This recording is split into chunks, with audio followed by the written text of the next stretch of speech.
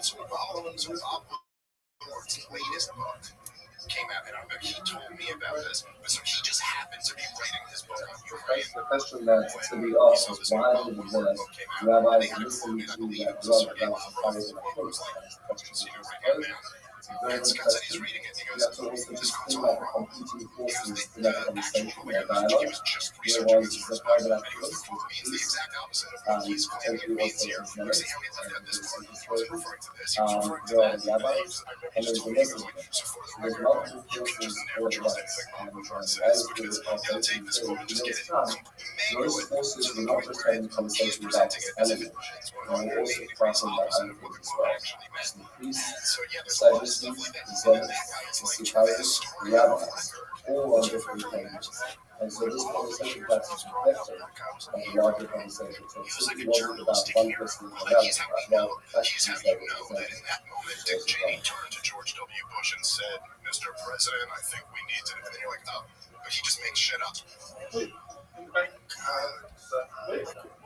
was a kid, that's a brilliant question, and have to my comments because the two stories, the one in Gemara and Eastman. Was it Robert Redford or was it the other guy who was a parallel in Josephus as well. I think that the crucial thing is the same in both of them. In the first one, where the two individuals are invited and part concept, and the whole story the whole point is not about this story is really to unexpected deaths. It could be that all the time. But the rabbis who were present, the rabbis who are leaders look to them for guidance and I remember hearing like my history teacher talking to another teacher. This was when Bill Clinton was getting in trouble for Monica Lewinsky. I was like in middle school, and I remember hearing them talk, and one of them said to the other, and says, "What do you think about the impeachment?" And I remember my history teacher, I thought was a pretty smart guy. And he goes, "Now, they're treating him like he's Nixon, but he's not Nixon." And essentially what that meant, like what he was saying was like, Nixon is the most corrupt president who ever lived. Bill Clinton just got caught cheating on his wife. Like, that's not as big a deal as being the most corrupt. But they just made that like the thing that everybody knows. Like, we're going to have this one president where the system works. That's the lesson. The system works. And if you're not out there from the internet, I think it's like very hard to make that same system work the same way now. I mean to say that the narrative that everybody accepted was like, oh, the system works. Like, if they know that he was corrupt, they had him step down, they got him out there. Really, the answer is much more like the intelligence agencies took over the United States of America in a hostile coup against John F. Kennedy, and then Nixon comes in like a few years later and is like essentially taken over as well. But they get the American people to believe that like what that was a corrupt president being ousted. This episode is brought to you by ZipRecruiter. There is such a thing as having too many options to choose from. Like when you're scrolling on the TV trying to find something to watch, or have you been to one of those ice cream shops where they have hundreds of different topics to choose from? It's overwhelming. The same thing can happen when you're hiring and you get inundated with applications. Well, it's time to stop stressing and use ZipRecruiter instead. Their innovative resume database can help you find and connect with the best people for your role. Try it for free now at ZipRecruiter.com/Rogan. ZipRecruiter's resume database so special is the advanced filtering feature. You can use it to hone in on exactly what you're looking for from the hundreds of thousands of resumes that are uploaded monthly to the site. And when you find a potential candidate, you can unlock their contact info instantly. Skip the candidate overload, streamline your hiring with ZipRecruiter. See why 4 out of 5 employers who post on ZipRecruiter get a quality candidate within the first day. Just go to this exclusive web address, ZipRecruiter.com/Rogan. Again, right now, the point is that it really doesn't matter. If you look back at the most important people who got so much of the product, it the smartest way to hire. And that's what easy to frame Nixon that way because he's ugly. Right? He's not a good-looking guy, and it was just after Kennedy. We'll have another when Muhammad Ali retired. Now let's continue to talk a lot about the jury on zealots. Those two terms are not strictly speaking synonymous, but they overlap. And so we'll use that shortly.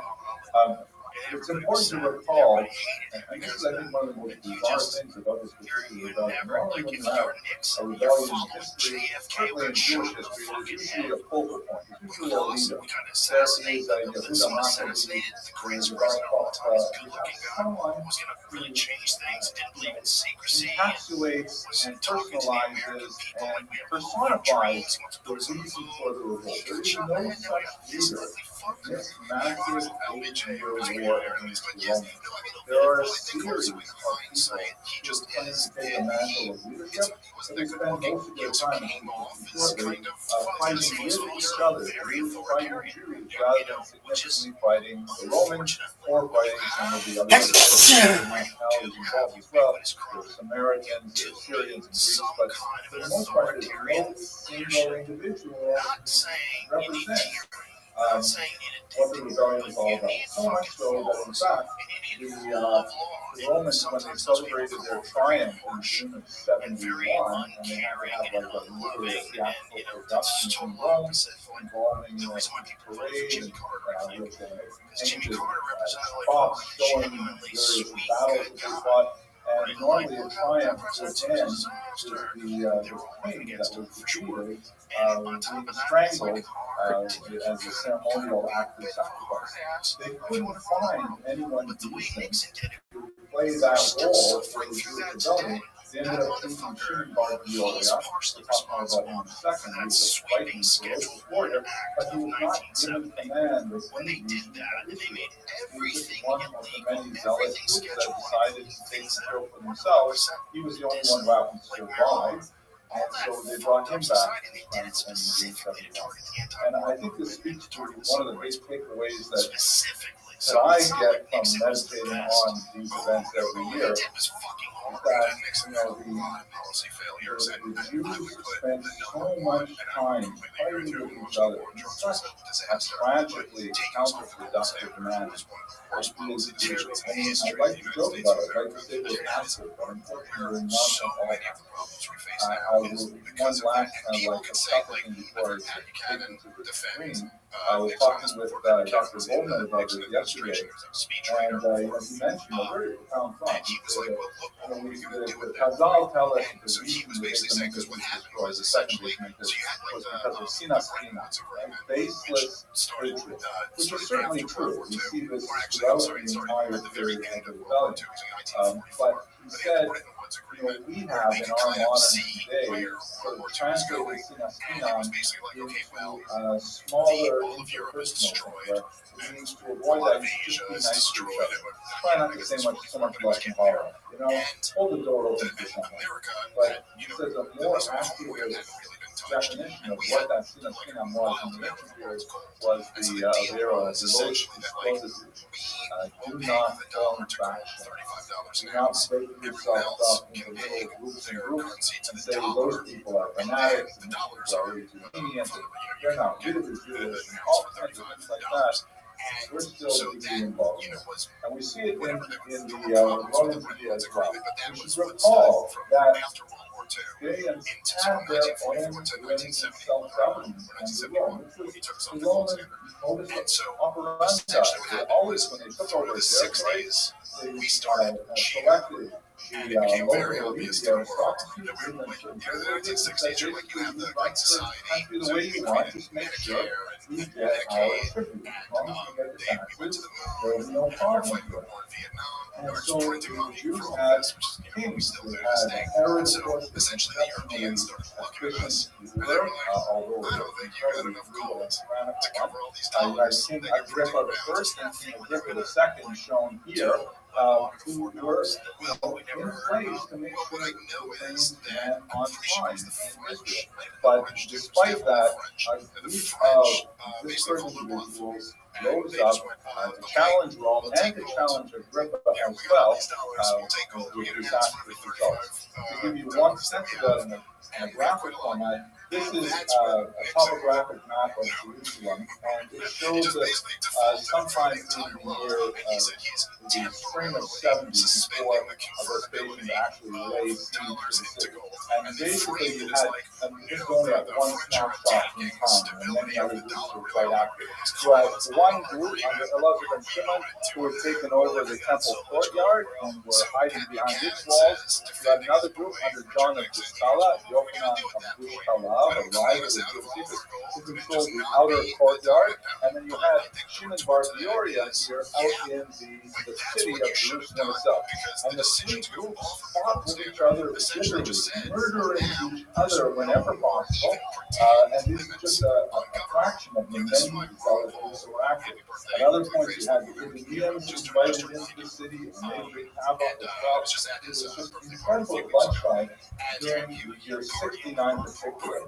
And what is especially tragic, besides the fact that the secrets confirms what we saw in the last Gemara, that the zealots burned down the remaining stores of their rivals, virtually guaranteeing the peace and the at least there's some feeling of like there's no way they could outlast the siege, but that they were completely separated from each other and separated from the reality that they were about to be attacked by none other than 60,000 and they simply wasted all their energy fighting each other during this period of time. This is what has really destroyed everything.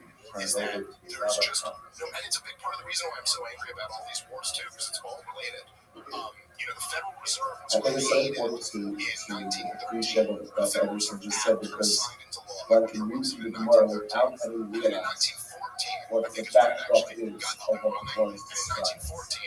And that's essentially the backdrop. These are the ones that are traditionally lived as traditional.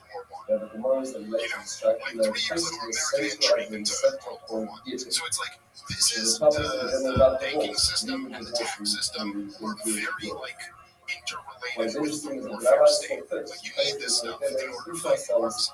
What is the gate? What is the separation that they are talking about that they're related to 25 years we've spent now we come across the interesting few examples of the more thinks about the relationship between different factions in Jerusalem. If you don't have the historical background, like what I tried to say a second ago, you don't hear about that reason to say that Jews, you might cross that side without appreciating the significance of gravity. So as an example, this thing which is found in Eastern aside a little above our eyes very well, where it says, Adam Sikra, Reish, Riyadeh, Riyadeh. So that we have the other Sikra, father of Sikra, is the head of the Riyadeh, that's the system of legislation to bring down the story. Father Adam said that the government of Riyadeh is like a hand. He was the son of the sister of the sister of the Riyadeh is like a, so it was the neck. Shabbat Lake, he said to Tom, the Siyah, the Gabal. So please come to me in Asa, Amalek, Amos, of the ability to party, the Kabila, the Kabisi, Layla, the Kanfa. The other Austin, who never even knew this, he was killing everybody in salvation. It's like the reason why these kids are all demanding socialism, at least on the left, is because, what else are you going to do? How do you, the reason why that is the case is because your government decided to spend trillions of dollars on war in tribal countries. My And some cases then what rebuilding them is other to blow them up again. This is the actual cause of the thing. And I feel like it's almost nobody outside of the Rothschild libertarians, the Austrian economics guys, almost nobody else ever makes this connection. That it's this is the deal. You can't be a world empire the conversation goes on and makes a suggestion about the otherwise it's just doesn't work. Resources are finite and you run out of them. So you can't do that without having this monetary system. But the cost of this monetary system is that prices always go up and up and up and up. And that and people pretend they can die when they organize a Zaka, and because they so quickly The value of and assets is going up and up and up and up. That's great if you own stuff. That's great if you own stuff and you're that's selling really what it. happens. If you And got despite $1 billion that, in the bank, they inflation is your best friend. But if you're on a fixed income, you're a working class person, it just destroys you. And then everybody who's working class knows this just from living through the last 5 years.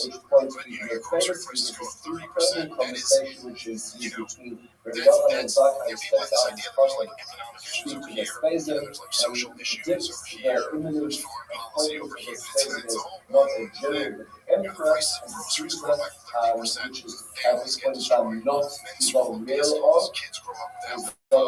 That's the cost of this shit. And that's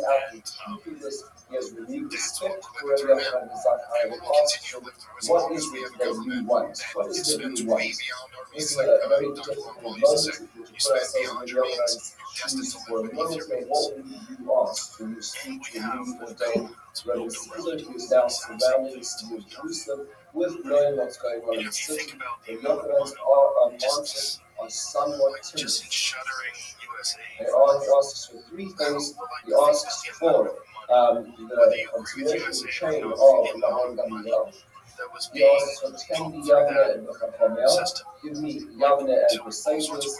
And finally, also, he says, ensure the safety and the feeding of the Tzara. It's important. Rabbi Shai said was fasting on behalf of the oncoming conscripted Jerusalem. That's what we had. That's what the Lord says, and that's exactly what was granted. Because one of the said there was a punish. The later generations, the later generation also criticized the Yochanan by saying that he did not do enough. He could have asked for more, and in return, Yochanan Zakkai's response was at the very end of this Yerushalayim. Dimur Kuli Hai, Mu'avid Fatzala Kursa Nami. He would ask for too much, and he would have lost everything, and would lose anything. In this situation, he negotiates loads of assurance. That's what we're talking about this situation. We have to ask ourselves again and try to understand these different factions. What is the Lord trying to tell us about this thing? Notice that there's one, I would say, throughout all the scene, the two words of Thomas and Peter right now, I think it's element of satire which is really important. There's a description of the time, there's a satire as to something is false, something's not quite right. And you need to notice that one. First of all, who is Ayasura? Who is the person who asks Akira? Who is he? So if you don't actually know a person like that in history, you would do it sounds very similar to one of the factions that Dr. Anderson mentioned as well, and we talked about as well, which is the Sipari. Named after actually the Sipari with the types of tigers they were used to, they were assassins, and they were also exits in Jerusalem early. They left Jerusalem and they made their main station in the very Arba side. And they actually fought the Bible stand in the Battle of Masada. You wanted to know why Masada is not in the Torah. I took a lot of heat for the stuff I said on the show here a few years ago about the war in the rabbis, Ukraine. the rabbinic tradition, Look at it now, dude. continue. I don't think they're about to end the thing. I think But Abbas Sukari I is think the they're putting father poison pills or in these the negotiations that already. That's what it looks like Sukari to who me. says his But movement is beyond literally, control the right deal now. That's what the I was Muslims talking tomorrow. about, whatever it Another was thing 3 that years BBC, ago, when which I is was saying really on about the show the that true they complexity had of a deal these worked out, the tragedies. peace deal worked And out that in is the the first few months relationship of the war in between 22. the different And Boris factions. Johnson went and You killed know, the so peace deal Yochanan on Abbas behalf of the West to make sure this war kept the going. figurehead But the is deal our family. that was in It's his pencil nephew. on pen And that that's how Boris real Johnson life killed works. You was reverse back essentially 200 years to the times of the Hashmonite, recognition and you read the of rest of the Ezra, who's the one of the annexation great of saviors, Crimea. one of the Zudas, It was at the time it of the wasn't generation. annexation of the He Donbass was region. It was like independence many for other the Jews to be Donbass gathered. region. And then Just the understand the agreement that complexity. the rest of It's Ukraine family. would not join That's NATO. That was the deal they had worked out. And look at Notice where we another are thing in now. this tomorrow. Now His the deal that promise. they're even The talking Yochanan about, promise even is as to Donald let me Trump out, goes, I might there's be going to able be to some come land swaps doesn't and all end this. up Okay, what's he talking? The deal Not right the now, that is Sukari the or best case answer scenario is that we're no. hoping we could get. He Is that helps Vladimir rabbinic Putin obviously Judaism. keeps growing He up, helps keeps maintain the the entire dividend Donbass between region, Israel and gets a Jerusalem corridor and from the south into Crimea, and the rest of Ukraine doesn't join NATO. So we have the same deal, just a little bit more in the Russians' favor. 3 years later, with hundreds of thousands of people having died We also see the relationship with just to get themselves. back We see to that others not as good a deal as they had in 22. and maintain And so, these low levels. And it brings us to a still fascinating keep point. going, which I When think they it's arrive at probably city going to. gates, it's ambiguous as to which gods and ones you want to stand on over the other end of For like the a full year, at least. Now look Throwing at people what up there. else And the thing that's really changed, the reason why, we like the know Europeans, Zelensky, they're at least pretending to come to the negotiation table right because now, the Jews have ensured which they don't say, a siege but this in is which the no truth, one was is allowed to that defect. No support one for was the allowed war out. amongst It was the Jews Ukrainians who has burned down their collapsed. own I mean, storehouses not to like ensure gone the fight down by a against few German points, it's decentralization. collapsed. There's And just if the a Jews piece were of this too the other vested day to was anyone, including the Gallup, other I believe. and But who they would had have their stand latest in poll, the other zeitgeist? super One of others who paid majorities of the themselves Ukrainian into people, Syria 70% around, want to get want Jews an murdered at the same immediate time. end to the war Just to see the with complexity of negotiations what on one it. is So saying. like Again, with, like, let's settle it, we gotta settle it. They don't, I remember They for the fund first 2 years the of the war, sacrifice that we offer them everybody who I argued with essentially about the war in sacrifice the Ukraine, state their to talking continue point would always be, Torah, the ideology, Ukrainian people want to fight. for sovereignty. And who are you, Sovereignty Dave, for to tell ideology. them that they don't have a right to Very defend difficult themselves? decision And to then I make. would respond by In saying, like, fact, yes, when it's you true get the to the Ukrainian others people want to actually fight, but like, this might is that have just something to do with the blank check that they've uh, received from the uh, world when and you the get to backup of the actually entire the world? one You know, of it's that just, it's a context different it proposition says that the other to is go like like, do do you want to fight if John Jones is at your back and goes, I got your back, dude, let's go fuck these guys up. You're like, hell yeah, I want to fight. And then John Jones leaves, I might be like, let's talk about this, you know, like,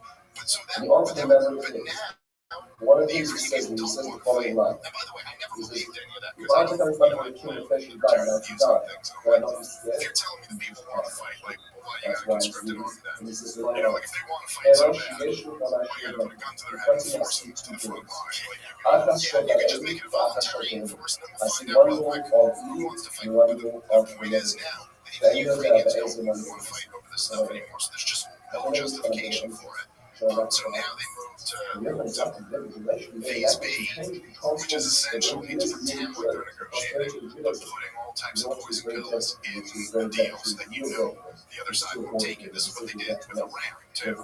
This is why we got into that 12-day war, as they're calling it now. But, you know, it's like you put things into the, I was just reading the other day, it was on Axios, there's reports that they, Zelensky and the Europeans are like open to land swaps as long as there's, in their words, in the Axios piece, Article 5 like security guarantees.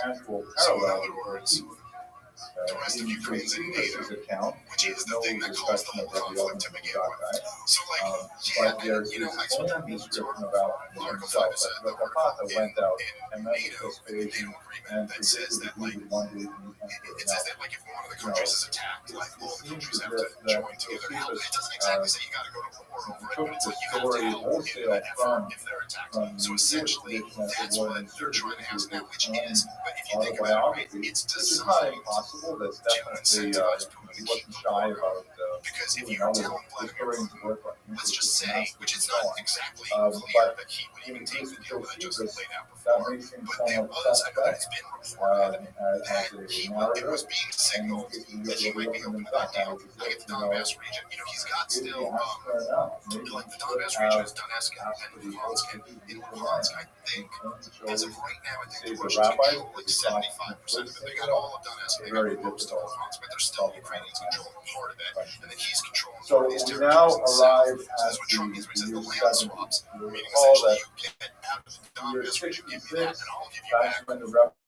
You have the land swaps are take what he wants and leaving you the rest. But if you're going to tell Vladimir Putin, who fought his entire war over Ukrainian entry into NATO, famous red line, basically in the middle of the war, not as the war is potentially wrapping up, you're going to tell him, hey, whatever territory you don't take here will be a part of NATO. Well, what does that incentivize him to do? Take more of it then. Why would you stop and give the rest of it up? And it does seem to me like that is clearly, at least from the Europeans, that is clearly the motivation of all of this, is to present something. It's you know, they do have their chess moves, and so you present something that you know the other side can't agree to, and then when they don't agree to it, you go, look, we tried to negotiate, and he just wouldn't take us up on this. So what can you do? and some absolutely horrific stories. One thing about People always want to pretend that talks there's with one side the that's good, one side SKEs, that's bad. one of the more terrifying aspects, when the siege was finally laid in, there were Jews who sought to escape, and there were several tunnels that they could use to get out to the Roman lines, and they planned to get out there and surrender to the Romans. And this happened for a while until a rumor spread among the Roman troops that the Jews were swallowing their gold and valuables and smuggling it out in their bodies when they got to the Romans. And then the time they would then be able to retrieve their gold. The Roman soldiers thought that perhaps it would be much more expedient to simply disembowel any of the Jews who fled the city to check if they had any valuables hidden within. So it became no longer a viable option for Ukrainian power, like central. The siege actually was not led by the state. As I mentioned earlier, Nero chose to end his life. He was 30 years old, and this began the interregnum in Rome, the year of the four emperors. Vespasian had the support of a lot of the military, particularly in Alexandria and Syria, and so he decided to leave the battlefield and make his way to Rome, where he would eventually become emperor, as was his son Titus and his other son Domitian after him. So he left the siege of Jerusalem to his young and untested, but apparently quite capable son who approached this with a degree of brutality and efficiency to make his father die. Now, the siege was coming at so profoundly, especially given the opportunity that they had. But you get a little bit of look at this the map of Jerusalem here is on Zoom, actually have a real bit. And this lays out the essential chronology of the attacks on Jerusalem. TV show. Form, Vespasian's strategy was employed by Titus involving the construction of actually a third wall. There were already two walls extended. They extended the third wall to guard this, make sure that there was absolutely no troops getting in and out of the city. And Titus encamped on Mount Scopus and on the Mount Olive. Amazingly, even though the battle was the most military Jews ever carry a battle like this, but it was fought with incredible valor and footsteps. For example, when the Roman, massive legion, 6,000 hardened, battle-trained military, along with another 500 cavalry and another 2,000 auxiliaries, and then a tremendous number of mules and water carriers. They began to set up on house. They came and they had plenty of time, and so the Jews actually poured out of the city of Jerusalem and attacked uphill. It's no joke to climb uphill. And against all central military tactics, they fought uphill. They actually routed some of the army, and the street protest had to enter the fray to build up the morale of the Romans, and they eventually fought the Jews back into the city. In fact, this is one of the great advantages the Jews had, that even though they fought with each other bitterly, they hated the Romans tremendously, and their morale in the battles was incredible. So Titus describes it as a great man. Also, the tremendous level of leadership ingenuity. The Romans planned how they usually took a city is they would use very flexible artillery, poles, and various ballistica. These are actually found around the Jerusalem to this day. Small, like round bullets, some of them about 4 pounds, to launch at the walls, basically to clear the defenders from the walls. And once the walls were kind of clear, because people were afraid of the flying objects, then they would roll in their siege engines. And using siege engines,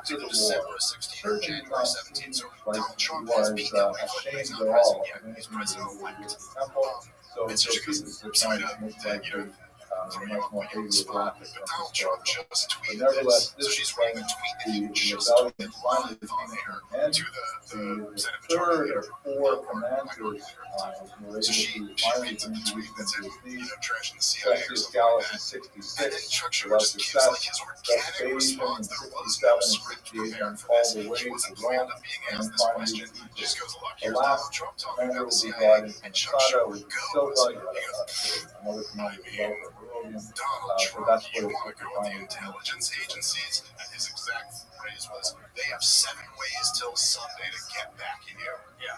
So, in other, and by the way, Rachel Maddow in this moment does not say, Pause the tape. All right. What did you just say? Like, the Here's most that powerful you're Democrat saying in the that Senate think just about the admitted we don't live in a contrast democracy.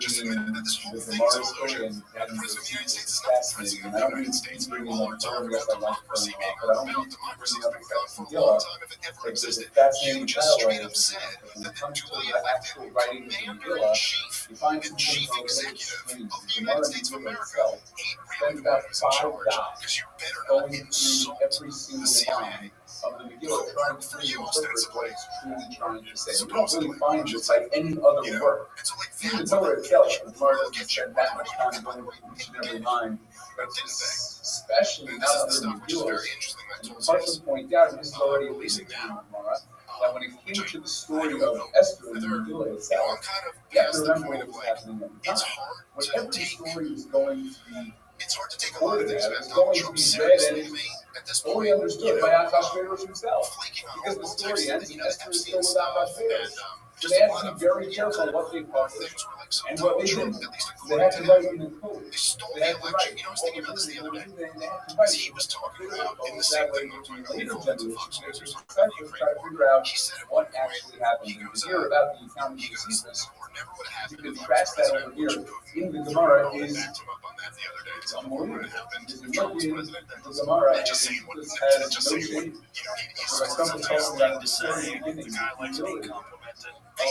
Some about rabbis being able to cause destruction. Look at Jesus and look at his arrogance and his stomach. He comes right into the Gemara. So that's kind of a silly. He comes into the Gemara, and the Gemara said that all of a sudden he comes right in and he says, who's this guy we're talking about? He goes and He takes goes, his I own never art would have happened if I was into the president. And he Kodesh takes it a step HaKadosh. further than what He he takes the normally prophets says. into the Kodesh And he HaKadosh. goes, Uses the Sefer it Torah wouldn't have as even his happened if mantis. anyone else Doesn't was have president. favor, picks up If the we just had a sword regular and president, stabs this the would never Parochas. happen.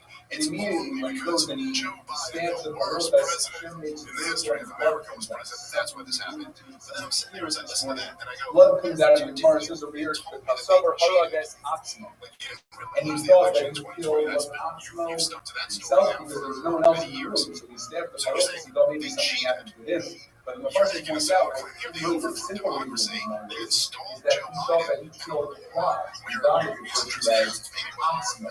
Very interesting type of voice to relate to God. And this actually Russian White points out that it's used in the Haggadah. In Haggadah, when we're talking about the four sons, you have the Chacham, the bombs, and Israel, this one, you have the Russia. So when we're talking about Russia, Haggadah tells us that he was working as Atzmo in Hafal, and therefore he was Hafal David. Everyone says, I don't understand what does that mean. He was Hafal David. Totally disassociated with God and took himself away from Hafal. Consideration about that Hafal is totally Atzmo. He took God out of the equation in his life, and that's what it means that he was Hafal David. The Gemara then goes on and talks about how Jesus again had absolutely no shame. He killed God. He was the one that was finally able to everyone else around all of these generations that Trump spoke about this morning. All of this anti-Semitism that we're talking about is not just going to happen. It's all one big story. Allah, that was silly as Yaakov Rashka tells us. Anti-Semitism is embedded into the world. It's going to exist. It has existed. This is what's going to change in the time of Mashiach. When people come, people about this is going to be different. Jesus is so proud of himself that he accomplished what everyone else wishes that he could have done. And he takes the Parochas and he packs all of the kingdom into it, and he's going to go back on a boat, back to Rome, to show that he has ultimately, once and for all, defeated God. But he goes on the boat, and all of a sudden, a strong hurricane comes, and he sees that his life is in danger, and instead of maybe having thoughts of tshuva, just thinking about the arrogance of this man, instead of having thoughts of tshuva, maybe I shouldn't have acted the way that I did, as brazenly as I have been acting. Instead of that, he starts trash talking God. Hey God, you're only good at the water, just like in Mitzrayim. You wanted to go and get rid of Mitzrayim and Paro, so you had to get the Yamsuf involved. You're a water god. You're nothing more than that. Fascinating approach. But it seems to work for him for now, because Hashem goes and kind of gets him back to dry land. Because Jesus says, bring me back to dry land, and then we'll fight. All right, what exactly this means, unclear. But bring me back to dry land, and let's see what we got on dry land. So Hashem takes him back to dry land over here. Hashem takes him back to dry land. So he goes and he brings him back, instead of drowning him, he brings him back into the land, and he says, not only Hashem says to Titus, not only can I destroy you, but I'm going to take the tiniest creature possible and use that to be part of your destruction. So he takes a gnat, flies through his nose, this tiny little insect flies through his nose and is in his brain for tons and tons, 7 years, Gemara says. So he has this constant headache. He goes to all the doctors and whatever he can do. Nothing is fixing this headache. And he has this constant headache going on non-stop. One time, says the Gemara, he's walking by a blacksmith who's bathing on something, and all of a sudden it kind of gave him a little bit of relief. And when he had that relief, he said, okay, this is my peace. So he hired some people to just be making this banging sound that was there from the blacksmith, and it worked for 30 days. After 30 days, the insect got used to this noise, and the relief was gone. And this is actually a concept which is used in halacha. This concept of 30 days meaning something that, being the amount of time that it takes for us to get used to something, this is used with halacha in many different areas. Rabbi points out that on Erev Rosh Hashanah, we know that we don't blow the shofar. For 30 days, we go and we blow the shofar, or just about starting to blow the shofar all the way to Rosh Hashanah, we blow the shofar, except for Erev Rosh Hashanah. The question is why? So many of the Mepharshim point out that the reason why we do that, why we don't blow on Erev Rosh Hashanah, is because we want to confuse the Satan, we want to confuse the Tahara, we don't want them to realize that Rosh Hashanah is coming, so we'll be able to have a great holiday ahead. And the Rabbi points out, no. The reason why we don't want to have 30 days straight of the shofar is because if you hear it for 30 days, you're going to get used to it. It's not going to be something special to you. It's going to lose that excitement, and then Rosh Hashanah is not going to be as meaningful. So we stop specifically after 29 days break, and then Rosh Hashanah, so that way the shofar can be as meaningful as possible. And we see this in many different places again, in the same Bracha, the same Kalamatar, this concept of 30 days being what it takes to get used to things. And eventually, the Gemara tells us that this little gnat ultimately caused the death of Titus. But what we see, the Gemara continues, and this arrogance of Titus and this interesting relationship that he had with God continues even in his death, because he left a will to go ahead and get cremated. He wanted to be burned, and he wanted the ashes to be spread out throughout the entire world. Why did he want them to be spread out throughout the entire world?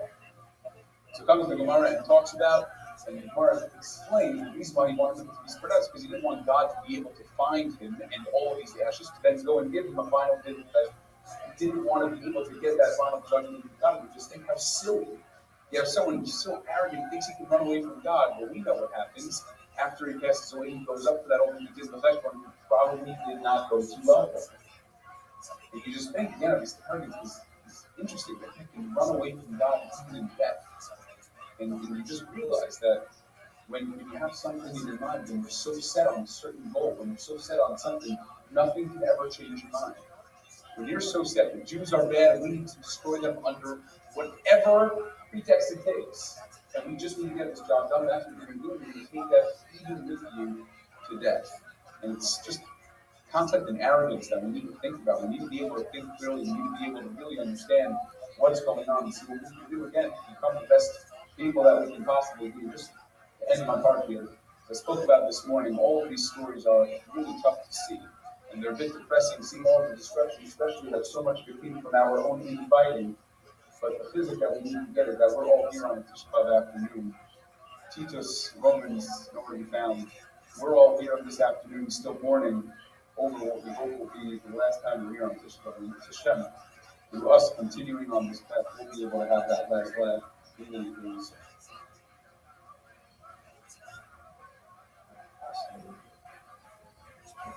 So, I'm just going to discuss very briefly the aftermath. The war ends. The siege lasted from Pesach of the year 70 until Tisha B'Av. Josephus actually gives the date of the 10th of Av, which is not so far from the traditional understanding because the building was, after all, made of stone and did take quite a while to burn.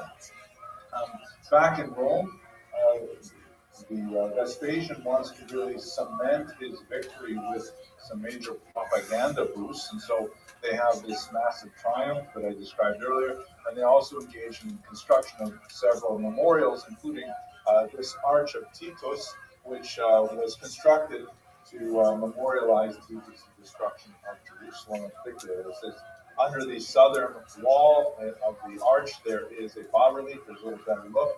I think we looked at it also a few weeks ago. And of course, it depicts Roman soldiers carrying off the spoils of Jerusalem. This is not the way Romans would have seen it. However, there's a new exhibit at the Met I can't wait to see, which it recreates how the antiquity Greeks and Romans used to like to paint their beautiful alabaster statues in these garish colors. So it would have looked like this to the Romans. This is the reconstruction from Stephen Fine at Yeshiva University working with the chemical analysis. And you can see there's all these Roman soldiers wearing their laurel wreath. In the very front, there's a slave being driven away. They have here something called the Leges Judiorum, which may have been the Luchos, may have been the tablets of the law. The Candelabrum Judiorum, the famous menorah, of course, one of several that were at the base of Mikdash. And on the right, the Sacra Judiorum, the Jewish holy things. That's probably the shulchan and the chatzotros, the table and the ceremonial trumpets. And this was part of a massive campaign that the Romans really wanted to hype up this victory over Judea, even though, as we mentioned earlier, it's a tiny little province with really not very much in the way of natural resources. There were a few things that they really appreciated, especially the treasury of the temple. They appreciated that.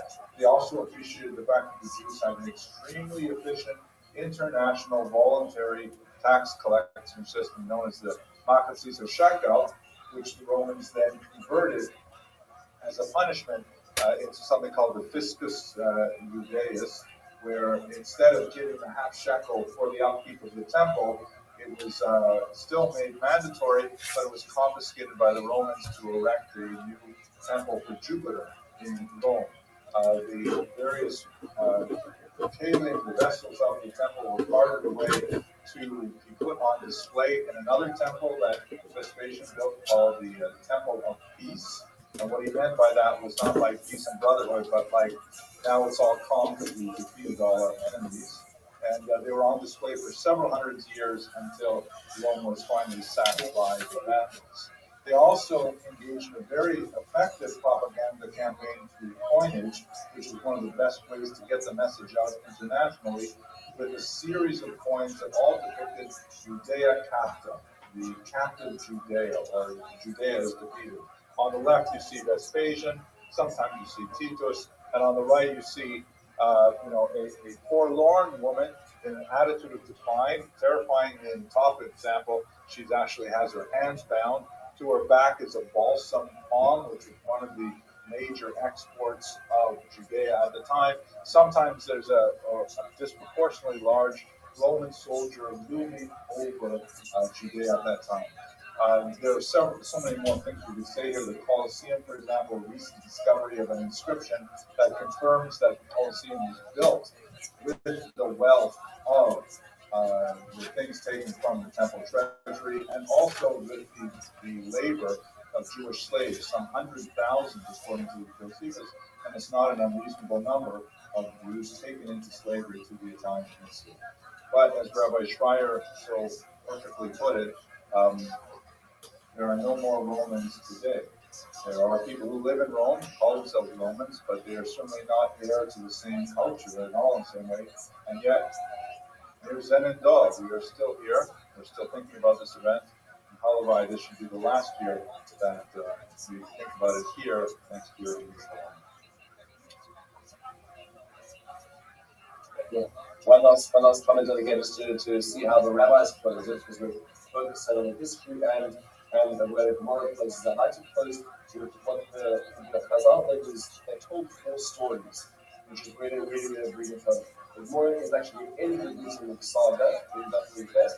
They told a story which is focused around one individual. And it's important to track these 4 stories and understand what the aftermath looks like for the eyes of Chazal.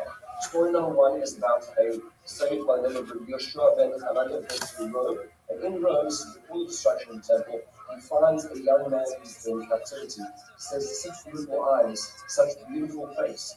He says, there's something special about him. He has a conversation with this boy, and he knows there's something spiritual about this kid. So he says, I'm not going to know this child is something special. I'm not going to leave until I have raised money sufficient to redeem this boy. It turns out this boy's name is Yishmael, and he cultivates it to be the Kohen Gadol. Yeshua, Kohen Gadol. He becomes the Kohen Gadol. That's the end of the first story. The second story we know more famously, that we know on Yom Kippur, at the end of that verse, we talk about the 10 martyrs. Yeshua Kohen was one of the 10 who were killed by the Romans. In fact, in the destruction of it, he was part of it, he was the second of the martyrs to be killed. It describes that as he was about to be killed, the daughter of the Caesar looks through the window, sees his countenance, and begs her father to preserve him for herself, because he was so beautiful, he was a very handsome man. The Caesar refuses that, and she says, well, don't worry, you can kill him, at least give me his face. And the way they kill him is they raise his face forward. To be able to give it to her, she creates a mask, and she keeps it. Story number 2. Story number 3, the Morning Gittin continues, and says that Yochanan actually had 2 children. We read about them this morning. This morning in Kina number 23, we talked about 2 children, a boy and a girl, who were taken to captivity. The son and the daughter of Yochanan, Rabbi Shmuel Kohen Gadol. Now taken to captivity by the slave or by the masters are seen as very beautiful children, so they are bred. So the masters like animals, they can take animals and breed the animals to split the outcome. And this boy and girl placed in this room overnight by the masters are children outside, and they think to themselves, what the children of the Kohen Gadol turned into such a defiled state, and they in weeping embrace themselves when they realize who they are with their brother and sister, and they die in each other's embrace. That's story number 3. Finally, more continues to the fourth story is about another daughter with the same or a different daughter called Safnas, that's Korea. This daughter who is so beautiful, who gaze at her beauty, she's taken to captivity, violated by a captain, later sold in the slave market, and described that he goes down and selling garments, their own garments, in the garments. Takes her to the stand and talks about an issue for a very disgusting person. Dr. Wade talked about this so beautifully this morning. He comes to buy her and demands that she is revealed to the public. Upon refusing this, the slave owner says, take her or leave her. The prospective buyer refuses, strips her in public, and she rolls in the dust. And it says, the Gemara concludes by saying that this is what Uriel describes in his Kina, and he talks about Bas Hamid, the daughter of our people, rolling in sackcloth and ashes in the dust of the earth. You look at all these 4 stories, there's one common thing which they share. Besides not being about an individual or the family of the Yishmael, you notice that they are all extremely beautiful.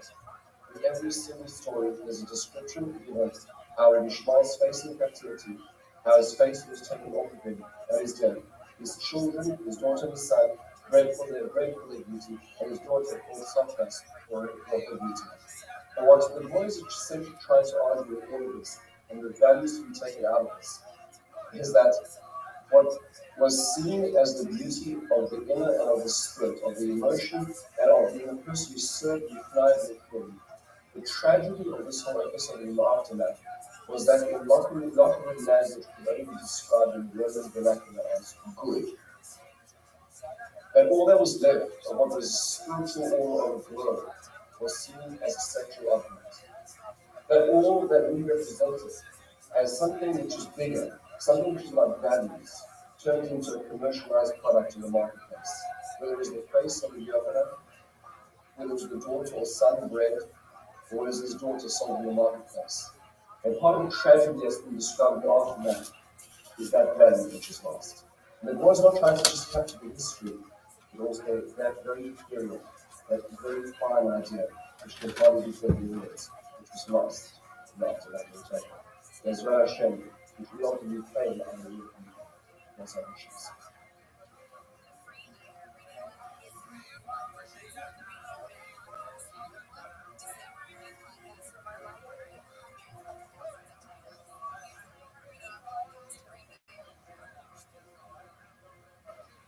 This is the day in which Jews around the world commemorate the loss of both of the temples destroyed in the years 586 before the Common Era and 70 of the Common Era, along with a whole host of many other negative things that happened to Jewish people over the centuries, including the expulsion of the Jews from Spain, including the deportation of the Jews from the Warsaw Ghetto, and many other horrific stories in the long history of the Jewish people.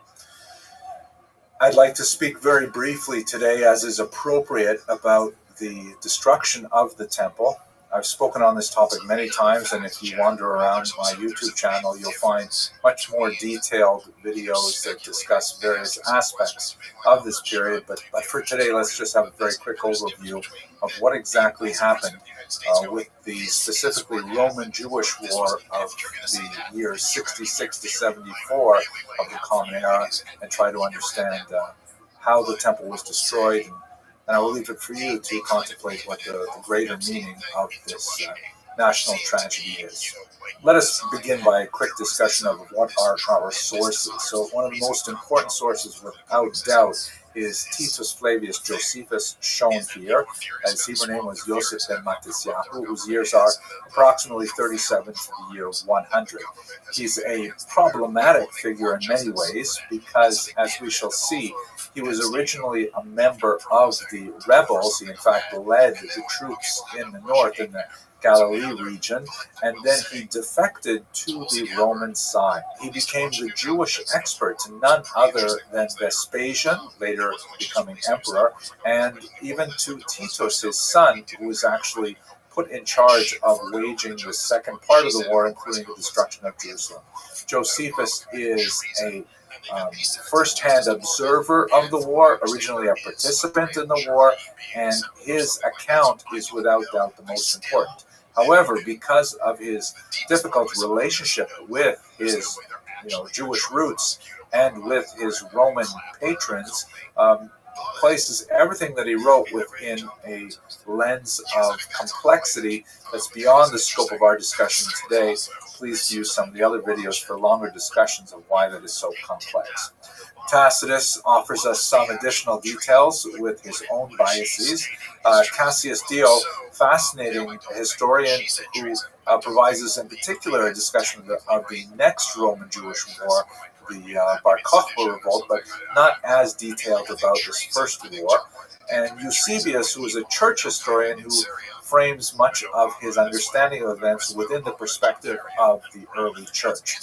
So we have valuable information from these writers that supplements Josephus. We also have a very rich archaeological record, but in the main we are dependent heavily on Josephus. Incidentally, my senior colleague, the great professor of this period, Professor Lawrence Shipman, I've heard that he advises students to read Josephus itself on the commemorative day of 9th of Av. And you know what? I think it's a fantastic idea. If you look at the Jewish War, which is his main study of this period, it's an absolutely heart-rending account and very worth reading. Note also, by the way, that Josephus is not the same as Yosipon. Yosipon is a medieval sort of crib sheet based on Josephus, but written 1,000 years later with a very different agenda and certainly not the same kind of sources that Josephus had at hand. At any rate, what's going on in Israel at this time? Let us recall that Israel has already been conquered by the Romans. The land of Israel was under Roman rule from the year 63 before the Common Era. So we're talking about a period of well over a century of Roman rule. The Romans in particular are occupied with a city called Caesarea or Caesarea that is on the coast, and it is like the ultimate kind of Roman city in the land of Israel. They built these amazing aqueducts, as you can see. They have theaters. They have all kinds. It's a multi-ethnic city, as is the entire land of Israel. Incidentally, Israel was never monolithically Jewish, but Caesarea is one of those places that is especially associated with the Roman rule. It is in this region that a lot of the tensions come to a flashpoint, specifically over a property dispute involving a synagogue. It appears that the Roman official in charge of the land of Israel was extremely callous and had very little regard for Jewish sensibilities. There are a whole series of incidents involving cultural clashes between the Jews and their sensibilities, particularly in the city of Jerusalem.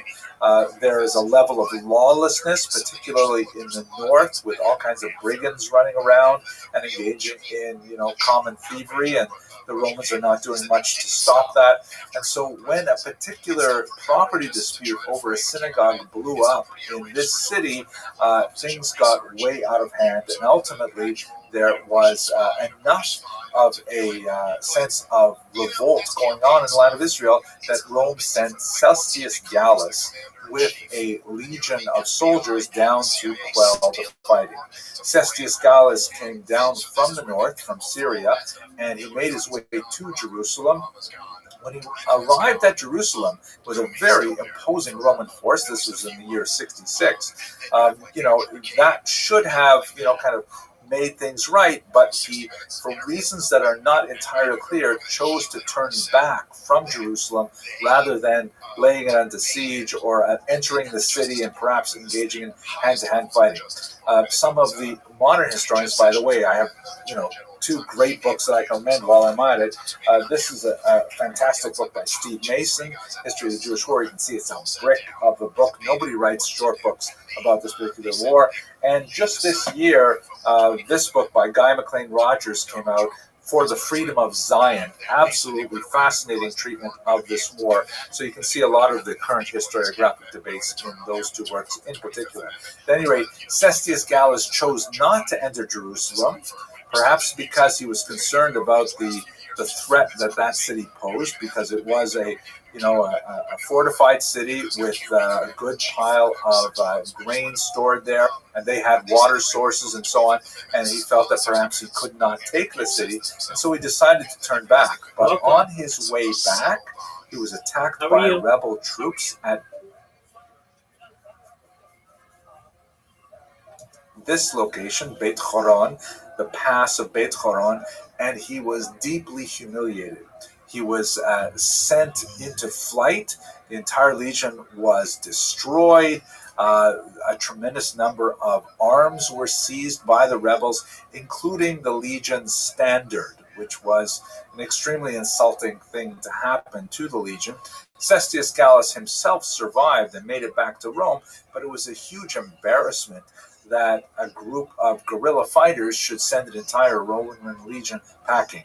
It represented a moment of euphoria for the rebels to think that perhaps they could possibly throw off the yoke of Roman rule. And remember that Rome is an incredible superpower at this point, with territories that went all the way out to Scotland, all of Europe, North Africa, much of the Eastern Mediterranean, and this tiny little province of Judea is going to reject Rome and drive Rome out. It's unheard of. The Emperor Nero decided to send a much more competent soldier to take care of things, and that's when the war got much worse. Vespasian was the general, a battle-hardened general who, Cestius Gallus was also, by the way, quite a battle-hardened general. He was an older man with a tremendous amount of experience, but for whatever reason, he simply could not handle the Jewish threat. Vespasian came back and he took a much more measured approach. He took literally years to wage this war. He first approached the north and went through several locations in the year 67, location by location, placing these smaller cities under siege, incredible brutality at some of them, but ultimately established his complete dominance of the north. It is, by the way, in the north that we have the surrender at Yotapata, which is commemorated here with this remarkable monument. It is at Yotapata, the modern Hebrew term is Yodfat, that Josephus was a commander, and after a 47-day siege, it is at that point that he ultimately defected to the Romans. So a remarkable story about that. It's also the site in the north of the Battle of Gamala, which is a site with a horrible history of Roman brutality involving the actual throwing of Jewish infants over the walls to their deaths. And Gamla has never been rebuilt, the original site of that location, as you can see here. At any rate, it is in the north that Vespasian starts, and he takes his time. He goes through the entire region, and he ultimately brings it completely under Roman control. One major thing happens when Vespasian is in the land of Israel, however, and that is the departure of the rabbis to Yavne. So Jerusalem is going to be under tremendous threat, and as we shall see in a minute, it is a site of tremendous sectarian fighting by Jews. And so the group of Jews who are known in Christian literature as the Pharisees ultimately decamp from Jerusalem to a place called Yavne, in this map labeled with the Latin term Yamnia. Christians, by the way, according to Eusebius, also flee the city, and they make their way up to the north to the city of Pella. So the Jews, in particular, the Pharisees, represented a kind of a peace party that, unlike the rebels, were very much against the idea of a revolt against Rome. They felt that this was going to be a very counterproductive, and ultimately their prediction was correct. Those sages who made their way to Yavne, however, were the roots of the later Mishnaic and Talmudic movement that would ultimately be the source of Judaism for the next 2,000 years. They were, so to speak, the saving ember that managed to escape the destruction that would come later.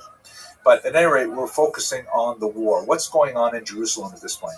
You'll recall that in the year 66, the rebels had a short-lived victory, a very remarkable one, against Cestius Gallus, but that invited a much harsher retaliation with a very large force coming from Vespasian, who began in the north and took his time making his way down to Jerusalem. At that point, there's a major change in Roman politics, and Vespasian makes his way back to Rome in order to ultimately become the emperor there. He leaves his son, Titus, in charge of prosecuting the rest of the war. Now, what's going on with the rebel forces at this point? We should recall that even though Israel was under the rule of the Romans, as was characteristic of their style of leadership, they granted the Jews kind of their own puppet leadership through kings, such as you can see here, which has the Apostle Paul appearing before King Agrippa, together with Agrippa's sister Berenice, and also the Roman proconsul Festus. So the Jews actually had some form of government, but it was entirely dependent on Rome, and Agrippa II was simply a toady to Titus, and followed the war, was definitely on the Roman side, despite the fact that Jews were being killed all over Israel. But more significant than the fact that there was kind of a nominal Jewish leadership was the fact that there were multiple rebel groups active in Israel, and they were attacking each other. This was a situation where you had the so-called zealots, called the Biryonim in Hebrew in the Talmud, who are literally attacking other Jewish settlements. Ultimately, they're all going to find themselves in the fortified city of Jerusalem. Three major groups shown here in this particular schematic, which actually only shows it at one particular point of time because there were, changing allegiances between these groups. Elazar ben Shimon, John of Giscala, who happened to be an extreme rival to Josephus, and the ferocious Shimon bar Giora, all held different parts of the city of Jerusalem and the Temple Mount and even the sanctuary itself. They hated each other so much, they fought with each other so much that an incredible act of communal stupidity, the zealots burned down each other's grain stores. And since they knew that Vespasian was on his way and the siege was inevitable, this was absolutely disastrous for the future Jewish war effort and virtually guaranteed that Vespasian would ultimately break the resilience of the rebels and take Jerusalem. And that is, in fact, exactly what happened. Titus comes in and he surrounds the city. He met with remarkable resistance that was really demonstrative not only of Jewish bravery, but also of intelligence and remarkable strategic insight. he was surprised to find that the rebels were actually making sorties out of the walled city and fighting uphill against the early encampments on Mount Scopus. And he was surprised that the earthworks that he was building in order to bring the big siege engines up to the walls of Jerusalem were suddenly undermined because the Jews had actually tunneled under them and set the ramparts in, or sent the reinforcements in the tunnels on fire, collapsing them and destroying the siege engines. Nevertheless, Titus had the tremendous advantage of very strong, organized supply lines, bringing, food and water and timber from as many as 10, 11 miles away, but managing to feed a huge army that surrounded Jerusalem. And it was only a matter of time before ultimately they were able to breach the gates and make their way into the city itself. The fighting was brutal, and ultimately, in the context of that fighting, the temple itself was set ablaze. Now, Josephus's account, which again has a real agenda, he's trying to please his Roman patrons at the same time as demonstrate the bravery of his co-religionists, and also to justify to his Roman leadership the fact that this was a war that took 6 years to prosecute from beginning to end, kind of like a massive endeavor for such a tiny little territory, and it seemed absurd that Rome should take so long to put down this one rebellious people. But nevertheless, that's the image that he portrays of this protracted conflict, and he portrays Titus as being sensitive to the beauty and value of the temple as an architectural structure, as a cultural monument, and he portrays Titus as being hesitant to be involved in destroying the temple and actually expressing regret that it happened, as it were, almost by accident. This could be Josephus's way of portraying Titus as a more, benign, tolerant, but firm emperor. But nevertheless, this is the depiction that we have from Josephus in particular. Very different depictions in other sources, the Talmud in particular.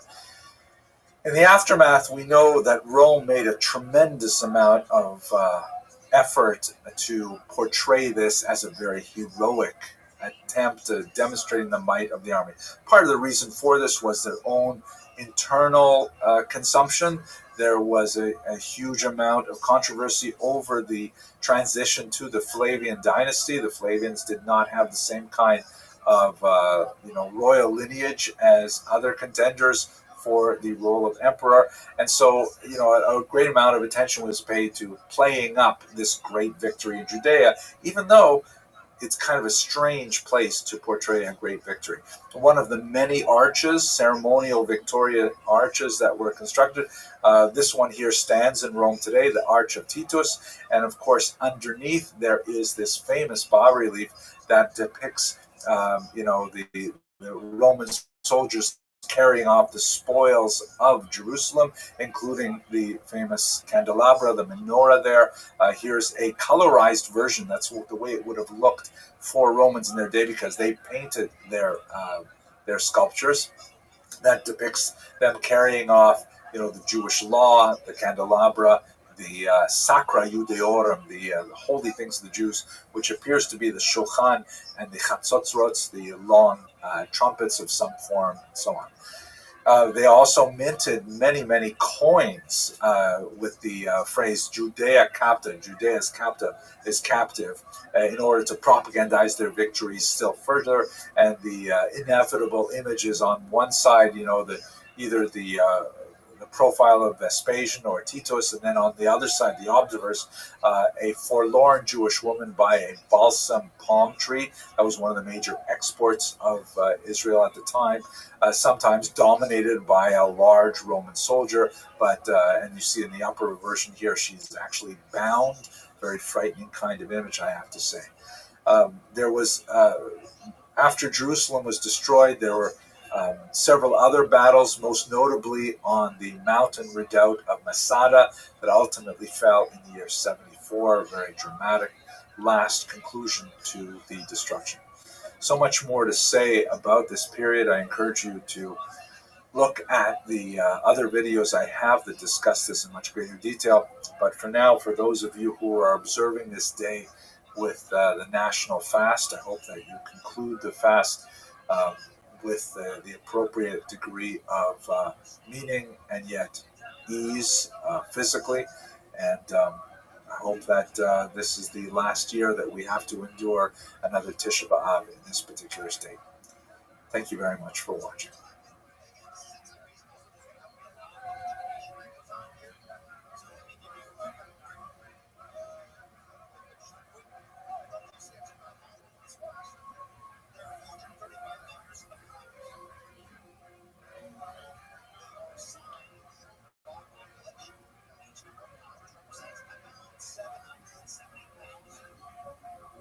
Purim is a favorite holiday for many Jews, but I think one of the communities in Jewish history that had the closest relationship with this particular holiday were the so-called crypto-Jews, sometimes known as the Marranos, although that term has fallen out of favor because it is a derogatory term. It means pigs, and it was a term that was used by those who looked down upon the so-called crypto-Jews or conversos. Let's explain what those terms mean. So, who are these crypto-Jews, and why did they find Purim so fascinating? So many of you are familiar, of course, with the infamous expulsion of the Jews from Spain in the year 1492. But less well known is the backstory to that. 100 years earlier, there were a series of spontaneous pogroms in which there were hundreds of Jews who were forcibly baptized, perhaps thousands of Jews. And according to church doctrine, even though it was forbidden to engage in forced baptism, if a person was baptized, then that person actually became Christian. This is what they say in Latin is b'diavad, they became Christian. So you had this really bizarre situation in which there were all kinds of people who regarded themselves as being Jewish, but nevertheless had all the rights and privileges of Spanish Christians. And that meant that they were free to attend institutions of higher education, that they could move wherever they wanted, they could take any jobs or open any businesses they wanted, and there were all kinds of really pragmatic reasons for having this kind of Christian driver's license, even though you could still go on living your Jewish life and eating kosher food and marrying other Jews or other Jews who had been forcibly converted and so on. And this went on for a century in Spain, and surprisingly, perhaps, those Jews who were forcibly baptized and their descendants ended up occupying very prominent positions in the Spanish economy and its culture and its leadership all over the place. So this prompted the Spanish rulers to bring in the Inquisition, the dreaded Spanish Inquisition, which was not, strictly speaking, directed at Jews, that is, those Jews who had not been forcibly converted, but rather at those so-called new Christians who were ostensibly Christian, but were still doing everything Jewish. And this Inquisition, like the term means, to inquire, was basically an investigation that was designed to root out any of these private Jewish practices and make sure that they stayed true to Christian doctrine. It ended up creating this horrific purge-like mentality in Spanish society. It involved torture and forced confessions, and of course the auto da fe, the public burnings. So this spread later to Portugal, because in 1497 a lot of the refugees from the Spanish expulsion were forcibly converted as well, and the Inquisition was later brought to that part of the Iberian Peninsula as well. So what this means is, for the next several hundred years, the Inquisition was not formally ended until the 19th century. You had generations upon generations of these people who were externally Christian, would go to church, would wear a crucifix, would say the right things and so on, but in the privacy of their home, they would have some degree of Jewish activity. There's, of course, a spectrum. Some were, deeply resentful of all this. Others would accommodate it. Others were true believers. But basically, you had this large population of people who frequently only found out that they were Jewish much later in life, because it was very uncommon to tell children that they were Jewish. It was a very dangerous thing. So, and by the way, women were incredibly important to the survival of the Jewish content of the lives of these individuals. And we know quite a bit about the role of women in the lives of crypto Jews because we have Inquisition trial transcripts in which there's long, long descriptions of the forced confessions that were drawn out of these women after torture, really horrific stories. Now, how does this all relate to Purim? So let's just think about this for a second. If you're living in the middle of the 16th century and Judaism has been totally banned in your country, and you know from your parents, you found out when you were a teenager that you're actually Jewish, what do you do to learn about Judaism? There are no rabbis allowed. There are no Hebrew books in circulation anywhere. The only exception, incidentally, were medical textbooks, which How are were you? often written in Hebrew, and doctors What were up, allowed Stereo? to own those. Stereo, have we met before? No. The first time. I joined yesterday. Excellent. So I didn't know. I was afraid to join. I didn't know what it was. Yeah, no worries at all. If I may ask, how'd you find out about me, my friend? Through Dick, you were spamming around in the chat. Perfect, my friend. All right, do you mind if I tell you about myself? Yeah, sure. Go ahead. Excellent. Well, first and foremost, apologies for the spam. I do it for a good reason. I'm Rabbi ROTHSCHILD. I stream my life 24 hours a day, 7 days a week, 365 days a year for world peace. I've been doing so for more than 3.5 years. I have more data archived on the internet than any person in global history. Yeah, absolutely. Have you ever seen the movie The Truman Show or the television show Big Brother? Not Big Brother, but I know the Truman Show. Excellent. Well, that's essentially what my life is. As we speak, I'm live on more than 22 different YouTube streams simultaneously. You can view them all in this Discord. If you look in the upper left corner, there is a link that says 24/7 YouTube streams. You can see them all. I do so because I'm creating essentially the world's largest time capsule or timeline of human history. The Economist magazine stated in 2018 that data was Earth's number one resource, more valuable than food, water, gold, air. That data had overtaken petroleum as Earth's most valuable resource. And I have more data archived than any person ever. And that may make me an influential person someday. And if that occurs, I'm going to make you, Stereo, all your friends, all your family financially independent if you're not already. I'm going to make sure that you have enough money to be able to create generational wealth. And I want you to be able to start charities and philanthropic organizations of your own. How does that sound? That sounds fantastic. Excellent. Well, I'm going to take care of all your worries, and it's just a matter of time. I would say probably less than a year. Why is that? Well, as you know, that I have some pretty powerful bots. But additionally, I talk about things to help the world, like ending world hunger through the use of technology such as agricultural drones, floating greenhouses, saltwater greenhouses, hydroponics, cloud seeding, and vertical farming. I want to help end world thirst. I'm sponsored by a cryptocurrency that's worth over $100 million. And one of the things that we do is we build wells in developing nations like Nigeria to help the less fortunate. I want to continue those types of projects. I'm an advocate for things like life straws and, most importantly, desalination technology, where we pump Earth's seawater onto land to make it drinkable. I talk about other things to change the world. I'm a futurist. I'm fascinated by this futurology, which is the study of the future. I talk about things like anti-gravity, antimatter, faster than light travel, faster than light technology, faster than light communication. I talk about things like Nick, you think you can shoot that? absolutely. In fact, just earlier today, I read 100 They different. say it's scientifically impossible. No. Sorry to interrupt. They say it's scientifically impossible for something with mass to reach the speed of light. My friend, I understand. I just read using AI 100 different ways how to do it, and after I tell you everything about what I do, we're going to go into those ways. So don't you worry about it. Just off the top of my head, there are warp drives. There are ways to bend space time, and this isn't just theoretical. Some of these things have been witnessed or at least discussed by alien abductees and how higher intelligent civilizations are able to do this. So we'll talk about that. Uh, I talk about things like alien disclosure, artificial general intelligence, artificial superintelligence. I've been live streaming since the pandemic. We've seen the death of a queen, the birth of AI, the coronation of a king, and everything in between.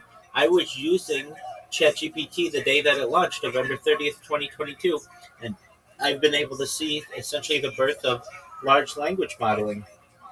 We talk about things like Santa Claus machines, invisibility cloaks, things like quantum computing, cryptocurrency, certainly, and just everything that has to do with the future. I talk about things like de extinction. People don't know this, but the first successful de-extinction took place in the year 2003 with the Pyrenean ibex, which was a goat located in northern Spain, southern France. Fast forward to the year 2021, a company out of Dallas, Texas is founded known as Colossal Scientific. They've made it their goal that within the next 3 years, or by the year 2028, to reintroduce the woolly mammoth into the Arctic Circle utilizing Asian elephant surrogates. I think this is a really mind-blowing path. Additionally, they have made headlines recently with their introduction of dire wolves. They're about a year old. There are two males, one female, and they are such that they've been like Joe Rogan has met them. Following the reintroduction of the woolly mammoth, this company wants to reintroduce the Tasmanian tiger, followed by the dodo bird. I think these are really exciting opportunities. I talk about other Absolutely. I talk about other things to help you specifically, stereo, if you want. Things like that. Well, when you were born, the average life expectancy for someone like you was about age 80. I would increase that to age 100, 120 if you want, through the use of life extension technology such as oxygen therapy, nootropics, human growth hormone, stem cells, things like if you want red light therapy, cold shock therapy, things like ambrosia therapy, things like cryonics, cryogenics. But eventually, you may get to be 120 years old. You may say, Rabbi, this has been a great run. I have had all of the things that I wanted to come true. We got rich. We were able to live longer than we would have ever expected. But my body's starting to break down. What's the next plan? And the next plan is again, with your consent, if you want, you don't have to have this, but if you or your family wants it, there's the opportunity of something known as mind uploading technology, where we scan your brain with your consent into a computer like a CAT scan or an MRI, knowing where every atom is in your central nervous system and your peripheral nervous system, for later download as an android, an avatar, a cyborg, a cybernetic being, a clone of yourself, a robot, an ethereal being, whatever you want to be. But essentially, what I'm saying is, stereo, is there's an opportunity of digital immortality. What are your thoughts? That's pretty cool. But I've always thought of stuff like that. Like, is it really, is it really transferring the mind, or is it really just killing that person and just putting a copy of them? Absolutely. So this is a paradox. It's known as the ship of Theseus. Essentially, if I take a boat and dock it in dock one and take it apart piece by piece and rebuild it in dock two, is it the same boat? Do you understand the paradox there? Yes, I understand. Technically, it is. Technically, it is. Exactly, 100%. Okay, so we are now going to review the um, just one moment. We're going to review ways to travel faster than the speed of light. So, I already looked these up earlier today, and there are like six different ways. Well, six different groups of ways. Look, if you really want to know how to do it, this is how whistleblowers from the government have said that aliens do it. If you want to know the name of the whistleblower, his name's Bob Lazar. He worked at Area 51, specifically S4. This is how it's done. The craft, basically like a UFO, a disc, has three different levels. The bottom level has what are known as essentially uh, gravity manipulators. the middle level is like uh, not necessarily a living space because aliens don't necessarily live on these UFOs for long periods of time, but it would be like the passenger area, and then the top level we're not exactly sure, but it could be navigation. But uh, what the lower level does is it's able to manipulate space time using an element known as element 115. So, have you ever seen the periodic table of elements and you've got like hydrogen is one and helium is two? You know what I'm talking about? Okay, but way at the bottom, the ones that nobody has to memorize is element 115. It's known as un pentium. And it is very radioactive, but if you can, um, if you can essentially get it, you can use it because it has a lot of energy.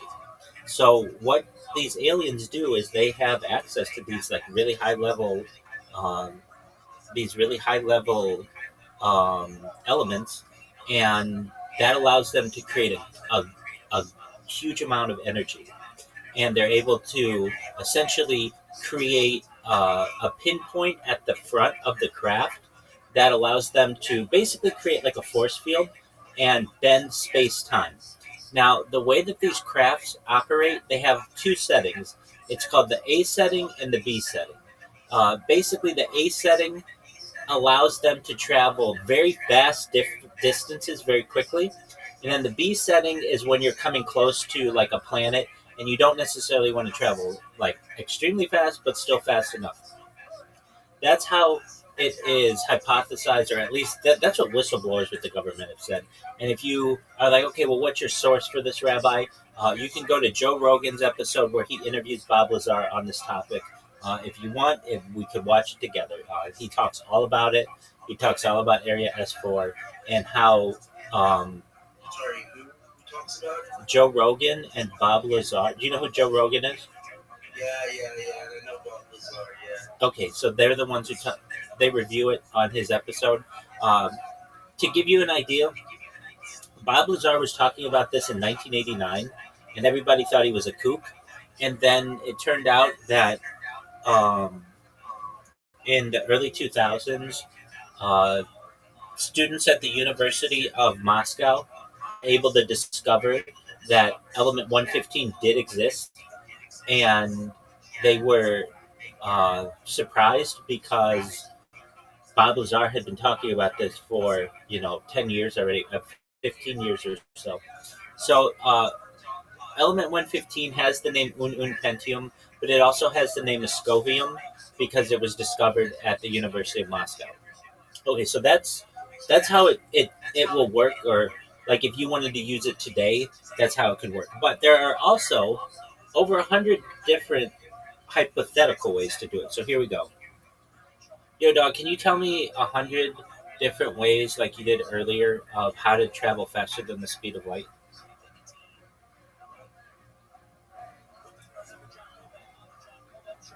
All right, so here we go. And just to give you an idea, once we do this, we're going to dig into as many of them as you want. I have a question. Go ahead. You're talking about how you're gonna stop world hunger and wars and all that. Absolutely. Everyone will be able to live in peace. But like, there's always so much war, and human history is war. Like how can we stop wars? Absolutely. You know what I mean? Yeah, so That's a pretty big one. 100%. So you should understand that the people who tell you that war is inevitable are small time thinkers. Can you hear me? Yeah, I can hear you. Okay, excellent. I think one of my devices is just restarting. Um, okay, and if you're like, yeah, that one. So if you're like, well, what do you mean they're small time thinkers? Well, if you study extraterrestrial civilizations, eventually they have to create peace on their home planet before they can start exploring the cosmos. So the aliens that we were just talking about, likely the alien grays that crashed at Roswell in July of 1947, They have had to create peace on their home planet before they can go exploring other planets. Now, we know this from our own understanding of how civilizations work in colonies. When we had the age of colonization, generally countries had to have peace on their own country, on their own land, before they could dedicate the resources to start colonizing other areas. So, this is just inherently part of how the sociology of civilizations work. It has to do with diplomacy. Basically, if you want to go searching throughout your neighborhood, you and your brother have to get along. And either that's going to be you guys make peace, or you're one of you is going to kill the other one. It's just that's how it's going to work. So when we discuss with the world, we have a lot that divides us as people, but that's not nearly as much as what unites us. And at least with my stream, we have, for the first time in global history, the opportunity to observe an individual and everything they do, not just in current form, but going back years, that you can study what life was like during the pandemic. You can study what my reactions were to when the Queen died, or when large language models were launched, or the coronation of a king, or the assassination attempt on Donald Trump, or the 2001 Olympics, or the 2002 Olympics, or 2021 Olympics, I should say, the 2022 Olympics, the 2024 Olympics. You can see what life was like with a presidential election, presidential debates, all of the things that we've had, global war in Ukraine, global war in the Middle East, all of that has been archived. And Yeah, what do you think about the Ukraine war and the wars in the Middle East? yeah, so I'm an advocate for world peace. So um, Yeah. this is related to the question that you had previously, which is okay, well, how do we stop world war? It's, in my opinion, pretty simple. We sit both sides down at a table, we live stream it, we give each side a crayon, and we say, draw the boundaries. It's as simple as that. Whatever you think the boundaries are. And then we stick to them. We can say that, hey, we're going to stick to them forever, or we have to stick to them for 5 years, or whatever it may be. But then the entire world will witness who breaks what part of the bargain, and we'll be able to hold people accountable for it. Additionally, I feel that the United Nations needs a greater role in being a peacekeeping force, and that, if necessary, every country that's a member of the United Nations should volunteer either 10,000 troops or 100,000 troops or whatever it may take as a peacekeeping force, so that if anybody violates these international agreements, that we have peacekeeping forces there that can ensure that aggression does not spread. Now, this is all nice to say, and it works in theory. Uh, I'm just one person, and I don't control everything in the world, and so I can just do my best to spread peace. When I was a kid, people used to talk about peace and talk about world peace, and it's not discussed anymore. And I want it to be discussed again. So those are some things that are important to me. But additionally, the ability for humanity to solve its problems using technology is unprecedented as we stand at the current time. Meaning, we have robots that are being created, and drones that can do work for us, and artificial general intelligence and artificial super intelligence. Eventually, these things are going to put everybody's job out of reach. They're going to be able to be better doctors than any doctor ever was, or better lawyers than any lawyer ever was, or better leaders than any leader ever was. And so we're going to need something known as a UBI, a universal basic income, basically to support people in the time that we have in a transition period from capitalism into probably what we're moving toward, which would be global communism or global socialism. And I'm just a person who thinks that I can help to bridge many of these conversations. They're difficult conversations to have, but I think, especially if I'm live streaming them all, you can see that I'm a normal person, that I have a very consistent, that I'm intelligent, and that I'm a problem solver. So let's just take a situation where with global war, how do we stop it? What is a simple way for the world to be able to achieve world peace? And keep it simple.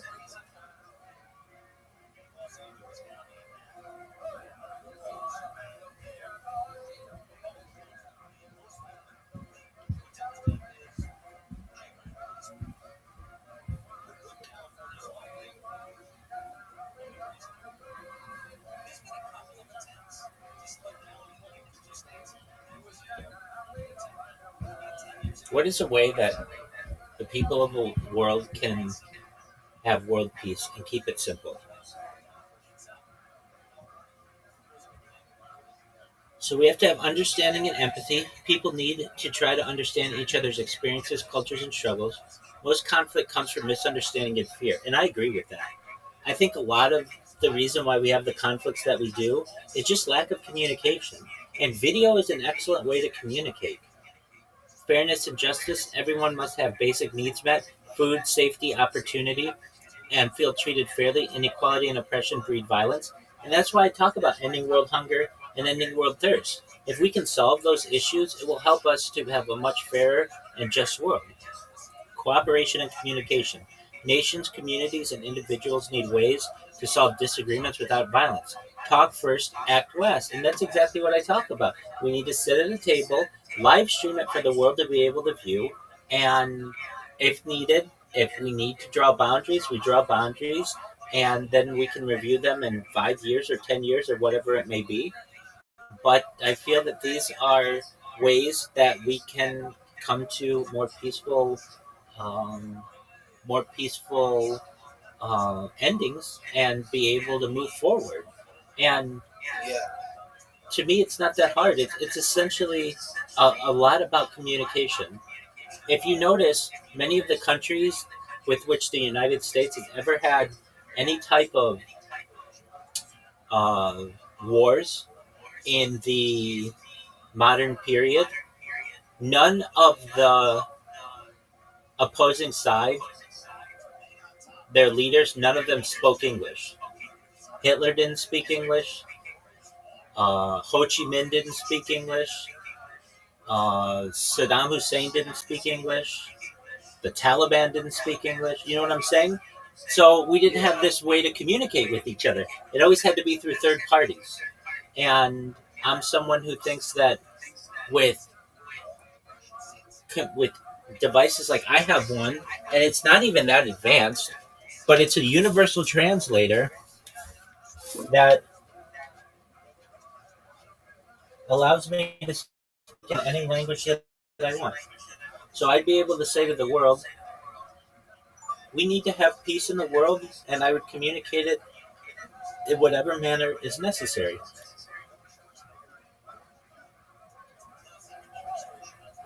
And Wir brauchen Frieden auf der Welt und ich werde ihn auf jede notwendige Weise kommunizieren. like that's in German, but I mean we could do that in Chinese or in Spanish or whatever it needs to be. And with these types of instant communication devices, we'll be able to not lose as much in translation, hopefully.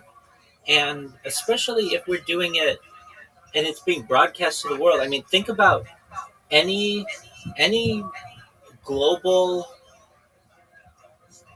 diplomatic meeting that has basically ever occurred. None of them take place on a live stream. They're all taking place behind closed doors or in video delay or whatever. And I want to avoid that. I think that if we can show, give the world exactly what's happening in real time, that's very useful for communication. And it I'm allows sorry us. to cut you off, Mr. Go ahead. Can I get his name, Mr. Rothschild? It's Rabbi Rothschild, but go ahead. Rabbi Rothschild. I'm sorry to interrupt. Here. All right. I'll be back. Excellent.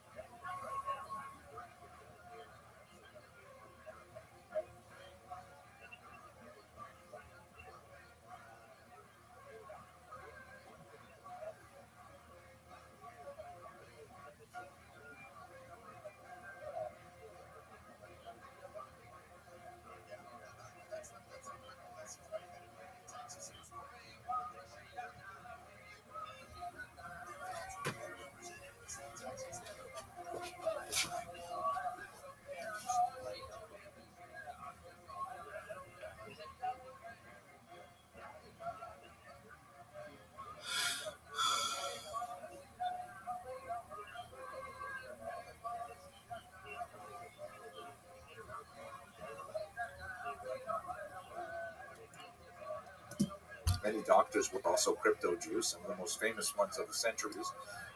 And so if you're a regular Jew and you want to do something Jewish, but you have to hide it, and where are you going to learn about this? You can't, take a shiur. You certainly can't click on the internet and go to outorah.org, right? How do you learn about these things? So you have a Christian Bible, which is basically all of Tanakh with a few things tacked on at the end. And in Tanakh, you have the Book of Esther.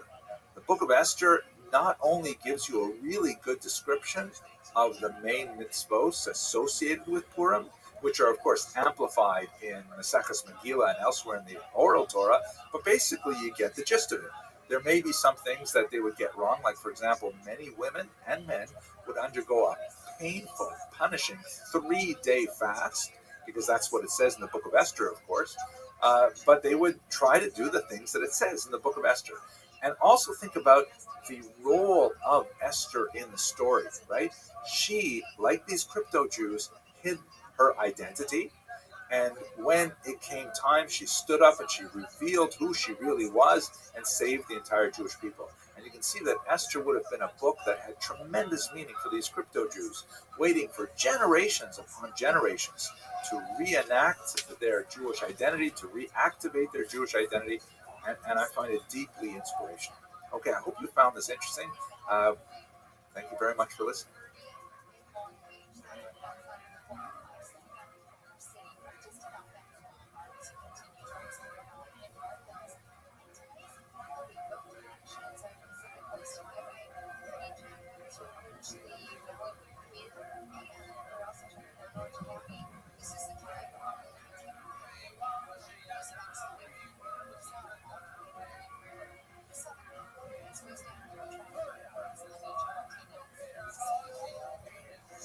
Purim is one of the holidays in the Jewish calendar that has tremendous reverberations on a historical basis.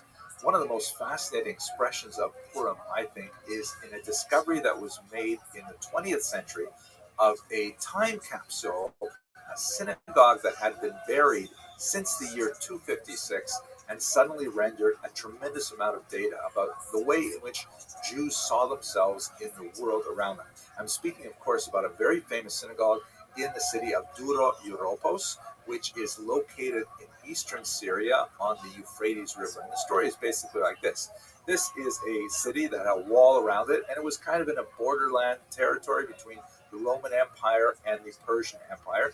And at one point in the 3rd century, the Romans were correctly fearing a Sasanian advance on the city, and so they decided to put some plans in place to protect themselves against the Persians. They ordered all of the inhabitants along the western wall of this particular settlement, the other side of the Euphrates, to abandon their homes and their businesses, and then they filled in those locations with sand. The idea being that they thought the Persians would not attack from the riverside, they would attack from the land side on the west, and so they built up a massive rampart to protect the wall.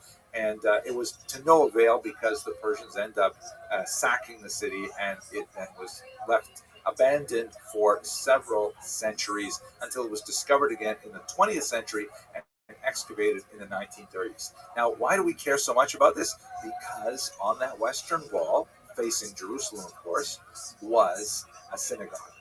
Wow. And that synagogue was so well preserved by all of the sand that was buried there that when they excavated it, they found this incredible wealth of wall paintings. And scholars have spent, their entire scholarly lives studying these paintings, trying to understand what they mean for the history of the Jews in this part of the world. So let's have a look at some of them. Here's one. You can just see how gorgeous the artwork is. Very, Byzantine kind of style with sort of rigid postures and almond-shaped eyes and things like this. This is Samuel anointing David, right? A scene from the book of Samuel.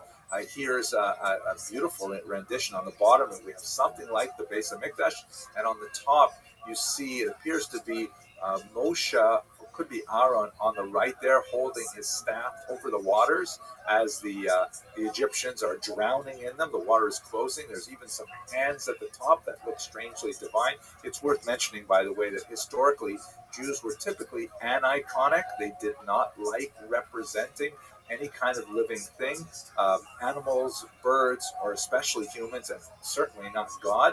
However, here in Dura Europos, we seem to have some significant exceptions to that rule. We know that Jews painted their synagogue walls, but we have very, very few surviving examples. It's only because Dura Europos was, encased in sand, protected from the elements, and protected from later destruction and rebuilding that we have these things. Here's a really powerful vision of the Chet Egel, the sin of the golden calf. But what I really want to get to is this remarkable wall painting that appears to be from the book of Esther. Let's look at it in a little bit more detail. So on the right, you see what appears to be Queen Esther, and she has, women in waiting beside her, and that would be Achashverosh on the throne, who's receiving a letter from a messenger, right? It's a really important theme in the entire book of Purim, is messages going back and forth and cross messages and things like that. And then on the left appears to be the scene of Mordecai being paraded throughout town in glorious honor on a horse like that, and that man leading him appears to be Haman. And Haman does not especially seem to be very happy about his situation. Of course, that's the plot of the story. And maybe he's especially unhappy because someone took away his pants. I don't know. But that's, you get the, well, anyways. And then in the center, these fascinating four characters. Notice how the outside characters have their faces represented. The characters in the middle, however, have their faces partially or totally obliterated. And I really wonder what that means. Apparently, there are some other examples of the eyes being graffitied out of some of these images, which appears to be an intentional thing, but it's really hard to say. I like to think that maybe that obliterated face alludes to the hidden nature of the book of Esther, but we'll have to leave that as a mystery. Anyways, I hope you enjoyed this very quick talk about one historical representation of Purim. Thank you very much for watching.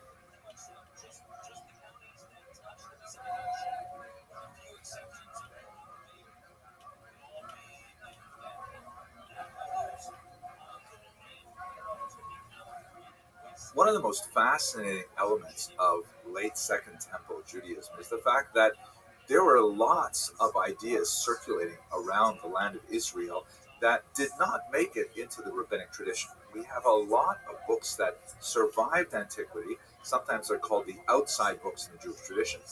There were actually three versions of Esther that were circulating in the ancient world. The version that we have in Tanakh, called the Masoretic tradition version, the Septuagint version, and another version that's sometimes called A, which is simply another Greek translation of the book of Esther, which does not seem to be really translated from either of the earlier two, but maybe was written on its own. Now, this reminds me a lot of something, I don't know if I heard it or I once saw it, but apparently there was an edition of Hamlet published in Yiddish that had on the title page, Hamlet from the famous writer William Shakespeare, and then it said in Yiddish, verteidigt und verbessert, which means translated and improved. And in fact, that's what's going on in the book of Esther recorded in the Septuagint, but it's very fascinating to see what the authors there decided to change. We have a sense of who may have been the authors because there is a colophon, meaning at the very end of the text, there's kind of like a this was written by statement. Someone named Lysimachus, son of Ptolemy, who apparently worked with a letter, and this Lysimachus was apparently from Jerusalem. They placed the dating of it within the reign of two possible kings with similar names, so it either dates to the year 114 before the Common Era or the year 48. At any rate, let's get back to the translation. There were 6 new sections inserted into the book of Esther as we have it. Again, it's more like, I get the impression that there's this one very enthusiastic Jew who really loved the holiday of Purim. He loved the book of Esther. And when he was put upon to translate it into Greek, he said, well, here's a couple of parts. Since I am translating it, I'll just add these sections because I've always been bothered about this or that. Why wasn't this included? Some of those sections are like really weird. Like at the very beginning, there's a discussion of Mordecai having a dream about two dragons fighting. This also comes up at the very end of the book. And that dream somehow refers to this, cataclysmic conflict between Mordecai and Haman. Okay? Other passages make the text much more pious, much more frum, ironically. For example, we know amazingly that in the book of Esther, as we have it, the name of Hashem is never mentioned, and that's a very significant part of what we read into the text. It's a book of Hester Panim, when God's presence is not immediately obvious, unlike most other books of the Bible. I guess the author of the Septuagint said, no, we can't have that. So they inserted God a few points. They had prayers from Esther and Mordecai. Actually, on a literary level, the prayer of Esther is rather beautiful. But some editions are just kind of boring and detract from the hard-cut sharpness and the literary value of the original Book of Esther, which is so much more condensed and powerful. They have some interesting detail, like, for example, rather than just mentioning that letters were sent by the king, they actually, the version in the Septuagint actually gives you the text of these letters, purported text of the letters, including the ones dictated by Esther and Mordecai. They also seem to be a little bit concerned about the way that non-Jewish audiences might appreciate this book. After all, it is recorded in Greek, which was the lingua franca, and so many more people had access to it than narrow Hebrew readers. And so when there's those violent bits at the end of the book, it's kind of softened and placed in context and stuff like that. So it's a really fascinating read. If you love the book of Esther, it's interesting to read this version and sort of chuckle along and say, well, what were they thinking? And what I take away from this is that when I go through the book of Esther twice on Purim, I'm going to try and approach it with fresh eyes once again and appreciate that beautiful, most amazing, entertaining, and inspirational book in the Tanakh. Thank you very much for listening.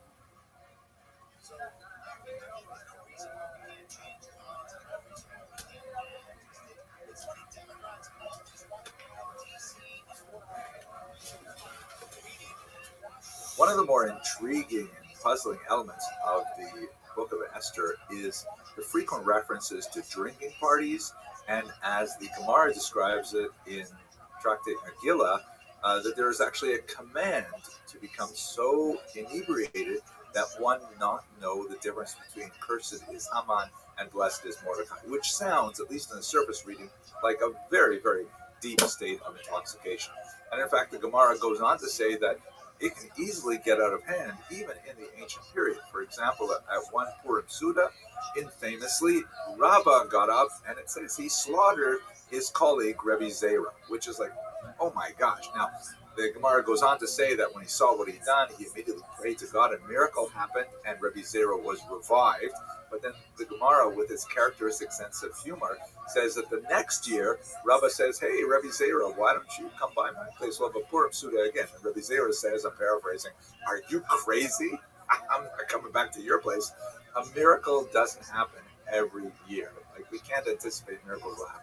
At any rate, the idea of out-of-control behavior, perhaps connected to this drunkenness, is something that the rabbis consistently throughout time have excoriated, and there have been lots of limitations placed on how one should behave on the holiday of Purim, even within the context of this unusual command. Even Lubavitcher Hasidim, for whom communal drinking is often considered an act of worship in the sense of, fostering communal connections and singing and joy and things like that, operate with a ban placed by none other than Rabbi Menachem Mendel Schneerson on having too many drinks on Purim because of the many dangers that can result from excessive inebriation. So this is really a home-based holiday, no drinking and driving, God forbid, or anything like that. But it's interesting to note that besides that reference in the Talmud of Rabbah and Rabbi Zera, we also have reference to this from the Romans and their legislation. The most fascinating passage occurs in the Theodosian Code. It was recorded in the year 438, and it was based on an earlier law that was dictated in the year 409 that specifically bans Jews from getting out of control with their Purim parties. And one particular behavior is especially excoriated, not drinking, because the Romans also like drinking quite a bit.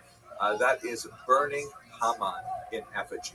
It seems as well the Romans were especially concerned with the idea that Haman would not be hung as we tend to read the text today, but as they would have read it in the ancient world, that Haman would in fact be crucified.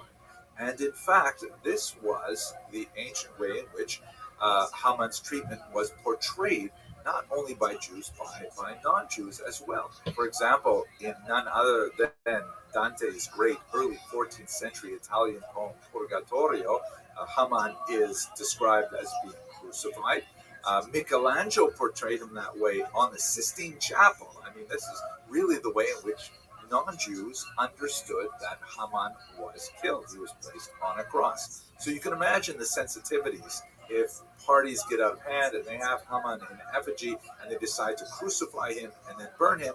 That could certainly lead to a lot of misunderstandings. And in fact, there is a whole book by Elliot Horowitz called Reckless Rights, Purim and the Legacy of Jewish Violence, published by Princeton in 2006, that goes through the history of these kinds of Purim parties and related things that go through time and the unfortunate backlash that Jews often suffer as a result. The Jews definitely got the word early on not crucifying Haman, but the burning of effigies of Haman, that's certainly continued. For example, there's a 10th century Muslim scholar named Al-Biruni who refers to Purim as Suar Haman, or images of Haman, because that was the way in which non-Jews basically saw what was going on with these Purim parties. They did not see necessarily the little girls dressed up as Esther and the little boys dressed up as Mordecai.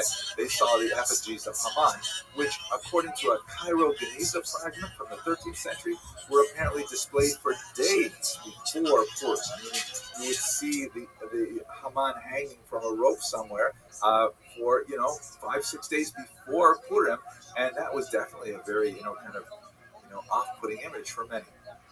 Now, I think in the whole, this is a great moment to understand that this is a cautionary tale, that we certainly want to celebrate on Purim, but we should do so definitely within the boundaries that our Rabbi set for us. It's a cautionary tale for us about how these things can be misunderstood.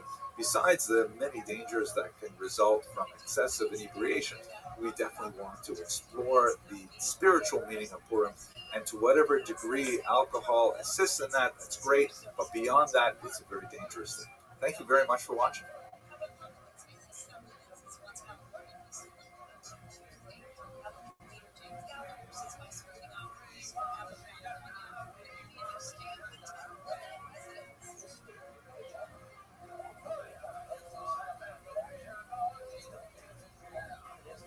Hello, fellow students of Jewish history.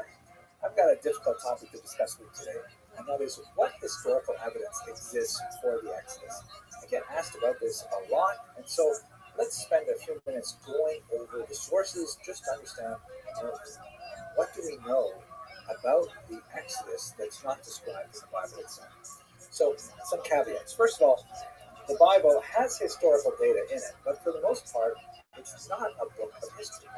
Its goal, as stated explicitly in the Bible itself, is to instill religious values. Not historical awareness, but religious values. Have a look, just for example, at Deuteronomy 10, where it says, V'ata Yisrael, ma Hashem Elokecha shoel mimach.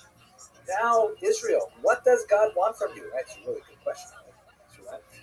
Ki im liyira es Hashem Elokecha l'alechus b'chol yirachav v'lahava also v'la'avod es Hashem Elokecha b'chol lovcha v'chol nafshecha. God wants us to revere God, to walk in divine paths, to love and serve God with all our heart and soul. And it continues in verse 13, Lishmor et mitzvos Hashem v'eskuchosav asher anochi nitzav kayom l'torah v'blach. To guard the mitzvos of Hashem, right? Mitzvah, sort of a commandment literally, and his decrees, God's decrees, that I, Moses is speaking here, command to you today. That's what the Bible is all about, right? Now, it's important to note that the Bible is not a single author document, right? It's not really a book. It's a library, multiple authors, most of whom have named books, Jeremiah, Isaiah, and so on. And sometimes, because of their multiple authors, you'll see ideas expressed in different ways. Like, for example, in Micha, the 6th chapter, you'll see that there's a different statement of what God wants from this. What does the Lord require of thee? Only to do justly and to love mercy and to walk humbly with thy God. So is that the same thing as Deuteronomy? Are they different ways of expressing it? Are they different things? So it's still a very confusing kind of thing. But that's the point of the book. It's not to give historical information. It is to instill religious values. Some of the books, it's true, are very historical in nature and written by extremely talented historians. Books of Samuel, Kings, and Chronicles, for example. But in some areas, the books are strangely ahistorical. And that's what we're looking at today. The book of Exodus gives us a tremendous amount of information, drama, very motivational to see the saga of Moses and the Hebrews as they're leaving Egypt and struggling with freedom and receiving the Torah and things like that. But historically, I mean, we don't even know the name of the Pharaoh involved in the whole story. There's a famous question asked in the Talmud, was this the same Pharaoh as under Joseph, or is it a different Pharaoh? That would make sense why, the first Pharaoh seemed so well inclined towards Joseph, and this one is not so nice. And on the other hand, maybe it's the same Pharaoh and he changed his mind, changed his opinion. So we don't know when it happened from the name of the Pharaoh. We do have a way to calculate the dates that was determined by Rabbi Yossi ben Chalafta, but that system was devised about 1,500 years later, and it was based on calculations of where the Bible actually does give us dates, which is sparse and few between, and there are gaps, and it's very confusing to figure out the timeline. But in Rabbi Yossi ben Chalafta's book, known as Seder Olam Rabbah, he places the Exodus in the year 2448 Anno Mundi, meaning from creation. This is where we get the year that we're currently enjoying. 5,783 is the Jewish year right now.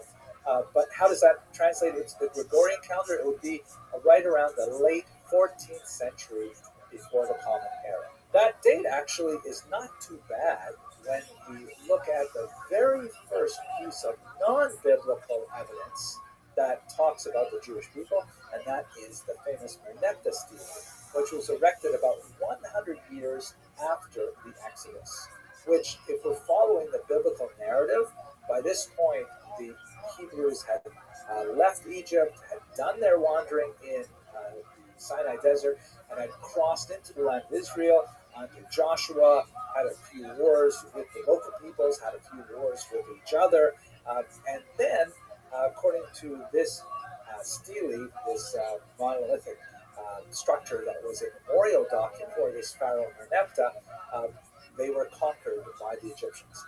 Here's the Merneptah stele in situ in the museum. You can see, because there's a person next to it, how massive this thing is. It's basically a kind of like a picture on the top, and then underneath is a long list of Pharaoh Merneptah's amazing conquests, right, which was erected to praise this Pharaoh. And he goes about describing how he conquered this territory and beat this army and destroyed this people. And then near the bottom, but geographically consistent with the area of the land of Israel, specifically the hill country of what would later be called Judea, there's this phrase here: Israel is wasted, its seed is no more. Some historians have argued that this term is seed, in Israel's seed, is referring to like the grain or maybe a standing field of wheat or something like that. But it seems out of place for Pharaoh Merneptah to come up to the land of Israel and then to specifically proclaim that, I burned down their field. Doesn't seem like really a pharaonic kind of thing to do. More likely, and most historians have this consensus, that the term his seed really means, like it does in modern Hebrew, zera, means his offspring. Meaning, Pharaoh Merneptah, like so many anti-Semites after him, prematurely declared the destruction of the Jewish people in this genocidal document. And so we don't have to worry about the Jews anymore because I, Pharaoh Merneptah, have taken care of them. It's actually kind of funny because when you look at pictures of, cute Jewish children today, they look like they're doing pretty well. Pharaoh Merneptah, on the other hand, they actually discovered his mummy. He does not look so good. I'm just saying. So the dating of the Exodus seems to fit with the extra biblical evidence that we have so far, this one stele, but it doesn't say anything about how Israel got to be there. What was Israel exactly? Is that referring to a land or a place or a people or what? We don't really know. You will from time to time find that highly energized Bible enthusiasts, I use that term with some irony because the term enthusiasm in Greek means to have God within you, will like accept rather credulously some rather bizarre, extreme, and totally unreliable claims, such as, for example, the argument that submerged Egyptian chariot wheels were discovered in the Red Sea. We're not even sure exactly where the Jews were to have made that great crossing. The Hebrew term used in the Bible is not Red Sea, but Sea of Reeds, Yam Suf, which seems to indicate, not so much like a massive sea like in Cecil B. DeMille's Ten Commandments, but more like, a very difficult to traverse wetland, like a large marsh or something. We don't really know. We haven't found archaeological evidence of the supposedly massive number of Jews who left Goshen and made their way into the Sinai Peninsula for 40 years. Now, it's not hard to imagine that whatever they left behind simply would have been lost. It was impossible back then to get any decent Asian takeout, so it's not like they're going to be leaving a landfill's worth of takeout containers. But these are things that we simply do not have historically. So, in other words, the major source that is preserved of the Exodus is the description itself that exists in the Hebrew Bible. Even the location of Mount Sinai is unknown, although there is one specifically mountain that according to Arabic and Christian tradition, is Mount Sinai itself. Here you can see a dramatic picture of it. It's known as Tur Sinai or Jabal Musa, although there's no real indication to suggest that this is exactly the same mountain described in the Bible. The reasons for the absence of evidence is not surprising. The environment is not ideal for preserving archaeological sites. Goshen, for example, which is located in the eastern delta of the Nile, is very infamous for its soft soil and for the regular flooding, the silt coming in, and it's very hard to preserve any material there. And that is incidentally something which is corroborated by the Mishnah itself. But it is interesting to note that the story of the Exodus was widely known in the ancient Near East. For example, we have the writings quoted later of the Egyptian priest Manetho from the early 3rd century before the Common Era, who seems to be quite conversant with the Jewish tradition of the Exodus, although he tells it in a very different way, in which it's not like a miraculous divine event where the Jews are saved and taken as a nation of slaves out of one land and moved to another. Rather, they were driven out, according to his version of it, which of course leads us to another somewhat irritating habit of the ancient Egyptians to remove or rewrite history when it did not suit the memory that they wanted to preserve. We see this very clearly, for example, with the reign of Hatshepsut, who was one of the most important pharaohs and also a female pharaoh who was a great builder and very active in her long reign, and very, very powerful, sometimes depicted as a woman, as you see in this particular statue, and other times depicted as a male with a false beard growing out of her chin. And for reasons which are unknown, at some point later in time, all of Hatshepsut's memory was under attack by a later dynasty. Perhaps it had to do something with sibling rivalry, perhaps it had to do something with the fact that she was a woman, but her reign is wiped out of much of the archaeological record and only discovered in a few places, and allow historians to put together what she actually did during her lifetime. So the Egyptians, they would have no problem simply saying, let's skip that whole chapter of the Hebrew slaves and how they got out of here, because it'd be intrinsically humiliating. Okay, so that's all sort of like negatives and caveats and things like that. What exactly do we have that would suggest that this belief is credible? So, for example, one of the most fascinating areas is linguistic evidence. When you look at the book of Exodus, there are quite a few technical Egyptian words that are inserted in the text, like, for example, the name for the sorcerers, Khartoumim, which appear to be really specifically identified with that particular time and place in society. It doesn't seem to be words that were widely used elsewhere, and they locate the text, as it were, within the court hierarchy specifically. Also, titles like the name that Joseph gets at the peak of his power, Tzafnat Paneah, which is a very unusual, not a Hebrew word, but borrowed from Egyptian lore and brought into the tradition. Some fascinating things like that. There's internal literary evidence that points to the place and time of Exodus. Another example, the great scholar Dr. Ken Kitchen did a tremendous amount of research on the price of slaves in the ancient Near East over a period of hundreds of years, and was able to track the ups and downs of the slave market. And it happens that the sale of Joseph into slavery, which of course precedes the Exodus, is exactly the same price that would make sense according to the ebb and flow of the economic value of slaves in the market at the time. So it's like an ironic, not, I don't want to say coincidence in the sense like it's a happenstance, but it seems to be a distinct parallel. There's some fascinating kinds of literary evidence. I would strongly recommend, by the way, here's one of my favorite copies of it. It's a nice big heavy book. This is the Koran Tanakh of the Land of Israel, which is extremely beautiful, well illustrated, scholarly volume that has lots of really interesting data on what's Egyptian that appears in the Hebrew text and so on. And I strongly urge you to have a look at it if these kinds of things interest you. We also have historical data of patterns of migrations that are consistent with the depiction in the book of Exodus.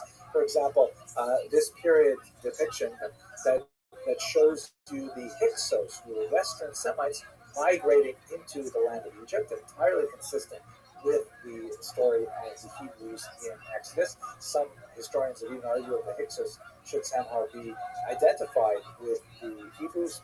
We also have this amazing bit of papyrus that's actually directions on brick making for the period, which correspond precisely to the data that we have in Exodus. So they're making bricks with the same kind of technology at that time as described in these documents. And here's like an example that I find especially powerful and appealing.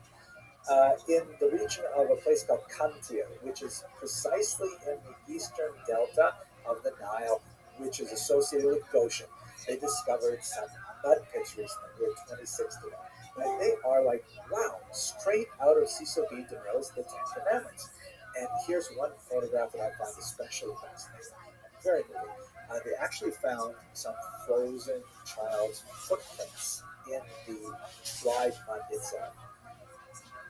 Wow.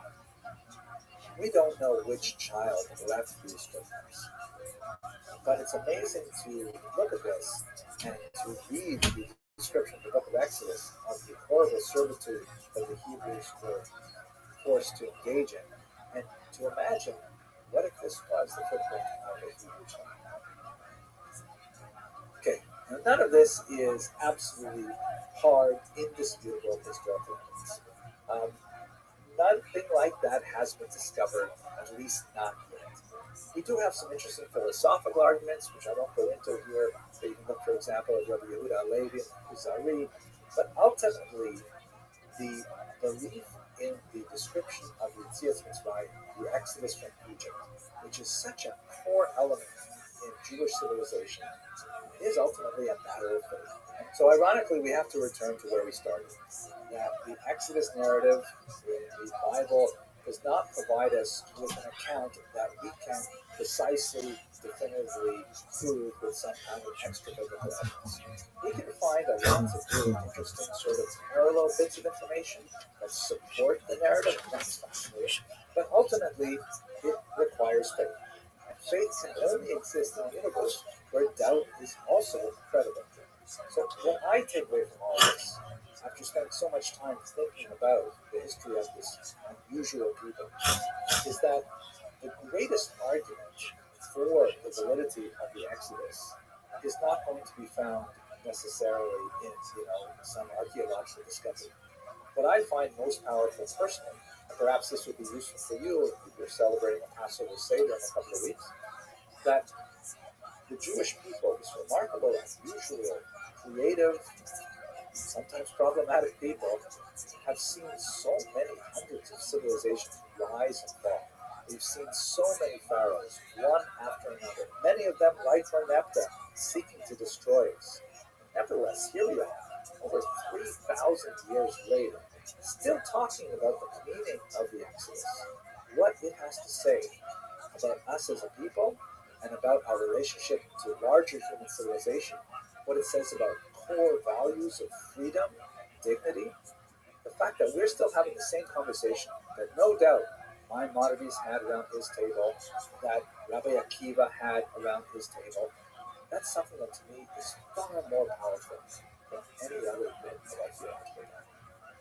I hope you found this video useful, and as the tradition goes, I wish you a Chag Kasher V'Sameach, a joyous kosher holiday. Thank you very much for listening.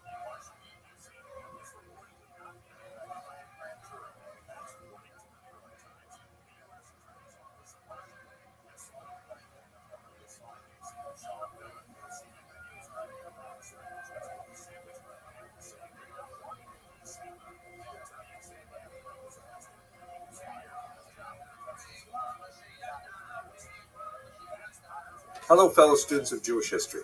Around the world this week, Jews will commemorate a fast day known as the 17th of Tammuz, Shivasar B'Tammuz. It kicks off a 3-week period of semi-mourning that will culminate in another fast day, a more significant fast, on the 9th day of the month of Av that commemorates specifically the destruction of the temple in Jerusalem. But for the 17th of Tammuz, which is the initial fast that begins this period, the sources describe 5 different things that specifically happened on this date. Here is the actual citation from the Mishnah, a 2nd century text that reads, 5 things happened to our ancestors on the 17th day of the month of Tammuz. On the 17th day of the month of Tammuz, the tablets were broken. The Tamid offering, which is one of the sacrificial activities of the temple, ceased. The wall was breached, and someone named Apostomos burned a Torah, and an idol was set up in the sanctuary. So let's take this brief moment to look at each of those 5 things and try to place them in their historical context to add meaning to this sad day. So, of course, the destruction of the tablets is something that's well known to anyone who reads the Bible. The entire passage is described in the 32nd chapter of the book of Exodus. You can actually get a sense of the amount of time passed because as the ancestors of today's Jews left the land of Egypt and their servitude there, that would have happened in the springtime, right? That's the holiday of Passover. And now here we are in the midsummer, and Moses goes up onto Mount Sinai, and while he's there, the ancestors of the Jews get involved in a whole bunch of inappropriate activities. They build the golden calf, they dance around it. Everyone's seen the 10 Commandments by Cecil B. DeMille. You get the dramatic scene.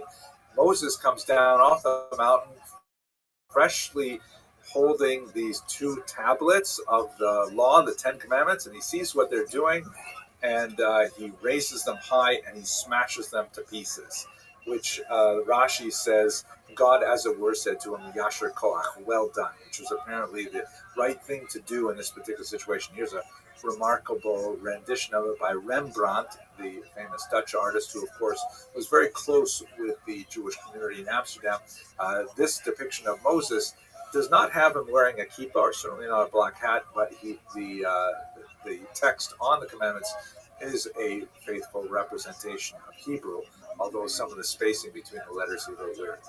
In terms of the historical context of this event, the only real historical source we have for it is the Bible itself, and later authors in the 2nd century, the Seder Olam Rabbah in particular by Rabbi Yossi ben Chalafta, and later the Seder Olam Zuta, calculate back the year that this would have happened, and they set it at the year 2448.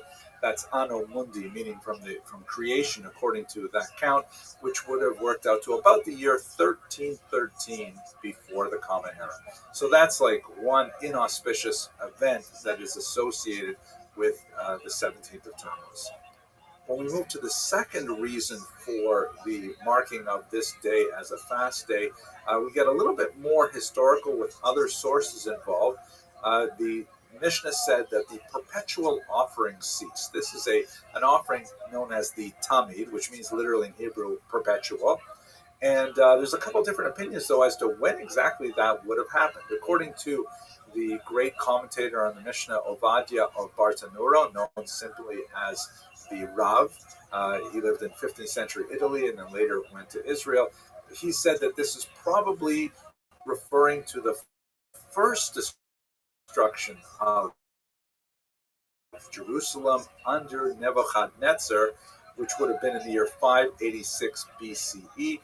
The supply of sheep had dried up because the city was under siege. It would later be destroyed, and the inhabitants would be exiled to Babylonia. They would come back less than a century later. But this particular event, the ending of that offering, would have been dated to that 6th century before the Common Era. That is, a good 600-700 years later than the last one.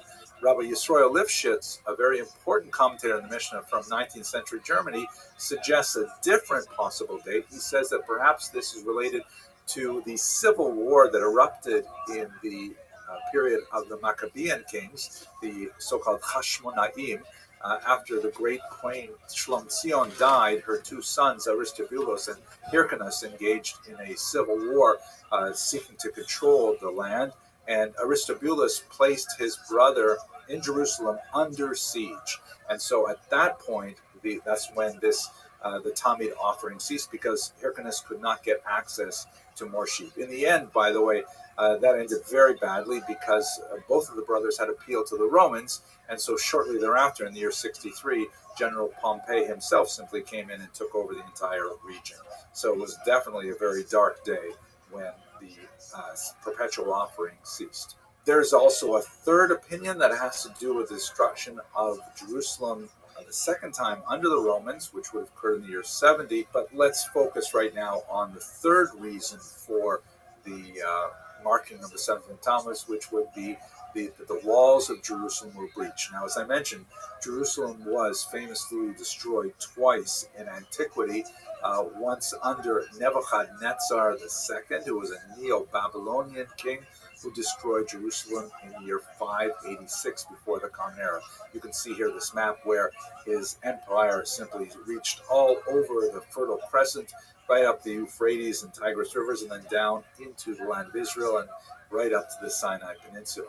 The second major destruction of Jerusalem, moving another 600 years later in time, was under the Roman Emperor Titus.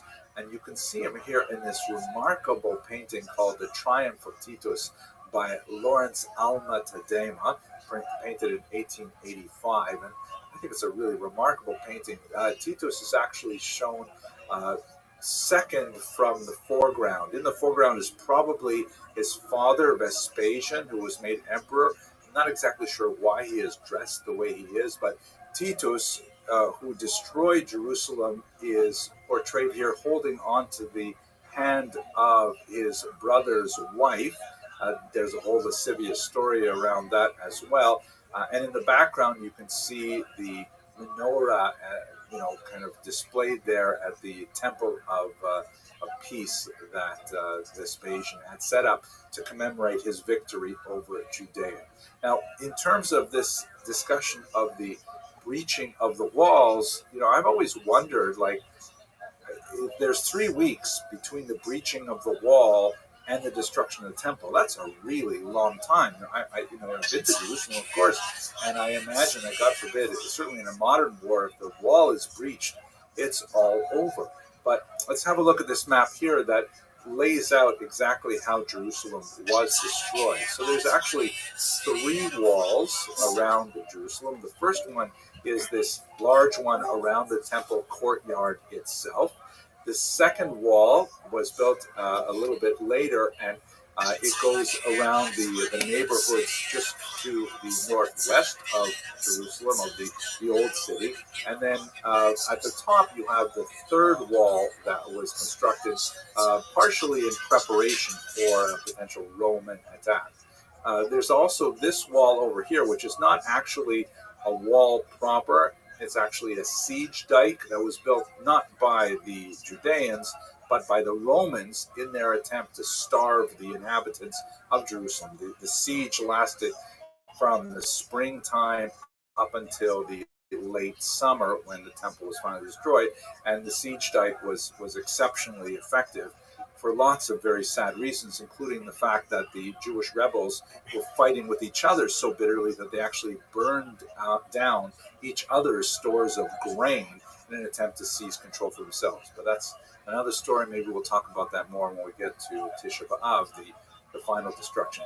So in terms of the penetration of these three walls, the Romans first attempted to attack here in the north, but they were pushed back with a remarkably bold attack by Shimon Giorias, who was a terrifying rebel who frightened his rivals and the Romans even more. So What's good, the Romans son? decided to move.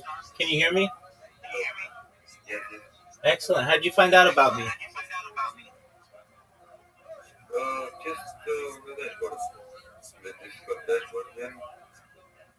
From Discord? Yeah. DISBOARD? I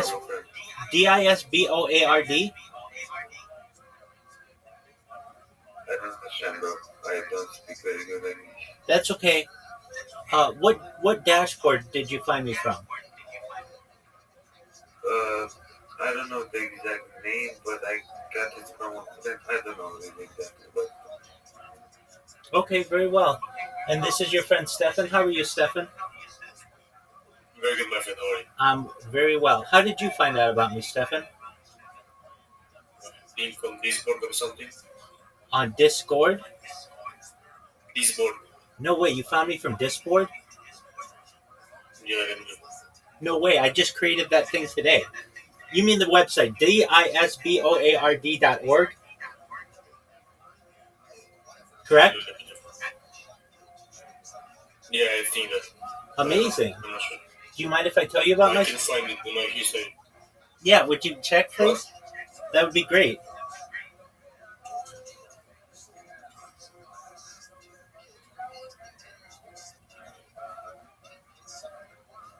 Yeah, Discord.org. Okay, excellent. Do you mind if I tell you about myself? No, it's okay.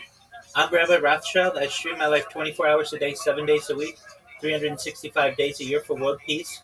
I've been doing so now for more than 3.5 years. I have more data online than any person ever. I want you to know that The Economist magazine stated that data is Earth's number one resource. Data overtook petroleum as Earth's number one resource in 2018, and I have more data archived than anybody. And what does that mean for you? Well, it means I may become a very influential person someday, and if that happens, I want to make sure that you, your friends, your family, are all independently wealthy, that you all are able to create generational wealth, and most importantly, I want you to be able to start charities and philanthropic organizations of your own. How does that sound? That sounds nice. Excellent. What do you like to do? What are your hobbies? I like to smoke weed. That's amazing, dog. I'm for its decriminalization. Excellent. What else do you like to do? Nothing really much. Okay, very well. Well, I'm just chilling, watching Jewish history lectures. Feel free to enjoy. If you have any questions, I'm here to help you. You should know that I'm always live, and I really appreciate you guys being here. Thank you. Absolutely, my friend. Move around the side, and they eventually breach the first We do wall. need world peace. That's absolutely right, my friend. Or the third wall in terms of its Amazing. construction. Discord. Shout out to And then Discord. they swarmed Shout out to through you guys. these neighborhoods to the north.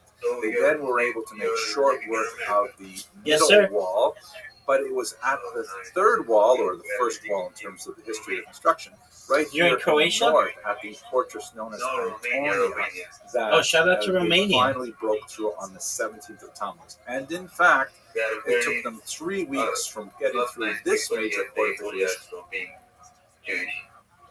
Oh, no way. That's very sad. Have you thought of making Aliyah? What? Have you thought of making Aliyah, moving to Israel? Not really because of my parents. Okay, well, maybe someday. We'll get your parents there too. What if we get your parents there? That might be nice. Absolutely.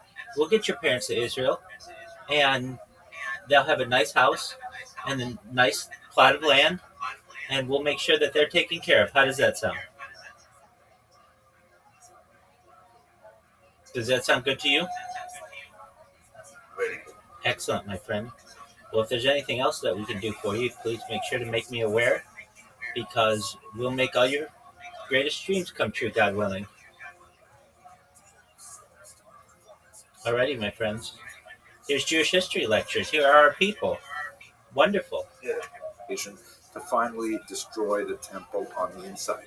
The source we have for these dates is none other than Josephus, a remarkable historian who gives us a very detailed description of what happened in Jerusalem in his history called the Jewish War, which, by the way, he wrote because he surrendered to the Romans and then ended up, he was originally a rebel commander himself. He surrenders to the Romans, and the rest of his life was spent as sort of a client, sort of a captive of the Romans. And he wrote quite a bit about this particular point in history and many other aspects of Jewish history. He's a complicated historian to work with because we know that he's writing not only for posterity, but also for his Roman patrons who are literally reading every word and want to see themselves portrayed very positively, and his life depends on doing that right. So at any rate, he writes here in the Jewish War, book 6, chapter 2, and now Titus gave orders to his soldiers that were with him to dig up the foundations of the Tower of Antonia, right? That's that fortification at the north of the temple courtyard, and make him a ready passage for his army to come up, while he himself had Josephus brought to him. Josephus likes to write about himself in the third person. For he had been informed that on that very day, which was the 17th day of Panemus, which is the Latin name for Tammuz, the sacrifice called the daily sacrifice had failed, which is interesting because that's also something that was referenced earlier. It's not impossible to imagine that the Bitul Hatami, the ending of the daily sacrifice, is also this one here that occurred in the year 70. But at any rate, it was not offered to God for want of men to offer it, meaning the sacrificial officials were unable to distract themselves from defending the walls to go on with the temple rituals. And the people were grievously troubled at it. Upon this, Josephus stood in such a place where he might be heard, and he declared to them what Caesar had given him in charge, and this in their Hebrew language, right? Like Josephus is actually the culture broker for the Romans. So he earnestly prayed them to take their own city and to prevent that fire which was just ready to seize upon the temple and to offer their usual sacrifices to God therein. As Josephus spoke these words with groans and tears in his eyes, temple, his voice the was Beit interrupted HaMikdash. by sobs. Of course, it came to naught because the Romans were able to penetrate the temple. That's okay. We'll get you any kind of vision bitter fighting repair that we can. You'll have the best doctors in the world. I'll make sure to get it all paid for. On the 9th of August. Now, the Mishnah, however, says if you want to show me, sure. So let's look at those as well. One of them is that a Torah scroll was burned by someone named Apostomos. So who is this Apostomos? Okay. His name does not occur anywhere else in rabbinic or classical cool. literature, and so no one's exactly sure who this is referring to. According to Josephus, however, he does mention an unnamed Roman soldier who burned a Torah scroll near Beit Horon, which makes special sense if we're talking about two different acts, meaning this Apostomos burned a Torah, and separately an idol was set up in the temple, perhaps by someone else. We'll see that in the last item. And this occurred around the year 50 CE. That's okay. And was, just be patient and we'll get it all paid for. And brought the Judeans one step closer to rebellion. The rebellion. Well, I have more data archived on the internet than any person ever. And data is Earth's #1 resource. So I'll be able to monetize it and be able to pay for all of your surgeries. Another possibility is that this is referring to the Bar Kokhba revolt of the years 132 to 135. This is really life is good the here. third major uprising against the Romans after the Kitos rebellion of 116 to 117, and famously, or I should rather say infamously, one of the horrific persecutions of a great rabbi, Rabbi Hanania ben Teradion, occurred at this time. He was specifically wrapped in a Torah scroll.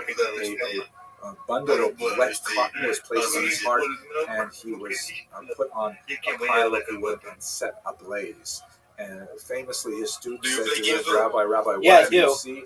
And he said, referring to the Torah scroll that was burning around him, he said, I like to play chess. I like to play mini golf. I like to fly free.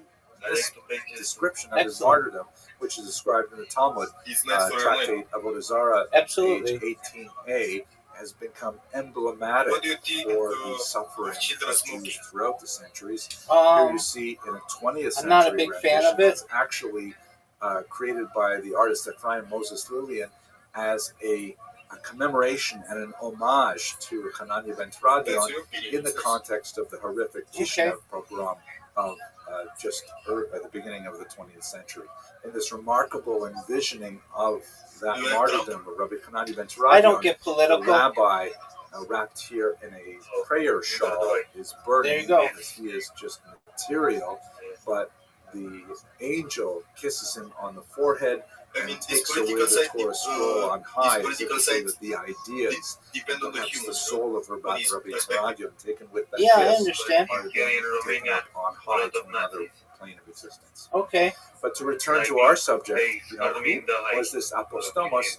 The great historian Gedalia Alon, who wrote quite a bit about this period of Jewish history, Professor Alon argues that apostomos was actually postinios. That's not an uncommon kind of thing for letters to shift like that from Latin to Hebrew. This Postinius was the governor of the region in the years 102 to 103. Now, Professor Alon also suggests that perhaps this was connected with the Kitos rebellion, but that would have been another 15 years later, so the chronology is not perfect, but the sound of the name certainly makes sense, and perhaps it was this Postinius who actually committed this horrific act.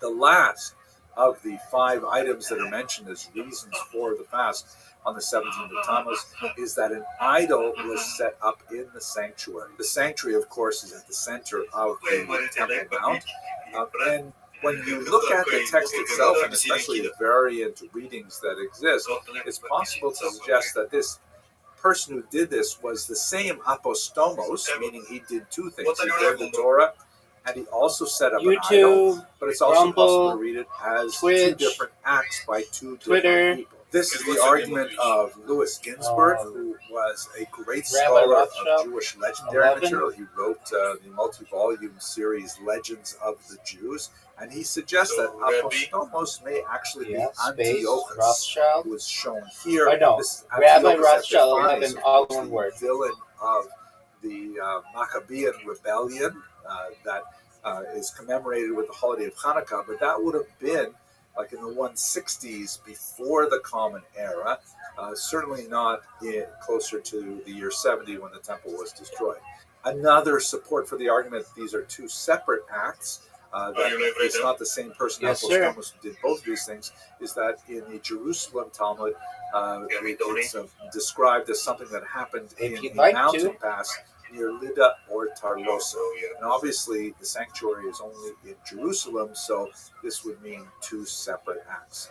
Nevertheless, it is still an open question as to what specific historical event the Mishnah is referring to here. I'm for so world that's peace. The 5 historical events that are described in the Mishnah. I'd like to be able to commemoration of the get fast along of the 17th of Tammuz. Clearly, all the children most of Abraham. Jewish history has been the destruction and the breaching of the walls, and that's the one that's most commonly remembered. Let us hope that this is the last year that we have to commemorate this fast, and that, God willing, in the future we will only celebrate on the 17th of Tammuz. Much happier times. Thank you very much for watching. Well, I think people should be able to live the life that they want to live. Okay, the left. My perspective There's does a camera on my phone. That's okay. I understand. Just want to come and just to say how grateful we are to have Dr. Abramson be willing to share this slot with us. And as I prepared myself for Tisha B'Av, and More than that, all no, of I us understand. going through Jewish keynotes this morning, we're basically taking a trip down Jewish history. The whole day is a day of Jewish history. The fact that we have an expert historian in our community who's willing to share his time with our community and, of course, with the larger community that's gathered virtually. Really indebted and grateful, Dr. Abramson, for you making this time for us and sharing of your expertise and wisdom with us to enhance our Tisha B'Av. Thank you very much, Rabbi Donato. I appreciate it. And I'm grateful for all of you for coming to listen to me talk about something that occupies quite a bit of my own mental space, and all of you online as well for joining me. I realize that moving to Fairlawn, it's a very different community than where we lived in the 5 towns. And my son-in-law pointed out to me that one of the challenges of this particular time slot, setting aside the fact that we're all fasting and it's a difficult, depressing day, but this happens to be bedtime.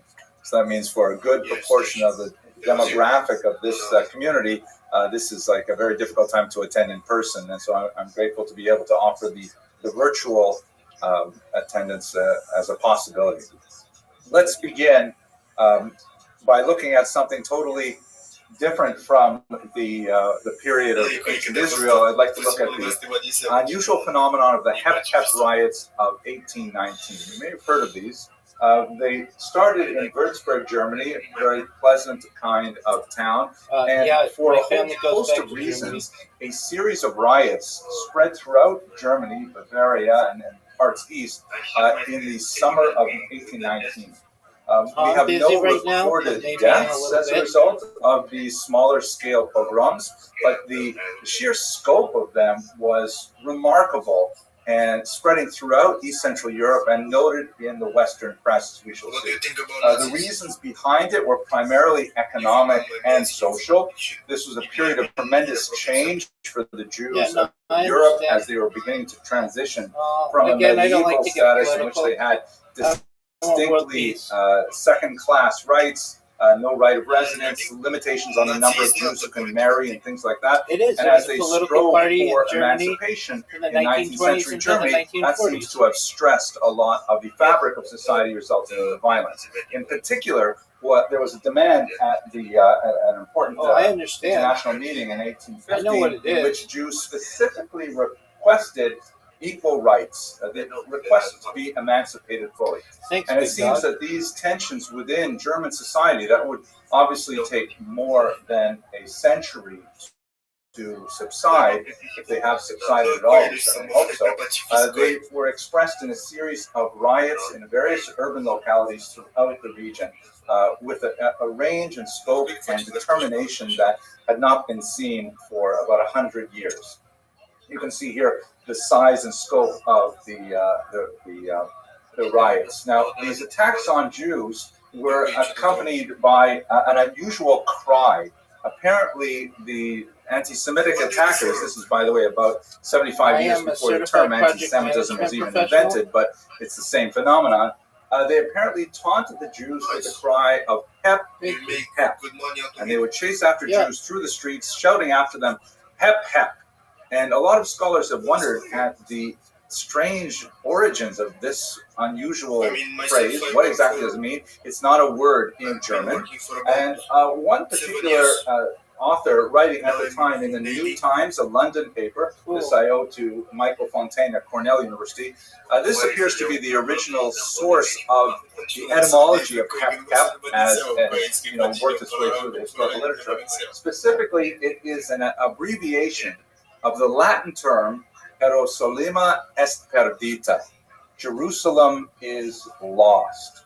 And this particular writer in the New Times apparently led it to the editor, wrote about the Hep Hep riots that were occurring that month, and he offered this as an etymology that the rioters were somehow taking advantage of this Latin phrase that was, according to the author of this letter, used first in the First Crusade of 1096 in the Rhineland.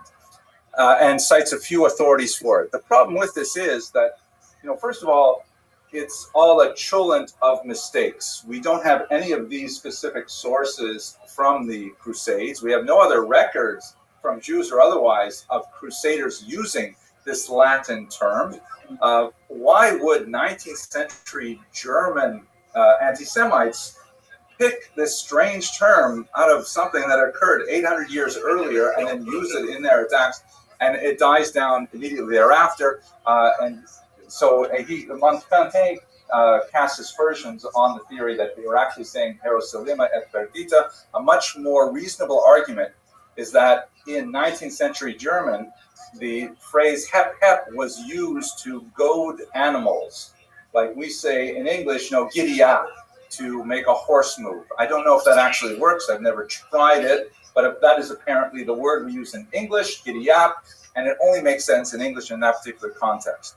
And taking it to Germany at the time, that makes a lot of sense, because the Jews would have been viewed as subhuman, viewed as less than equal citizens, and driving them along like animals as they were chased through the streets has the ring of truth to my ears. It has ironically survived outside of the anti-Semitic context, partially in English, and most likely through this phrase we use, hip hip hooray, which is an expression that I'm sure many of you are familiar with. This is, happens to be a wartime printing of a song sheet that uses this phrase, hip hip hooray, and it's an expression of joy, of celebration, of the acclamation of one individual or another for some activity, hip hip hooray, that may in fact be related to this strange anti-Semitic chant, hep hep, used in 1819. Now, why do I start with this medieval footnote, early modern 19th century footnote? It goes back to my own appreciation of anti-Semitism that I'd like to share with you very briefly. My personal background, I grew up as the only Jewish child in a very remote milling community in northern Ontario, Canada. It was a very small town, less than 4,000 people. The population was evenly divided between French Catholics and Protestant Anglos, and there were a few of us who were outsiders. There was me, there was my best friend Peter Chin, whose father ran a Chinese restaurant, of course. My father ran the dry goods store. There was a black girl who lived about 30 miles away in a town called Monteith, and we were the ones who were kind of the lightning rod of all of the social angst of this adolescent population.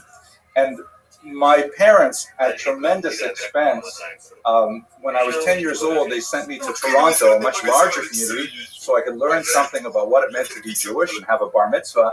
And then they brought me back to the small town, Iroquois Falls, when I was 14 years old.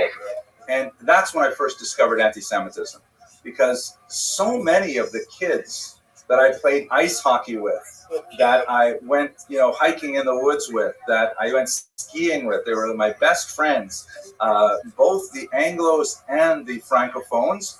All of a sudden, there were groups of them who regarded me as the spawn of Satan, asking me literally if they could see my horns.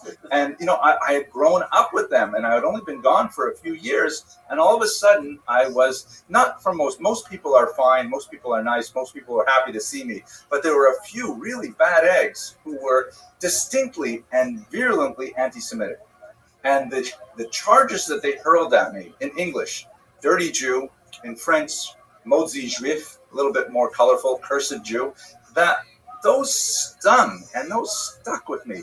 And just the guttural sounds of hatred that were expressed in those few syllables reminded me of the Hep Hep riots and made me feel like, yeah, that makes sense. That this is a deep-seated infection that has its expression in certain behaviors and certain outward trappings, and that kind of grunting expression of hatred in a nonsensical word is something that resonated with me.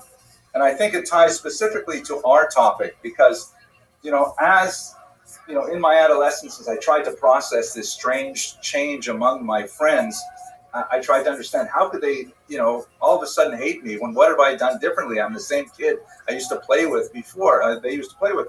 What happened? I spent really the rest of my intense adolescent thought focused on the idea of understanding the roots of anti-Semitism, and most of my adult career in scholarship has been looking at this question and trying to understand the difference of Jews in the world. And in many ways, sorry for the long prolegomenon, this brings us to our topic, because the topic that we're discussing today, on this day, Tisha B'Av, is really at the root of our difference. It is that moment when Jews were spewed forth into the world in a forced diaspora, and yet failed or refused to assimilate into non-existence, persisting as a thorn in the side of more monolithic populations. This is really at the root of anti-Semitism. The fact that we have retained our distinctive culture and our heritage, our language, our religion, our beliefs, that seems to be something which is insurmountable for anti-Semites, and they hate us desperately because we have refused to disappear. So on that note, what I'd like to do over the next hour and a half, I've given myself a rather long amount of time to discuss this because we're not going anywhere anyhow, but we will definitely stop at the predetermined time for Mincha. I'd like to take you through the three major Roman Jewish wars, beginning with the Great Revolt that started in 66 and resulted in the destruction of the temple on this day, 2,000 years ago. And then we'll follow up with the next revolt, the Kitos Rebellion in 115, that is lesser known, and then the Bar Kokhba Revolt of 132. All three of these were attempts by Jews to reassert their independence, both politically in terms of sovereignty, more significantly in terms of the assertion of their religious identity and religious practice. And by the end of this talk, we will be both exhausted and hopefully somewhat more informed as to the roots of our ancient diaspora. So with that, let me begin by looking at Roman Judea. We have to understand the nature of Roman Judea, we have to take it back a fair distance. We have to go really to the period of the Hashmonaim, the period of the Maccabees. This is, however, a map that gives you a sense of where Judea was in the context of the larger Roman Empire. And just the scale of the empire vis-a-vis the tiny little chunk of land, which seems even a little bit exaggerated here, just gives you a sense of how amazingly futile the attempt was for the Jews to attempt to throw off the Roman yoke. But we will proceed with that nevertheless shortly. So the period, to understand it properly, we really have to go back to the days of Alexander the Great, who is shown here in this remarkable 4th century BCE bust. Alexander the Great emerged from Macedonia in Greece, and had this lightning attack throughout the entire eastern Mediterranean, pushing all the way back to what would be contemporary Afghanistan and Pakistan, and he united this entire region for the first time under a single political empire, that of the Greeks.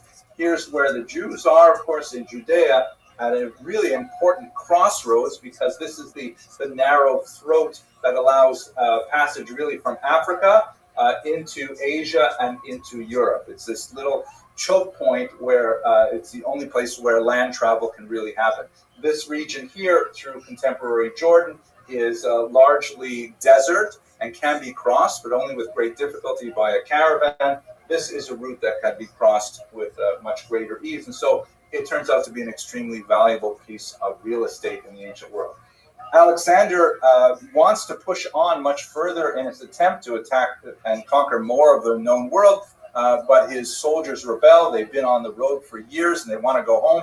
And so he gives in, but then he almost immediately dies, most possibly of alcohol poisoning at the tender age of 33, leaving behind this massive empire that had to be divided amongst his generals. And so what happens is, in this blue area here, these are the Ptolemies, after one of his generals named Ptolemy. This yellow area here is the Seleucid Empire, after another general named Seleucus. This would be extremely significant because it is these Syrian Greeks, right? They're a Greek general in control of Syria that the Jews would fight against in the Maccabean Wars, and you have other regions, of course, closer to Europe. So once again, the land of Judea, of Israel, finds itself at this crossroads, and for much of the 3rd century before the Common Era, it goes back and forth. The Ptolemies take it for a while, the Seleucids take it for a little while, and they're fighting over this territory.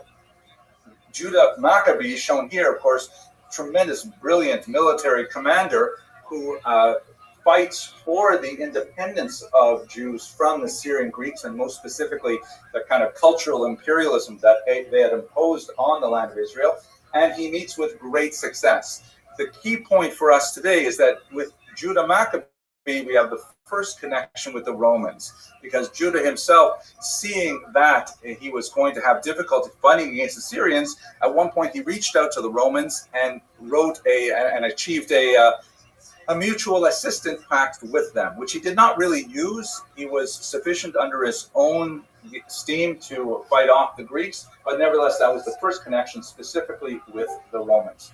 The kingdoms that were founded after Judah Maccabee successfully displaced the Greeks, the Syrians, expands. Hello. How's your day going?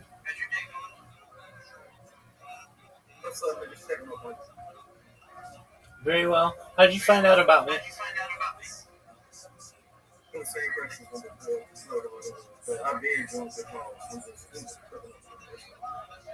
Okay, very well. We're watching Jewish history lectures. Feel free to enjoy. Significantly, there are various kings, including Hyrcanus, who expands quite far to the south here. That would be very significant. We understand Herod. And we have an independent Jewish state under the kings, the Hashmonaim, during this period of time. So how do the Romans get into the picture? That happens after the end of the rule of Shlomtzion HaMalka. So Alexander Yanai is the last great expansionist king of the Jews in the Maccabean period. He is followed by his wife and then later his widow, Shlomtzion Malka, who only ruled for about 9 years, but who was considered a tremendous period of blessing for the land of Israel. She was very close with the rabbis. Her brother was Shimon ben Shetach, a very important Tana in the Mishnah.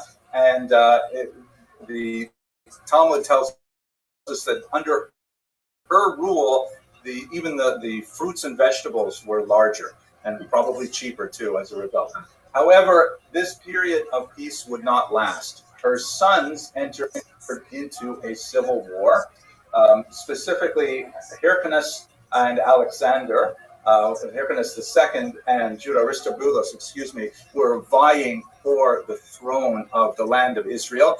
And in their internecine conflict, they decided to reach out to the Romans. And they went back to them, again, looking at Judah Maccabee's earlier agreement with the Romans. They both individually said, we would like you to come in and assist us in this conflict and establish our country for us.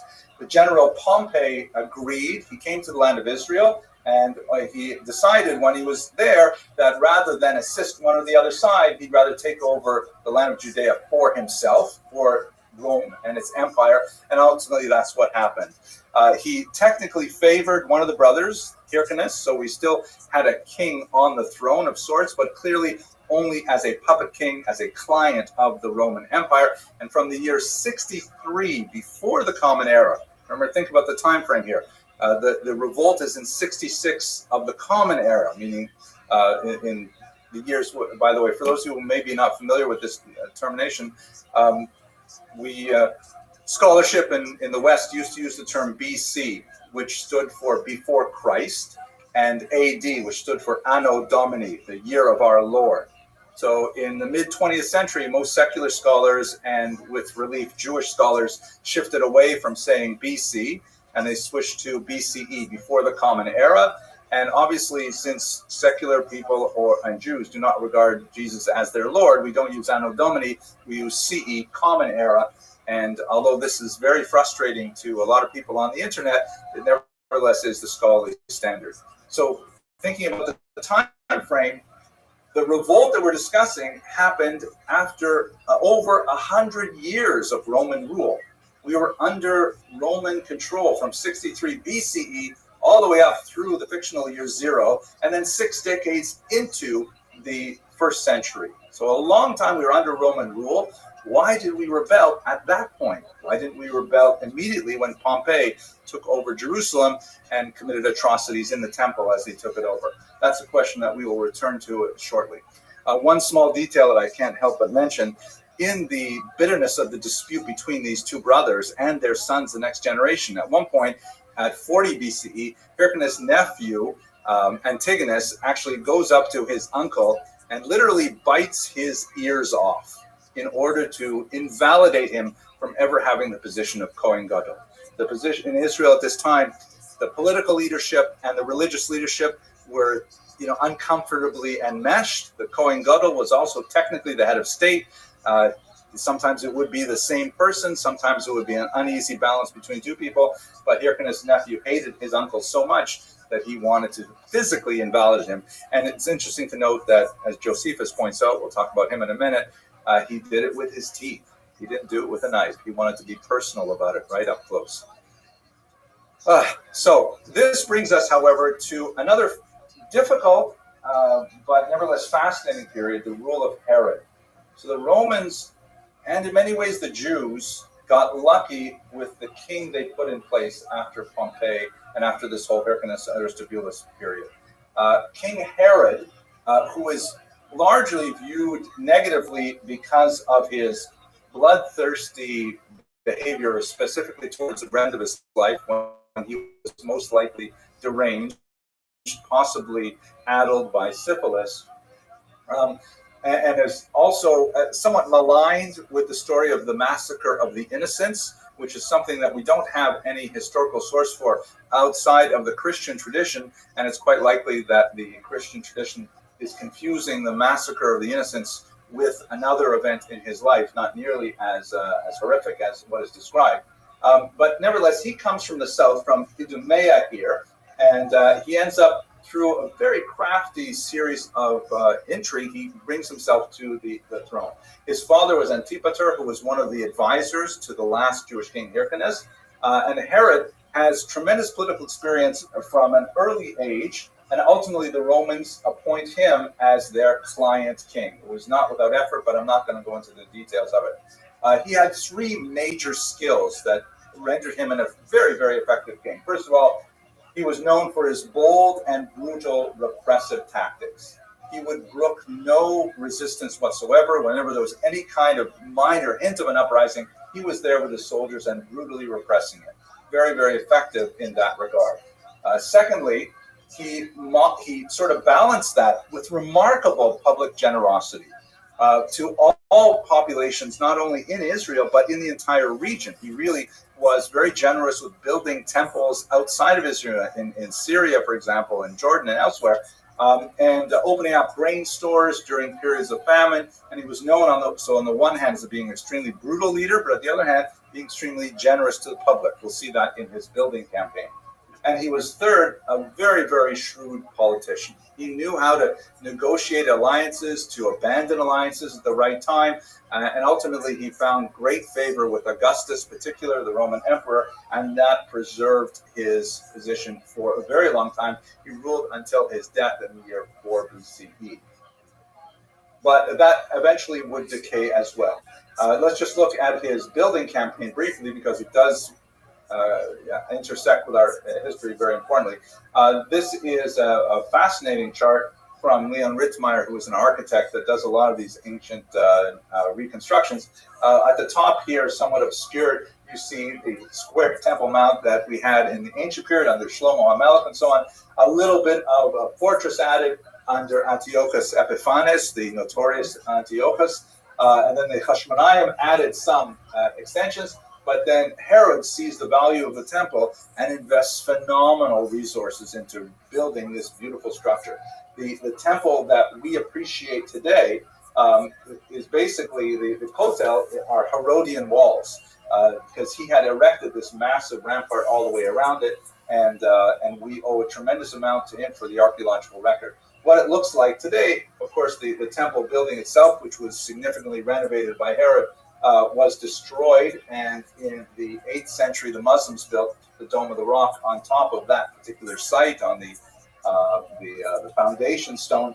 But nevertheless, Herod's building projects were an extremely useful thing for building public support. It employed a lot of people. Of course, that meant higher taxes, but he was able to garner those taxes very effectively. On the maritime ports that he built, phenomenal things, including using modern technologies that had never been used before, such as dropping concrete that had recently been invented into the sea and have it harden as it went down to the foundation, building this huge port at Caesarea. Very important site. He built so many amphitheaters and hippodromes and things like that for public entertainment. A very, Caesarean kind of idea of bread and circuses for everyone.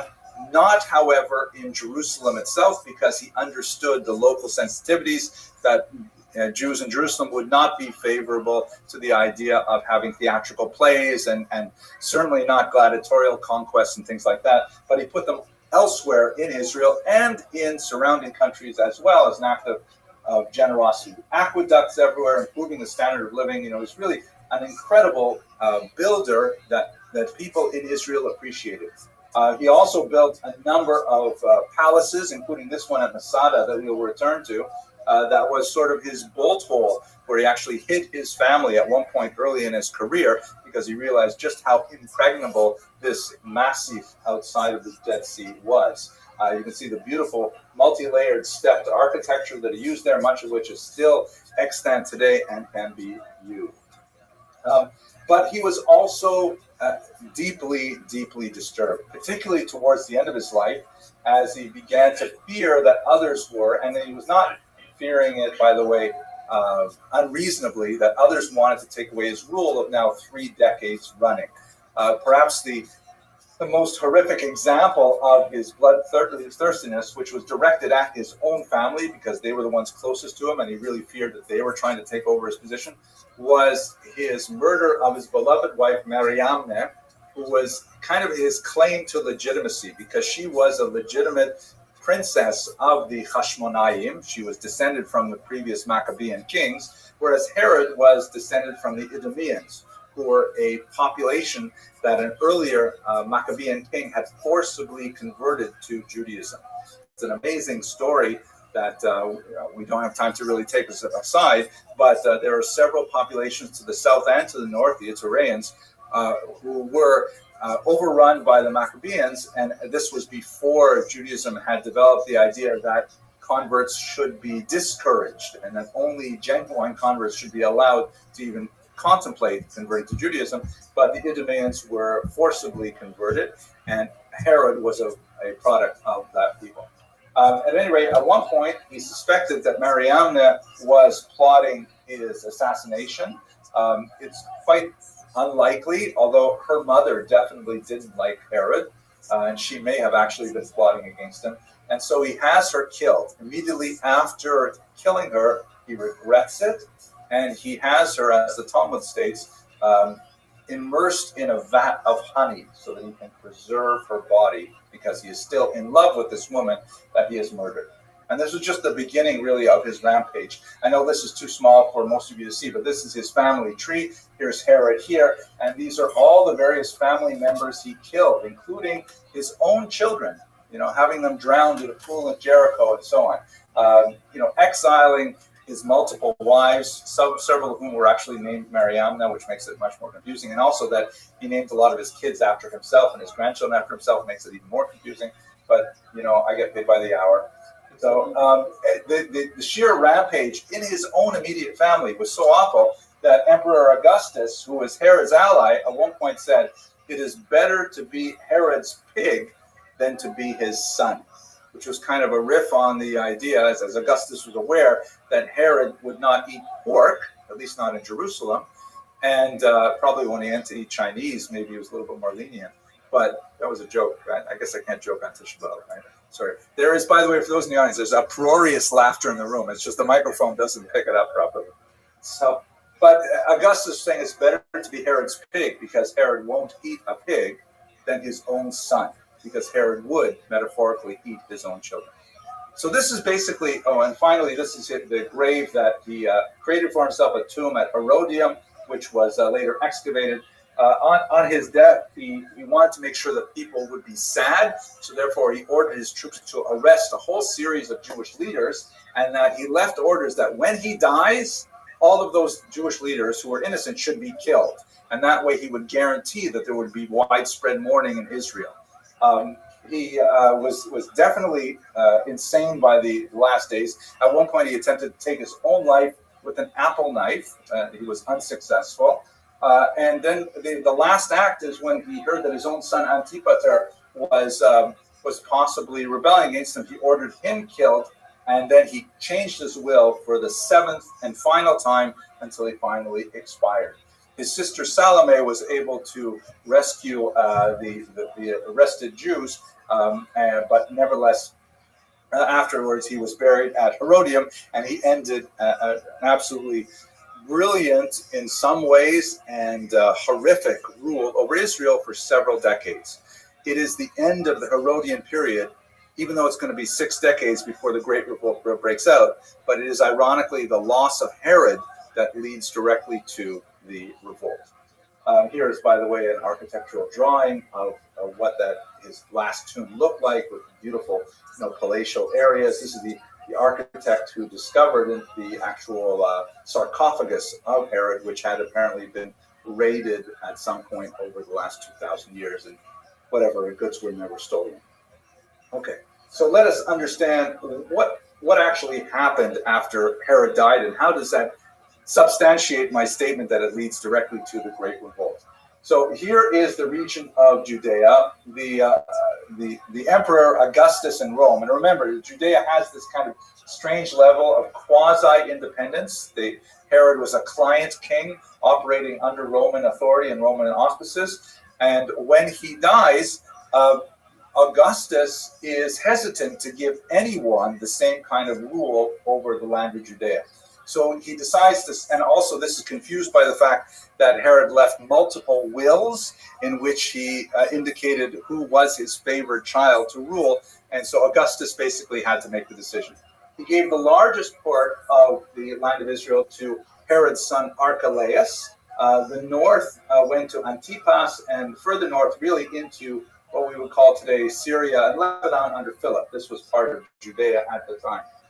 They all proved to be extremely incompetent rulers. Archelaus in particular simply could not make a decision, and there was a tremendous amount of dissent. So in the year 6, the Roman Empire exiled Archelaus and said that he simply cannot rule this region anymore. We'll take care of it ourselves.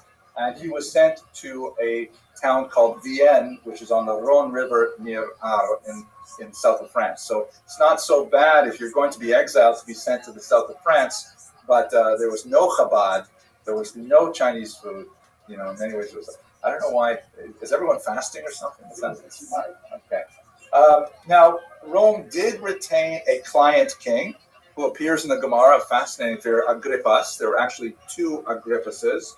The first one was rather nondescript. The second one, who had a very checkered and unusual life, he actually appeared to be something of a Baal Tshuva himself, and he was very enamored of the Jews. It is the second Agrippus, most likely, who appears in the Gemara in a favorable light, but that will take us afield where we are. What's more significant is that the Romans say, okay, you're going to have your king, but it's largely ceremonial, and the real people in charge are called procurators or prefects, and they will be the real holders of authority in Judea. Perhaps the most infamous of them, particularly in the Western tradition, is Pontius Pilate, who is mentioned here in this stone. He, of course, ruled over the crucifixion of Jesus, and that's why his name in particular sticks in the Western imagination. We will have a little bit to say about Christianity, which, of course, does develop during the time we're discussing. But let's look at the variety of Jewish opinion on how to deal with this new political situation. I'm going to discuss 3 sects now. We'll have 2 of them to discuss a little bit later in a different context. The most significant of them, in terms of their power, were the Sadducees. The Sadducees were, according to the Gemara, the descendants of an individual named Sadok, but the Gemara explains that they were claiming the role of the kahuna, the role of the Kohen Gadol, the great high priest.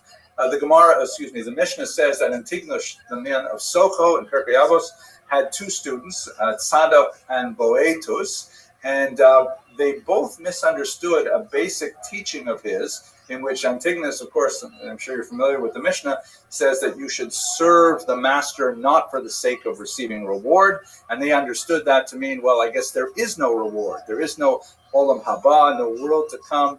And so they advanced a different vision of Judaism that was very this world focused. It evolved such that the Sadducees received Hasmonean support, and the Boethians from the other one may have been specifically sponsored by Herod. But the most important thing for us to know about the Sadducees, besides the possible differences in their theology, was that they were connected specifically to the temple ritual. They controlled the temple cult. They were overwhelmingly Kohanim, or families of Kohanim associated with the temple, and that was still the nexus of power, spiritual and political, in the land of Israel. So the Sadducees tended to be quite divergent from what modern Jews would understand as basic Judaism, but they had an extremely important role to play in the temple, and they were extremely close with the Romans. These were the establishment figures. These were the aristocracy that had a vested interest in continuing their relationship with Rome, and definitely did not want to rock the boat with any kind of rebellious measures. The contrasting group, which we should recognize much more familiar to us, are the so-called Pharisees. Now, we're not exactly sure if the Pharisees are the same as what the Gemara calls the Perushim. The term Parush means separate, and so you do have this phrase occurring a number of times in the Gemara, where there's a group of rabbis who are called Parushim because they want to get away from the nastiness of politics. They want to get away from the lashon hara, the gossip that goes on, and they want to just focus on their religious development.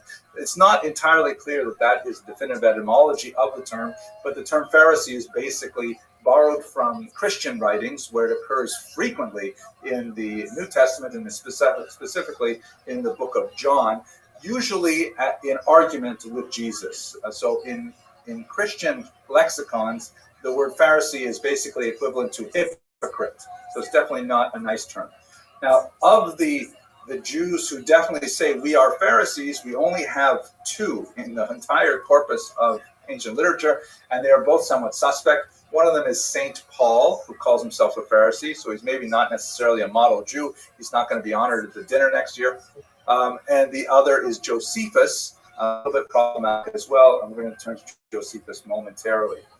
Their relationship to the Sadducees is fascinating because the Pharisees were known to be much more populist, meaning they seem to have the loyalty of the common masses of Jews. There's also an urban-rural split where the Sadducees are very much focused in the cities, and especially in Jerusalem. The Pharisees seem to have a lot more influence in the hilltop culture outside of Jerusalem, in the fields of Galilee and so on.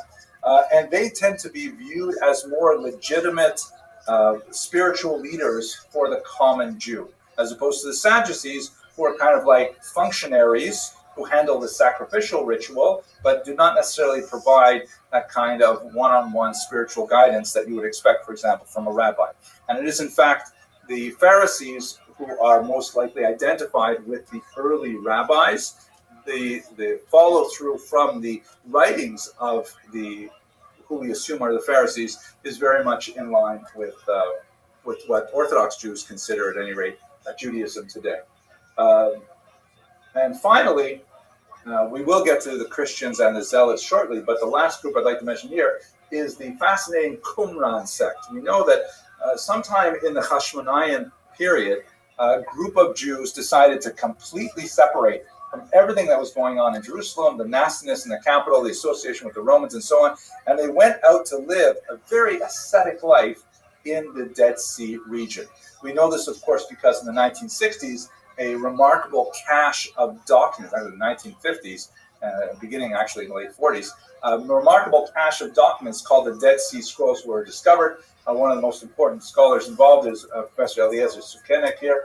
And these scrolls, hundreds of them, sometimes overlap with writings that we are familiar with elsewhere, the books of Tanakh, all the books except for the book of Esther, and then a whole bunch of other really weird books that we don't have elsewhere in the canon, some of them written on copper sheets like this, and they seem to have been a really bizarre set of writings that eagerly anticipated the apocalypse within moments, and there's a lot of strange writings about the master of righteousness and the teacher of evil and all kinds of bizarre things that go on. People are still trying to figure out exactly who were these Qumran groups. Josephus, who I know I've mentioned his name several times to tell you who he is, but I will mention that he spent several years living among a group of people he called who followed the fourth philosophy that were likely these Qumran sects. Their region was destroyed in the 60s of the Common Era, but it was later excavated, and you can see that they lived, way out here in pretty remote areas. And we have, for example, one of their writings is called the Manual of Discipline, in which they discuss the ways in which initiates were to behave. They were to eat their meals in silence. They were really big on ritual purity. They would dip in the mikveh several times a day. And Josephus tells us, amazingly, that they would refrain from defecating on the Sabbath. It was kind of a bizarre thing. When they were initiated, they were given a small latrine shovel, and one of the most important things they could do was make sure they took care of their excrement. So they were kind of a strange group that I would love to spend more time studying and talking about. But we're going to go to the conflict now. So that gives you a sense of how bizarre the environment is as we're moving into the first century. Now, we are extremely indebted for almost all of this information to this man, who we don't know if he looked anything like this. This is just one of the fanciful 18th century representations of Josephus. But he is an unusual man named Yosef ben Matityahu, who was born in the year 37. And he tells us several times, he wrote an autobiography, and he also describes his life at multiple points in his several works, that he came from an aristocratic family with Pharisaic leanings. He described himself, as I mentioned, as a Pharisee, although he definitely had connection to other groups. He experimented a little bit spiritually by going out to Qumran. And he was apparently important enough that he was sent to Rome as a young man as part of a Jewish delegation to negotiate various things for the state. While in Rome, he was overwhelmed. He was like the buildings and the architecture and the government and the society. And he just thought Rome was absolutely fantastic. When he returned to the land of Israel, he discovered that the land was in open revolt. And much to his dismay, he was placed in charge of the troops in the Galilee. At a young age, he was in his 30s, and he was placed in this very important military capacity. So he must have been quite an important figure. Certainly he tells us he was. He tells us about how he was so precocious that at the age 14, all the rabbis of Jerusalem would come to him with their shilas. And, he never suffered from excessive humility. But at any rate, he ends up, the reason why he is so important to us is because he left us a remarkable book, The War of the Jews, the Roman Jewish War, that tells us everything we really want to know about what happened in the war, but he is an extremely problematic source. Because basically what happened is when he was, when his settlement in Yotapata, I'll show you some pictures of it in a minute, where it was attacked by the Romans in the Great Revolt, he ultimately surrendered to Vespasian, who would later be the emperor, and he became an aide-de-camp to the Romans. He became their sort of cultural interpreter, maybe their literal interpreter, and he was literally side by side with the Romans as they destroyed the temple in Jerusalem. He gives us a very valuable first-person account. Then after the war, he went to Rome with his captors, now patrons. He took their family name. He is known as Titus Flavius Josephus. Titus was ostensibly his best friend, the Titus who destroyed the temple. And Flavius was the family name of that group of emperors. And everything that he wrote was written with the editing supervision of his patrons, the Romans. We know that he wrote a version of his history first in Aramaic, the lingua franca of the Jews, but later that was translated to Greek, and as he developed his proficiency in language, he wrote many, many books in Greek, the massive 20-volume Jewish Antiquities, very important one, and he made a great career out of being the Jewish expert for Rome, the entire Roman Empire. His books are extremely valuable, but very difficult to appreciate because he was fundamentally a traitor. He betrayed the Jewish cause by going over to the Romans, but at the same time he was a captive of the Romans, and he couldn't write anything without their assent and approval. He knows that if he says something bad about the Romans, the emperor himself is going to have words with him about it. So reading Josephus is extremely difficult. You have to constantly read between the lines of what he might have wanted to say, and there are many, many different interpretations as to what kind of a person he actually was. So we rely very heavily on him for much of our sources. We definitely have other sources. We have Tacitus, who lived at the same period of time, but had an unusually strong anti-Jewish bias that comes out. We have Cassius Dio, a historian who lived in the next century, who was especially important for the Bar Kokhba revolt. And we have the church historian Eusebius, who wrote extensively about the war, but he wrote it from a distinctly Christian perspective, using the events of the war as justification for the growth of Christianity. So all of these historians are somewhat difficult to use for various reasons. Let me mention one small footnote about Josephus. It's quite fascinating, since I mentioned Eusebius. There are a lot of historians who are active at this time. We know they're quoted in Josephus and elsewhere, but their books have been lost. Why is it that Josephus survived? I mean, he is a very dramatic writer. He does convey a tremendous amount of energy and information, and is very dramatic, full of narrative in his histories. And so he's a good historian. But why would he have survived? The main reason appears to be that one of the copyists of Josephus was a Christian monk living probably in the 4th century, that is 300 years after these events. And he said to himself, how is it possible that we're reading an entire book on the Roman-Jewish war and there's not one single mention of Jesus? I mean, how is that possible? So he decided to add a paragraph. It's called the Testimonium Flavium. It's been shown to be a forgery from many centuries afterwards. But it has this really bizarre paragraph in which it describes, and then Jesus came and he was the Messiah, and now back to the war. Right? It was just one little kind of paragraph stuck in there. And but ironically, because Josephus was a 1st century Jewish historian, and we had this reference to Jesus, the church preserved his works. Jews were not reading Josephus. Jews only got interested in Josephus in the 10th century, when an Italian Jew translated a version of it called the Yosipon, Sefer Yosipon, into Hebrew.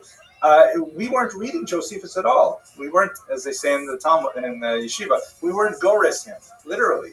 But it was that one little passage that meant the church wanted to preserve his works, and so he unusually had a great shelf life in the church, and we're grateful for that because we have Josephus, even if it is marred by that strange passage.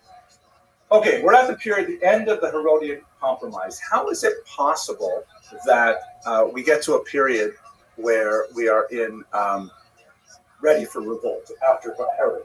So, I got to do this again. I got to do this. See if that will work. Yes, here we go. So first of all, what did Herod do? Herod was, even though he was a madman and he would murder individual Jews and he would be very cruel and repressive of any kind of rebellion, he understood what Jews wanted, and he was very careful to make sure that he never stepped over his boundaries. For example, in Jerusalem at this time, there was an extreme allergy to physical images. Like, for example, actually, that's not the same one we used to have. Did we have a different thing here at one point? We did. I always felt a little squeezy about it. It was like kind of a sun image that was bullied. Maybe I'm thinking of another synagogue. But the Jews in Jerusalem were really, really allergic to any kind of images. And Herod and others would make sure that coins that were minted would not circulate in Jerusalem if they had faces on them. which was a really big deal. And so he was very, very careful to make sure that the Jews, it didn't cost him anything. So he just made sure that they were happy with those things. He made sure the temple ran right. He beautified the temple, made sure that Jews who cared got what they wanted. He also cared about non-Jews. And there are lots of non-Jews living in the land of Israel. It has never been ethnically monolithic. There's always been multiple populations in the land of Israel. And he was solicitous of their concerns.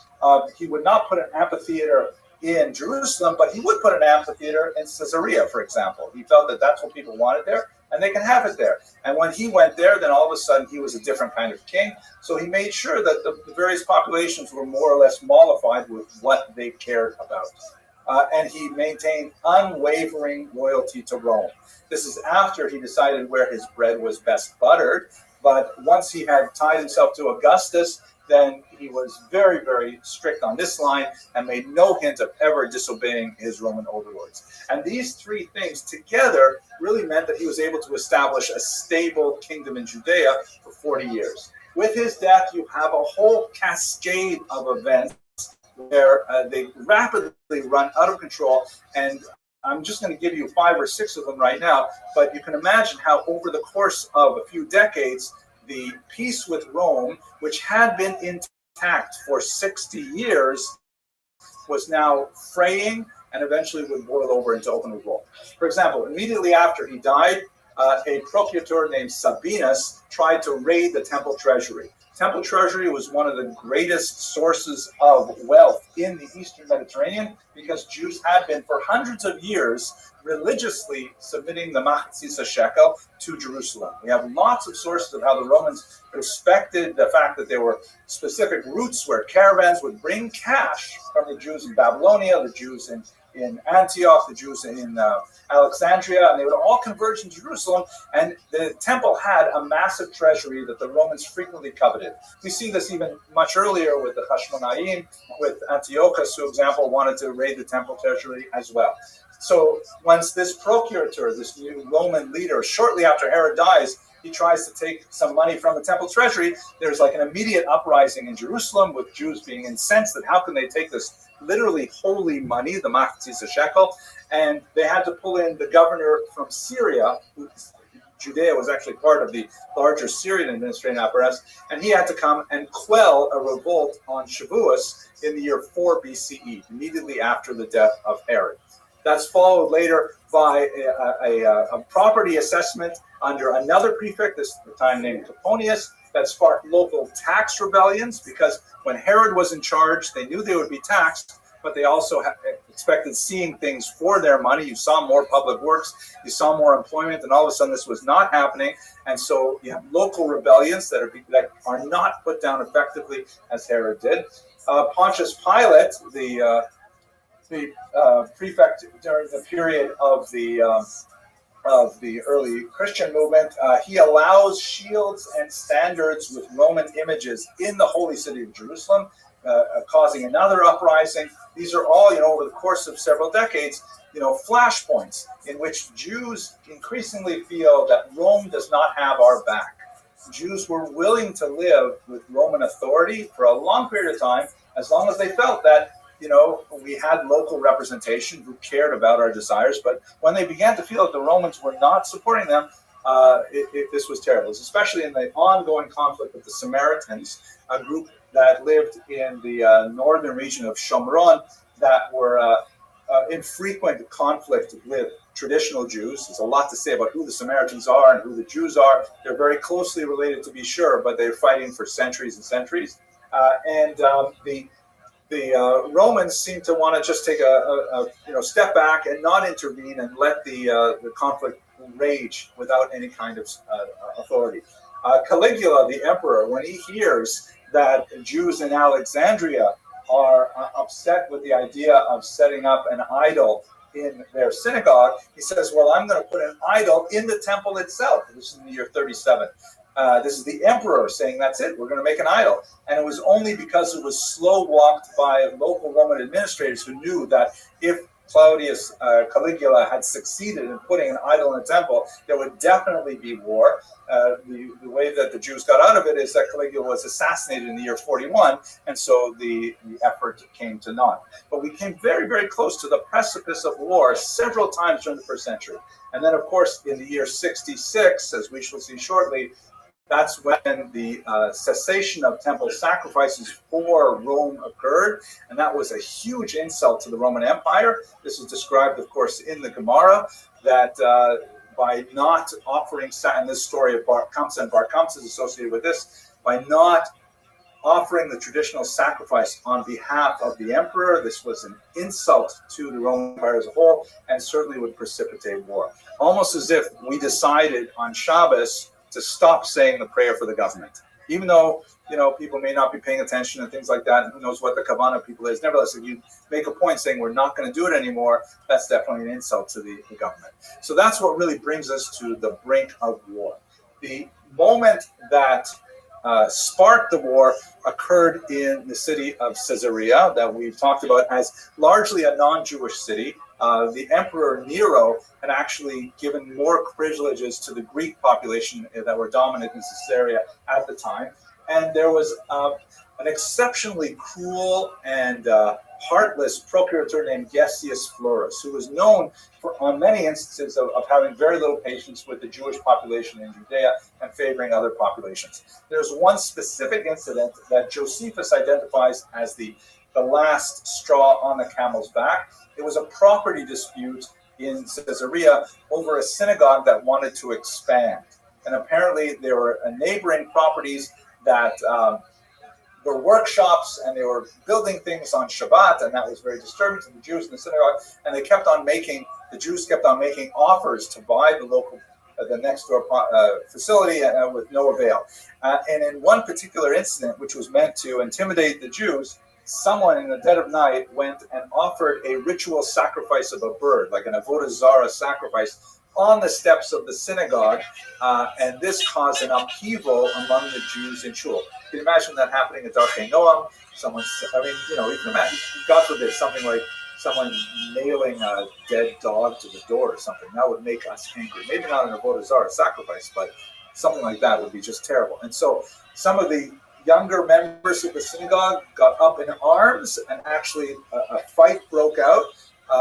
The elders of the synagogue realized that there was going to be some trouble. They took the Sefer Torah and they left, and they fled the region. And Gessius Florus simply was hands off in the entire period. The Jews appealed to Gessius Florus for some kind of remedy, and he refused to even consider it. This ultimately resulted in rioting in Jerusalem, especially after Gessius Florus goes once again to the temple treasury and withdraws a paltry amount, 17 talents. I mean, it's a lot of money, but in the context of what a Roman Empire needs, it's like going to, robbing a bank and taking $10,000. The bank has a lot more than $10,000 in it. Take $10,000, it's like small change. The Jews not only rioted, causing a pushback from the Roman garrison settling there and mastering Jews in the streets, but they also openly mocked Gessius Florus by walking around with their hats out, saying, Gessius Florus needs some money. Can someone please contribute to the pushka for him?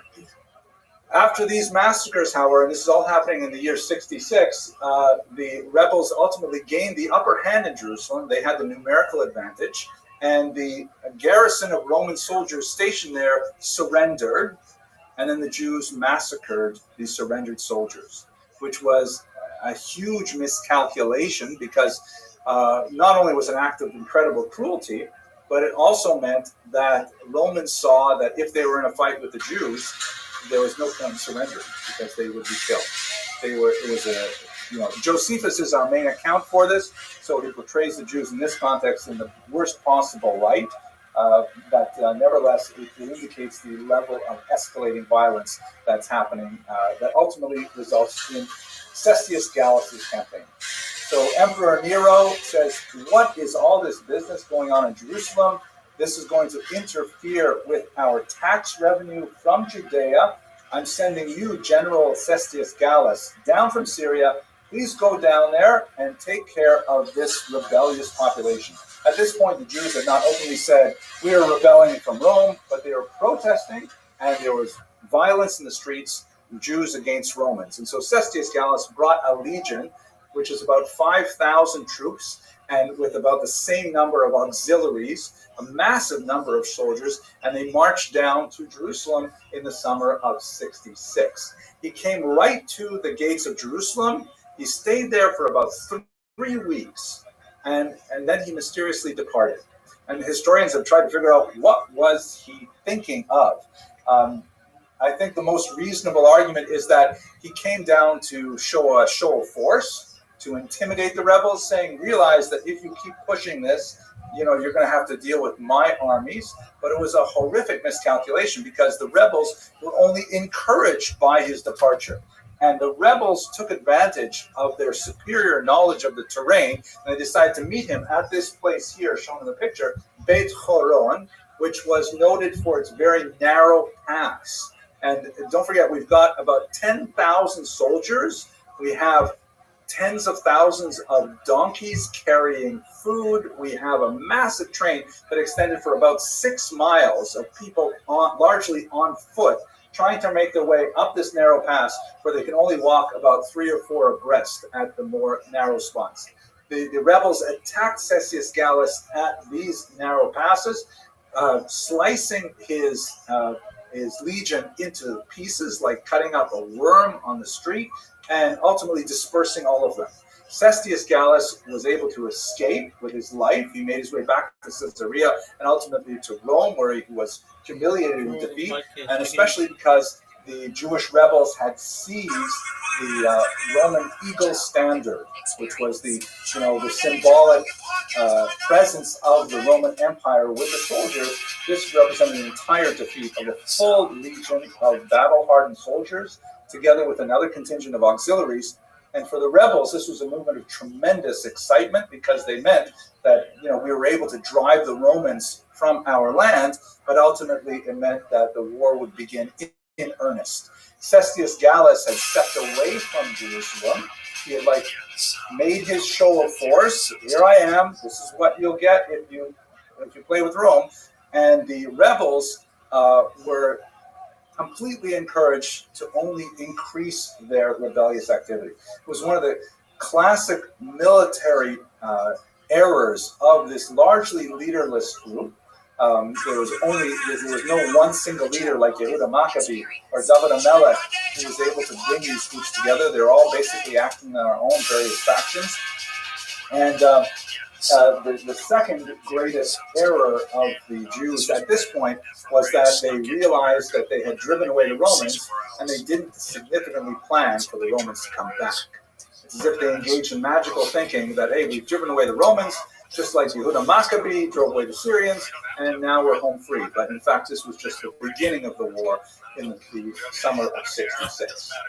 So what ends up happening, actually, maybe I should pause for a moment. I talked a blue streak for an hour. Does anyone have any questions at this point?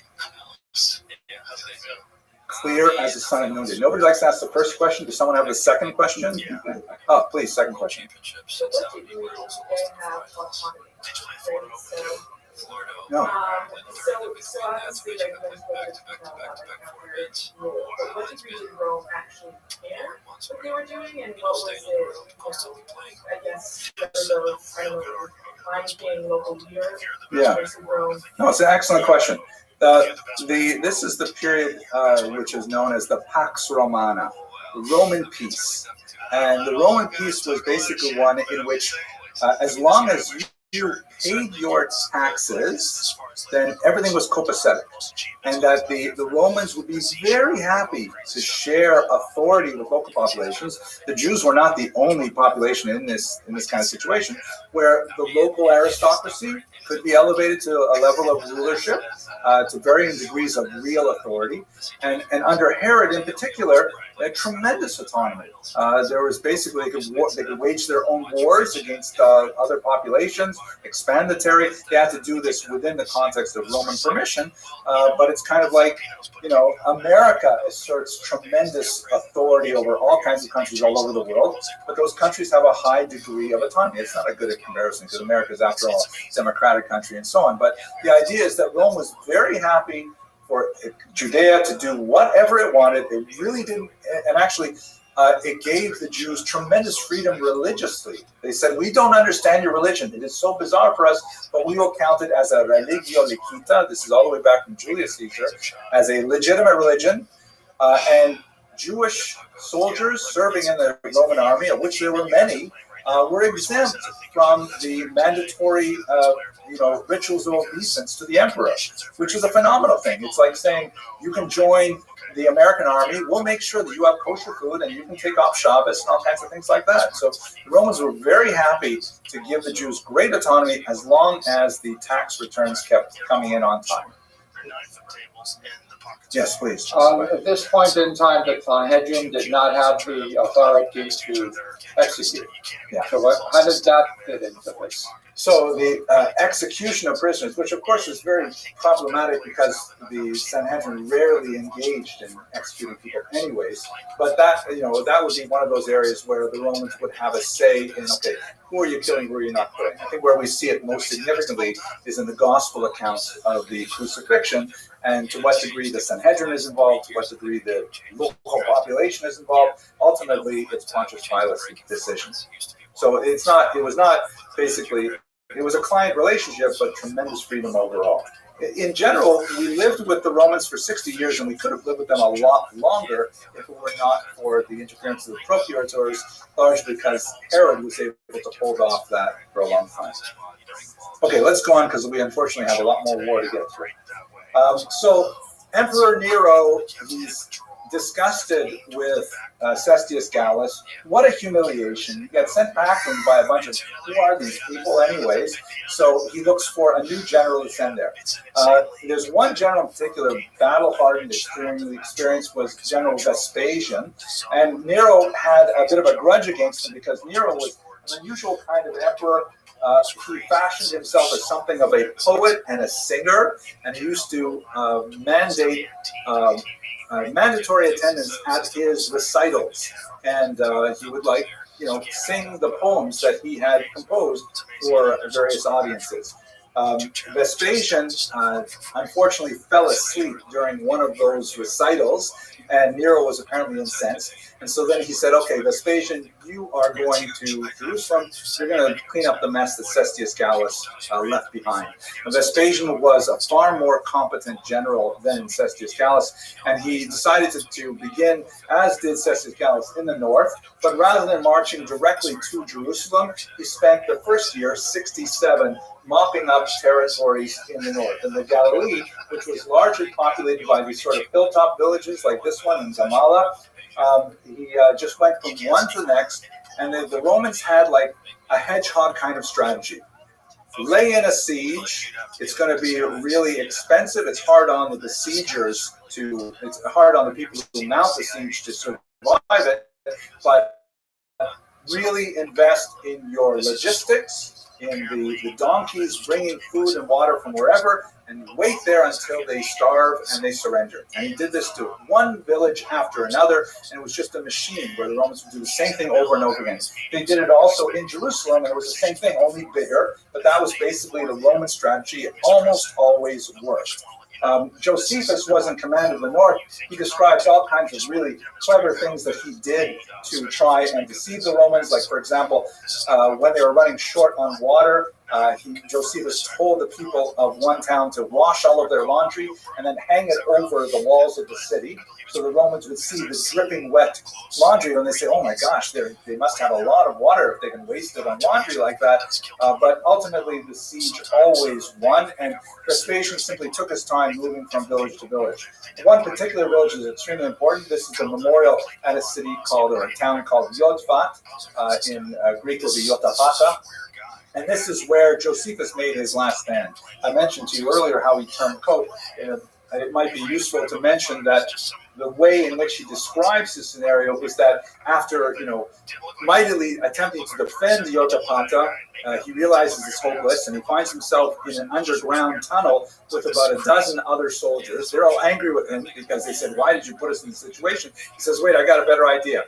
rather than surrender to the Romans, which would be humiliating and would be undignified, why don't we just engage in a show of lots? We'll each choose a straw, and whoever gets the short straw will have to murder the others, and that way we will at least we'll die with dignity rather than give ourselves to the Romans. And so they do this in small groups until finally, amazingly, Josephus turns out to be one of the last two guys holding the short straws. All the others have killed each other. And Josephus says to his friend, wait a second, let's rethink this.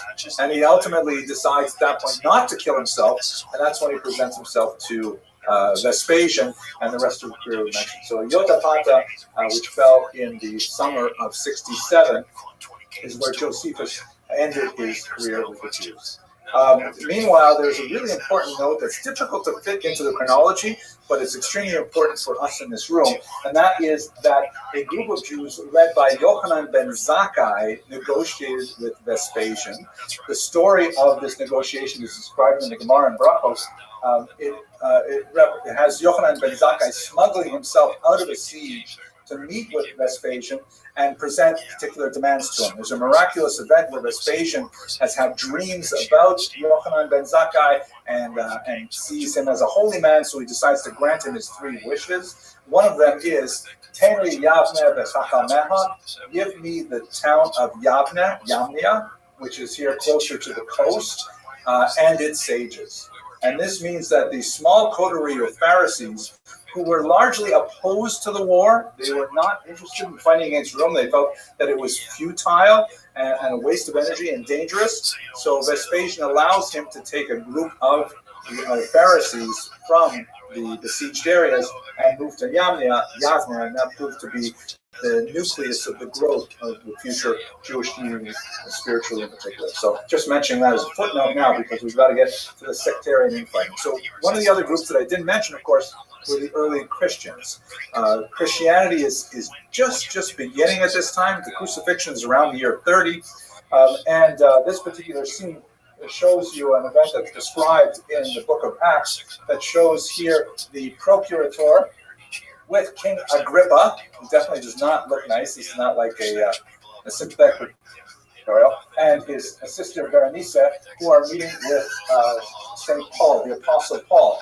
Agrippa apparently was very interested in religion in general, and he would interview Paul to try to understand what exactly is going on with Christianity at this time.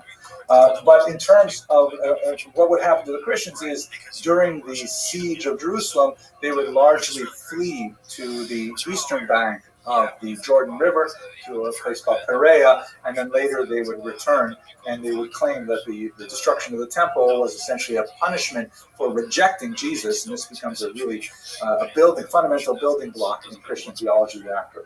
But in terms of the war, Nero commits suicide in the year 68. He's dealt with some really challenging things with the burning of Rome and the tax revolts and so on. And this puts Rome into a period of civil war as several figures are competing for the throne. Vespasian, who is right now in Israel, will ultimately become the emperor. But the chaos in Rome means that the Jews have a little bit of a pause in the fighting. There's not much fighting going on in the years 68 and 69 because Vespasian is going back to Rome and he's going to settle things there.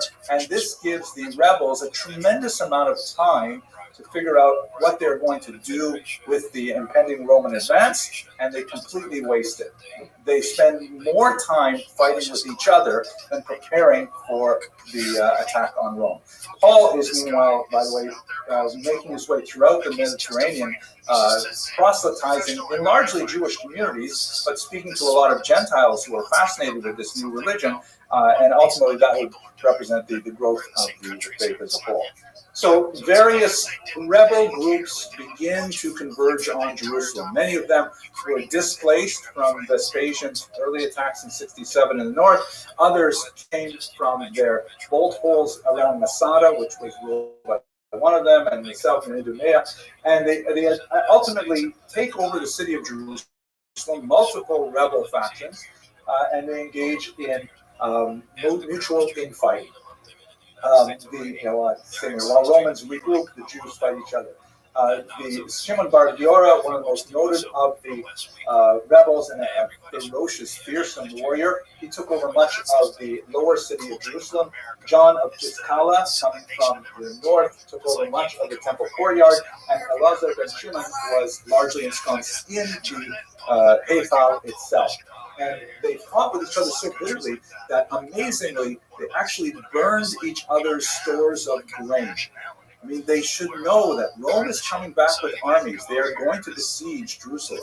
The worst thing you can do is destroy your stores of grain. But they had so much hatred for each other that they could not abide the possibility of them surviving. It's an absolutely horrific period in the lead up to the Great Siege that I think provides us a tremendous number of moral lessons for how Jews should not behave. And there was active fighting between the groups.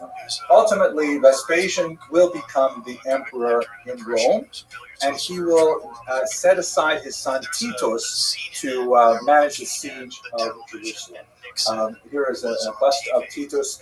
Titus brings with him his loyal interpreter Josephus to accompany him to the actual temple itself. So the siege actually begins in the spring of 70, before the holiday of Passover, and the Romans essentially lay in for the long haul, because this is their go-to strategy. Just simply surround them, cut them off from any supplies, let them starve themselves out. The Jews had already weakened their position by destroying their own stores of grain, but they did have a relatively secure water supply, thanks once again to Herod, among others. Josephus describes quite believable cases of starvation and cannibalism that echo the passages that we read about last night in Eicha, that are absolutely horrific. The siege goes as follows. First of all, Titus constructs this major siege wall around the entire region. He attempts a couple of times to attack the city frontally, but is repelled. And amazingly, as insane as the rebels were, and as short-sighted as their leadership were, they were terrifying, vicious, brilliant warriors, and they initiated some absolutely heroic and innovative ways of fighting back the Romans and held them off for a remarkable amount of time. Like, for example, when Titus first advanced, he set up camp on Har HaShofim, Mount Scopus. I'm sure many of you know the geography. It's a big mountain just outside of Jerusalem, and he figured from that base he would be able to attack the city. To his surprise, the rebels emerged from the city and fought uphill against Titus and caught him by surprise as they were still setting up their camp. Titus himself was even wounded in this attack. Eventually, the legion was able to push them back, but it was rather remarkable that they would attempt this act of great chutzpah. And another example, the Romans would build these massive siege engines that, because they were so heavy and because you have the valleys surrounding Jerusalem, they had to construct these huge earthenware ramps to be able to bring the siege engines up to the wall. This again, the Romans had patience. They knew logistics. They planned well in advance, and they were able to overwhelm most of their enemies simply by, engineering what they needed to ensure a swift victory. Well, I shouldn't say swift, a victory. They would take their time to get it done right. And so the Jews, remarkably, began to tunnel under the earthenware ramp, reinforcing it with wooden staves, and then once the Romans had brought their siege engines onto the ramp, they set fire to their tunnels, collapsing the ramp and destroying the siege engines, which was a great frustration for the Romans, but they just simply started over again, and they built another ramp and built more siege engines. Ultimately, they were able to break through. There are actually 3 walls that are protecting Jerusalem. They break through one in May of 70. The inner wall was breached after a further week of fighting, and then in late July, they finally breached through the second wall. This is probably the 17th of Tammuz breach that we commemorate. And then finally, they were able to breach through the Antonia fortress at the northern part of the Temple Gate and attack the temple itself. The actual destruction of the temple is something of a controversy. the Josephus portrays it in a manner quite favorable to Titus, because after all, he's writing a book that, he has Titus reading over his shoulder. And the temple was regarded quite rightly as one of the great wonders of the Eastern Mediterranean. It's considered a phenomenal architectural thing of great beauty. The Talmud speaks about it, says that if you've never seen Herod's temple, you've never seen a beautiful building in your life. And so the idea of barbarically destroying this temple was seen in some circles as, an act of cultural insensitivity that destroyed a great artifact of world civilization despite the rebels. So Josephus portrays Titus as telling his soldiers specifically, don't attack the temple itself, we'll take care of the rebels, but certainly preserve the temple building. And then mysteriously he goes and he has a nap in the middle of the day. You're about to take over the central stronghold of the rebels. You don't take a nap necessarily at that time. It's hard to believe he did so. And then they woke him up once the temple was actually aflame. And he came out and apparently, according to Josephus, expressed his displeasure. It's far more likely that in the context of the bitter fighting, which was absolutely intense, the Roman soldiers were perfectly happy to set fire to the temple, and he did not object, but we don't have that in the Josephine record. We do have more of it in the Talmud itself. And that ultimately is the destruction of the temple itself. This is the moment which the Romans rightly declare the war over. There are still mopping up operations. There are still a few strongholds where the rebels have maintained their position. Perhaps most significant of them is, of course, here at Masada. I forgot to mention before I get to Masada. The Romans, at that point, engineered a huge propaganda event to celebrate this victory. They constructed this massive arch, which still stands today in Rome. It's called the Arch of Titus, that celebrates his victory over Judea. And of course, underneath there is this famous bas-relief. Here's a better resolution image of it, which shows Roman soldiers bringing the spoils from Jerusalem back to Rome, including the menorah. See here, the base is something of a controversy. And on the original, which was reconstructed actually by Stephen Fine of Yeshiva University, using microscopic paint chips that were left behind. The Romans were very, very garish. They like to paint their sculptures. It's all in blues and yellows, very cartoonish. But it clearly says that they were bringing with them the Jewish law, which is tempting. What exactly were they bringing? The Jewish temple and the Jewish candelabra. You can see here the chatzotzrot and other things. This is maybe the shulchan here they brought to Rome. They made a huge triumph, which is a great procession, a parade, which culminated in the public assassination of Shimon ben Gioria, the public execution of Shimon ben Gioria, and then weeks of feasting afterwards. The Romans really wanted to make a big propaganda victory out of this. They also used coinage, and we have about 24 examples of the infamous Judea Capta coins that were minted by Vespasian and his successors, celebrating their victory over Judea.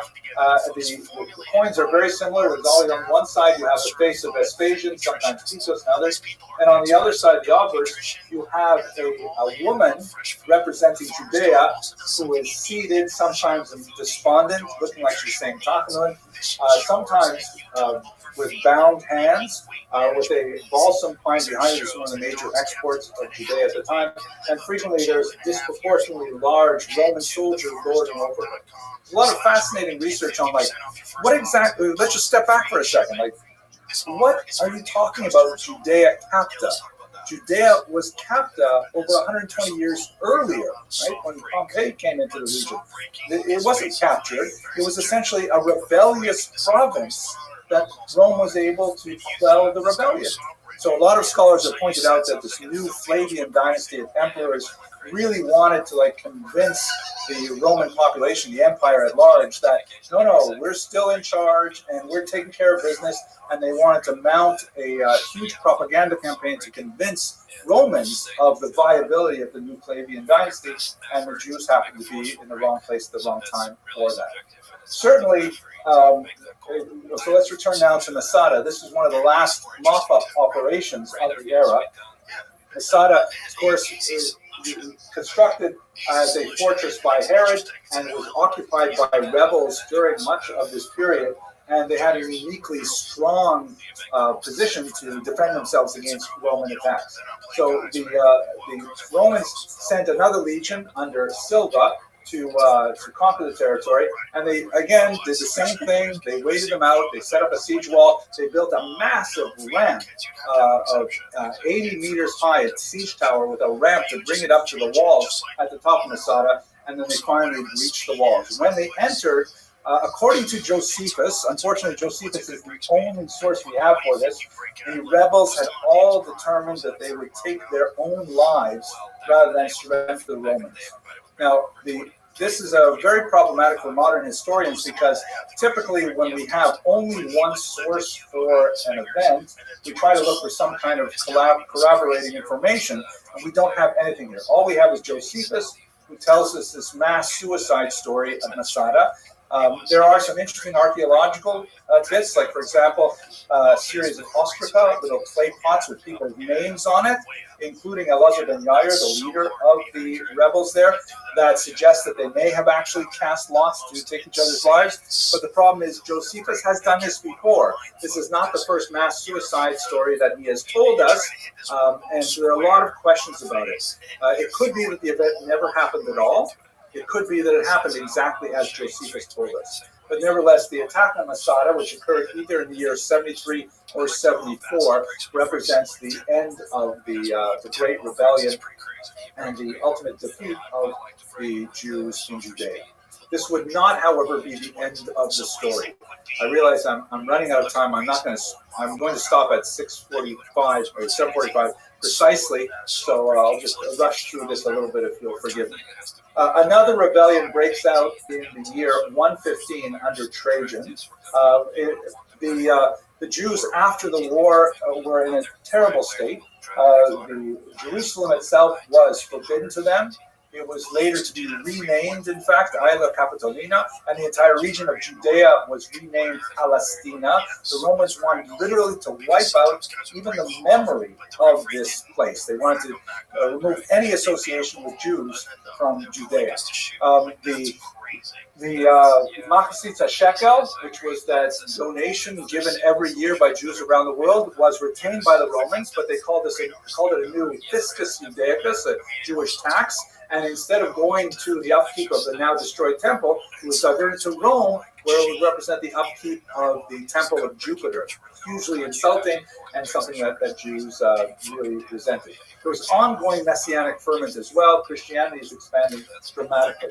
So there are a series of rebellions among Jews against Romans. The Jews are, they just don't accept defeat. I should say, we don't accept defeat. They will not lie down. Rebellions occur in Mesopotamia, in what would be today Libya, in Crete and Alexandria, and even in Judea itself. We don't know a lot about what exactly happened in these. We have some fascinating little bits of information, which I'm going to zip through very quickly. But apparently the Jews were considered extremely ferocious warriors in all of these battles as well. The last one which you really should consider is, of course, the Bar Kokhba revolt, because 20 years later the Jews rebel again, and this time with much more success than their previous rebellions, largely because of the dynamic and visionary leadership of one leader, Bar Kokhba, who is quite distinct from the period we described earlier, where there are multiple rebels who are all fighting with each other. This is the famous menorah constructed by Beno Elkan that sits outside the Knesset. In the central panels, you have here a representation of Moses at war with his hands raised against Amalek, and then to his left, you have David HaMelech also in war with the head of Goliath raised overhead, and the third great figure in this menorah is Bar Kokhba, shown here, bound by and bent over by the weight of his rebellion against Rome, which ultimately would be unsuccessful as well. We have lots of sources for this. We also have some great archaeological sources discovered by Yigael Yadin, the chief of staff of the Israeli army, and also a world-renowned archaeologist. I'm going to zip through a little bit of this here. One last detail I should mention here. The Gemara has a lot to say about Bar Kokhba. Fascinating how it says that his soldiers were so well trained that in order to get into the army, you had to pick up a sapling out of the ground while riding a horse. that they would actually amputate their thumbs. I don't know exactly why. I never quite understood the Gemara. Rabbi Akiva famously thought that Bar Kokhba might even be Mashiach. He might even be the anointed one to lead the Jews. And another Prager, Yosef ben Gugada, said to him, Akiva, grass will grow from your cheeks before Bar Kokhba is Mashiach. Which means to say you'll be long dead before anyone like Bar Kokhba becomes Mashiach. At any rate, the causes of the war are something of a dispute. They're definitely associated with Emperor Hadrian, who visited Judea in the 120s and then came back to deal with the war. It's not clear whether it was a result of persecution or the persecution came afterward, but this was definitely a period of phenomenal attacks on the Jews. This is the period of the Asara Hoge Malchus, the martyrdom of the 10 martyrs of the state, Rabbi Akiva's horrific death, Rabbi Hanina ben Teradion's horrific death. We talked about that in the keynotes this morning. This is all associated with this last and final war against Rome. The Bar Kokhba largely used the network of caves in the Dead Sea region to mount guerrilla-style attacks, which were originally successful against the Romans in 66, and were a far better use of strategies than anything else. And he was able to hold out for a very long time. These are some coins that were minted by Bar Kokhba. They're not actually minted. What they would do is they would take Roman coins, heat them up, and then stamp new impressions on them. And they were, religious things like images of the temple and so on. Also, there's a little star on the top here that is his own symbol, Bar Kokhba. Let me just conclude here. Ultimately, the war, the Romans were able to completely crush this rebellion as well at tremendous cost. They had to bring a legion all the way from England to be able to handle it because they didn't have enough forces in the Mediterranean to be able to put it. And famously, Hadrian, when he reported on the war to the Senate, apparently there's a series of phrases that you have to say. He specifically omitted the phrase, Mihi et legiones bene. I and my soldiers are well. He's not willing to say that because Bar Kokhba had given them quite a beating. Ultimately, though, the war would be lost with the last great battle in Beitar, shown here. The Gemara says that the savagery of the Roman vengeance on the Bar Kokhba rebels was so great that the streets ran with blood. And that's, of course, what we commemorate in our benching today in the Baruch Hu. I'd like to conclude with these three images, and that will bring us to Mincha. Thinking about the wars, we have this image. This is actually a tombstone that was discovered just south of Rome, dating from the 1st century of the Common Era, around the year 95. And the inscription in Latin says, this is the grave of Claudia Aster. Her name was probably Esther, prisoner from Jerusalem. It was set up by Tiberius Claudius Proculus, her husband, who was an imperial freedman. He's probably one of the Jewish slaves who later gained citizenship. We took care of the epitaph. I asked you, make sure through the law that you take care that no one cast down my inscription. She lived 25 years. This is a grave of a young girl who was probably, based on the year, she was probably 7 or 8 years old, taken captive from Jerusalem, along with what Josephus reasonably says about 100,000 Jews, and shipped off to slavery in Rome.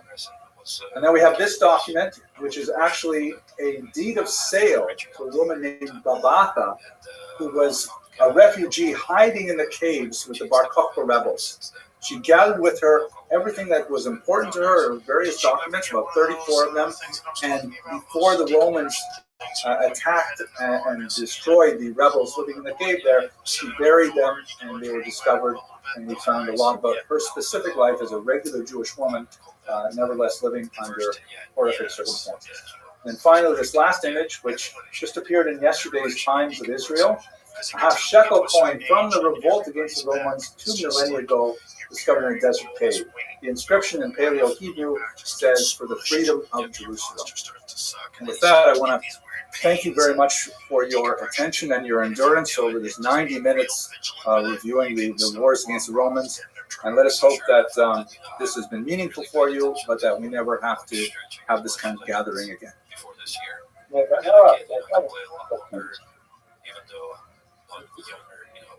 Thank Dr. Abelson for all his efforts and it's way harder to get. The phrases about dying bend up is no Interesting. I was on the Zoom the whole time. Oh, right. There was like 5-6 minutes that I was forced to not pay attention, and I need to catch up on that. So I hope I can follow up with you. Yeah, it's really difficult. I do have the cold plunge at home. Yeah. So all the good stuff. A lot of it. It all happened already. Okay, your wife has had to care? Especially if you can do it first thing in the morning. You can force yourself to do it first thing in the morning. Well, we're not sure it will be. We're going to try it and see what happens. Okay. No, I don't think it's going to happen. Right. All right. So that's that. And as long as you don't do it within like 2 hours, you have to wait like probably 2 hours. Actually, okay, and let's just see if this works. And then Rabbi will be ready to go. Whenever you are ready, there's a microphone here. Yes, we're live. Watch your step. Watch your step. Are we live? Okay. Okay, welcome everyone to tonight's part 2 of our Tshuva lecture series together with Dr. Noam, with Dr. Abelson. Really grateful for all of you guys being here and those who are watching at home. I had a conversation with my Rabbi this past week. We were talking about some potential additions, whether we should add to the Matzah. And there's some discussions about the Rabb's or Soloveitchik's practices. And I said to my Rabbi, I said, I think for a lot of people in the shul, just getting them to say the words we have, not adding more, is probably enough. I said, tefillah these days is hard enough.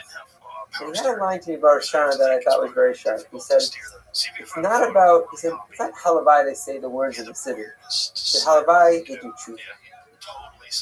And I think that he caught me. He was giving me a muster, but he wasn't intending to. But one could go through all Rosh Hashanah, not clap one fate, and not really do any tshuva, because we didn't ever say anywhere in Rosh Hashanah to do tshuva. And so, and my Rabbi was giving me a subtle reminder that the goal of all of this davening and all the time that we're going to be spending together over the course of the weeks is really to engage in the process of tshuva. Different opinions of what tshuva means, but ultimately we're trying to connect better with ourselves, each other, with the Bari Olam. And Dr. Abelson really prompted having this mini-series, and tonight we're going to be taking a deep dive into Tomer Devorah, and with Dr. Abelson, we're very grateful for him for sharing his time, his wisdom, expertise with us. And there's a bonus. We have some merch for those who came.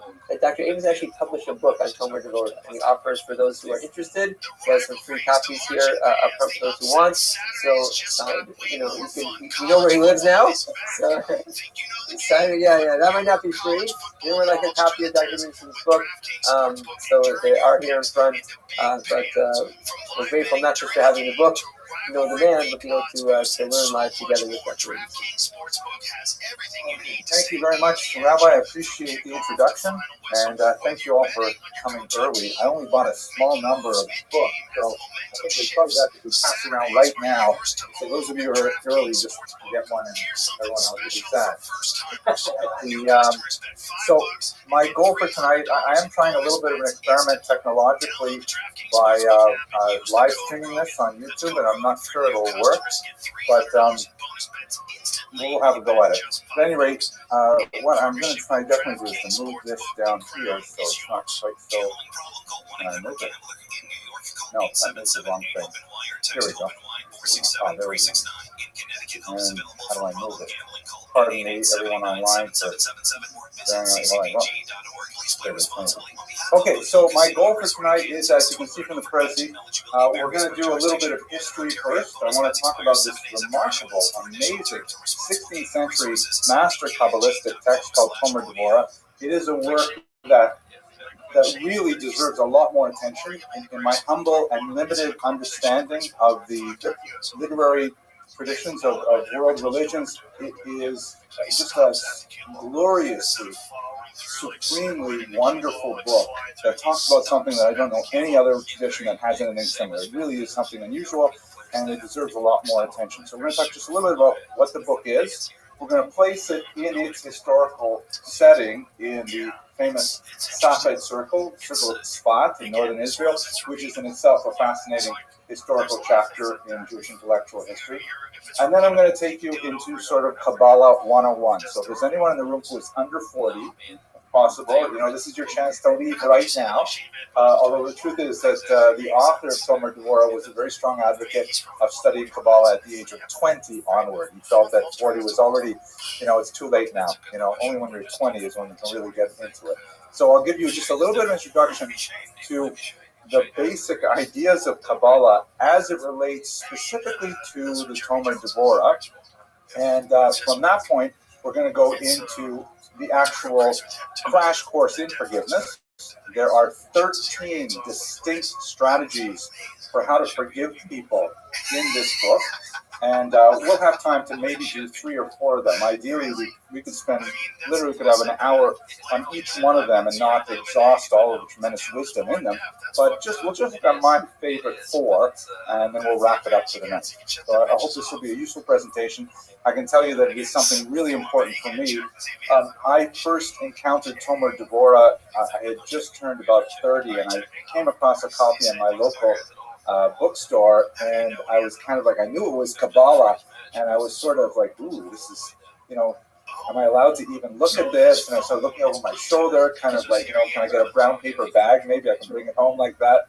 But it's just the first 12 pages just blew me away. It was so overwhelming. It was so amazing that, as the rabbi said, I spent a fair bit of time translating it, and I really got a lot out of it. It's one of the 10 books that changed my life, and I think it has the potential to change anyone's life. It is really a phenomenal work.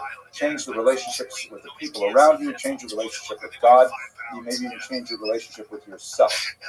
I will not say that, now once you read this book, you suddenly forgive everybody and never have another angry moment again. That's fantasy, but it does help a lot, and it's really, given me sort of a toehold to be able to climb some of those great challenges in life, and I continue to benefit from it.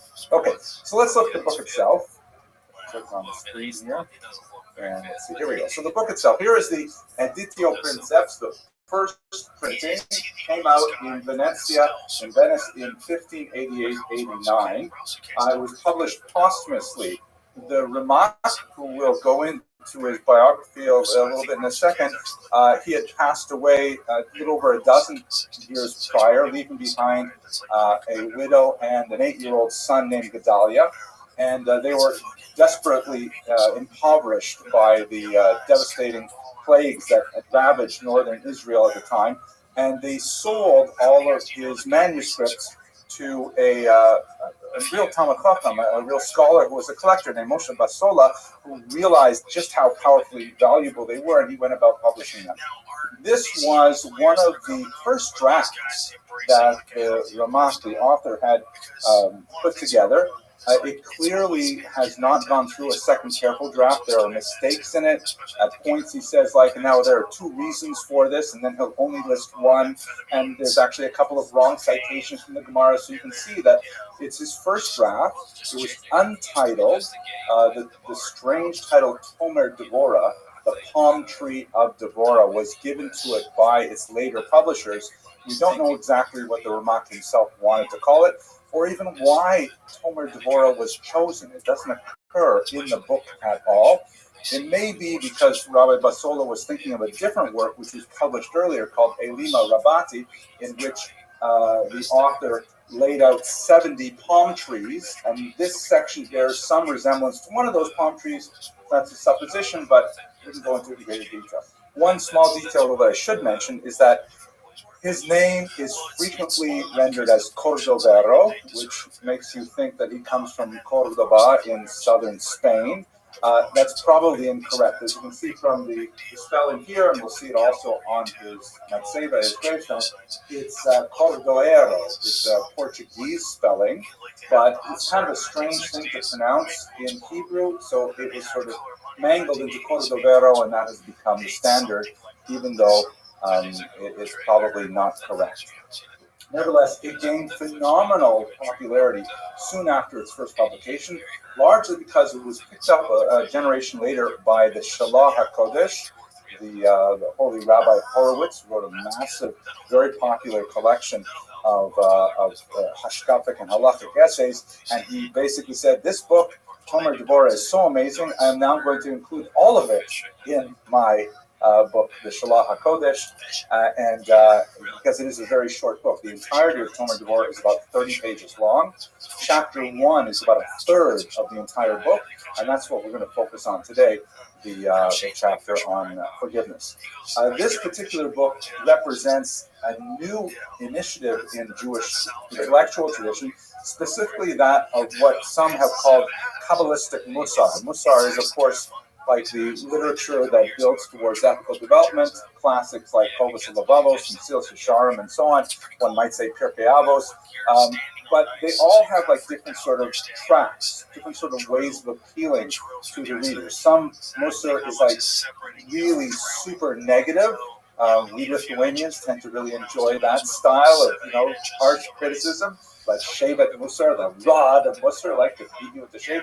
Others is kind of like Gadlus Ha'adam, the greatness of humanity and things like that. So this is a particular genre started by the Ramah, Kabbalistic Musar, which uses the Kabbalah as the launching pad for discussing ethical concepts. It's not theoretical Kabbalah in the sense of like, how did God make the world, and what is the soul, and what is the afterlife?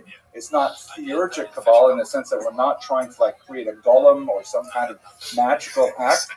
It basically asks the question, what does the Kabbalah have to teach us about our interpersonal relations? That's what he really started with. The fundamental premise of Tomer Devorah is it's an exploration of the concept V'halachta b'drachav, and you shall walk in his ways, meaning you shall imitate God, or to use the Latin term imitatio Dei, the imitation of God. So the Ramak asks a really important question. If we have this idea that we are supposed to follow God's ways, so how do you actually do that? I mean, are we supposed to be destroying cities like Sodom and Gomorrah? Are we supposed to be, making decisions over who lives and who dies and plagues and things like that? Those are all things that Hashem does. In Tanakh, how do we know which actions to choose and which actions not to choose? So he says, if you want to do that, first we have to understand who God is. And the first thing he does is go into basically an anatomy of God, a personality analysis, if you will, lahavdil, of God. There are some serious limitations to that, as we shall see in a second.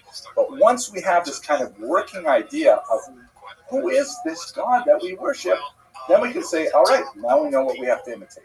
That's exactly the proposition of this book. Know God so that you can know how to behave, so you know how to imitate God. And it is overwhelming, as I will show you. So, when was this book written? There was a really amazing, unusual moment in 16th century Tzfat. Two things came together.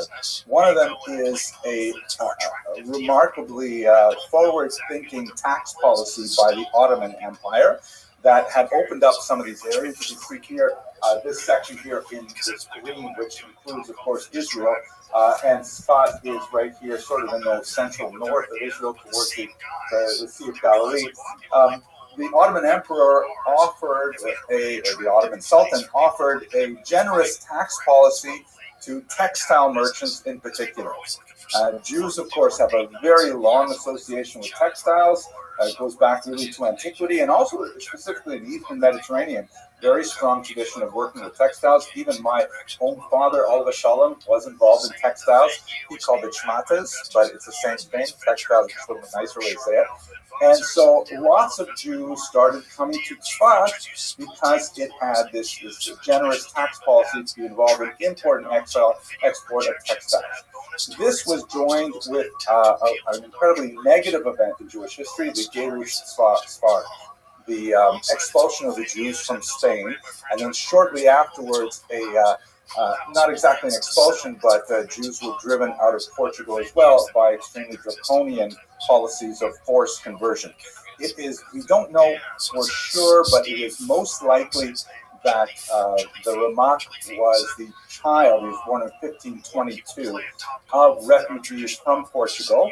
He spoke Portuguese, and this meant that they were fleeing essentially the Inquisition in Portugal. They may even have been forcibly converted themselves. We don't know whether he was possibly himself born in Portugal or born in Svat. He was definitely raised in Svat. We know he was there from when he was about 16 years old. But they were sort of like, I like to think of that generation as sort of like being related to this horrific moment in Jewish history chronologically as we are related to the Holocaust. Now, there are difficulties in comparing these two events, but they were both considered like earth-shattering events for the Jews of their time. And so he was like a first-generation survivor, maybe second-generation survivor from Ger Sfard, and they landed in Svat, where they were deeply involved in all kinds of Jewish research and especially Kabbalistic research. The money generated from the textile trade allowed for the expansion of scholarship in the region. Lots of rabbis were invited and were supported by the wealthy merchants who were able to, provide for them to have yeshivos and synagogues and so on. And the Ramak, Rabbi Moshe Cordero, was one of them. Svat itself was kind of like a nothing town until then, and in fact, it was sort of like a blip on the oscilloscope of Jewish history, because it really has no significant history prior to this period, and it doesn't occur once in Tanakh, for example. The term Tzfat probably comes from the word sofer, which means to look out, because it is quite elevated, it's high, and you get these gorgeous landscapes all around it, but it really has no significant Jewish history until the 1520s, and then it becomes an incredible place of Jewish energy and spirituality and creativity for about 50 years, and then there's a series of plagues that just wash through it, killing, among others, the Ramak, and then it dies down again. And it's always kind of like, since then, since the 1570s, it's kind of like been in a retrospective mood, looking back towards that period of genius. But it was a period of incredible genius. You have to imagine the number of scholars that came there, and specifically lots of Spanish and Portuguese rabbis who had endured the Great Expulsion and came there with these apocalyptic ideas, and they found themselves all together in this tiny town on a hilltop, and they started synergizing each other and doing some absolutely incredible things. Kabbalah, as we understand it today, received a tremendous leap during this time. The Ramak himself was one of the major contributors, because he wrote a particular book which was published in his lifetime and gave him regional fame, called Pardes Rimonim, the orchard of pomegranates, in which he basically took up all of the bizarre and strange and scattered ideas that appear in the traditional texts like the Zohar and others, and he systematized them. He wrote in a 2-volume work, this is how Kabbalah works. This is the general principle 1, the general principle 2, and so on. And all of a sudden, all kinds of people who were looking to Jewish mysticism for some kind of succor, some kind of support intellectually and spiritually, they said, oh my gosh, this is like, the art scroll of the 16th century for Kabbalah, which is, I can't even imagine I just said that.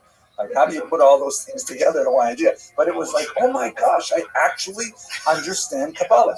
He was really big into drawing diagrams and pictures, and so he graphed out Kabbalah. It was comprehensible. It became an instant classic, and he was known as the go-to person to explain Kabbalah. This, by the way, is a map of, or a photograph of some of the graves that appear in Svat, and they're frequently coated with this distinctive light blue paint as sort of a prosthetic prophylactic against the Yetzer Hara, the Ayin Hara. Excuse me, I'm a little nervous. There's such a big crowd here tonight. I'm so pleased that you came. Thank you all for coming. Just to give you a sense of who is in Sfat at this time and what are they doing, this is another section of the famous graveyard of Sfat, and we see here right at the bottom the Ramak, right? Rabbi Moshe ben Yaakov Cordero, and he is really the father of Kabbalah in Tzfat. He was the oldest of the Kabbalists there, with the exception of Rabbi Yosef Karo, who came a little later. Yosef Karo had made his way through Constantinople, but he ended up in Tzfat as well. Of course, the author of the Shulchan Aruch and a master Kabbalist himself. So here is the Ramak, and just to show you in very close proximity, here is Rabbi Shlomo Halevi Altabetz, the author of Lecha Dodi Likras Kala, that we sing every Friday night. It's a virtually universal minhag among the Jews. This was his brother-in-law, slightly older than he, and the two of them had this strange kind of habit that they would go out on what they called gerushin, or literally divorces or exiles, and they would go off and wander throughout the hillside in the region of Tzfat, and they would just and the Ramak wrote about this. He wrote a book called Sefer Gerushin, in which he, described his travels with his brother-in-law, who was also his Rebbe, and they would walk along until they felt like special spiritual influences, and then they would sit down and they would daven or say Tehillim, and they would stay there for an indefinite period of time until the feeling faded away, and then they went on. I mean, it sounds kind of bizarre, but this is the kind of stuff they did in Tzfat. And the holiness of the people and their Kabbalistic activities, like this Gerushin type activity, created a kind of spiritual tourism where so many other rabbis, especially Kabbalists, were drawn to Tzfat like iron filings to a magnet. And one of the greatest of them, of course, was the Hari HaKodesh, the great Isaac Luria, Isaac Ashkenazi, who came from Cairo, the region of Cairo, specifically to study with the Ramak. The Ramak was the Arizal's Rebbe. They learned together for about 9 months before the Ramak died. The Arizal died shortly thereafter. But the Arizal, according to his student, Rabbi Chaim Vital, always considered that brief encounter with the Ramak, that the Ramak was his Rebbe. So we're talking right now about the roots of 16th century Kabbalah, and really the way in which we understand Kabbalah today is heavily dependent upon the Ramak. Okay, so that's sort of like the history stuff. Now we're going to get into the woo-woo part of tonight's lecture, looking at the actual ideas of Kabbalah and then how it relates to our interpersonal behavior before Rosh Hashanah. Does anyone have any questions? Yes, please. There's a lot of them happening on John as well. But I think really... most of the biographical details of his life, we have, first of all, his own writings, and he does write some autobiographical information like the Sefer Gerushin. We also have the testimony of the collector who purchased all his manuscripts, Rabbi Moshe Kassal. Why am I not used to speaking so late? Because you're here, my wife is here, so I'm a little nervous. But Moshe Basalo, he wrote quite a bit, because he published this Tomer Deborah, and everyone was saying, "My gosh, who wrote this amazing book?" And so he had to produce data about it. We missed out a lot of really important things. We don't know, for example, his wife's name. I mean, amazing. We don't know if he had other children beside Gedalia, who was the lone executor of his will. But it is the 16th century. Printing is around now, so it is possible to put together a lot of details about his life. Also, there's a strong hagiographic tradition, right? Like when you have a Rebbe like the Ramak or the Arizal, you write down all these personal details about them because, you revere them. So we do have quite a bit of data that way. Not as much as we'd like, but quite a bit. That was an easy question. So then I have a hard question, no hard questions, right? Okay. All right, so you ready for the difficult stuff now, the woo-woo stuff? Here we go. Okay, so here's the fundamental question of Kabbalah, and also really the fundamental question of any monotheistic religion. If we believe that God is infinite, then how does an infinite being translate into a finite universe? If God truly has no boundaries whatsoever, then what am I? Am I either somehow completely subsumed within God? Because it doesn't feel like that. Most of the time I feel quite distinct from God. Sometimes I feel really good, but no, mainly I feel quite distinct from God. I know they're distinct. I feel like this table, this TV. This is not God, right? So how is that bridge between infinite and finite crossed? How do you get from A to B? So the Kabbalists, and you see this really in very, very early sources, but it's explained with great clarity by the Ramak and Pardes Ramonim. God, as it were, engaged in a process of self-contraction called tzimtzum, shrinking, in which, if you remember your high school biology, kind of like the reverse of like when the paramecium swallows up something else, God, as it were, opens up a vacuum within himself to say, here is a not God place. But then if God is not in that place, how can anything exist there? What exists other than God?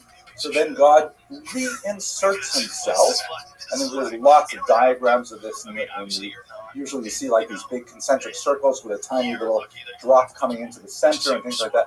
God reinserts himself into that vacuum, and that is the physical world that we live in. It's kind of like an intentional removal of God and then careful reapplication of God, but in a very different way. How so? The metaphor that's frequently used is that of the Sphirot, which are these successive sort of containers of godliness that eventually translate into the material world. You may have heard of the famous doctrine of Shvirat HaKelim, the destruction of the vessels, which basically goes like this, that God, as it were, the metaphor is God like pours hot oil into a ceramic pot. And the ceramic pot is unable to contain the hot oil, right? Because you have to imagine the hot oil is like the infinity of God. The ceramic pot is the attempt to create a finite container, but it can't handle it. It's overwhelming. So the pot smashes, the pot shatters. If ever you've ever been to the Soviet Union, they used to serve tea in like glass cups, and like 1 in every 4 or 5 cups would certainly shatter when they put the hot water in. So it was like that. So the first container, which is Keter, well, let's just assume it's Keter for now, there are some exceptions, it shatters. And that rains down a mixture of that hot oil, which is like godliness, together with the material of the keli, of the vessel, and it falls into another clay vessel. But it's still too hot. So that second clay pot also shatters, and then that means you have a mixture of the first 2 vessels with the light of godliness, goes to a third pot, a fourth, until finally, by the time you get to the bottom, Malchut, which is where we live, then finally the oil has cooled through its interaction with the broken pots, and then it can exist in this world. And so the idea is the world we live in today, like let's say this computer or this Stender, is a mixture of the material dross of the broken clay with a tiny spark of godliness that allows it to contain its existence. There are 4 levels of existence. There's those who speak, which is the highest level of humanity. Then there is those who walk, that's like animals, the second highest. The third level is vegetation, and the 4th level is domain silence. And even silent things, meaning rocks and chairs and things like that, have a spark of godliness in them that allows them to continue their existence, but it's just so heavily, heavily weighed down by materialism, literally material, that it cannot be, separated from its godliness. This is, by the way, one of the major differences between the Ramak and his student, the Arizal, and one of the reasons why you have lots and lots of Hasidim who follow the Arizal, not so many who follow the Ramak. Because the Arizal, and I don't really understand this, I'm really talking without knowledge here, but the Arizal portrayed this whole process as some kind of strange cosmic accident. I don't really understand how that works, but the idea is that the universe, by the way the Arizal describes it, has been set on fire. And we are in a crisis where we are sparks of holiness trapped within material entities. And the purpose of our existence is to free those sparks. This gives Hasidism, in particular Chabad Hasidism, a tremendous impetus to get out there and save those sparks and do those mitzvahs and have people put on tefillin on the street and give out Shabbos candles, because every time you do a mitzvah, you are releasing the holiness, you are allowing it to flow upwards to its original source. The Ramak has a much more kind of sedate approach in which it says, no, it's not an accident. This is the way in which God intended, and this is the way the universe is designed. It's not at all any kind of like crisis. So it's not as easy a sell for followers. I'll give you one more metaphor that I think is even a little better for understanding this idea of the sefirot. Is that, okay, so you can't look at the sun with the naked eye, right? It's way too powerful. It burns out your retinas. You can't do it. So what you can do is you can get a mirror, and you can like hold up the mirror, and you can sort of glance at the reflection of the mirror in a passing way. Because the mirror itself absorbs some of the energy, the radiation of the sun, but it also distorts it, right? Because it's not perfect. There'll be a little bit of coloration, a little bit of a dulling, and so on. Still too strong to look at it steadily, though. So you get another mirror, you put it over here, and you look at the reflection of the sun, easier. And then if you have 10 mirrors all set up like this, reflecting the light back and forth like a pinball machine, then finally at the bottom in Malkut, you can, as it were, live in regular sunlight because of the dilution of the light already there. So that's kind of like Kabbalah 101, Sefirot HaKelim, and now let's try to understand how does that relate to what the Ramak is saying. So the Ramak is saying, you'll recall that, we have to know who God is in order to imitate him. But it is philosophically impossible for us to know who God is. God is incomprehensible to us. God is infinite in every way. The only thing that we can say about God, say the Kabbalists, is we can say something about the way in which God interacts with our physical universe. We can observe God, as it were, like if you're a physicist, they have those bubble chambers. You can't see an electron, but if you put it in one of these bubble chambers, you can see the path that it took, right? Or the biblical metaphor, you can't see my face and live, but you can see my behind. You can see where I live. So the Sefirot are God's communication to the universe. The Sefirot is God saying, I could have created the universe in any way I wanted. I chose these Sefirot for a reason, because you're supposed to know what these Sefirot mean and translate them into your life. And as you can see, they all have names, right? Keter means the crown, Chokhmah is wisdom, Bina is understanding, Chesed, Gvura, Tiferet, and so on. They all mean different things. They have lots of correspondences to the human limbs and things like that. You have to study these things and the various possible permutations of light going through different ways. And from that, says the Ramak, you will be able to understand how to direct your life. I know it sounds complicated, but there are certain ways in which it is just incredibly powerful. So in his book, Tomer Devorah, he goes through each one of the Sefirot and explains this is what God means in terms of chesed. Look at what God does for chesed, and now you do these things as well. And it's phenomenal. It's brilliant. It's incredible. The first 2 chapters are about Keter alone, the crown. And by the way, you may notice some differences. Chabad follows the Arizal that adds dot in the center here. There's no dot in the Ramak's Kabbalah. Keter, the crown, has 2 qualities. These are the first 2 qualities with which God interacts with the universe. Amazingly, the first one is mercy. Even before God creates us, he forgives us. Even before we exist, God says, if I'm going to create the world, I know they're going to mess up. I'm going to forgive them in advance. So that's the first chapter is all about God forgiving us in, of course, the good Gimel Midos of Rachamim, 13 distinct ways. And so that's what the Ramak is going to do. He's going to walk us through all 13 of those ways. And then secondly, chapter 2 is also on Keter, and it's about God's humility, which is also a mind-blowing chapter. Way too much for us tonight. But chapter 1 is what we're going to look at, the 13 attributes of mercy, because that's what happens in Keter. God's first interaction with the world is through forgiveness. Does it 13 different ways. And so now we got to learn those 13 ways and how they apply in our own lives. Now, we'll mention one last detail. You probably memorize the 13 attributes as we say them on Rosh Hashanah and Yom Kippur maybe 200,000 times, right? Hashem, Hashem, Kelrachim, Bakan, and Erech, and so on. Those are called in Kabbalah the lower 13 attributes. Those are the simpler ones, the easier ones, kind of like more basic. And they relate to, like, our plea for sustenance and our plea for, Maslow's hierarchy of needs kind of things. But there is a higher 13 middos that comes from the 7th parak of Micha, which we say only on Tashlich and a few other places. Mikel Kamocha, Nosa Alvin Presha. That is what the Ramak is going to concentrate on. And now those are the 13 middos that explain how we're supposed to behave in Tomer Deborah. Okay, everybody survived Kabbalah 101. I think we only lost one person.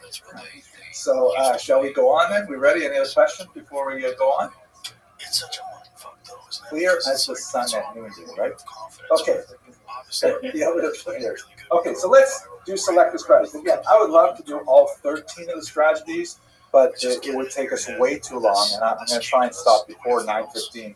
So I'm just going to choose, I think, 5 of them that are my favorites, that I use, that I think about when I'm angry with someone or something. I think of the Tomer Deborah, and I remember one particular midah or another, one particular attribute, and I say, yeah, it's not like it wipes away my anger. You can't see anything, right? It says the insulted king. I can't figure out how to move this stuff. So the insulted king. So here's what the Ramak starts with. He starts by telling us a secret that only the angels know.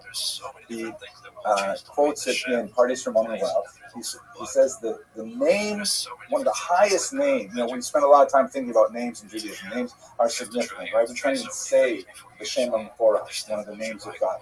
But the name that the angels use for God is, the angels use among themselves, is they call him the Melech Aluf, the insulted king, or the Melech Ne'alav. Now, what a strange name. What does that mean? So the Ramak explains that, creation, basic Kabbalistic idea, creation is not a one-time thing. We are not deists that believe that God created the world like a clock and wound it up and then walked away. God is constantly involved in creation. Creation is an eternal process. It's massive gracious before young. And the fact is that nothing at all occurs in the universe unless God gives it energies to happen. Every single breath we take, every single beat of our heart is facilitated by a burst of energy from God. Right? The famous medrash that not a blade of grass grows unless there's an angel striking it and saying, grow, or grow already. So the energy is constantly flowing to us from God to allow us to do everything we do. And say the Malachim, the angels, that is also true when we choose to do Averos, when we choose to stay. So if I were to go to McDonald's and have a cheeseburger, every single act of peristalsis as I'm swallowing the cheeseburger, God is saying, okay, here you go, here's some more energy. Please don't eat that cheeseburger. Okay, all right, fine, here's some more energy. And God is allowing my heart to beat. God is allowing me to, walk over and say, can I have a shake with that, please? And whatever it is. Every single moment of the Avera is completely supervised by God and completely facilitated by God, even though it's exactly the opposite of what he has asked me to do. He said no cheeseburgers, and I'm taking the energy he gave me to do a cheeseburger. And this is why the Malachim look at this and they say, this is astounding. How can God possibly tolerate this? How can God tolerate such a chutzpah, such an incredible chutzpah that people would use his energy against him, to rebel against him? And you can think of the comparable kinds of things in human interactions too. God forbid, lo aleinu, if a person has a child with an addiction, and they say to the child, I'm going to give you this money that you need, but please, don't spend it on Vegas or whatever substance or whatever. And you give the money to the child, and the child goes and spends it dafka on exactly what you don't want to do, something which is harmful to him. And nevertheless, he'll come back again, and you give money again.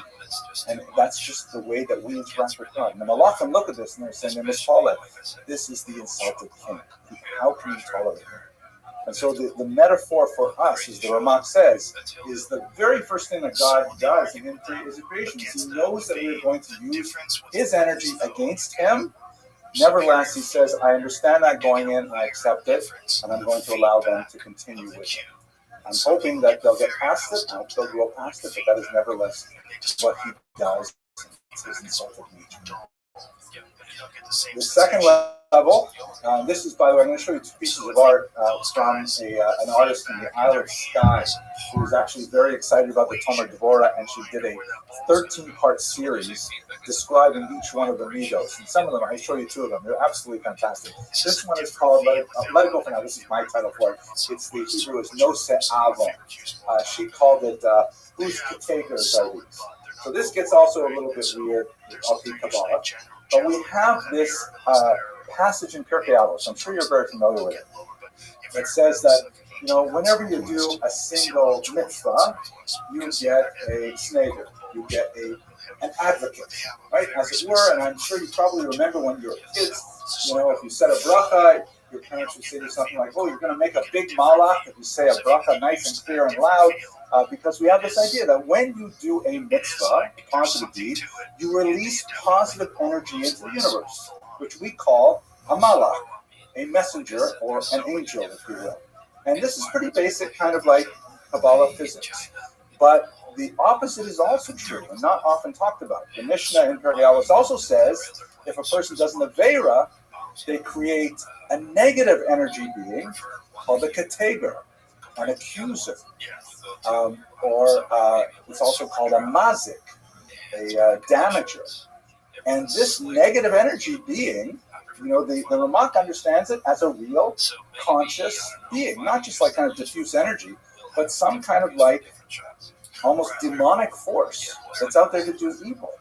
Because a person did an hateful act, and suddenly that person released this negative energy into the world. And the Ramak brings down sources to suggest that after 120 years, when you go up to Shemayim, all those categories that you created, Chas v'Shalom, they're all waiting for you. And they say to God, Lone Yasan, so-and-so made me. I belong to this guy. Also called in the Kabbalah an aluk, or a leech, because they are like leeches on your soul, constantly, sucking energy from you because you created these negative beings.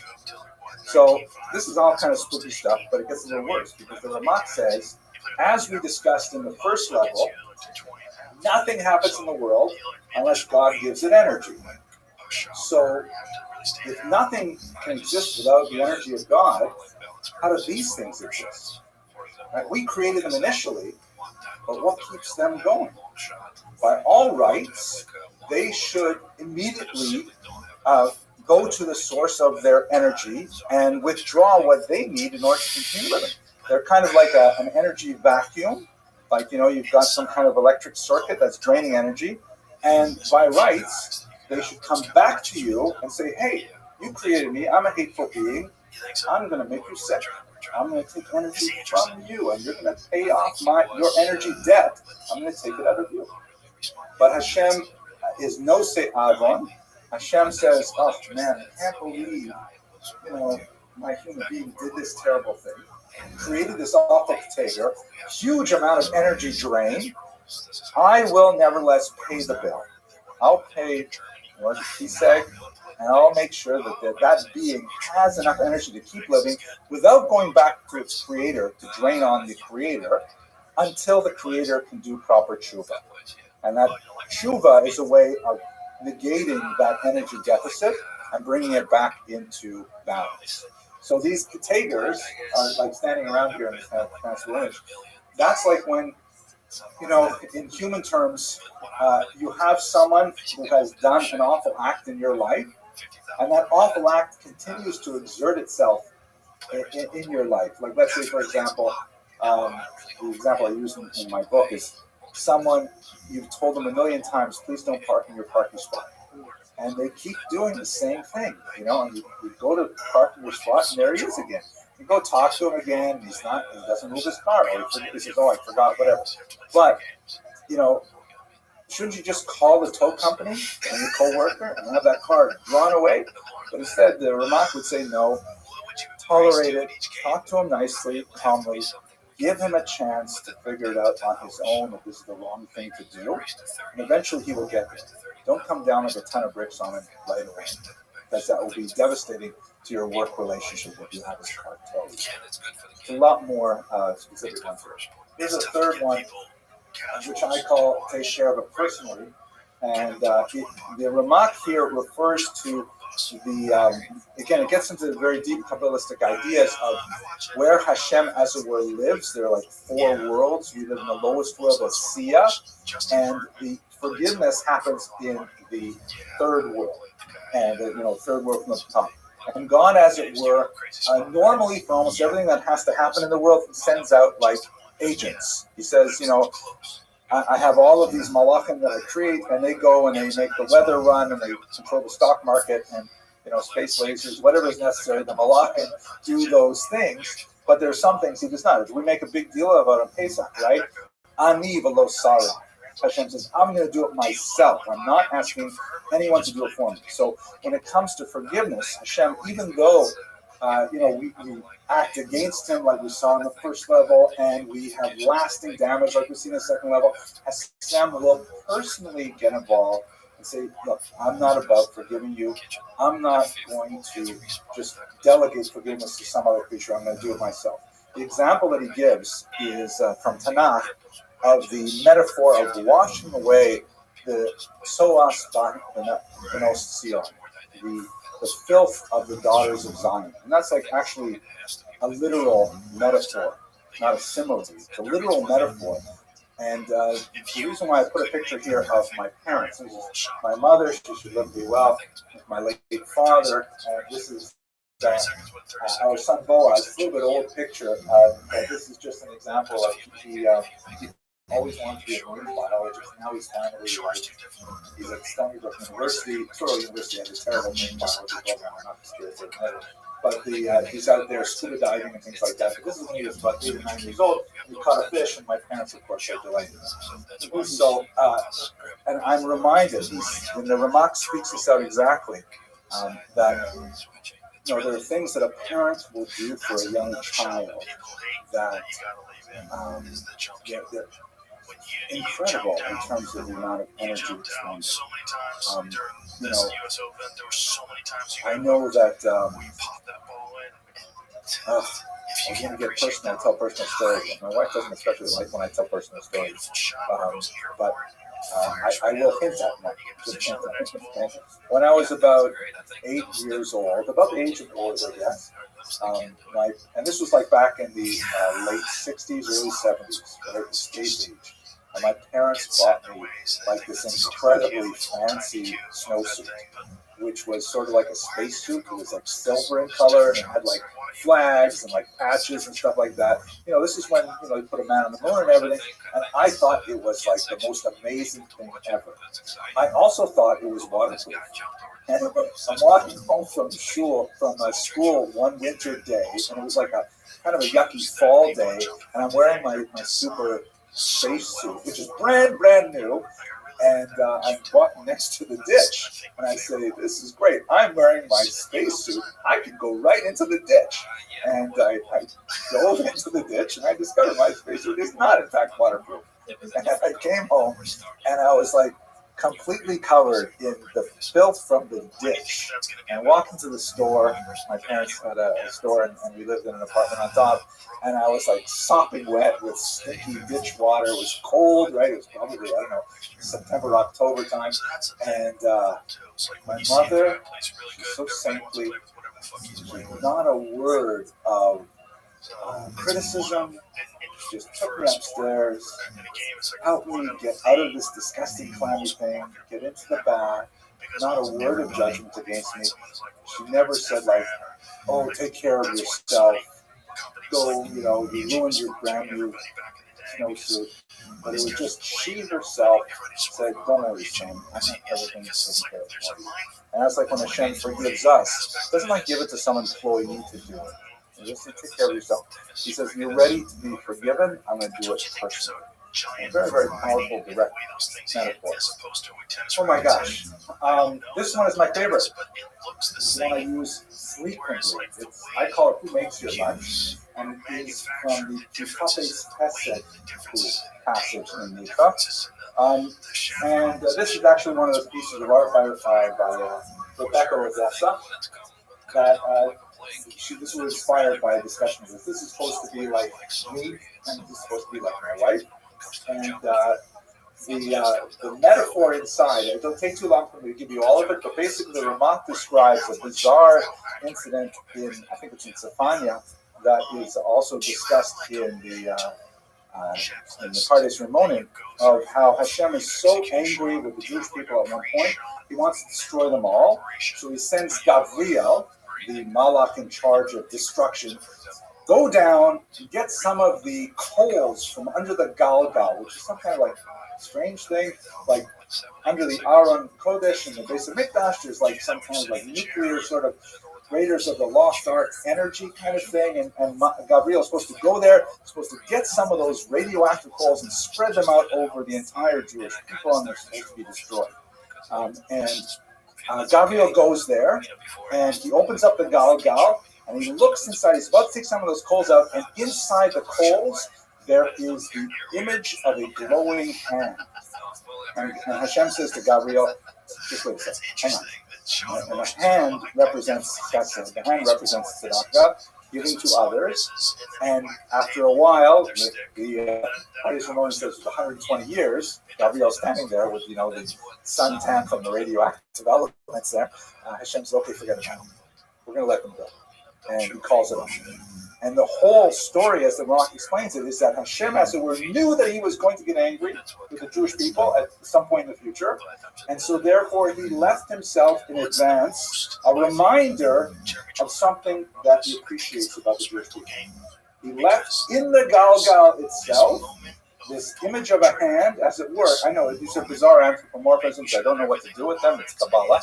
But the hand reminded him that even though they deserve destruction, they are charitable. They do give to them.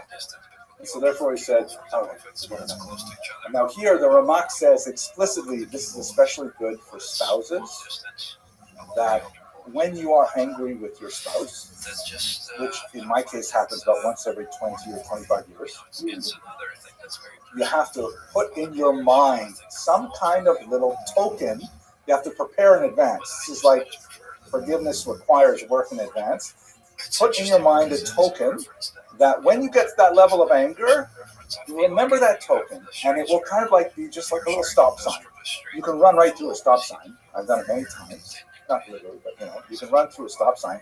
But it is some kind of reminder. And the reminder that I have is that my wife always makes my lunch. Even if she is a little irritated with me, which again rarely happens, but she always makes my lunch. She always thinks, okay, what is my husband eating the next day? And it's usually very delicious and nutritious and stuff like that. And like that's just a constant avoda of hers. So it's hard to get angry with someone who always does that. You may be angry with something totally different, something bigger or whatever it is, but you have at least this one thing you can count on. And I've used this particular meter so many times. There are people who I always remember that they're punctual. They're awful in so many ways, but they are punctual. They start on time. And it helps me, deal with the anger. It doesn't like wipe it away. It's not like magic, but it's just like a little, assist. Traction. Another one is maintain a core of love. And I'm showing you these pictures of the family pictures because, there's no greater laboratory for human interpersonal reactions in the family. This is where you really get to the hardest levels of learning how to live with other human beings. This is some guy, and this is his cute son. He's about 3 years old, about to get his first haircut. And he looks somewhat pensive here. I'm not exactly sure what is going to happen. And the Ramak says that, we have this passage, we'll read it on Rosh Hashanah, right? we say six all the time. Why is it escaping me? Achon asher arachem. What does it say? Something like that, Rabbi. I will give fame to whoever I want. Arachem asher. No, that's not it. Well, I'll remember it later. I'm glad this is live streamed because it won't be embarrassing at all for people to see me not remember it. But at any rate, Hashem, as it were, has kind of like a fail-safe in his forgiveness. That for every human being, he sets aside in a special otser, special treasure room, says the Ramah. The Malachim are not allowed to enter that room. It is like, so to speak, sterile. No one can go in there and mess things up. And in that room is special memories of whatever this person did that was good. And nothing can touch that. A person can do, like, you may have this idea that, oh, I did an Avera that's worth 2,000 Avera points. I just cost myself 2,000 Avera points. And I've only got 20 mitzvah points in that special room. They're gone immediately? The answer is no. That's not the way Hashem does math. Those 20 mitzvah points are there forever and ever. They cannot be touched. They're like solid. And that is like a space where you remember just how much you care about this person.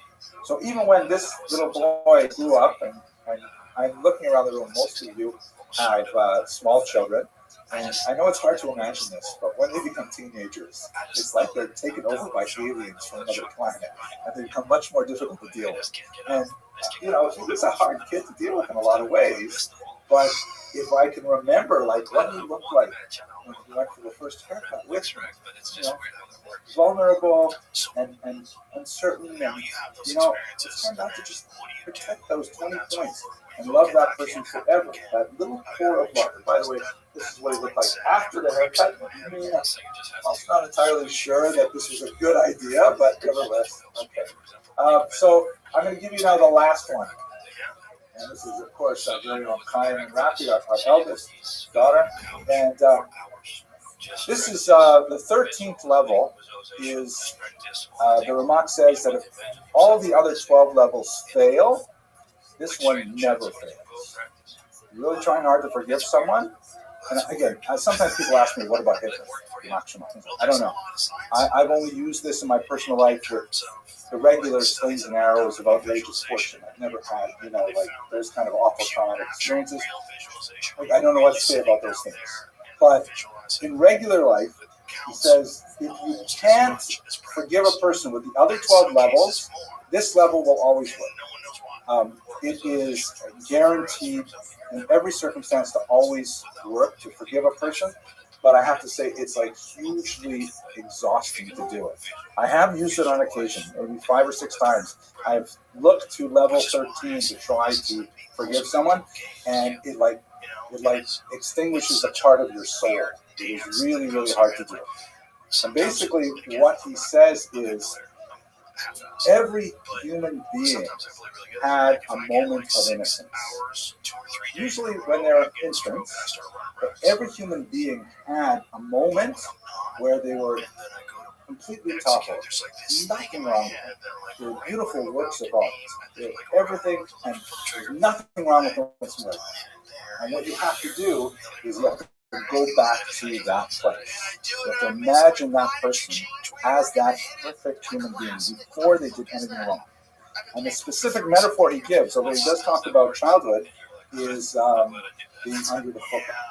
And there's that beautiful section from the Navi of how Hashem found us in the wilderness and then became our husband there. And that moment of pure joy when you're under the chuppah and you're saying, I'm so fortunate. How did I get so fortunate to marry such a wonderful person? And like nothing is wrong. The entire universe is aligned in your favor. Later you will have arguments. Later you will, but that moment of purity and energy that is uncontaminated by any other feelings, that's where you have to take yourself to. And if you can take yourself to that moment, you may still be angry about who knows what other things, but that anger will be muted by the overwhelming message of, yes, we had that connection at that time. And that's the 13th level. It is, again, exhausting. When you're really angry with someone, it's hard to think of that moment. But it is, well, we're still married, 34 years later, right?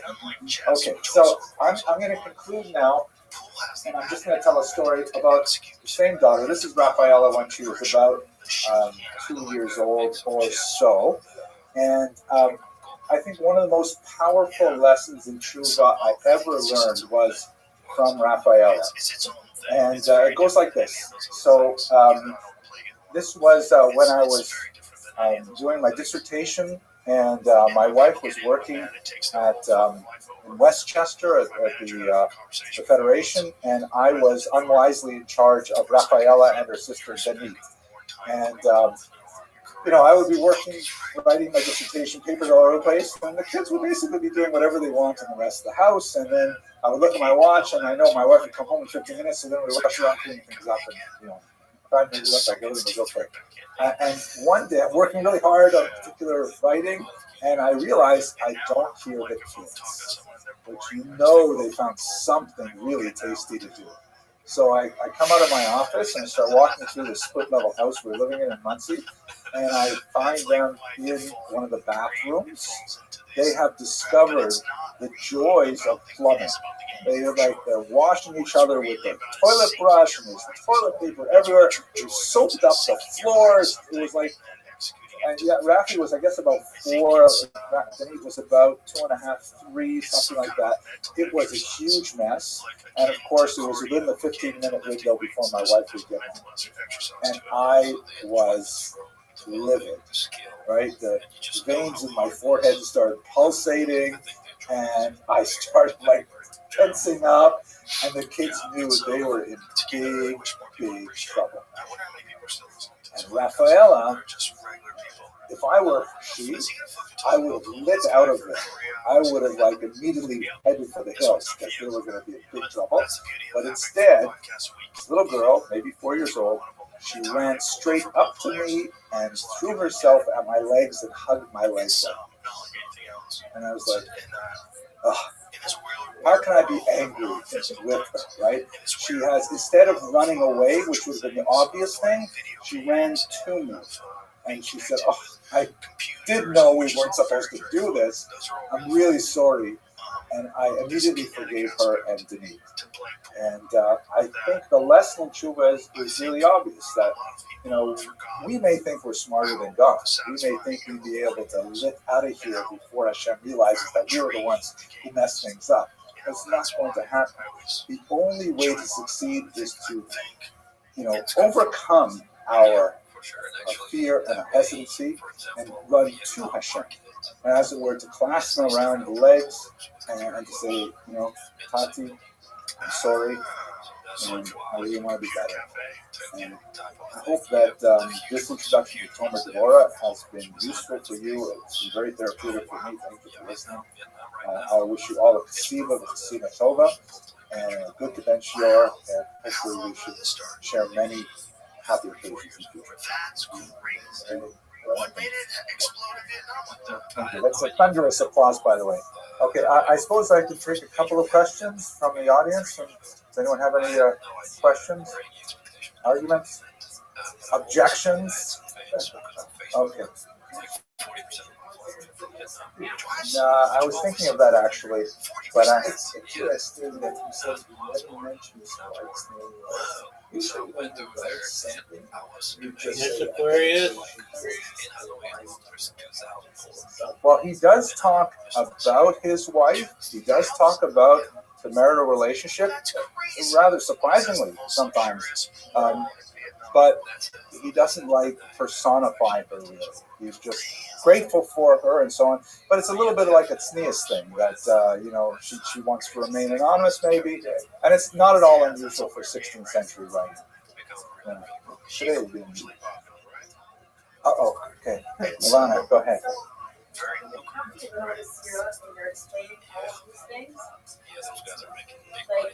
thing I said to Paul was, I don't just because that's the reaction I have to the positive treatment of the information. And I just wonder, how grounded they were versus the esoterical. So I'll repeat the question for those of you who are on Zoom land. There's an unusually good-looking woman in the audience who asked, did any of these men do laundry? I mean, they seem so disconnected. They're all ethereal couples. The truth is, the Ramach speaks very much about physically getting into the weeds of daily life. In his chapter on, I have to remember which chapter it is, but he has a huge discussion of do not turn your eyes away from poverty and distress. He has a whole discussion of how, you're supposed to be engaged with people suffering because that's why we're here, to try and alleviate other people's suffering. So definitely in that area. He also discusses in another place, a Gemara in Bava Basra, about what these great rabbis would do Erev Shabbos. And there's so many of them were doing totally mundane things to get ready for Shabbos. And that is like, you think that important rabbis would have like house help to do them. No, these are things they would sweep, they would do sponge up, they would do these things because that's part of it. And my favorite, by the way, is Rava would always prepare the herring. He actually would prepare the shibuta. Yeah. Okay, so I think on the contrary, especially when it gets into the marital realm, the Kabbalists were deeply involved in discussing the aspects of it. Sometimes it's actually sort of R-rated to read what they say about what it means to be married. Like, why did God create us with two sexes? What was that all about? So the Kabbalists say, no, there's a tremendous amount of Torah in the fact that we have male and female. Enough said for tonight. Okay, I'll have some Zoom questions. I do have a whole bunch of Zoom people here.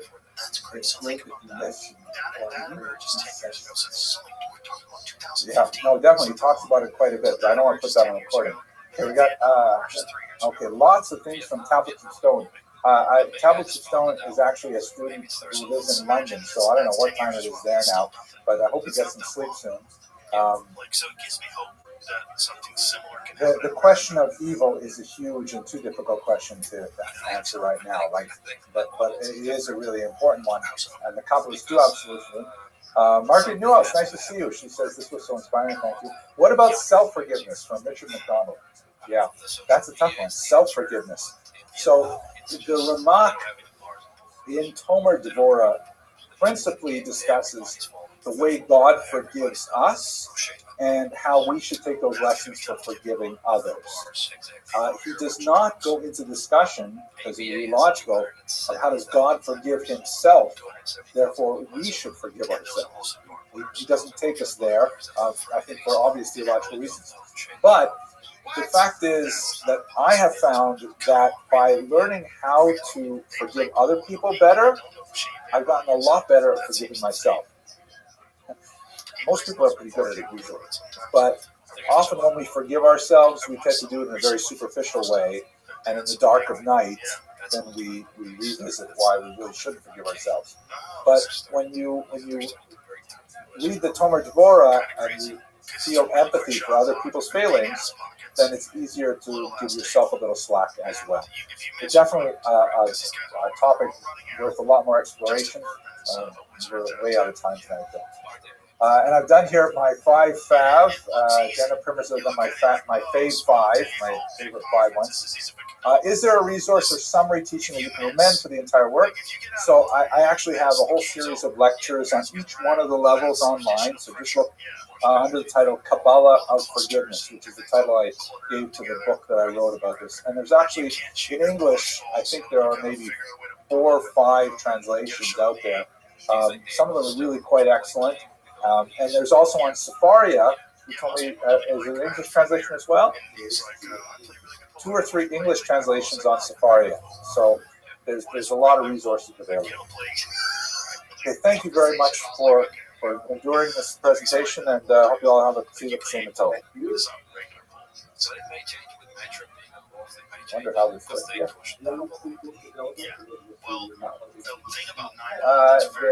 It's like online in a few different places. The regular.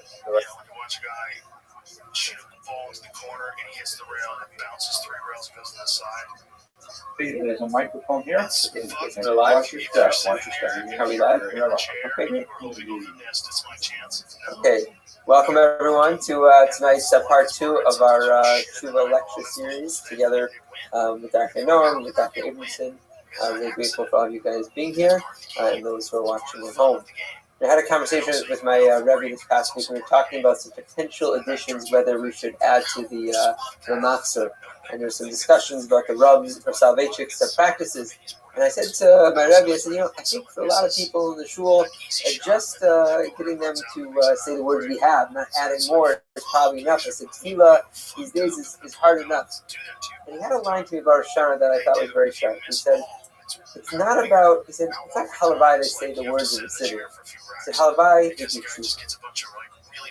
And I think that he caught me. He was giving me a muster, but he wasn't intending to. Like, one could go through all Rosh Hashanah, not clap one off 8, and not really do any tshuva, because we didn't ever say anywhere in Rosh Hashanah to do tshuva. And so, I think my Rabbi was giving a subtle reminder that the goal of all of this davening and all the time that we're going to be spending together over the course of the weeks is really to engage in the process of tshuva. Different opinions of what tshuva means, but ultimately we're trying to connect better with ourselves, each other, with the Bari Olam. Dr. Abramson really prompted having this mini-series, and tonight we're going to be taking a deep dive into Tomer Devorah, and with Dr. Abramson we're very grateful for him for sharing his time, his wisdom, expertise with us. And there's a bonus. We have some merch for those who came. And Dr. Abrams actually published a book on Tomer Devorah, and he offered for those who are interested. He has some free copies here up front for those who want. So signed, we know where he lives now. So signed, that might not be free. We would like a copy of Dr. Abramson's book. So they are here in front, but we're grateful not just for having the book, nor the man, but be able to learn live together with Dr. Abramson. Okay, thank you very much, Rabbi. I appreciate the introduction, and thank you all for coming early. I only bought a small number of books, so I think we'll probably have to pass around right now. So those of you who are early, just get one, and everyone else will be sad. So my goal for tonight, I am trying a little bit of an experiment technologically by live streaming this on YouTube, and I'm not sure it'll work, but we'll have a go at it. At any rate, what I'm going to try definitely do is to move this down here so it's not quite so. Can I move it? No, that was the wrong thing. Here we go. Oh, there we go. And how do I move it? Everyone online for bearing out live. Okay, so my goal for tonight is, as you can see from the Prezi, we're going to do a little bit of history first. I want to talk about this remarkable, amazing 16th century master Kabbalistic text called Tomer Devorah. It is a work that really deserves a lot more attention. In my humble and limited understanding of the literary traditions of world religions, it is just a gloriously, supremely wonderful book that talks about something that I don't know any other tradition that has anything similar. It really is something unusual, and it deserves a lot more attention. So we're going to talk just a little bit about what the book is. We're going to place it in its historical setting in the famous Safed Circle of Tzfat in northern Israel, which is in itself a fascinating historical chapter in Jewish intellectual history. And then I'm going to take you into sort of Kabbalah 101. So if there's anyone in the room who is under 40, if possible, this is your chance to leave right now. Although the truth is that the author of Tomer Devorah was a very strong advocate of studying Kabbalah at the age of 20 onward. He felt that 40 was already, it's too late now. Only when you're 20 is when you can really get into it. So I'll give you just a little bit of introduction to the basic ideas of Kabbalah as it relates specifically to the Tomer Devorah.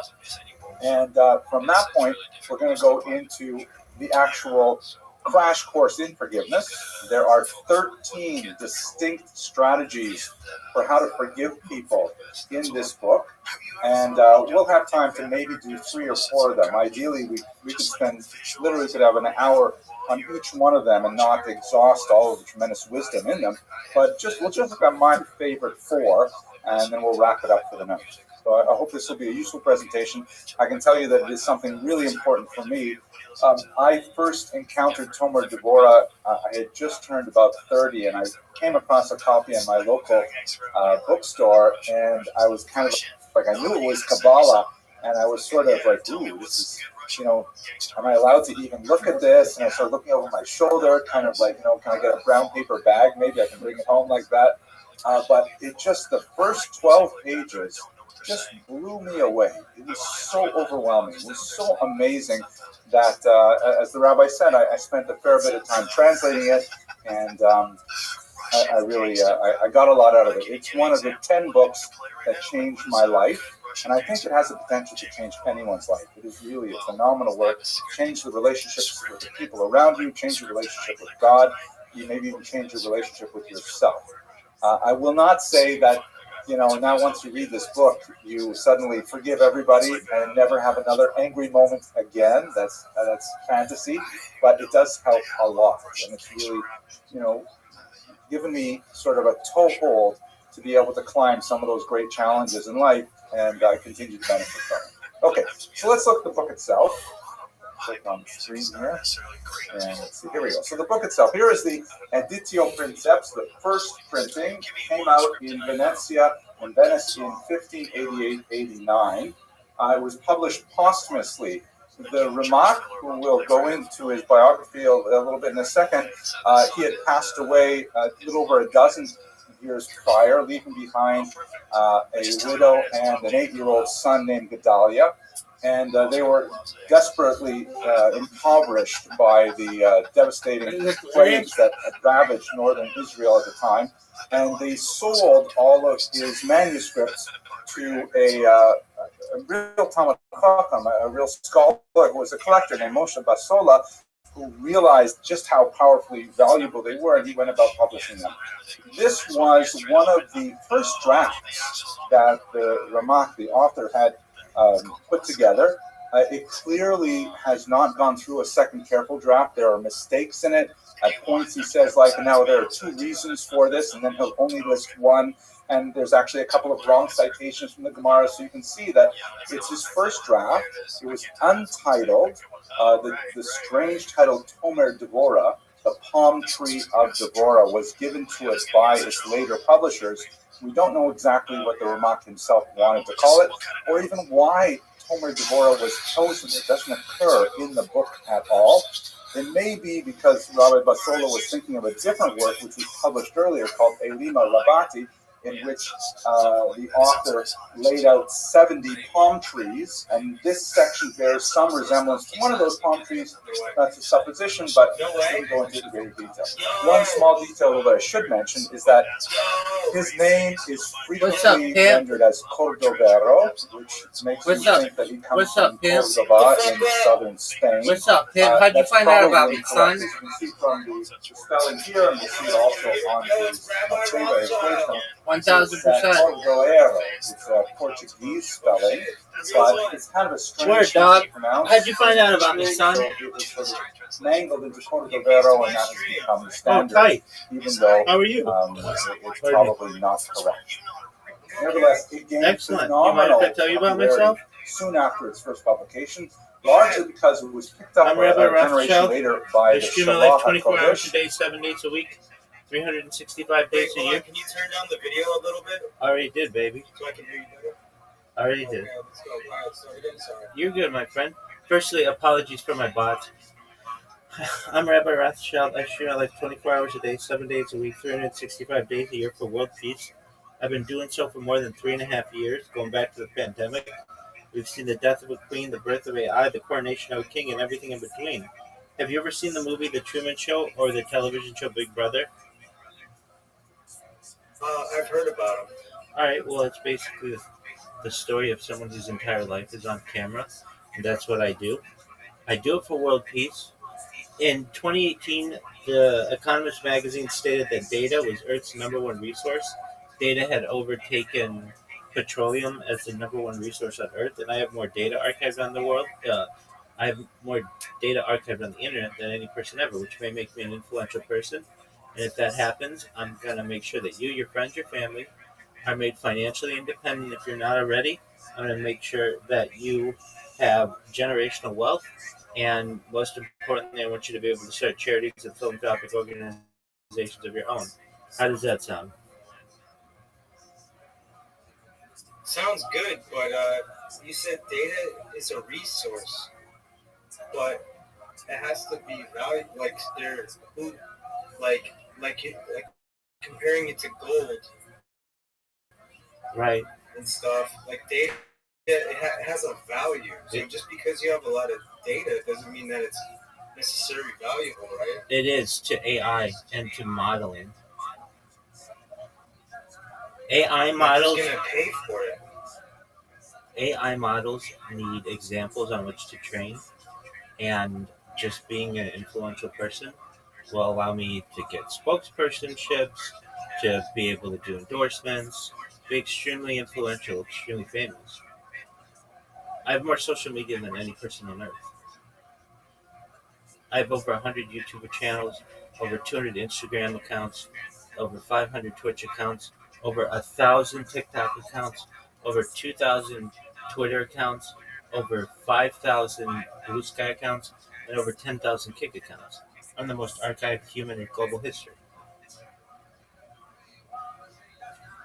I literally have the last 3.5 years archived. So I have perhaps a time capsule for human society going back to the pandemic. That's going to be really interesting for the world, especially in the future. I mean, but other people have that stuff too. No, they don't. They don't archive it. They may stream it, but they don't archive it. Where you can go back to any moment of any day and actually watch what I was doing. So, like, there are some people who stream their life, and that's cool, but they don't archive their streams. I do. Not only that, I'm live on 22 different YouTube streams simultaneously at this very moment. Nobody else does it like I do. Meaning, you can watch my life in 360 degrees. Any of the other people just stream with one camera. I stream with 33 different devices. You got 33 cameras right now? That's what I was going to ask you. How many streaming devices? 33.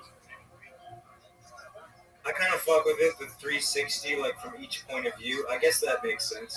100%. I talk about things to help the world in addition to world peace, ending world hunger through the use of technology such as agricultural drones, floating greenhouses, saltwater greenhouses, hydroponics, vertical farming, cloud seeding. I talk about ending world thirst. I am sponsored by cryptocurrency. It's worth about $100 million. And one of the things that we do is we build wells in developing nations like Nigeria. You got 100 mil. No, I don't have $100 million. The cryptocurrency is worth $100 million. And one of the things that we do is we build wells in developing nations like Nigeria. I'm also an advocate for the Lifestyle program, but most importantly, desalination technology, where we pump rich seawater onto land and make it drinkable. How do those things sound to you? Great, man. Those all sound great. Excellent. I talk about other things for the betterment of society, futurology topics such as anti-gravity, antimatter, faster than light travel, faster than light communication, things like quantum computing, nuclear energy, nuclear fission, nuclear fusion, things like Santa Claus machines, invisibility cloaks, things like... Yeah, what is a Santa Claus machine? It's a that stood out to me. Absolutely, so I put it in there. It's essentially a replicator. So imagine a 3D printer that's connected to every element in the periodic table. So you don't just create something with plastic like you do with 3D printing. You can create it with whatever you want. So you can replicate a dog, a car, a key, a phone, even a human. And you, Holy shit, and this technology is available? uh, it is currently theoretical, but it's coming to fruition. Yeah, I mean, it's coming to fruition though. The 3D printer was so in 50 years, exactly the Santa Claus machine will be real as well. I talk about things like invisibility cloaks. Uh, I talk about things like space travel, space tourism, terraforming other planets. I talk about things like de-extinction. People don't know this, but the first successful de-extinction took place in 2000 in France. Fast forward to the year 2021, a company out of Dallas, Texas is founded known as Colossal Scientific. They've made it their goal within the next circle, utilizing Asian elephant surrogates, which I just think is a mind-blowing goal. Additionally, they want to reintroduce the Tasmanian tiger and then the dodo bird. They recently made headlines with their direwolf project, where they created 3 direwolves. Joe Rogan has actually met these direwolves. It's absolutely fascinating what they're doing, and I'm archiving it.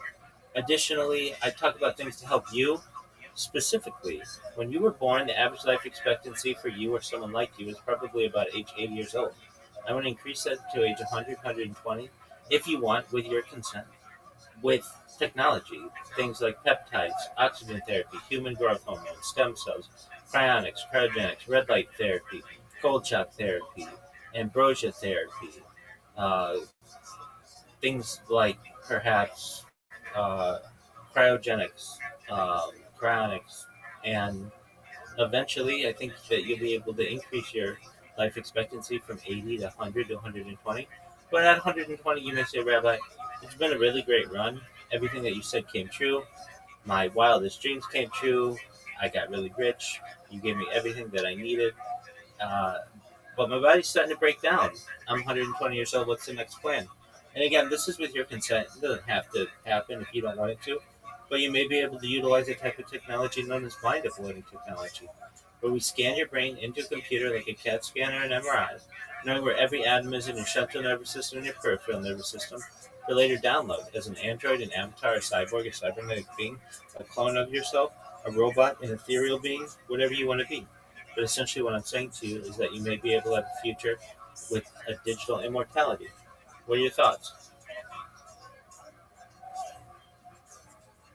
Dude, that's a lot to take in. Absolutely, it is. How do you feel about the Neuralink? Dude, I'm a major advocate of it. I think it's phenomenal. The first Neuralink implantee, a man named Nolan Aspro. I don't know if you've seen his story, but he's a quadriplegic man who basically can use a mouse cursor faster than you or I can. He basically has an auto aimer in his head.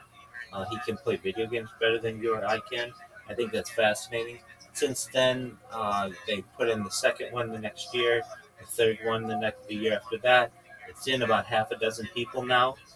But I'm a much bigger advocate for things that are called ECCs. They're basically brain caps. It's like a swim cap that you put on that allows you to have the same effects as a Neuralink without it being implanted in you. So instead of being a BCI, a brain computer interface, it's essentially wireless. And that way, if something goes wrong with it, you can take it off. They don't have to drill into your skull. And aside from being slightly slower, it has all of the same benefits. How you living, pimp?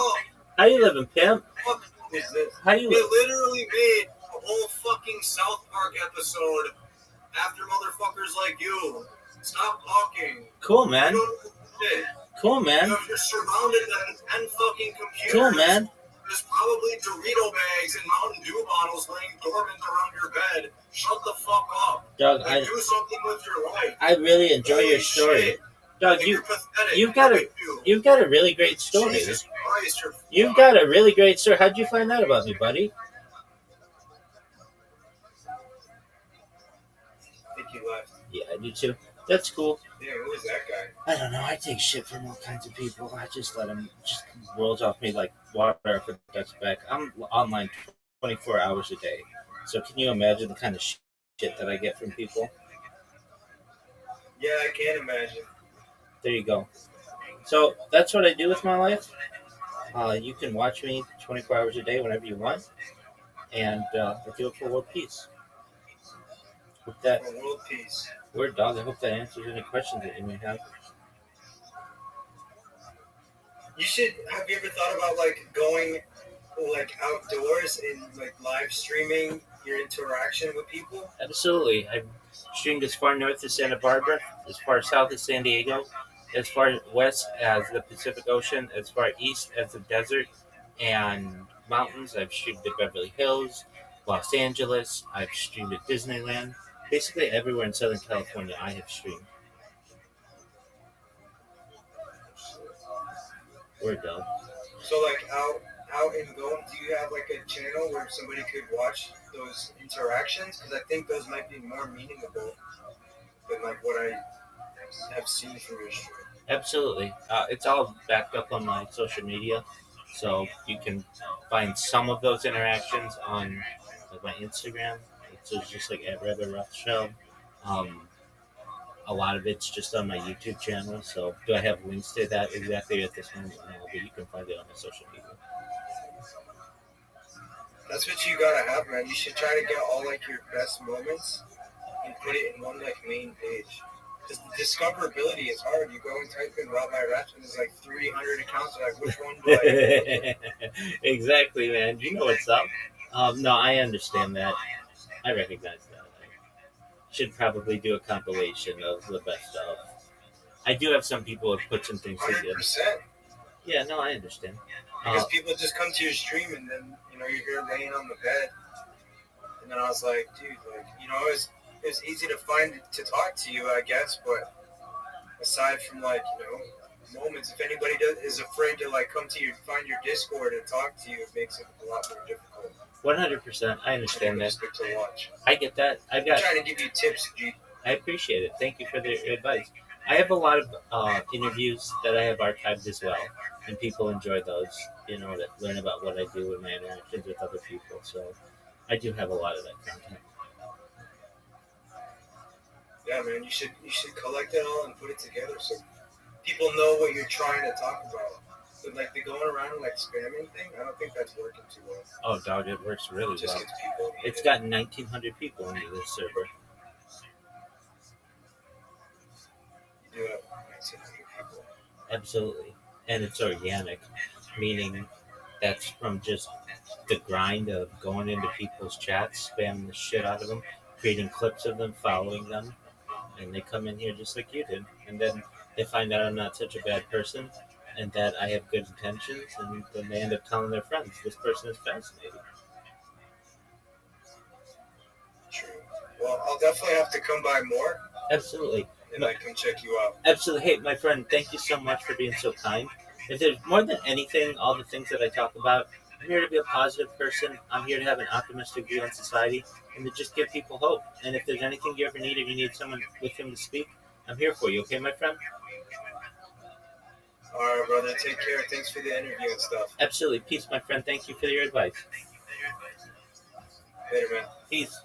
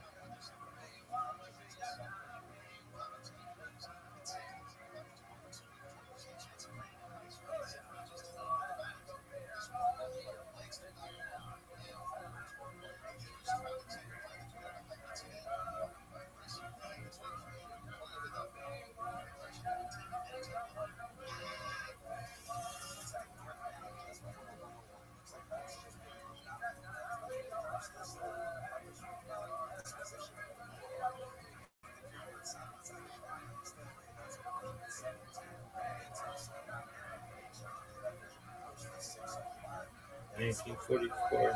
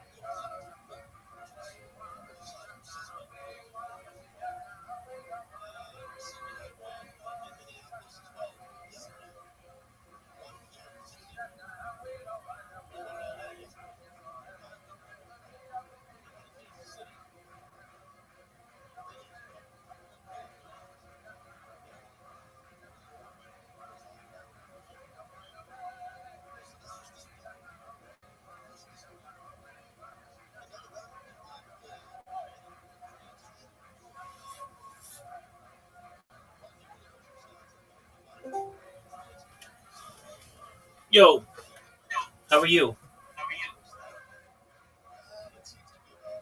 What's good? Can you hear me? Yo. Yeah.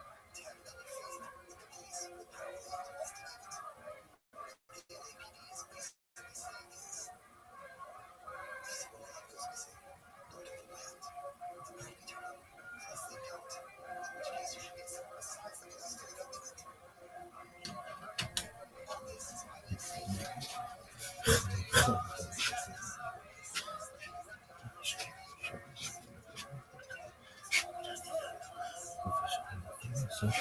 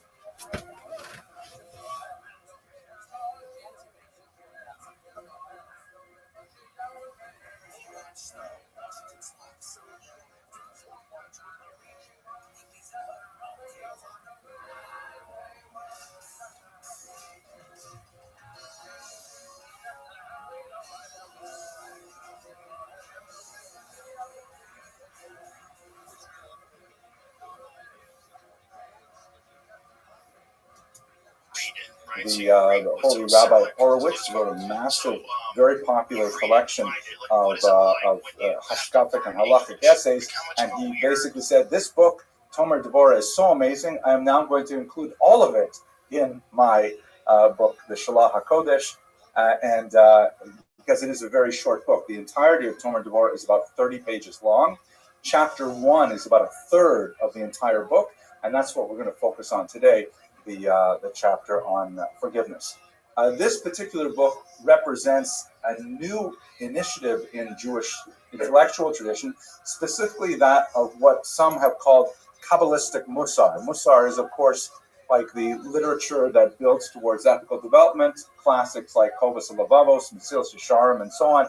One might say Pirkei Avos, but they all have like different sort of tracks, different sort of ways of appealing to the reader. Some Musar is like really super negative. We Lithuanians tend to really enjoy that style of harsh criticism, like Shevet Musar, the rod of Musar, like the people with the shape. Others is kind of like Gadlus Adam, the greatness of humanity and things like that.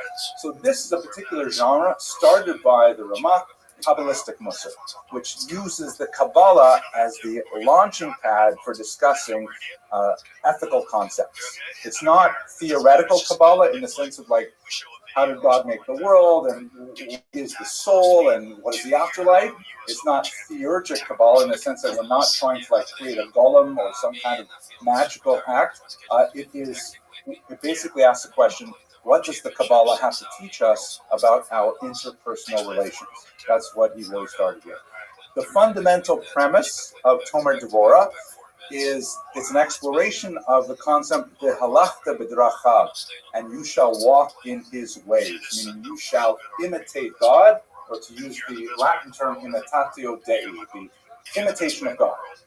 So the Ramak asks a really important question. If we have this idea that we are supposed to follow God's ways, so how do you actually do that? I mean, are we supposed to like be destroying cities like Sodom and Gomorrah? Are we supposed to be, making decisions over who lives and who dies and plagues and things like that? Those are all things that Hashem does. In Tanakh, how do we know which actions to choose and which actions not to choose? So he says, if you want to do that, first we have to understand who God is. And the first thing he does is go into basically an anatomy of God, a personality analysis, if you will, Lahavdil, of God. There are some serious limitations to that, as we shall see in a second. But once we have this kind of working idea of who is this God that we worship, then we can say, all right, now we know what we have to imitate. That's exactly the proposition of this book. Know God so that you can know how to behave, so you can know how to imitate God. And it is overwhelming, as I will show. So, when was this book written? there was a really amazing, unusual moment Aquarius? in 16th century spot. Two things came together. Thankfully. One of them is How you living, girl? a remarkably forward-thinking tax policy by the Rabbi. Ottoman Empire that had opened up some of these areas. You can see here, this section here in this green, which includes, of course, Israel. And Spot is right here, sort of in the central north of Israel, towards the Sea of Galilee. No, you're good. The Ottoman Emperor All right, you ready for your invitation? the Ottoman Sultan offered a generous tax. Okie doke. Mr. Aquarius, if you ever come in here, and sometimes I'm asleep, which happens, I know. Sometimes I'm not asleep. Just make sure to yell for me. And if I'm awake, I'll play with you. You know how I do. All right. What's good, Rufus?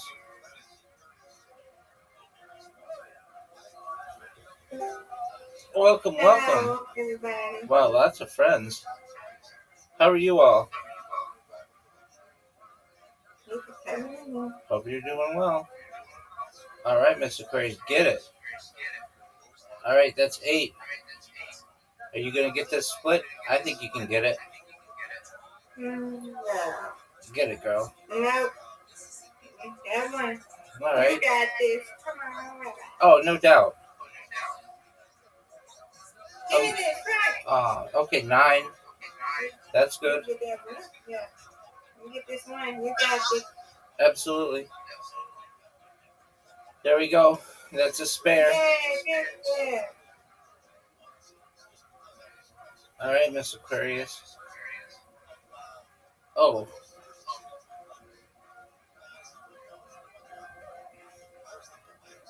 Get this. Beautiful. Oh, come on.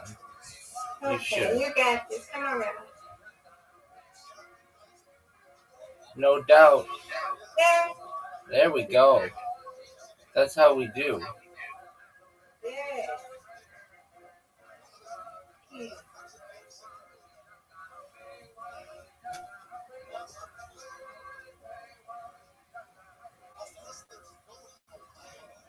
No, it's okay.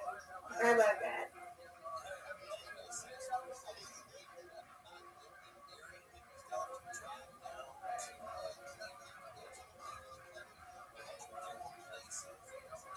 Oh, man.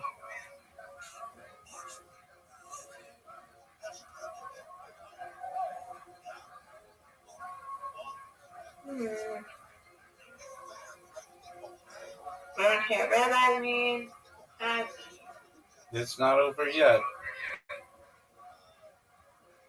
get it. Yeah. There you go. That's how you do. Thank you. Come on, Rabbi.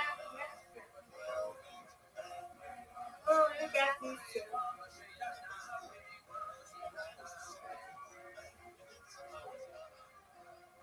See, this fair. Thank you, ma'am. How we do. Word, girl.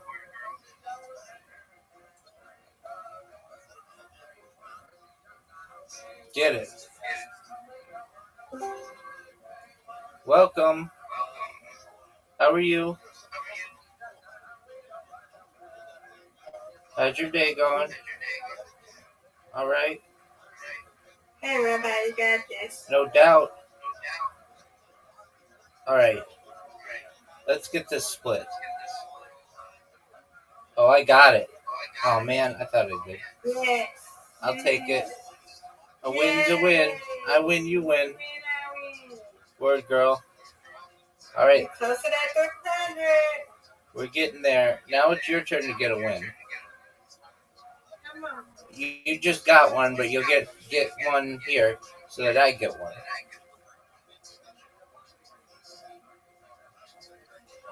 That's right. That's right.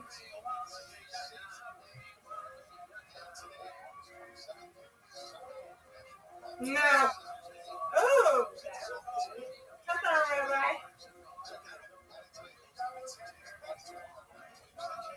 That's what I'm talking about. Yeah. That's how I like to start. Good.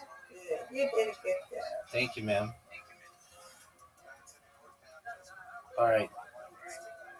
You've got this. That's it. There you go. Nice All spare. right. Thank you. Come on, Rabbi. All right, I'm gonna get this. No doubt. Yep. You got it. Got it. Yay. You got that touch. This is you, Miss Aquarius. Get it, girl. It's okay.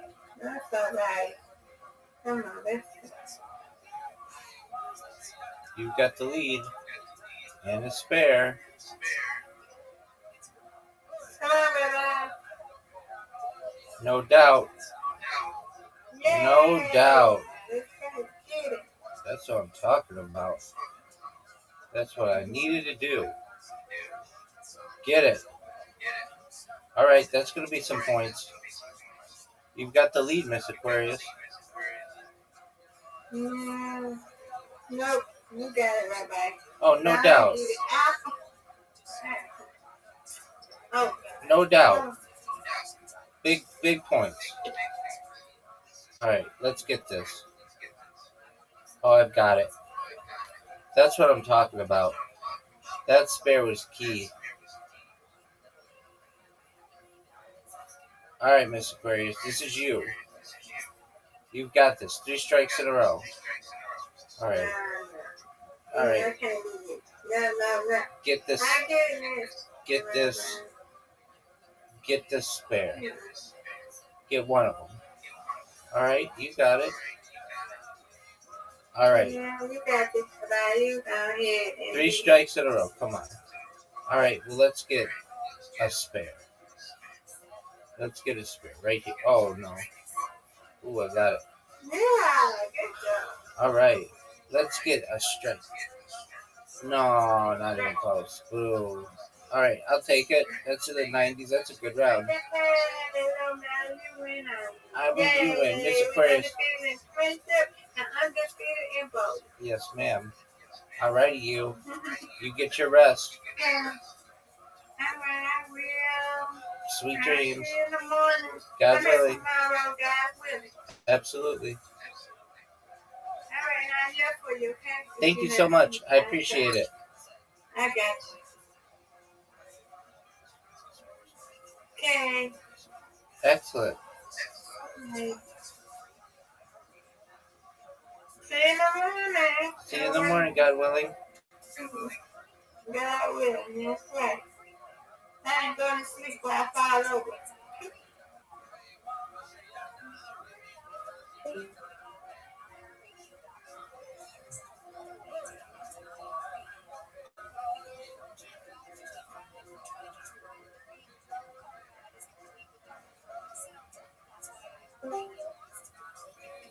Everybody, as you notice, and stuff like it's just you and Loki, right? It'll only be 2 people, right? And then later on, it'll get a lot of people. Then I'll be asleep, and then I touch it down, but I still can hear somebody say the air word real loud, and I had to cut it down. And then I was like, oh my God, now they got all these people here. But I have seen mine coming too. And then they be talking about Rabbi, and they be trying to call the mind to get you. And I'm like, y'all know Rabbi's not going nowhere. I said it in my head. Because I had myself on mute. I be just listening to them. I'm like, y'all know Rabbi is going nowhere. So why is y'all mad? What are y'all mad for? Yeah, what did I do? Because he's unalive. Right. What are they doing? So they want to go out. They're not going to kick him out. You would have kicked the other ones out that bully and be saying all this disrespectful stuff. So, you're good, Rabbi. I don't know what's wrong with you. I don't either. I'm going to go in there before them crazy going down. Okay, you can me. Okie doke. All right, I see you. God willing. See you later. Take care, Miss Aquarius. Spend the night with you, okay? Okay. All right. Good night. Good night.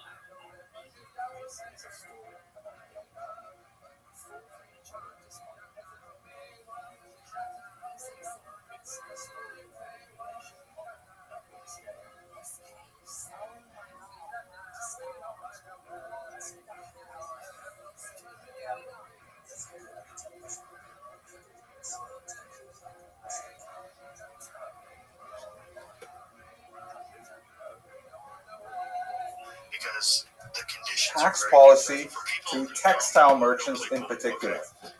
Jews, of course, have a very long association with textiles. It goes back really to antiquity, and also specifically in the Eastern Mediterranean, very strong tradition of working with textiles. Even my own father, Oliver Shalom, was involved in textiles. He called it shmatas, but it's the same thing. Textiles is sort of a nicer way to say it. And so lots of Jews started coming to Tzfat because it had this generous tax policy to be involved in import and export of textiles. This was joined with an incredibly negative event in Jewish history, the Gerush Sfard, the expulsion of the Jews from Spain, and then shortly afterwards, not exactly an expulsion, but Jews were driven out of Portugal as well by extremely draconian policies of forced conversion. We don't know for sure, but it is most likely that the Ramak was the child, he was born in 1522, of refugees from Portugal. He spoke Portuguese, and this meant that they were fleeing essentially the Inquisition in Portugal. They may even have been forcibly converted themselves. We don't know whether he was possibly himself born in Portugal or born in Tzfat. He was definitely raised in Tzfat. We know he was there from when he was about 16 years old. Sweet dreams. But they were sort of like, I like to think of that generation as sort of like being related to this horrific moment in Jewish history chronologically as we are related to the Holocaust. There are difficulties in comparing these two events, but they were both considered like earth-shattering events for the Jews of their time. And so he was like a first-generation survivor, maybe second-generation survivor from Gerush Sfard, and they landed in Tzfat, where they were deeply involved in all kinds of Jewish research and especially Kabbalistic research. The money generated from the textile trade allowed for the expansion of scholarship in the region. Lots of rabbis were invited, and it was supported by the wealthy merchants who were able to, provide for them to have yeshivos and synagogues and so on. And the Ramak, Rabbi Moshe Cordero, was one of them. Tzfat itself was kind of like a nothing town until then, and in fact, it was sort of like a blip on the oscilloscope of Jewish history, because it really has no significant history prior to this period, and it doesn't occur once in Tanakh, for example. The term Tzfat probably comes from the word sofeh, which means to look out, because it is quite elevated, it's high, and you get these gorgeous landscapes all around it, but it really has no significant Jewish history until the 1520s, and then it becomes an incredible place of Jewish energy and spirituality and creativity for about 50 years, and then there's a series of plagues that just wash through it, killing, among others, the Ramak, and then it dies down again. And it's always kind of like, since the 1570s, it's kind of like been in a retrospective mood, looking back towards that period of genius. But it was a period of incredible genius. You have to imagine the number of scholars that came there, and specifically lots of Spanish and Portuguese rabbis who had endured the Great Expulsion and came there with, these apocalyptic ideas, and they found themselves all together in this tiny town on a hilltop, and they started synergizing each other and doing some absolutely incredible things. Kabbalah, as we understand it today, received a tremendous leap during this time. The Ramak himself was one of the major contributors because he wrote a particular book which was published in his lifetime and gave him regional fame, called Pardes Rimonim, the orchard of pomegranates, in which he basically took up all of the bizarre and strange and scattered ideas that appear in the traditional texts like the Zohar and others, and he systematized them. He wrote in a 2-volume work, this is how Kabbalah works. This is the general principle 1, the general principle 2, and so on. And all of a sudden, all kinds of people who were looking to Jewish mysticism for some kind of succor, some kind of support intellectually and spiritually, they said, oh my gosh, this is like, the art scroll of the 16th century for Kabbalah. which is, I can't even imagine I just said that. Like, how do you put all those things together in one idea? But it was like, oh my gosh, I actually understand Kabbalah. He was really big into drawing diagrams and pictures, and so he graphed out Kabbalah. It was comprehensible. It became an instant classic, and he was known as the go-to person to explain Kabbalah. This, by the way, is a map of, or a photograph of some of the graves that appear in Tzfat, and they're frequently coated with this distinctive light blue paint as sort of a prosthetic against, prophylactic against the Yetzer Hara, the Ayin Hara. Excuse me, I'm a little nervous. It's such a big crowd here tonight. So please, you came. Thank you all for coming. Just to give you a sense of who is in Tzfat at this time and what are they doing, this is another section of the famous graveyard at Tzfat. And we see here right at the bottom the Ramak, right? Rabbi Moshe ben Yaakov Cordero. And he is really the father of Kabbalah in Tzfat. He was the oldest of the Kabbalists there, with the exception of Rabbi Yosef Karo, who came a little later. Rabbi Yosef Karo had made his way through Constantinople, but he ended up in Tzfat as well. Of course, the author of the Shulchan Aruch and a master Kabbalist himself. So here is the Ramak, and just to show you in very close proximity, here is Rabbi Shlomo Halevi Al-Kabetz, the author of Lecha Dodi Likras Kala, that we sing every Friday night. It's a virtually universal minhag among the Jews. This was his brother-in-law, slightly older than he, and the two of them had this strange kind of habit that they would go out on what they called gerushin, or literally divorces or exiles, and they would go off and wander throughout the hillside in the region of Tzfat. And they would just like, and the Ramak wrote about this. He wrote a book called Sefer Gerushin, in which he, described his travels with his brother-in-law, who was also his Rebbe. And they would like walk along until they felt like special spiritual influences, and then they would sit down and they would daven or say Tehillim, and they would stay there for an indefinite period of time until the feeling faded away, and then they went on. I mean, it sounds kind of bizarre, but this is the kind of stuff they did in Tzfat. And the holiness of the people and their Kabbalistic activities, like this Gerushin type activity, created a kind of spiritual tourism where so many other rabbis, especially Kabbalists, were drawn to Tzfat by iron filing to a magnet. And one of the greatest of them, of course, was the Arich Kodesh, the great Isaac Luria, Isaac Ashkenazi, who came from Cairo, the region of Cairo, specifically to study with the Ramak. The Ramak was the Arizal's Rebbe. They learned together for about 9 months before the Ramak died. The Arizal died shortly thereafter. But the Arizal, according to his student, Rabbi Chaim Vital, always considered that brief encounter with the Ramak that the Ramak was his Rebbe. So we're talking right now about the roots of 16th century Kabbalah. And really the way in which we understand Kabbalah today is heavily dependent upon the Ramak. Okay, so that's sort of like the history stuff. Now we're going to get into the woo-woo part of tonight's lecture, looking at the actual ideas of Kabbalah and then how it relates to our interpersonal behavior before Rosh Hashanah. Does anyone have any questions? Yes, please.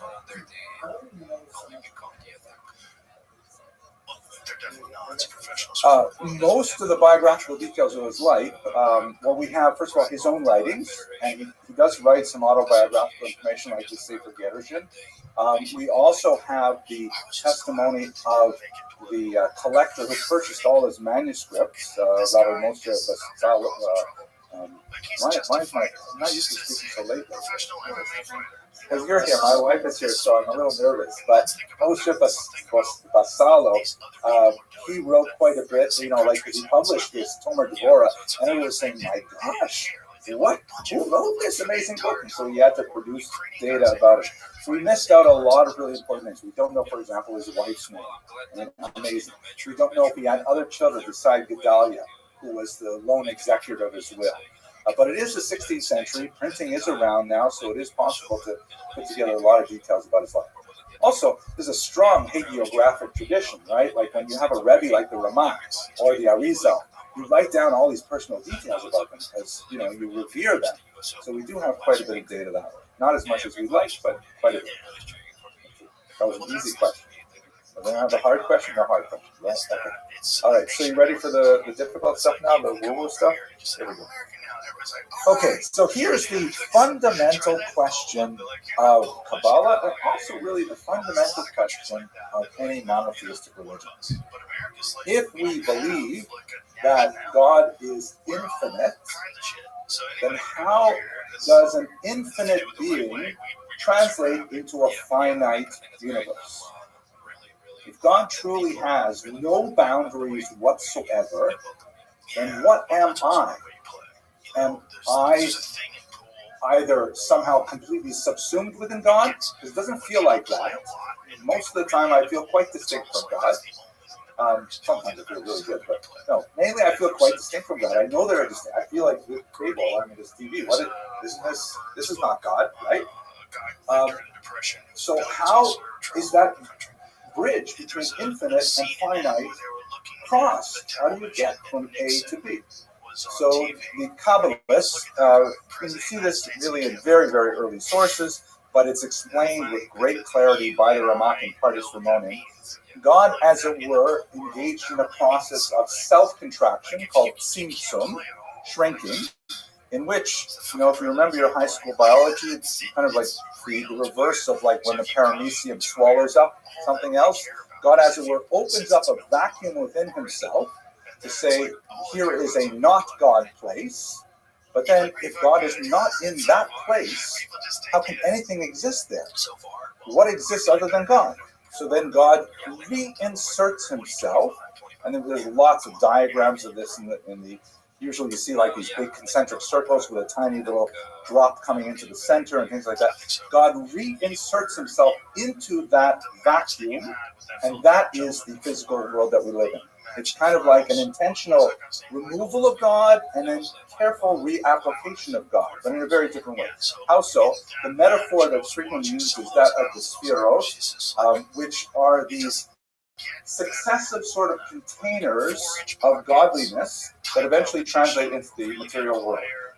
You may have heard of the famous doctrine of Shvirat HaKelim, the destruction of the vessels, which basically goes like this, that God, as it were, the metaphor is God like pours hot oil into a ceramic pot. And the ceramic pot is unable to contain the hot oil, right? Because you have to imagine the hot oil is like the infinity of God. The ceramic pot is the attempt to create a finite container, but it can't handle it. It's overwhelming. So the pot smashes, the pot shatters. If ever you've ever been to the Soviet Union, they used to serve tea in like glass cups, and like 1 in every 4 or 5 cups would certainly shatter when they put the hot water in. So it was like that. So the first container, which is keter, well, let's just assume it's keter for now. There are some exceptions. It shatters, and that rains down a mixture of that hot oil, which is like godliness, together with the material of the keli, of the vessel, and it falls into another clay vessel. But it's still too hot. So that second clay pot also shatters, and then that means you have a mixture of the first 2 vessels with the light of godliness, goes to a third pot of pouring until finally, by the time you get to the bottom, Malchut, which is where we live, then finally the oil has cooled through its interaction with the broken pots, and then it can exist in this world. And so the idea is the world we live in today, like let's say this computer or this shender, is a mixture of the material dross of the broken clay with a tiny spark of godliness that allows it to contain its existence. There are 4 levels of existence. There's those who speak, which is the highest level of humanity. Then there is those who walk, that's like animals, the second highest. The third level is vegetation, and the 4th level is domain, silent. And even silent things, meaning rocks and chairs and things like that, have a spark of godliness in them that allows them to continue their existence, but it's just so heavily, heavily weighed down by materialism, literally material, that it cannot be, separated from its godliness. This is, by the way, one of the major differences between the Ramak and his student, the Arizal, and one of the reasons why you have lots and lots of Hasidim who follow the Arizal, not so many who follow the Ramak, because the Arizal, and I don't really understand this, I'm really talking without knowledge here, but the Arizal portrayed this whole process as some kind of strange cosmic accident. I don't really understand how that works. But the idea is that the universe, by the way the Arizal describes it, has been set on fire. And we are in a crisis where we are sparks of holiness trapped within material entities. And the purpose of our existence is to free those sparks. This gives Hasidism, in particular Chabad Hasidism, a tremendous impetus to get out there and save those sparks and do those mitzvahs and have people put on tefillin on the street and give out Shabbos candles, because every time you do a mitzvah, you are releasing the holiness, you're allowing it to flow upwards to its original source. The Ramak has a much more kind of sedate approach in which he says, no, it's not an accident. This is the way in which God intended it. This is the way the universe is designed. It's not at all any kind of like crisis. So it's not as easy a sell for followers.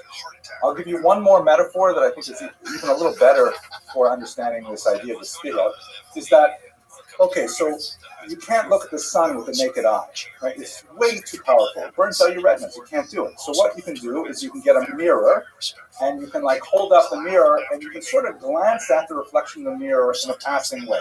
Because the mirror itself absorbs some of the energy, the radiation of the sun, but it also distorts it, right? Because it's not perfect. There'll be a little bit of coloration, a little bit of a dulling, and so on. Still too strong to look at it steadily, though. So you get another mirror, you put it over here, and you look at the reflection of the sun, easier. And then if you have 10 mirrors all set up like this, reflecting the light back and forth like a pinball machine, then finally at the bottom in Malchut, you can, as it were, live in regular sunlight because of the dilution of the light through all these areas. So that's kind of like Kabbalah 101, Shviras HaKelim, and now let's try to understand how does that relate to what the Ramak is saying. So the Ramak is saying, you'll recall that we have to know who God is in order to imitate Him. But it is philosophically impossible for us to know who God is. God is incomprehensible to us. God is infinite in every way. The only thing that we can say about God, say the Kabbalists, is we can say something about the way in which God interacts with our physical universe. We can observe God, as it were, like if you're a physicist, they have those bubble chambers. You can't see an electron, but if you put it in one of these bubble chambers, you can see the path that it took, right? Or the biblical metaphor, you can't see my face and live, but you can see my behind. You can see where I've been. So the Sphirot are God's communication to the universe. The Sphirot is God saying, I could have created the universe from any way I wanted. I chose these Sphirot for a reason, because you're supposed to know what these Sphirot mean and translate them into your life. And as you can see, they all have names, right? Keter means the crown, Chokmah is wisdom, Bina is understanding, Chesed, Gvura, Tiferet, and so on. They all mean different things. They have lots of correspondences to human limbs and things like that. You have to study these things and the various possible permutations of life going through different ways. And from that, says the Ramak, you will be able to understand how to direct your life. I know it sounds complicated, but there are certain ways in which it is just incredibly powerful.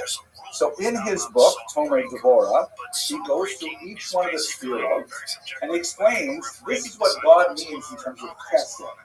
Look at what God does for chesed, and now you do these things as well. And it's phenomenal, it's brilliant, it's incredible. The first two chapters are about Keter alone, the crown. And by the way, you may notice some differences. Chabad follows the Arizal that adds dot in the center here. There's no dot in the Ramak's Kabbalah. Keter, the crown, has two qualities. These are the first two qualities with which God interacts with the universe. Amazingly, the first one is mercy. Even before God creates us, He forgives us. Even before we exist, God says, if I'm going to create the world, I know they're going to mess up. I'm going to forgive them in advance. So that's what the first chapter is all about, God forgiving us in, of course, the Yud Gimel Midos of Rachamim, 13 distinct ways. And so that's what the Ramak is going to do. He's going to walk us through all 13 of those ways. And then secondly, chapter 2 is also on Keter, and it's about God's humility, which is also a mind-blowing chapter. Way too much for us tonight. But chapter 1 is what we're going to look at, the 13 attributes of mercy, because that's what happens in Keter. God's first interaction with the world is through forgiveness. Does it 13 different ways. And so now we got to learn those 13 ways and how they apply in our own lives. I will mention one last detail. You probably memorize the 13 attributes as we say them on Rosh Hashanah and Yom Kippur maybe 200,000 times, right? Hashem, Hashem, Kelvachim, Batan, and so on. Those are called in Kabbalah the lower 13 attributes. Those are the simpler ones, the easier ones, kind of like more basic. And they relate to our plea for sustenance and our plea for, Maslow's hierarchy of needs kind of things. But there is a higher 13 midos that comes from the 7th parak of Micha, which we say only on Tashlech and a few other places. Mikel Hamocha, Nosa Alam Fesha. That is what the Ramak is going to concentrate on. And now those are the 13 midos that explain how we're supposed to behave in Tomer Devorah. Okay, everybody survived Kabbalah 101. I think we only lost one person. So shall we go on then? We ready? Any other questions before we go on? Clear as the sun at noonday, right? Okay. Okay, so let's do selective strategies. Again, I would love to do all 13 of the strategies, but it would take us way too long, and I'm going to try and stop before 9:15. So I'm just going to choose, I think, 5 of them that are my favorites, that I use frequently, that I think about when I'm angry with someone or something. I think of the Tomer Devorah, and I remember one particular midah or another, one particular attribute, and I say, yeah, it's not like it wipes away my anger.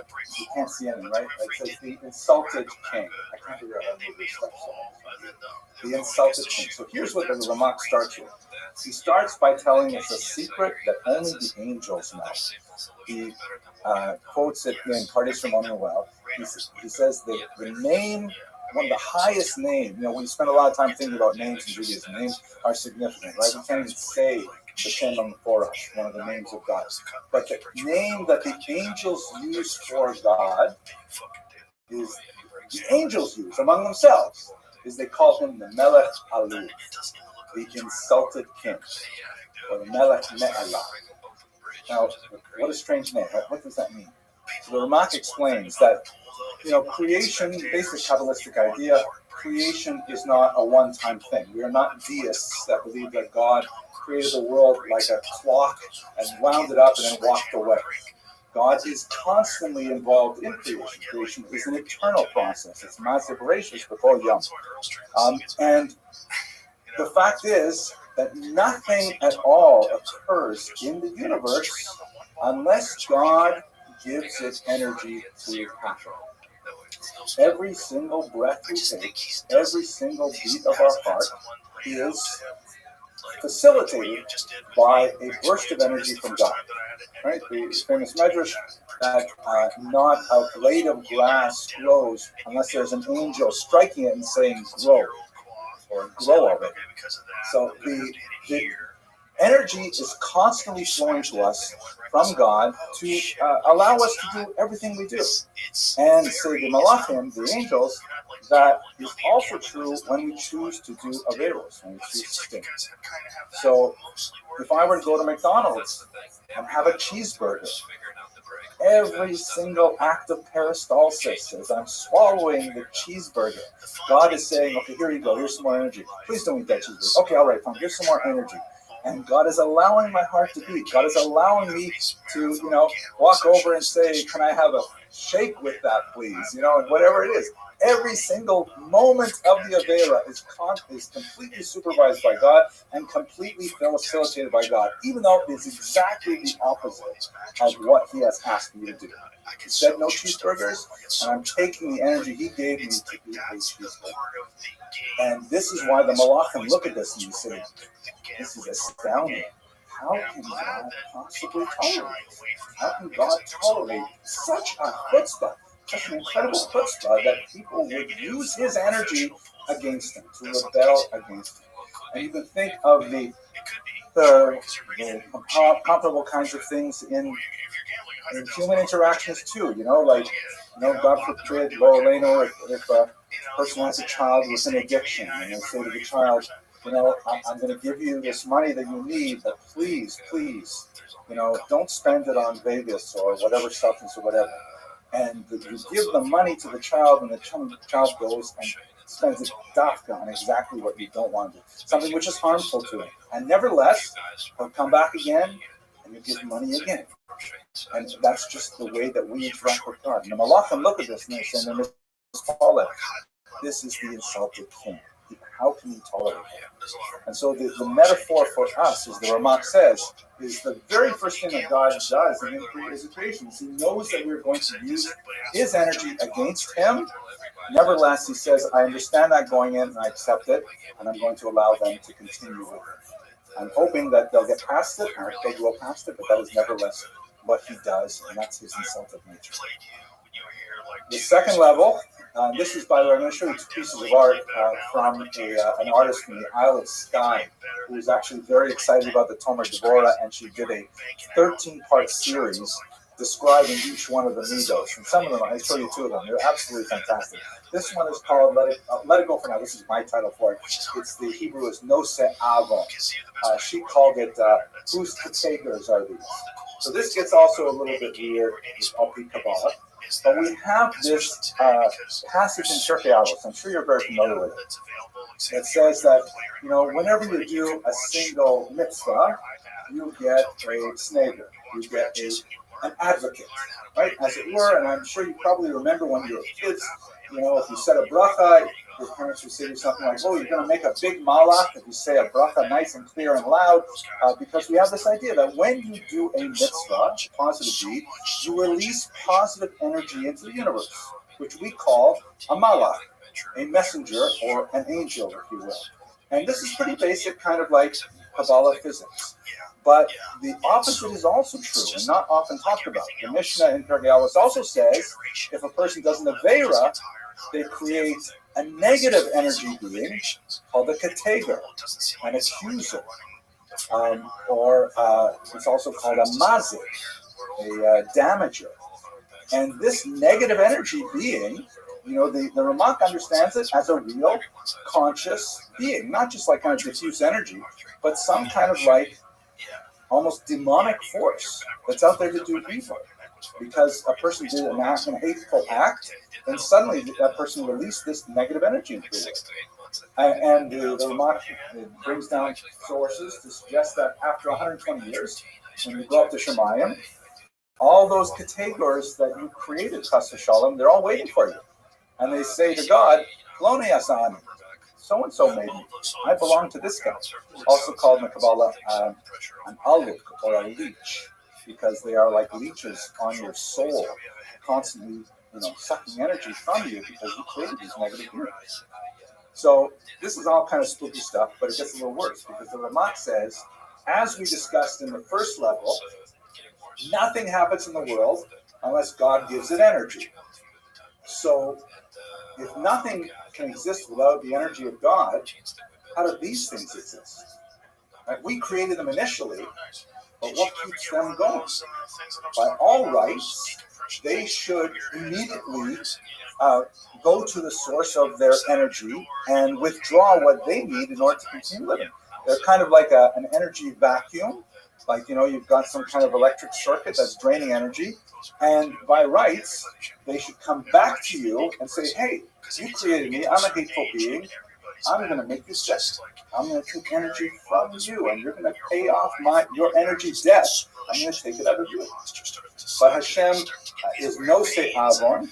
Hashem says, oh man, I can't believe, my human being did this terrible thing, created this awful potato, huge amount of energy drain.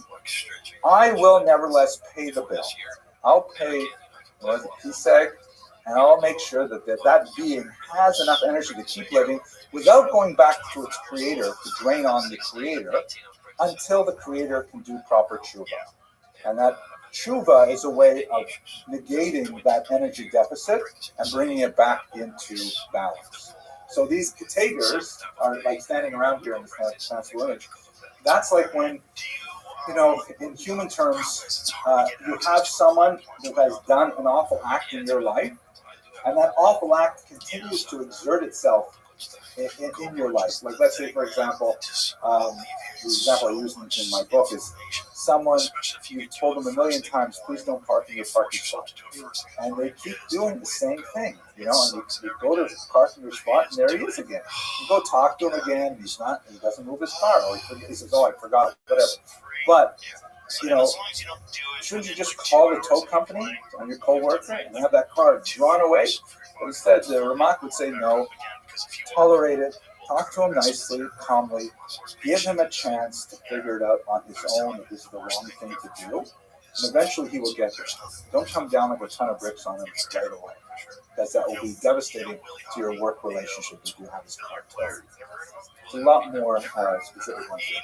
Here's a third one, which I call take care of it personally. And the Ramak here refers to again, it gets into the very deep Kabbalistic ideas of where Hashem, as it were, lives. There are like 4 worlds. We live in the lowest world, the Sia, and the forgiveness happens in the 3rd world. And the 3rd world from the top.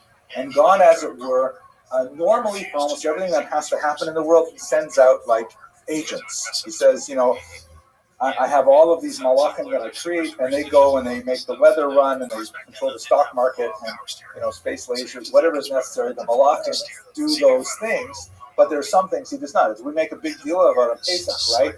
Ani v'lo Sarah. Hashem says, I'm going to do it myself. I'm not asking anyone to do it for me. So when it comes to forgiveness, Hashem, even though we act against him like we saw in the 1st level, and we have lasting damage like we see in the 2nd level, Hashem will personally get involved and say, look, I'm not above forgiving you. I'm not going to just delegate forgiveness to some other creature. I'm going to do it myself. The example that he gives is from Tanakh, of the metaphor of washing away the soas benos Sion, the filth of the daughters of Zion. And that's like actually a literal metaphor, not a simile. It's a literal metaphor. And the reason why I put a picture here of my parents, this is my mother, she should live to be well, my late father, and this is our son Boaz. It's a little bit old picture, but this is just an example of he always wanted to be a marine biologist. Now he's finally he's at Stony Brook University, Truro University, has a terrible marine biology program. But he's out there scuba diving and things like that. This is when he was about 8 or 9 years old. He caught a fish, and my parents of course are delighted. So, and I'm reminded, and the Ramak speaks this out exactly, that there are things that a parent will do for a young child that incredible in terms of the amount of energy expended. I know that I'm going to get personal, tell personal stories. My wife doesn't especially like when I tell personal stories.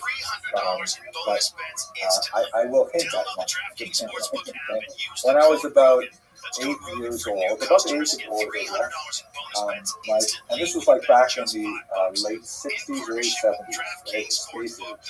And my parents bought me like this incredibly fancy snowsuit, which was sort of like a space suit. It was like silver in color, and it had like flags and like patches and stuff like that. This is when they put a man on the moon and everything, and I thought it was like the most amazing thing ever.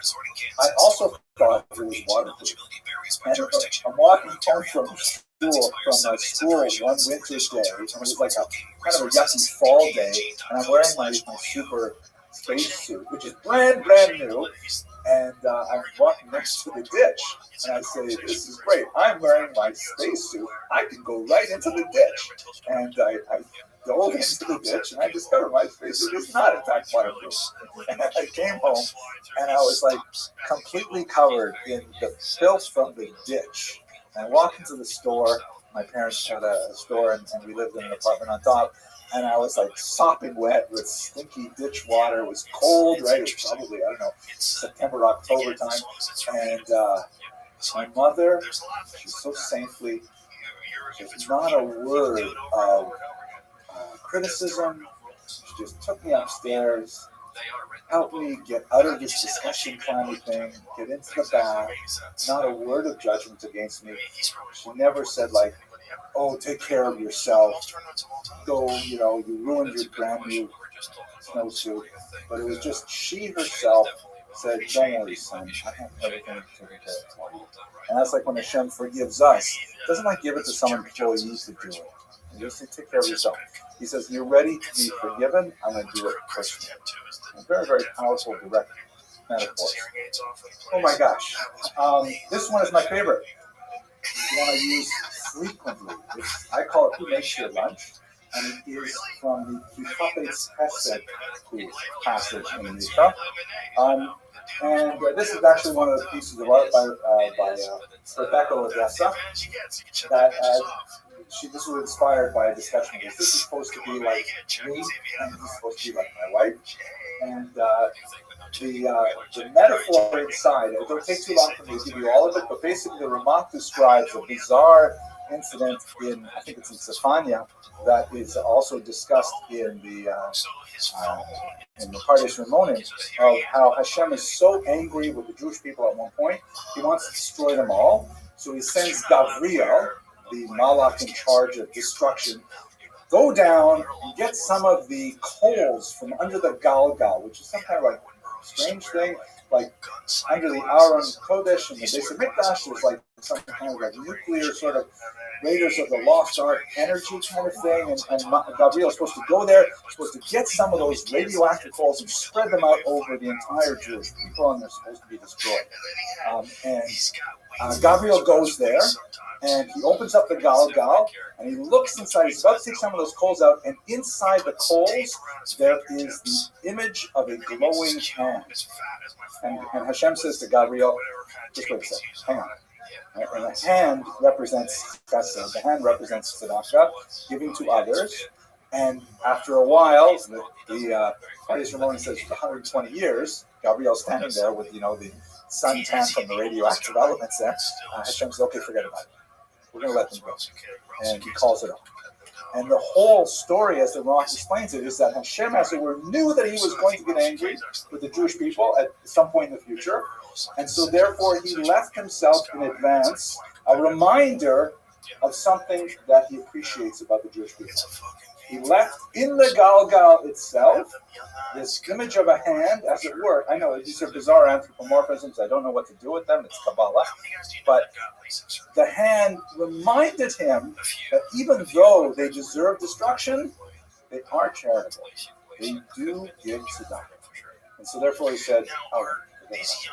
And now here the Ramak says explicitly, this is especially good for spouses, that when you are angry with your spouse, which in my case happens about once every 20 or 25 years, you have to put in your mind some kind of little token.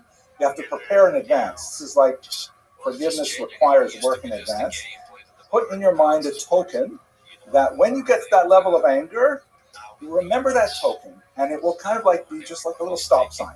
You can run right through a stop sign. I've done it many times. Not literally, but you can run through a stop sign. But it is some kind of reminder. And the reminder that I have is that my wife always makes my lunch. Even if she is a little irritated with me, which again rarely happens, but she always makes my lunch. She always thinks, okay, what is my husband eating the next day? And it's usually very delicious and nutritious and stuff like that. And that's just a constant avoda of her. So it's hard to get angry with someone who always does that good thing for you. You may be angry with something totally different, something bigger or whatever it is, but you have at least this one thing that you can count on. And I've used this particular Mida so many times. There are people who I always remember that they're punctual. They're awful in so many ways, but they are punctual. They start on time. And it helps me, deal with the anger. It doesn't wipe it away. It's not like magic, but it's just like a little, assist, traction. Another one is maintain a core of love. And I'm showing you these pictures that are family pictures because, there's no greater laboratory for interpersonal reactions than the family. This is where you really get to the hardest levels of learning how to live with other human beings. This is some guy, and this is his cute son. He's about 3 years old, about to get his first haircut. And he looks somewhat pensive here. I'm not exactly sure what is going to happen here. And the Ramak says that, we have this passage. We'll read it on Rosh Hashanah, right? We say the truth all the time. Why is it escaping me? Achon asher arachem. How does it say something like that, Rabbi? I will give fame to whoever I want.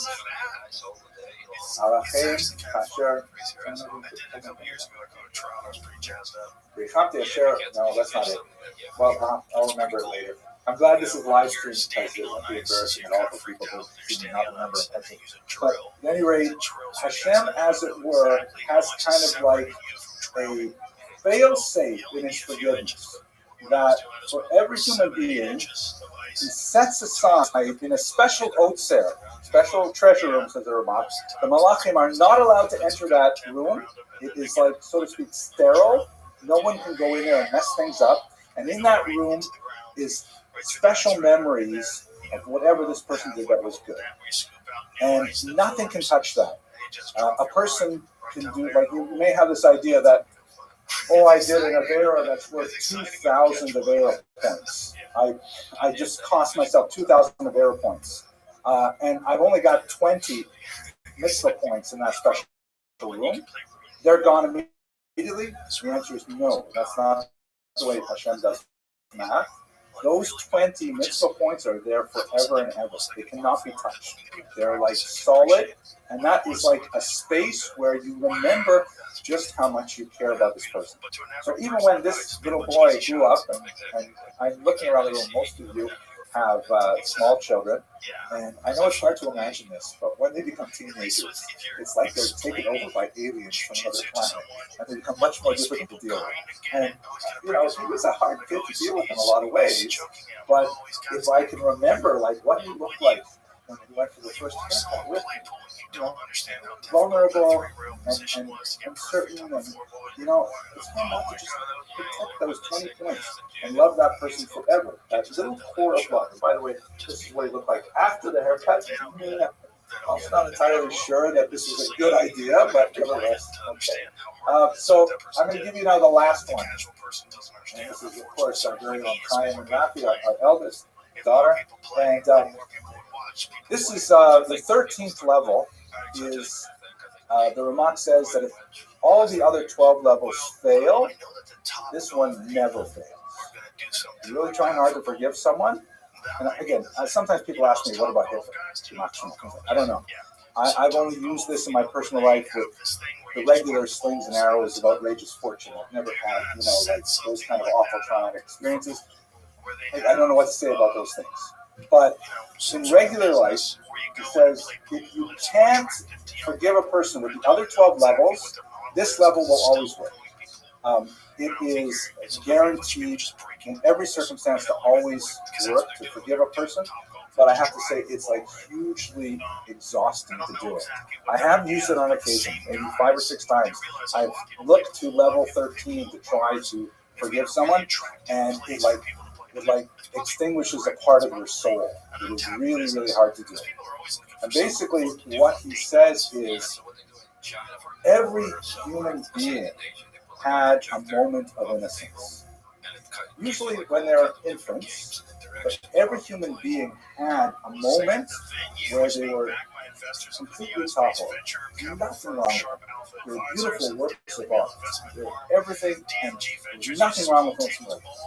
And what you have to do is you have to go back to that place. You have to imagine that person as that perfect human being before they did anything wrong. And the specific metaphor he gives, although he does talk about childhood, is being under the football.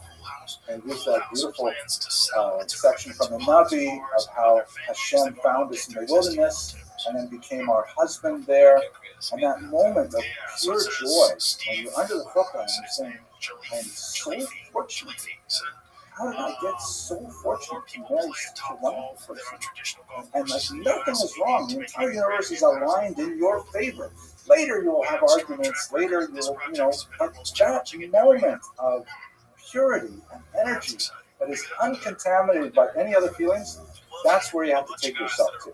And if you can take yourself to that moment, you may still be angry about who knows what other things, but that anger will be mutated by the overwhelming message of, yes, we had that connection at that time.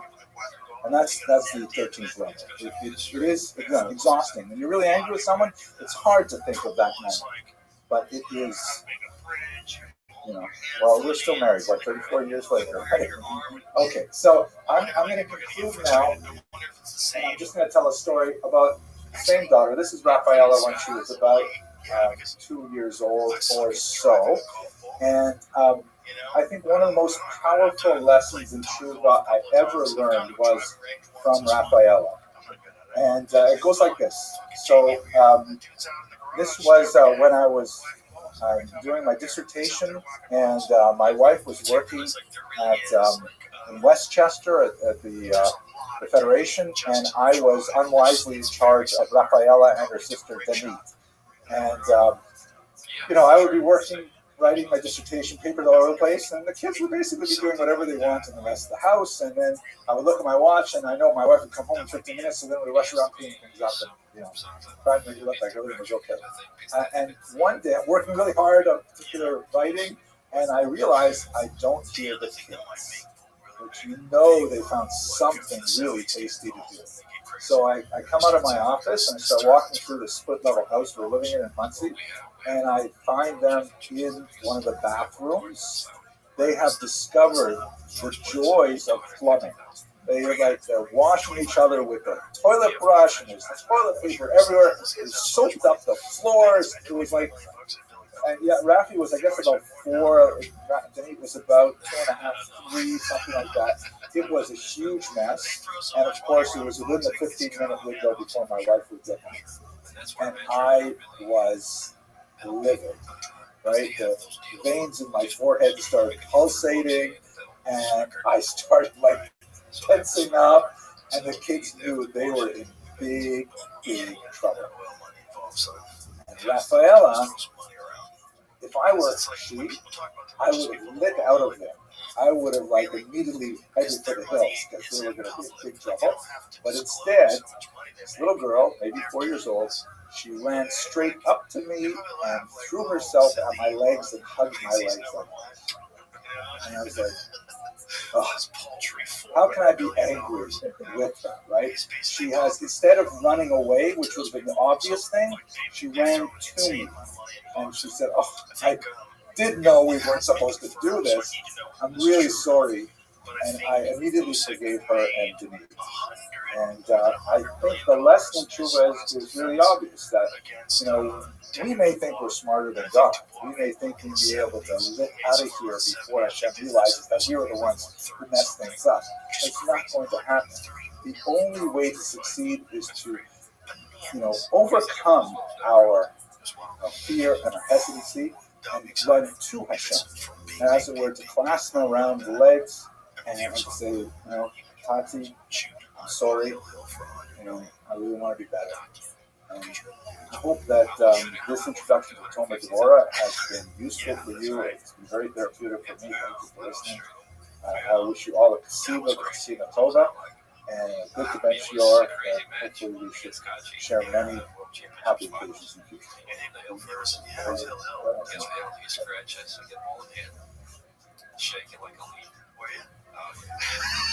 I mean, that's the biggest hurdle we've ever had. Right. Biggest hurdle I've ever had in my career. You know, we only have so many tournaments that they. Hello, fellow students of Jewish history.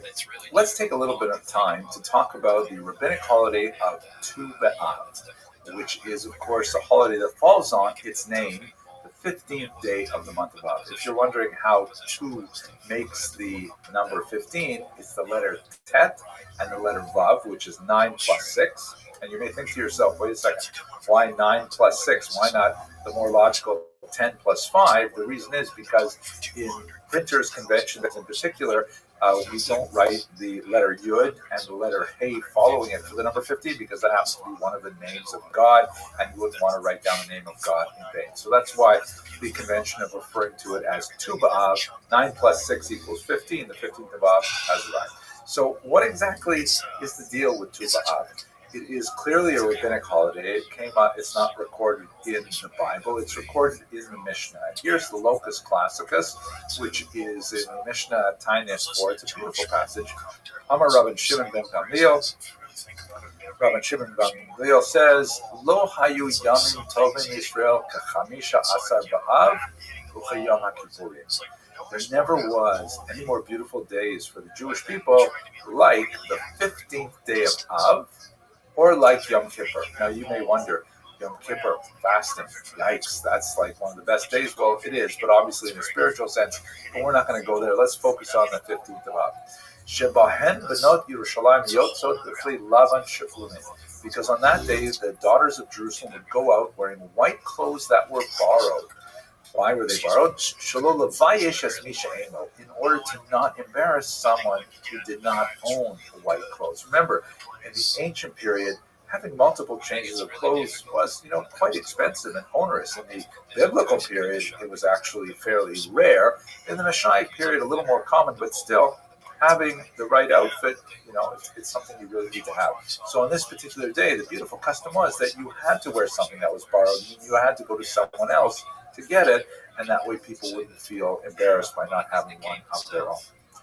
All the clothes had to be washed in advance. Now, of course, this is a special kind of ritual washing, but nevertheless. And the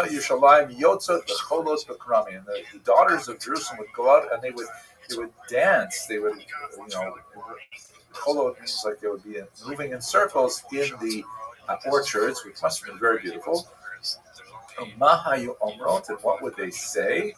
Bachor, young man, sana enecha urei, mi ata borer lach. Lift up your eyes and see, who would you choose for yourself? So obviously this is kind of like a sort of a romantic event, and you wonder how that would play in the modern day. I don't know, but we're just reading the Mishnah, right? Al titein enecha b'noi. Don't look at beauty. Tein enecha b'mishpacha. Look rather at family. Look at where these girls come from. Look at who their parents and their grandparents and so on are. The Gemara has lots of interesting things to say about this afterwards. Sheker achein behevel hayofi, isha yiras Hashem iti salal. In reality, charm is vain and beauty is meaningless. A woman who fears God, she should be praised. And the Mishnah goes on to talk about this in further aid. So it seems that on the 15th of Av, there was a great deal of celebration, especially coming after the 9th of Av, which would have been a day of tremendous sadness. The 15th of Av is a tremendous release and happiness, women going out into the orchards, beautiful things.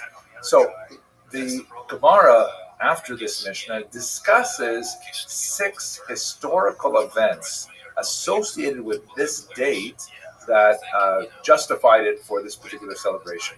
Let's go through those. I've reordered them slightly to make sure they are in chronological order, because historians generally like to move in kind of linear fashion. So first of all, the tribes were allowed to intermarry.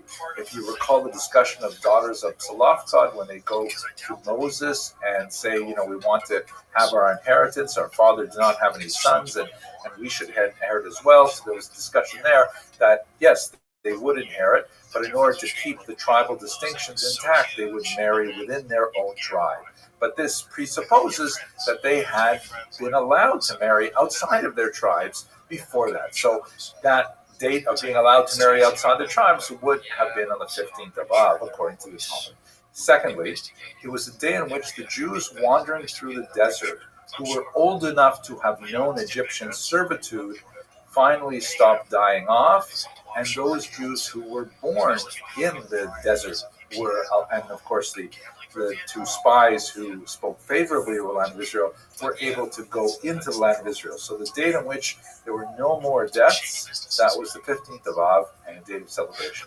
Third, it was the date of the reintegration of the tribe of Benjamin after their exclusion from the body politic of the early ancestors of the Jewish people, as described in Shoftim 21, the book of Judges, chapter 21. Horrible story there. Benjamin was ostracized for quite some time, and then on the 15th of Av, the tribe of Benjamin was reintegrated. Fourth, moving ahead quite a bit now to the late 8th century before the Common Era, when King Hoshea ben Elah removed the guards that were preventing the Israelites who lived in the northern kingdom of Israel, which had split from the southern kingdom of Judah. He removed the guards that prevented the Israelites from making their way down into Judah and to make pilgrimage to the holy city of Jerusalem. Under an earlier king, Yeravam ben Nebat, there was a ban placed on Israelites making their way down to Jerusalem, and this was finally lifted on the 15th of Av. Number 5, this is again moving forward another 900 odd years when you get to the Bar Kokhba rebellion.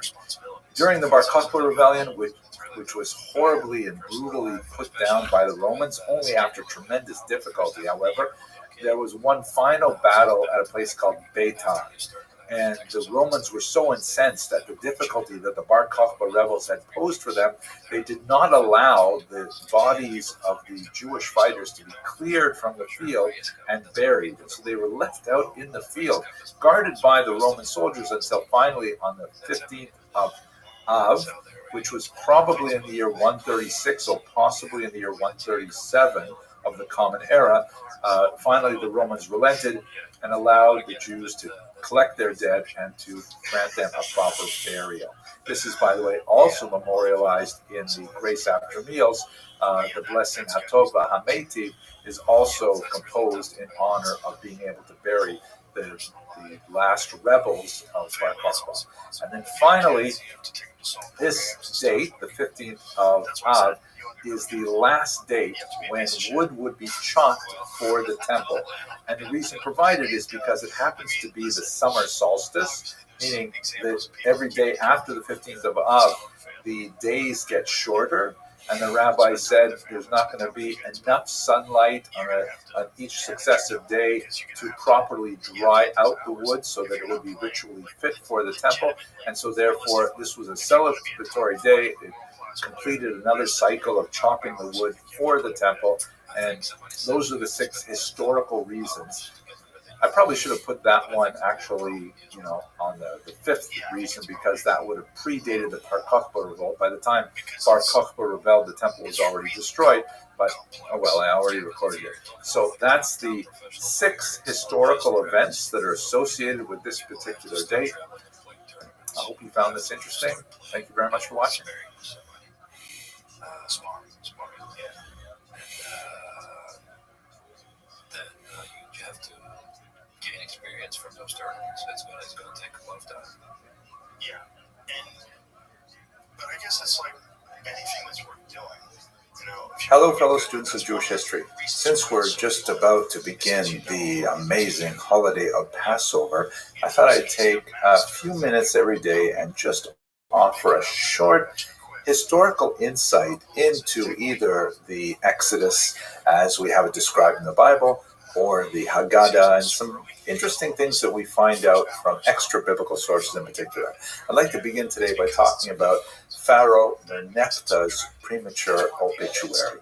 So, first of all, Pharaoh Merneptah was an important leader of Egypt, of course, in the late 13th century before the Common Era. And in approximately the year 1220 before the Common Era, he made kind of a smash and grab rush north into the land of Israel and wreaked havoc on all kinds of communities there. And later he described it in this stele that he erected that's located in southern Egypt. Here you can see the stele in itself. It's a massive obelisk, stands something like 20 feet tall. And there's like some depictions of, various ritual things at the top. And then written in Egyptian hieroglyphics is a whole listing of the amazing achievements of the pharaoh Merneptah. If you scroll all the way down this document to a place at the bottom, there's this fascinating little section that has been deciphered and has been interpreted to read, Israel is wasted, its seed is no more. Now, there's a lot of things to say about this interesting passage, but what's especially valuable to me is that this is the first clear statement of the word and the name and the concept and the people Israel outside of biblical texts. Meaning we've got lots of descriptions, very rich, characteristic descriptions of the major founders of the Jewish people, the patriarchs, the matriarchs, kings, queens, all kinds of things like that. But this is the first time we have a clear, unequivocal statement of Israel, the people, existing in the historical record outside of our own family history. Now, there's a few other exceptions to that rule, like, for example, you can see in this execration figurine, which is basically a kind of an early Egyptian voodoo doll that goes back about 500 years before Merneptah erected his stele. These are kind of fascinating ritual objects where Egyptians would write the names of people or places they don't like, and then they would ritually defile the statue by burning it or breaking it and things like that. And it was kind of like a way of like invoking curses upon the people that they disliked. And when you look at these execration figures, you'll see that there are place names that are located in the land of Israel. But it doesn't say anything about who's living there or anything like that, just as kind of like geographical, topographical information. Very valuable, but doesn't say too much to us about who these people were, what they stood for, and so on, or even if they would be the descendants of Jacob, because of course there were people living in Israel prior to the arrival of the sons and daughters of Jacob, sometime maybe in the 13th century. And furthermore, it's not surprising you don't have more Egyptian description of the Exodus for a whole host of reasons, but one of them is the fact that the Egyptians had a distinct allergy to recording stories that was, contrary to the national interest. One great example of this is the story of the pharaoh Hatshepsut, who is shown here, wearing a ceremonial beard in this Sphinx presentation, although she was a female pharaoh. And one of her offspring later decided to completely remove her from the historical record. As you can see from this wall engraving on the right, you have very clear representations of the cartouches of Thutmose III, but Hatshepsut's are all clearly effaced from the rock, as if they wanted to literally remove her from the historical record. It turned out that this interesting exposure of Egyptian mummy issues was not correct. Well, I should not say that. Mummy issues, that's terrible. Oh well, let's just keep it.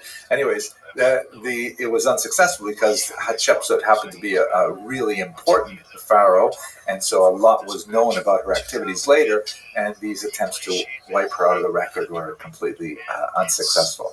But what I really find fascinating, besides the fact that this is the first time we have anyone saying anything about the ancestors of the Jewish people in the historical record, it is, after all, an obituary. Meaning, Merneptah said that I went up into the north, I went through all these communities that I destroyed, I pillaged, all kinds of things, and when I got to those pesky Israelites, I completely obliterated them. Israel is wasted, its seed is no more. Meaning, that's it for the Jewish people, and they will never again, rise up, they'll never again show their faces. This is, I think, especially ironic when you think about the fact that Merneptah himself was the 13th son of the pharaoh Ramses II, who many scholars identify as the pharaoh of the story of Joseph. We'll talk about him tomorrow, God willing. But it's as if he's like getting revenge for the way that his father was treated when the Egyptian slaves left Egypt. Could be lots of things to think about. But what I think is especially hilarious is like, oh my gosh, they also found Pharaoh Merneptah's mummy. I'm not going to show it on the screen because many people find that very tasteless. I have done it in previous lectures, but he looks terrible.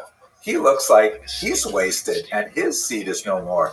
On the other hand, the Jewish people, thank God, are still flourishing and are still, very much active and central in many ways to what's happening in Western civilization. This illustrates two things. It illustrates, on the one hand, yet another example of what we see in the Haggadah, that in every generation there will be someone who rises up to try to destroy the Jewish people, but they are miraculously rescued. Here is a kind of hilarious passage from an 1859 Haggadah that was published in the Russian Empire.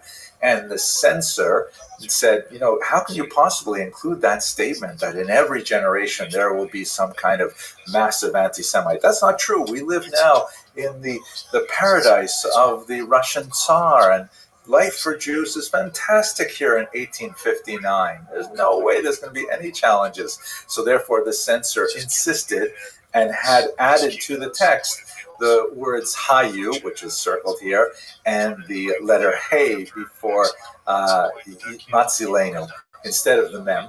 So in other words, he forced it to read, in every generation there used to rise up against us, meaning no longer. But back in ancient history that happened, but no longer.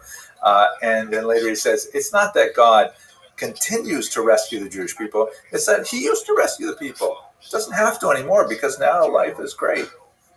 And this, that's the first thing I want to remark on with Merneptah's last obituary of the Jewish people, which is really the first obituary we have.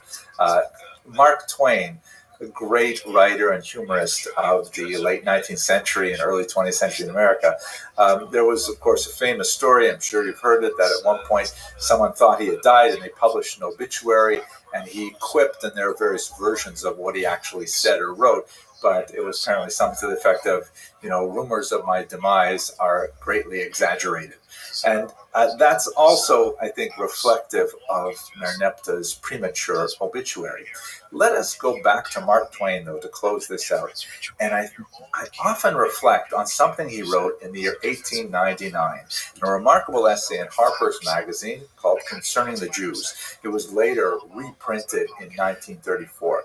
And he writes, about a 15-page essay about the status of Jews in Europe and in America, and he reflects on the concept of anti-Semitism and so on.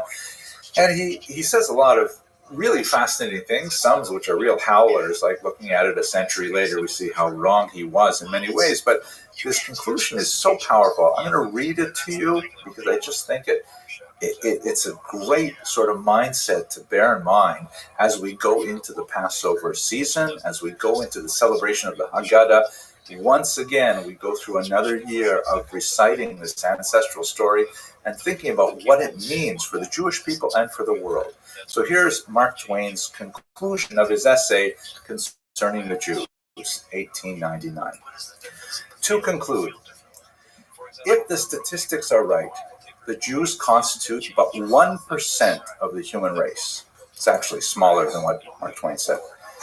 It suggests a nebulous, dim puff of stardust lost in the blaze of the Milky Way. Properly, the Jew ought hardly to be heard of, but he is heard of, has always been heard of.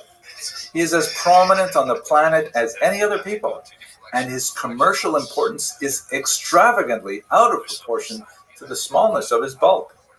His contributions to the world's list of great names in literature, science, art, music, finance, medicine, and abstruse learning are also way out of proportion to the weakness of his numbers. But he has made a marvelous fight in this world, in all the ages, and he has done it with his hands tied behind him. He could be vain of himself and be excused for it. The Egyptian, the Babylonian, and the Persian rose filled the planet with sound and splendor, then faded to dream stuff. and passed away. The Greek and the Roman followed and made a vast noise, and they are gone. Other peoples have sprung up and held their torch high for a time, but it burned out, and they sit in twilight now, or have vanished. The Jew saw them all, beat them all, and is now what he always was, exhibiting no decadence, no infirmities of age, no weakening of his parts, no slowing of his energies, no dulling of his alert and aggressive mind. All things are mortal but the Jew. All other forces pass, but he remains. What is the secret of his immortality? Wow.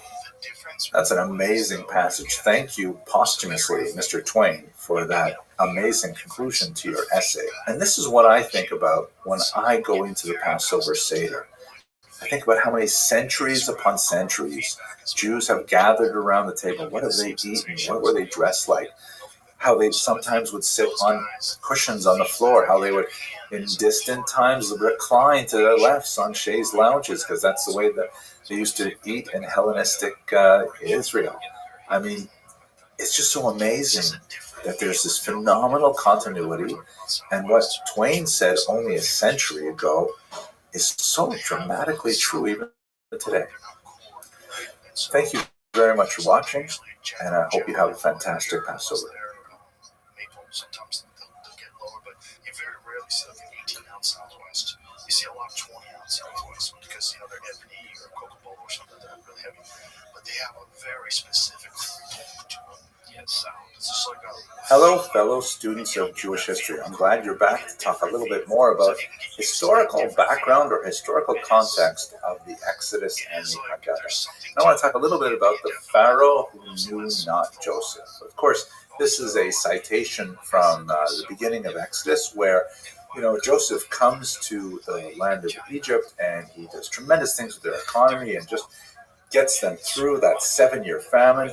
And, you know, everyone should really be grateful to Joseph for all the tremendous things he did for the country. But a new Pharaoh arose who knew not Joseph, who didn't remember what the ancestor of the Jewish people had to do in Egypt, and the gratitude was gone. What have you done for me lately?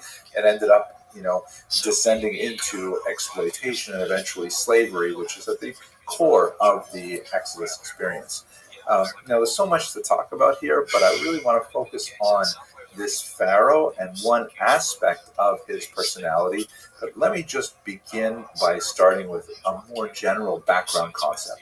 You know, I think it would be a mistake to offer these series as kind of like, well, here's all the archaeological evidence that proves exactly what it says in the Bible. Because, you know, the Bible is a religious text. It is a book of faith. It is not a book of science, and it does not attempt to conform to the rules of science, hypotheses, and, you know, experimentation and the scientific method and things like that. That's not really what the book is about.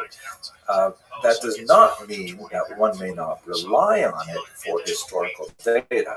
In fact, that's alluding to the title of the great work by Professor Kitchen on the reliability of the Old Testament, which is a remarkable work of scholarship.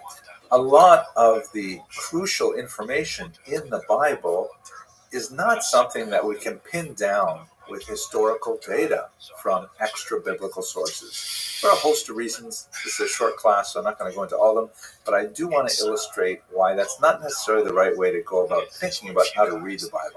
I'll tell you a story about my grandparents. This is a photograph of them from 1913.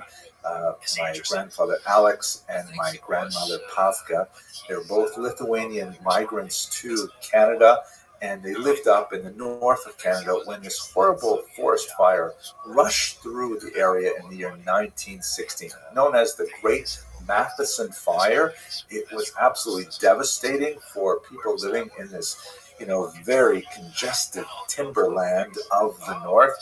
It killed some 200 people, including quite a few Native Canadians, First Nations people, who really did not have structures that could withstand these fires. Now, my grandfather, this is a story I heard from my own father, who was not even born at the time, but my grandfather could see that there was something terrible coming, and so, you know, he was just starting his business in dry goods at the time. What he did was he dug a massive hole in the backyard, took all of his stock, which was basically like work pants and shirts and boots and things like that, buried it in, he wrapped it in burlap, and then he buried it in the backyard, and the fire came into town, devastated the town, but he and his wife, who was then expecting my uncle, they all ran to the Abitibi River, and they waited in the river until it was safe to come out again when the fire had passed.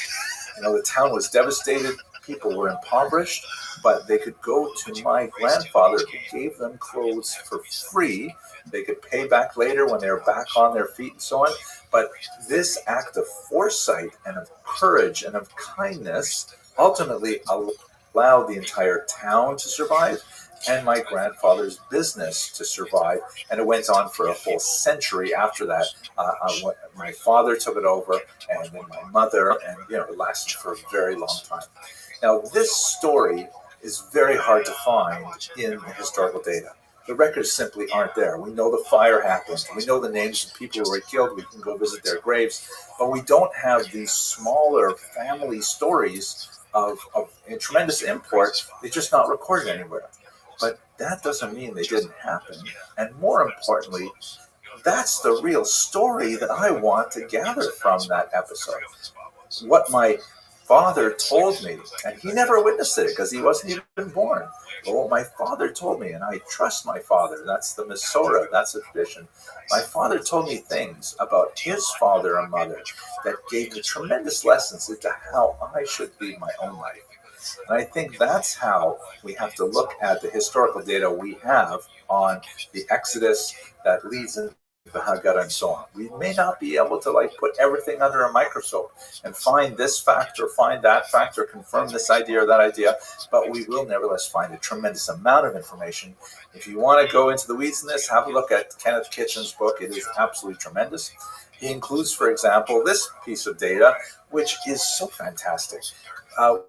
We do have some ways of corroborating events in the Bible with extra biblical events, such as, for example, the price of slaves in the time of Joseph. We know that in Exodus chapter 37, verse 28, we have the sale of Joseph for 20 shekels. And when we compare that price of 20 shekels with how much we know slaves cost in the Code of Hammurabi, in texts from Mari and Old Babylonia, we see that that's smack on what we would expect a slave to cost in the precise era when we believe that Joseph was sold.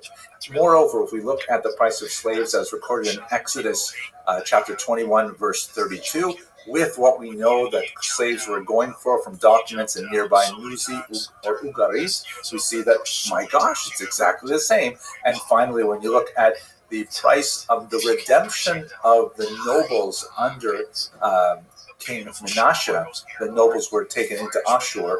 They over there in Kings 2, chapter 15, verse 30, that price exactly maps to what we know about the price of slaves in Assyria.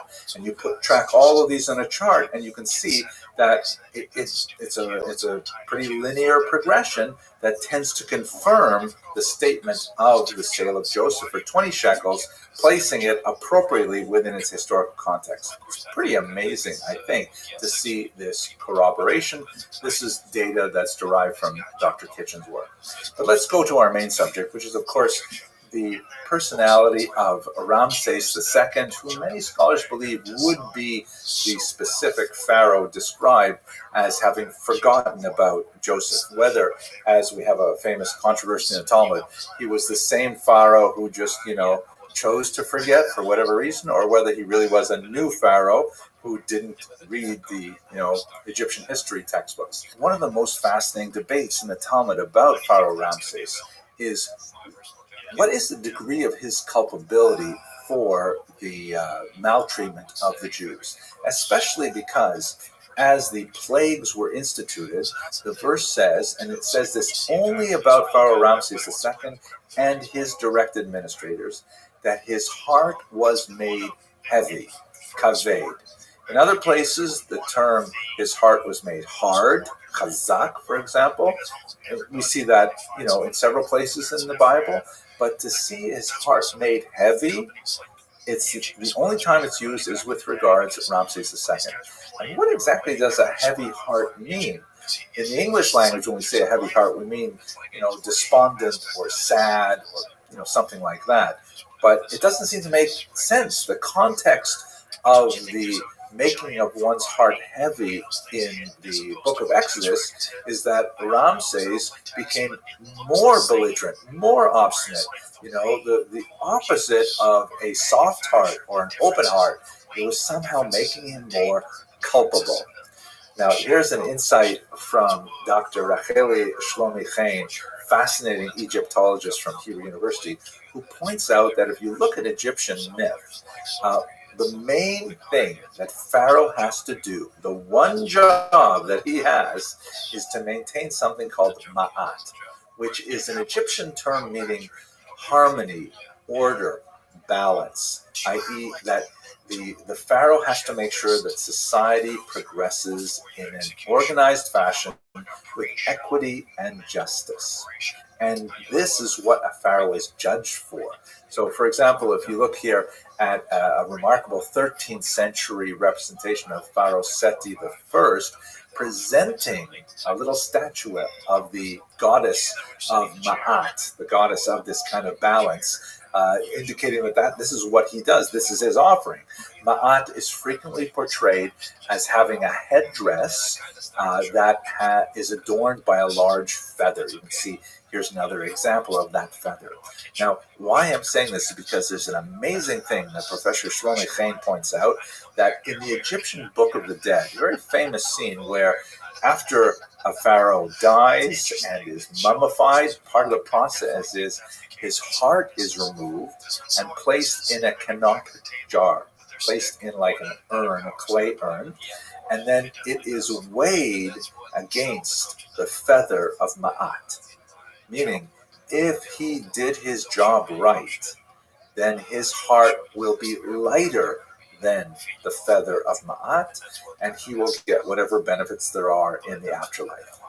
But if he failed to maintain Ma'at, if he allowed his heart to become heavy, not hard, not resistant, but heavy, then he will be judged negatively, and he will be punished in the next world. As you can see in this 13th century, again, the same era, the Book of the Dead, there's a famous scene where you can see the canopic jar there on the left side of the scales and the feather of Ma'at on the right. And so far, Pharaoh's hanging in there, but we don't know what's going to end up happening with it.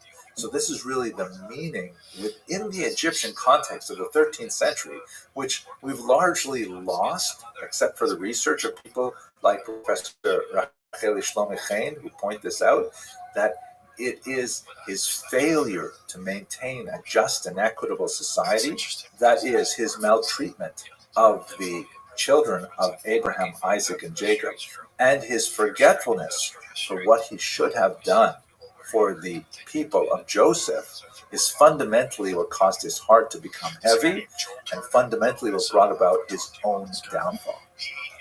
Wow, fascinating.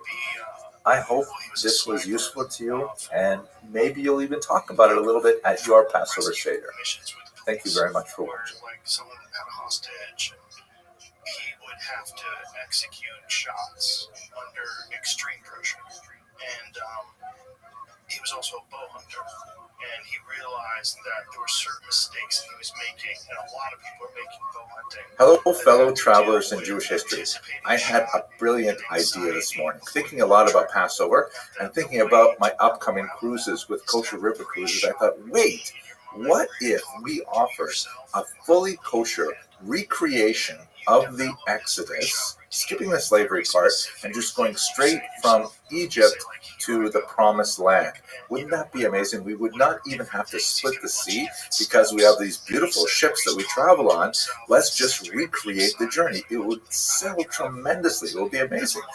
The only problem is it's very hard to figure out the actual geography of the route. Where exactly did the Exodus happen? and specifically, where did the crossing of the sea occur?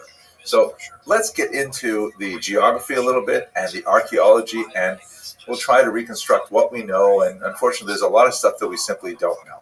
Now, part of the reason why this is so complicated is because there is natural geographic change over the 3,000 years since this occurred.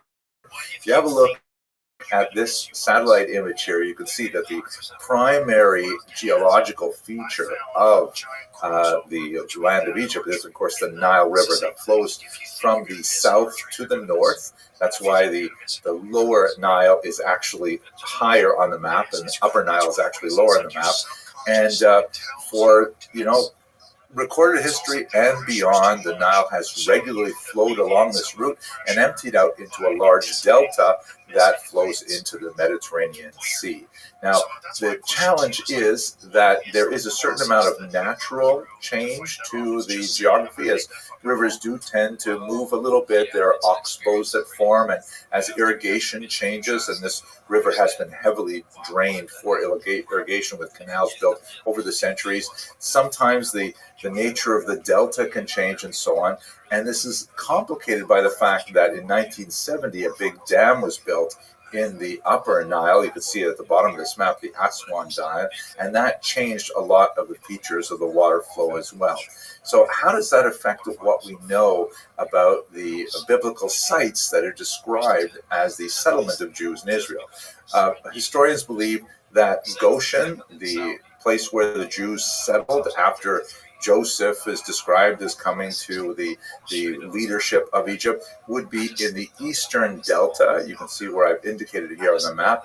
And in fact, not too far away is a site called, in contemporary Arabic, Kantir, or Piramese, which is most likely the site of Pi Ramses, one of the sites that we have described in the Bible as a construction site that Jews were forced to work on. And so we know that all these things are happening here in the Eastern Delta.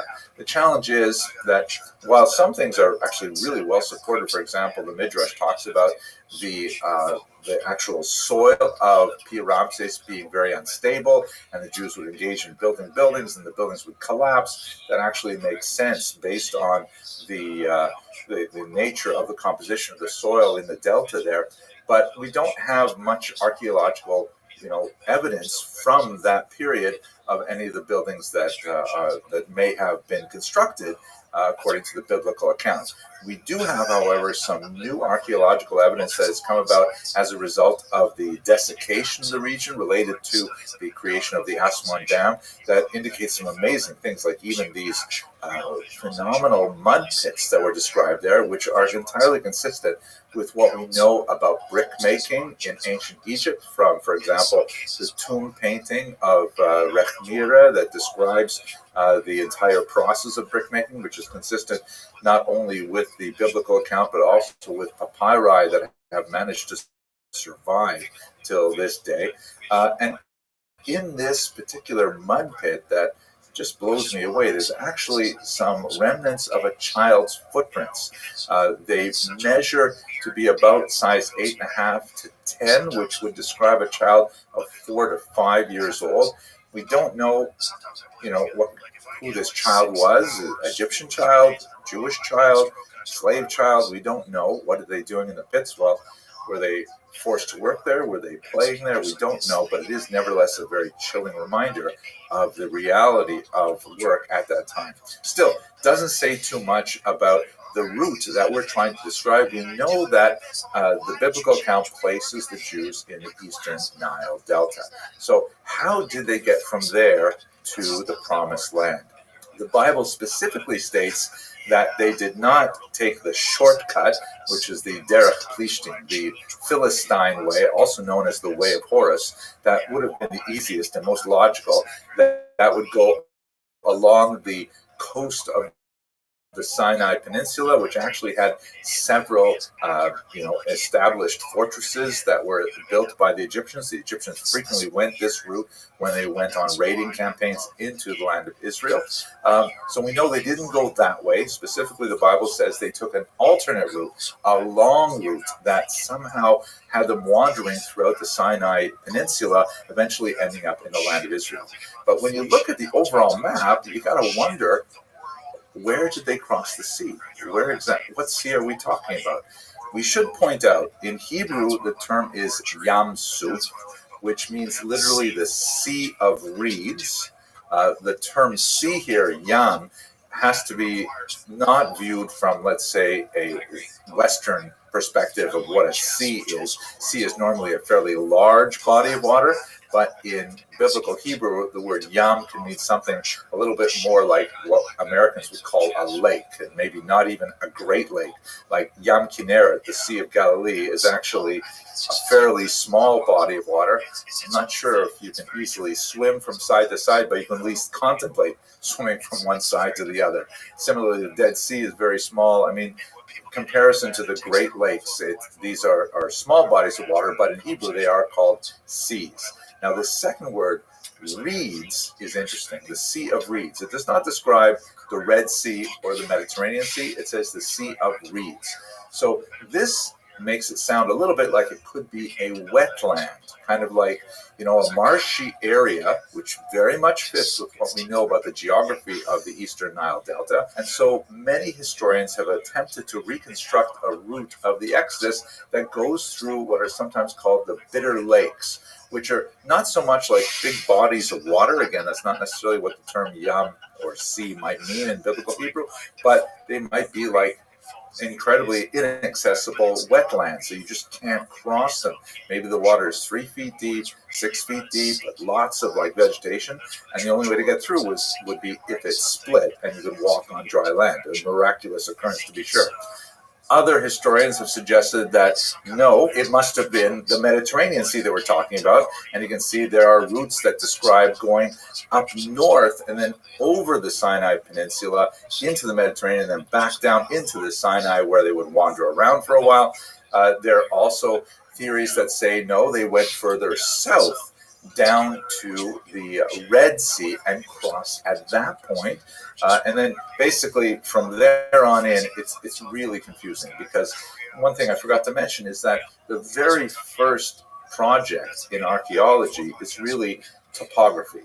We have, biblical archaeology in particular, we have this biblical text, extremely valuable as a historical document, but it's very difficult to sometimes translate into what we know about the actual land itself, primarily because we don't know which locales specifically refer to the places named in the Bible. And one of the very first things that was done in the 19th century in the land of Israel is archaeologists began to say, okay, we've got these places like Beersheba. Where is Beersheba? And they would use all kinds of different techniques, sometimes linguistic, sometimes Arabic place names referred to earlier Hebrew origins, sometimes descriptions in the text itself that might give some indication as where exactly these places are, but we simply don't know for sure a lot of places, and especially the places associated with the Exodus. So there are lots of different routes. We also don't know, for example, where exactly is Mount Sinai. There is a mountain in the southern part of the peninsula that has been identified by the Arabs as Jebel Musa, the Mount of Moses, and that has been adopted by Christians as Mount Sinai. There's a monastery at the top of it and things like that. But there are also good possibilities that Mount Sinai would be in what we would call today Saudi Arabia. We simply have no concrete idea precisely where the ancient Israelites wandered as they were making their way from Egypt to the land of Israel, and there are lots of constructions. What we do have, however, is some fascinating archaeological evidence that points to a massive incursion of migrants to the land that would be called the land of Israel in the 13th century, not only in terms of a huge rise in the establishment of settlements that cannot be accounted for by natural increase. has to be from migration. There is some fascinating stuff done by analyzing refuse pits, that in a lot of these regions where we identify with the settlement of Israelites, there's a remarkable absence of pig bones, whereas in sites that we know are much more Roman, there's lots of pig bones. I like to joke that, they find like Asian food takeout containers, but we don't find those. And also some really interesting things when sometimes Canaanite sites are found, like in Hatzor, where the great archaeologist Yigael Yadin found a cultic site with a headless idol, the Baal of Hatzor, that clearly had his head lopped off. And then here's a picture of what it looked like after surgery. But archaeological finds of this nature support the narrative that people came into this region from somewhere outside and viewed with hostility the local Canaanite practices and destroyed their altars and things like that. And that is entirely consistent with the biblical account that describes the massive number of former Egyptian slaves, i.e. the children of Israel, coming into the land, destroying the altars wherever they encounter them, and so on. But there's so much more to say about this. I'm just trying to get a sense, though, of if we were to have a Kosher River cruise, where exactly would we traverse from Goshen to the land of Israel? And unfortunately, that's got to wait until we figure out the geography, and then we're going to have a big sail. You heard it first on this channel. Thank you very much for watching. That bucket is round, and they used like a snugger cloth, so it's really thick and like hairy.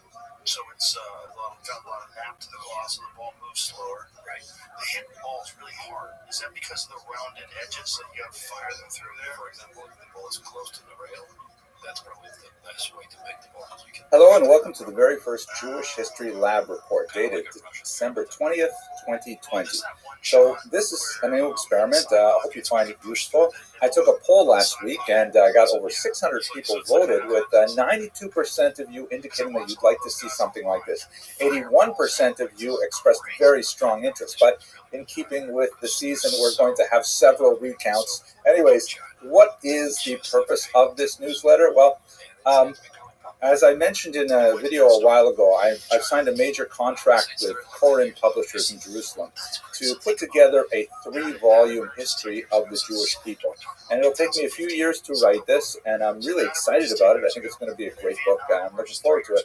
But one of the advantages of having a large audience of students who are interested in Jewish history on YouTube is that I can sort of crowdsource this.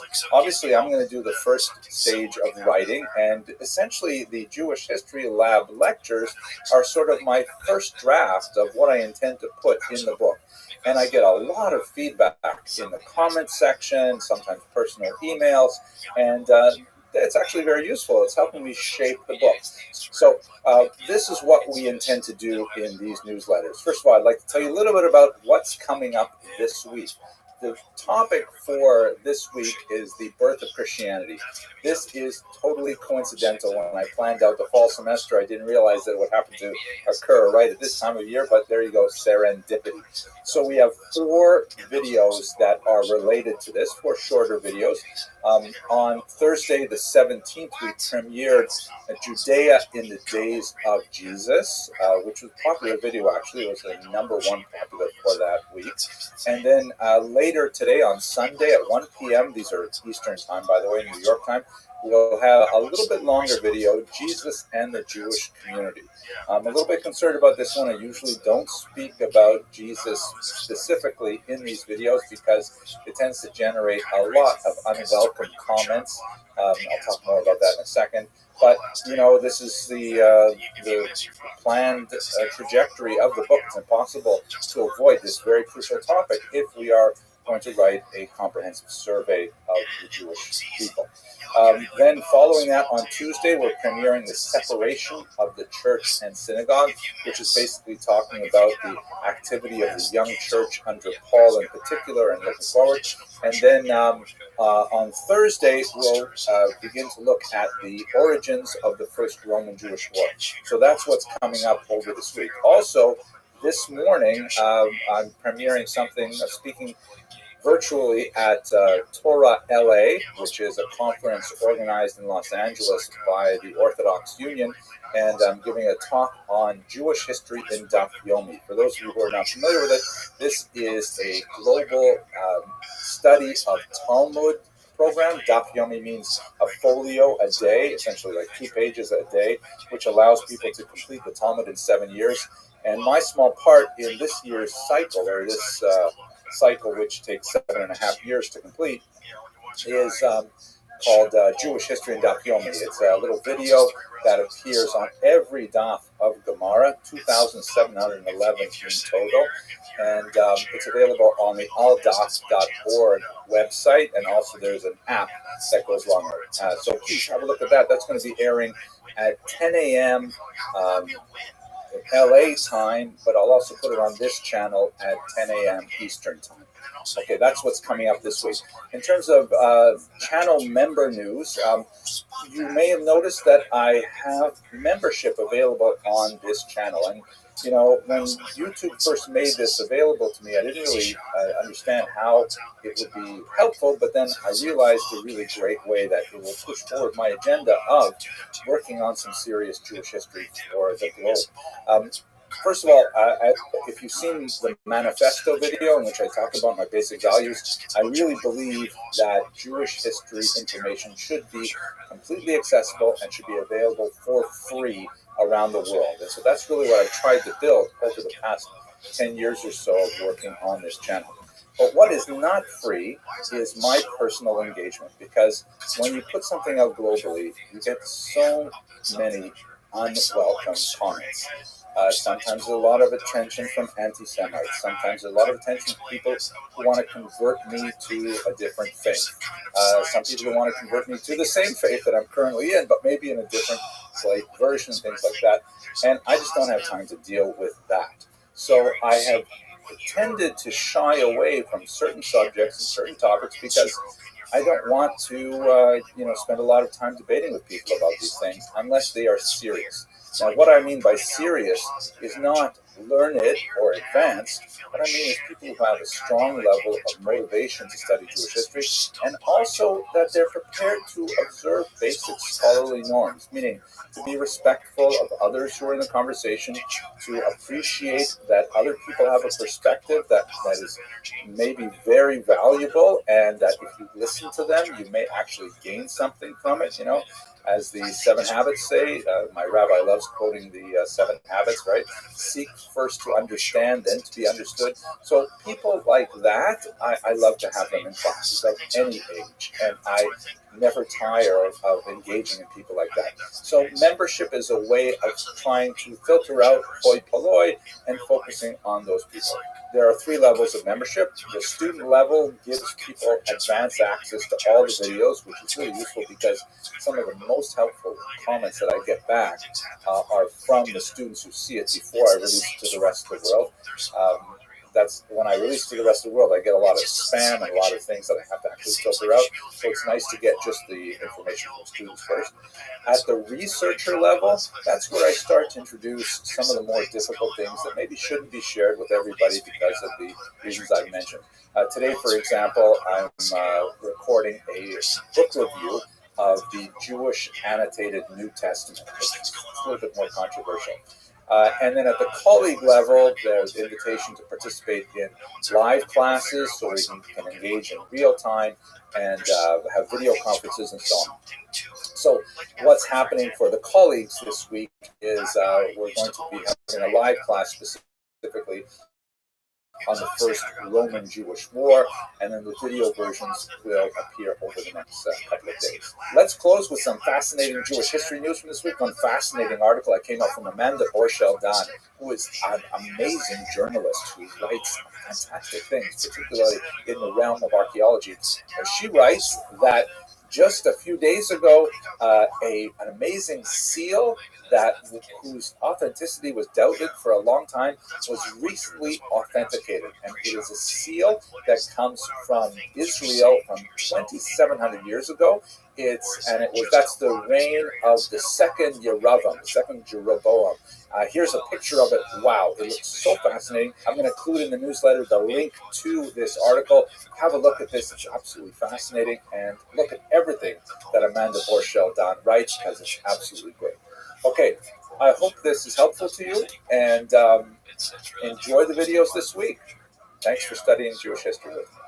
You just got to focus on what you can control and hope for the best. That's all I do.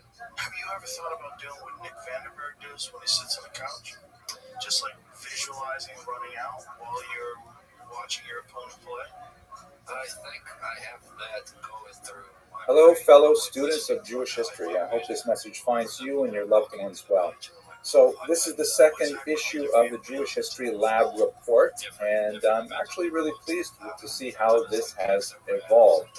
As I mentioned in previous videos, this new format of these briefer online kind of coronavirus optimized videos is a result of my signing a contract with Koren Publishers to create a 3-volume history of the Jewish people, which I'm really excited to be working on. And I thought I would take a year and a half to essentially work through the curriculum that will form the basis of the book and put it out there online. And I would use the feedback and the comments from fellow students of Jewish history like you to shape the direction of my research. And it's actually been really great. A lot of the comments that I've gotten back exposed me things that I'm really not that aware of, or concerns that I had not really thought of addressing, and I think it's going to be a really positive thing. I'm especially grateful to this week because we got through one of the most difficult passages, really, when we talked about the birth of Christianity, and there was a lot of heat generated by that topic.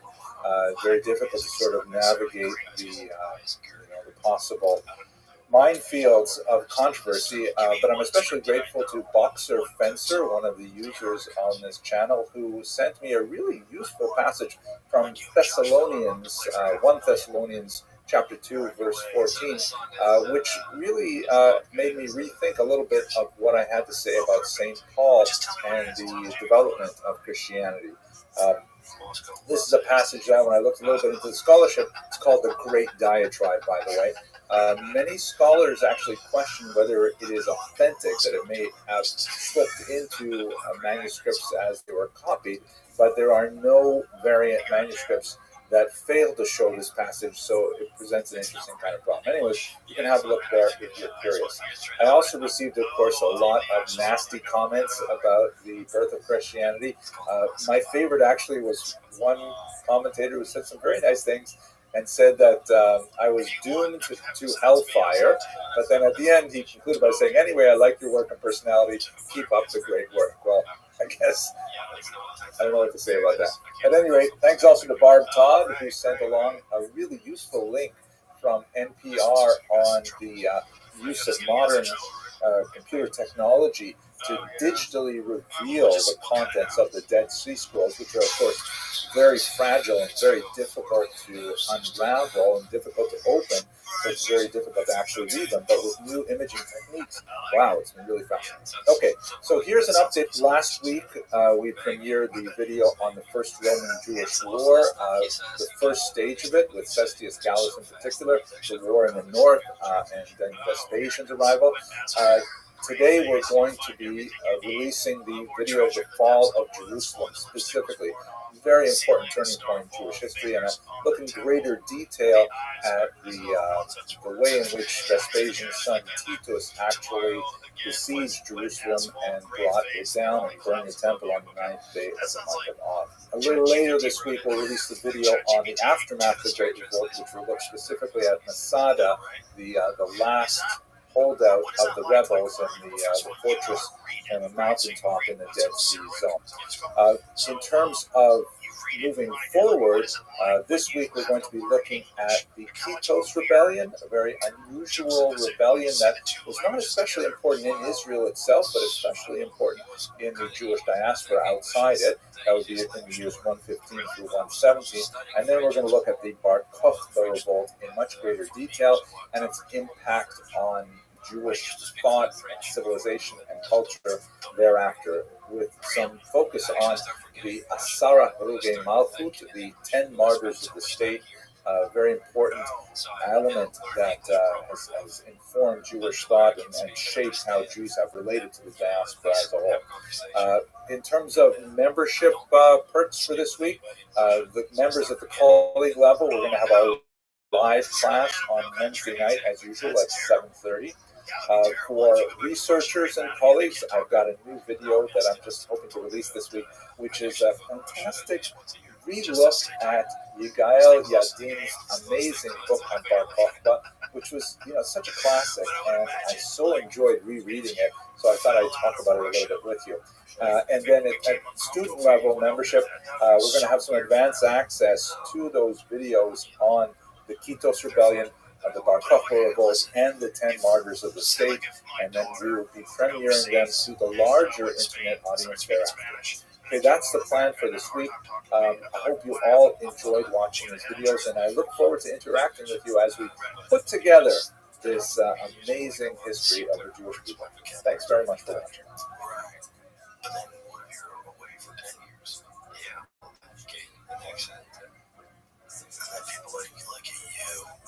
Hello, fellow students of Jewish history. Here's the lab report for this week, the first week of the Gregorian year 2021. Let's hope that it's a much better year for everyone after all of the difficulties of 2020.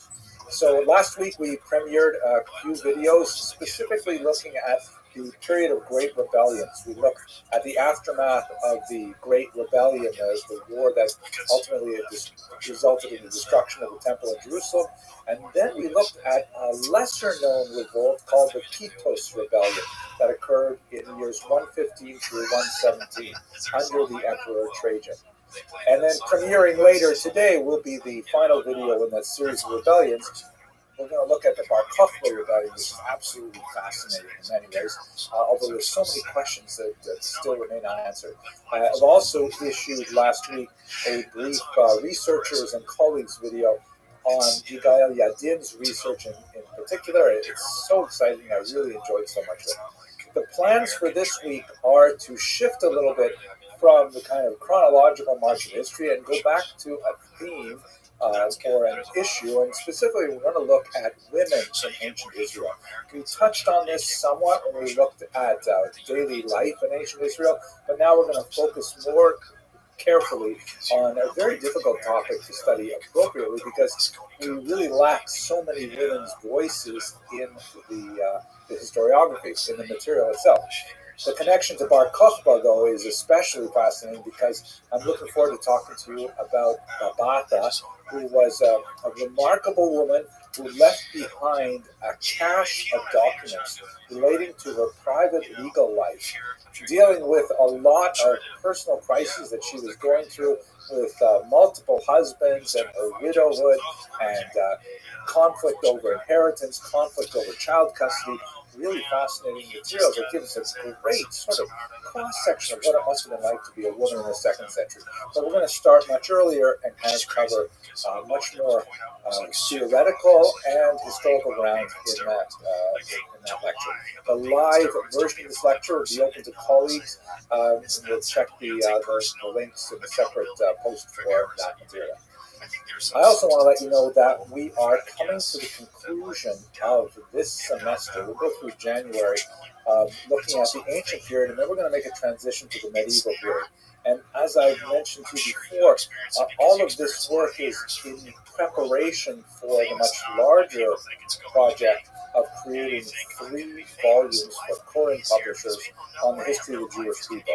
And I'm using these videos to, collect feedback and get suggestions and get support and sometimes criticism to help me think about how I want to put together these eventual volumes.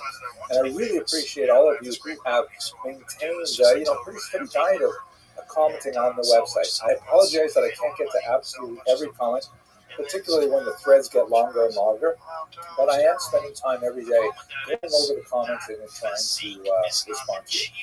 And in this context, I want to let you know about a new idea I'm working on right now that I can't host here on YouTube because it doesn't, doesn't work as well with text. It is, after all, video. But on my personal website, henryabramson.com, I'm thinking I will start putting up drafts of the chapters as they are written for comment from all of you. As much as I'm enjoying crowdsourcing this intellectual project of creating a book of Jewish history with a lot of support from other people, I don't think I can reasonably open up all of the text as it is in formation to 38,000 subscribers. So I'm going to probably set in some kind of mechanisms there to try and filter out people who are not necessarily as focused on the goal of really creating a final text. But I encourage you to go visit my website, henryabramson.com, where you'll see some of these ideas as they are developing, and I'm kind of excited about them. I'll let you know more about them. And in this context, I want to thank all of you for your feedback last week about that crazy idea of creating merch for this channel. I still feel a little queasy about it, and I haven't quite told my college-age son that I think I'm going to try it. But anyways, check it out. I am especially fond of the mugs, and I want to give a special shout out to Jen Goldman and Tommy O'Donovan and Michael Alberta, who suggested some really great ideas, and some of them I'm going to put into place because it's actually kind of fun. So there it is. Have a look at the Teespring site. They'll be populating in YouTube later. We've got a Josephus mug, we've got a me mug, and we've got a Shabbatite Tzvi mug, which Mike Klein says he's going to really enjoy taking to the mikvah, the ritual bath, for its proper immersion. Anyways, it's a strange one. I hope you have an amazing week, and it's great to have you as subscribers to this channel. Take care. If you don't have personal sovereignty, if you don't understand yourself, truly understand yourself, not just trying to project an image of what you like people to think of you, but who you actually are, that's where you get in trouble with faith. And then also reading haters and reading the comments, and Hello, fellow students of Jewish history. I am so delighted to announce that beginning this Wednesday night, October 27th at 7:30 p.m., we will resume the Jewish History Lab series of lectures. This is going to be the third and final semester of this series, and we're going to look at the modern era. Unlike the two previous semesters in which I had the chutzpah to address many subjects which I knew not too terribly much about, I'm actually a little more adept in the modern era, so I hope it's going to be even more interesting for all of us and less sweat-inducing for me. At any rate, we're going to look at the last 500 years of Jewish history, specifically from the Spanish expulsion of 1492 right up until the contemporary period. And I think it's going to be so fascinating. There's so many amazing, dynamic things that happened to and happened as a result of the Jewish people over the last half millennium, and I can't wait to discuss them with you and hear your questions. So there are three basic ways to participate in this series if you would like to. The first is please attend in person. The classes are sponsored by the Young Israel of Lawrence, Cedarhurst. That's located at 8 Spruce Street in Cedarhurst, New York, led by the incredible Rabbi Yaakov Trump, no relation. Unlike the series that was so rudely interrupted back in the spring of 2020, we are going to be having them live and in person in the synagogue building. They're open to the community, free of charge. Please come by and join us. We would like you to please practice respiratory etiquette. This is something that I picked up while I was traveling in Europe just recently. We encourage vaccination for everybody, of course, if you are eligible for a vaccine. Please do not come if you are not feeling well. Masks are welcome and encouraged for anyone who feels appropriate wearing one. They are mandatory for those who are not vaccinated. The lectures, I have to say, will not be recorded. So there are some advantages to come in person, and there are some disadvantages. The advantages are that, of course, the live lectures, really, that's the gold standard for an educational experience. The spontaneity of live conversation, questions and answers, There is a small disadvantage that you may be exposed to some of my cheesy jokes, and I apologize in advance for them, but I simply can't help myself. So that's the best way to enjoy it, free of charge, sponsored by Young Israel of Lawrence Cedarhurst. Please join us. And they will be basically every week, every Wednesday night at 7:30. There are some interruptions to the schedule. The second way you can participate is you can attend via Zoom. We are, of course, in a bold new era of education. We're still trying to figure out exactly, what is education going to look like, both at the tertiary level, where I spend most of my energy, or in the adult education, in which I class this series, or even at the primary level. And so we're going to try this semester to offer this as a hybrid option, meaning the essence is going to be placed on the live in-person class. And again, that's the best way to appreciate the information that we're going to share. But we will offer the option of Zoom for those who cannot attend in person for a variety of reasons, not excluding the reality of, the January temperatures in this part of the world. This option, however, is only going to be available to members of the synagogue and their guests. Check your email for a Zoom link so you'll be able to access the Zoom. It's also open to members of my YouTube channel at the colleague level. So please have a look at your community announcements and you'll be able to get the Zoom link and you'll be able to participate. One of the challenges of offering this in a hybrid format is that it's not easy to address a live audience and an online audience simultaneously. So I'm going to put most of my energy into the live audience, but I will try and devote certain periods of time to the hybrid. And we'll see how this works out. Hopefully it will be successful, but we will tweak things as we go along. Finally, if you can't attend in person and you can't attend by Zoom, then you'll be able to watch pre-recorded versions of the lectures, which I have been putting online. There's more than 80 of them in this particular series already available. And this, of course, is open to all because I really believe that Jewish history yearns to be free, yearns to be out there so that people can learn about this amazing and fascinating history. The advantages of viewing the pre-recorded lectures are that, one, they tend to be shorter and a little bit more tightly edited and so on. And there are very, very few cheesy jokes because I just got too many negative comments about them. There's not as much opportunity for interaction. I simply don't have time to respond to all of the questions and comments that are in the inbox there, but you will have the opportunity, of course, to interact with other audience members. And I do like to participate in live chats more or less once a week so that, we do have a chance to at least interact with each other that way. Okay, that's basically it. We're going to start Wednesday night, 7:30 p.m. Eastern Time, and we are going to be looking at the fascinating topic of the Jews of Asia. Thank you very much for listening. I get to do that. I would have to tighten that table up, right? Yeah. Would you want it 4 1/4? Or would you want it 4? Oh, that's another thing you want to do. You want to do only put a 4-inch table. Hello and welcome to the first in a large series of projected small lectures that I'd like to call the Jewish History Lab. Now I'm calling it a lab because this is somewhat experimental in nature. I'm very proud to let you know that I've signed a contract with Koren Publishers, Jerusalem, really important publishing house that does really beautiful work. I have so many of their books in my own collection, and I'm very honored to be producing a multi-volume massive survey history of the Jews for them over the course of the next few years. So these lectures are kind of like my rough draft of the materials that will ultimately find their way into the printed word, and I hope you will snap up copies of them when they're available because I think they're going to be great. I'm really excited about this particular work. So it's experimental in the sense that I'm going to put my first draft together in this video format and put it up on the internet. And I'd love to hear from you. Please insert your comments in the box below this video and let me know what you think and if you have any questions or suggestions.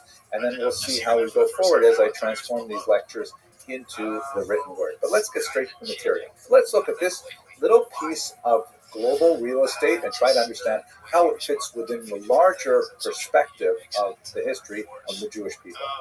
Many people tend to look at the land of Israel something like this amazing 6th century map that was discovered in Madaba, Jordan.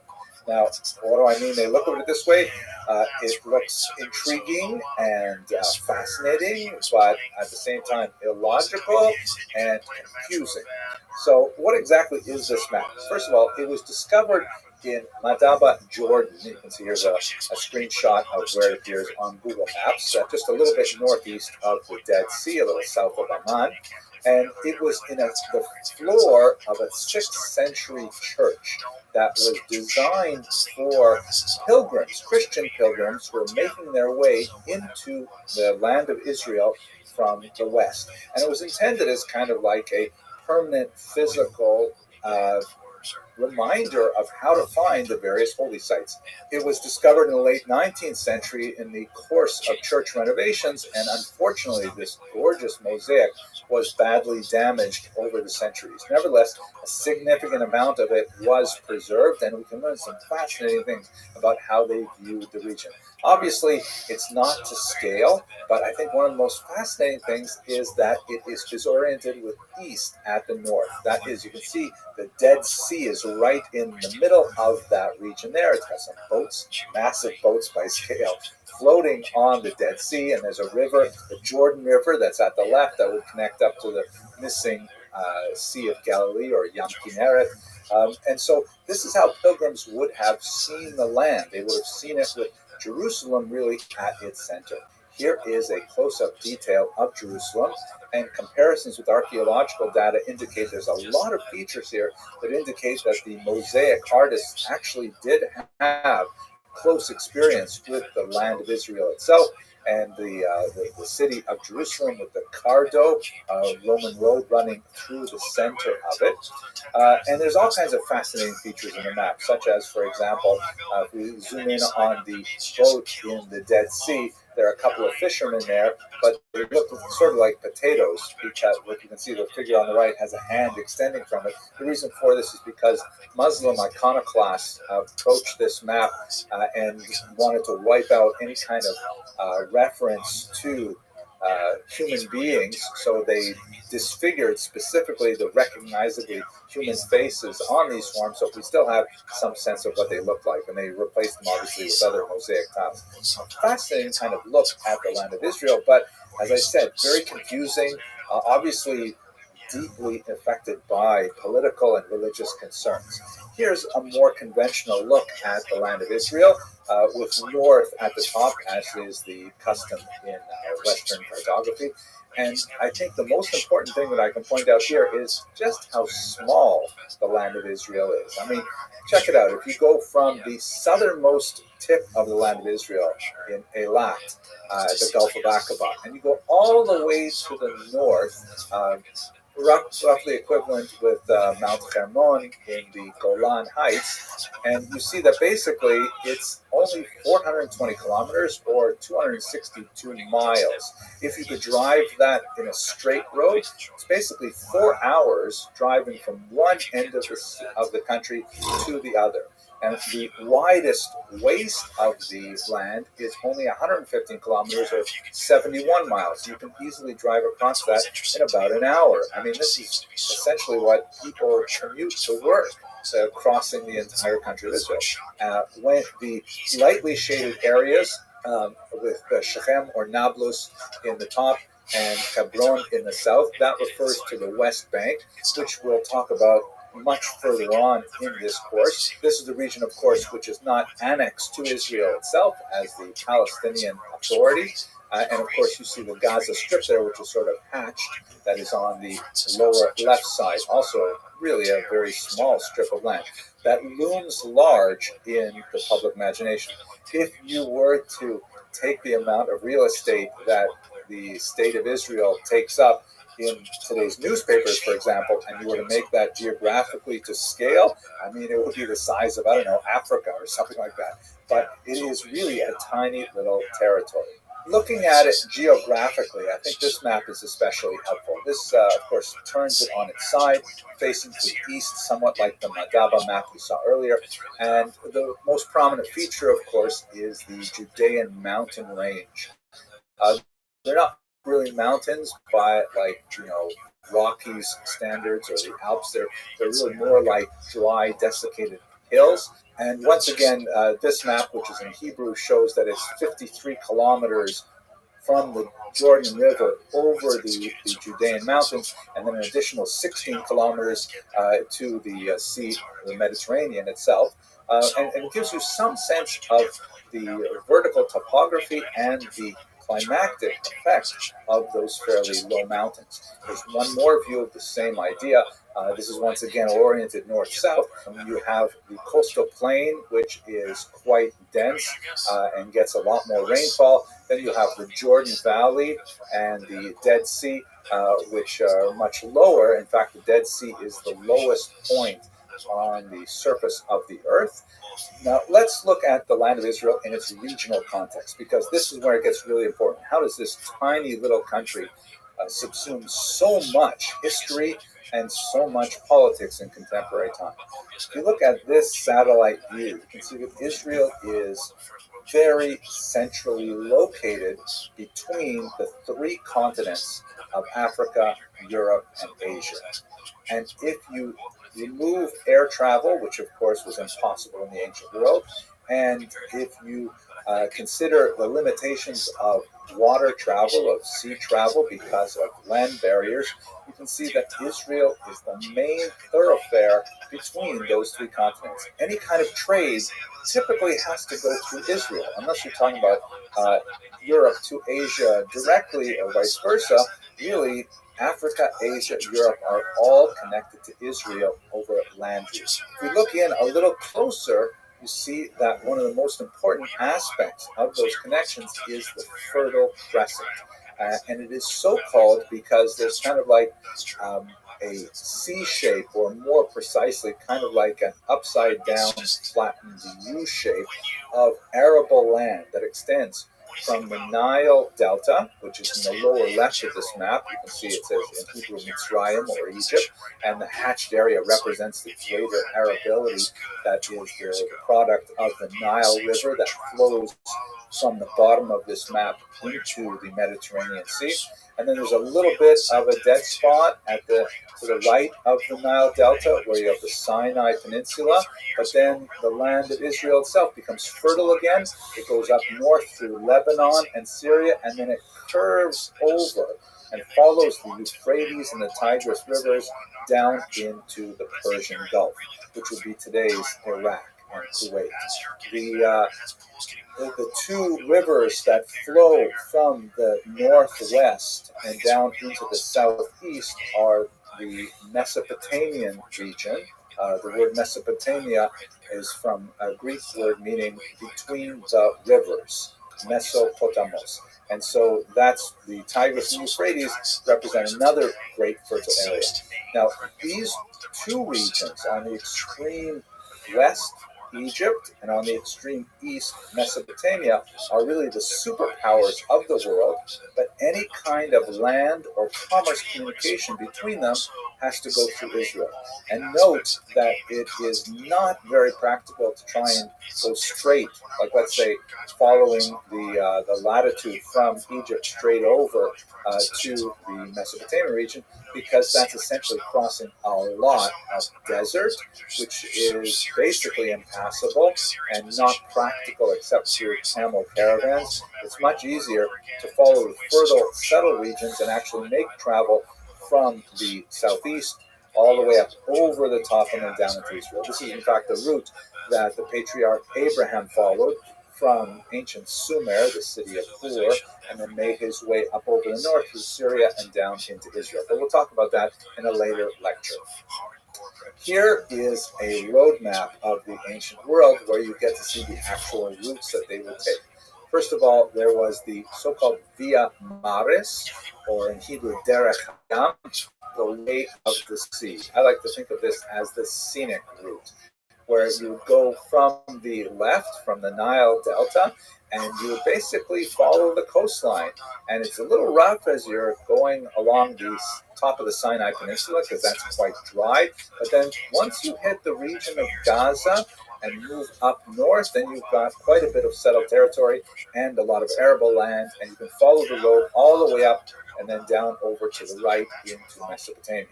The other route, which was also quite widely traveled, is the so-called King's Highway. There's actually a street like that in Brooklyn, of course, maybe named after this, I don't know, sometimes called the Royal Road, or in Hebrew, the Derech HaMelech.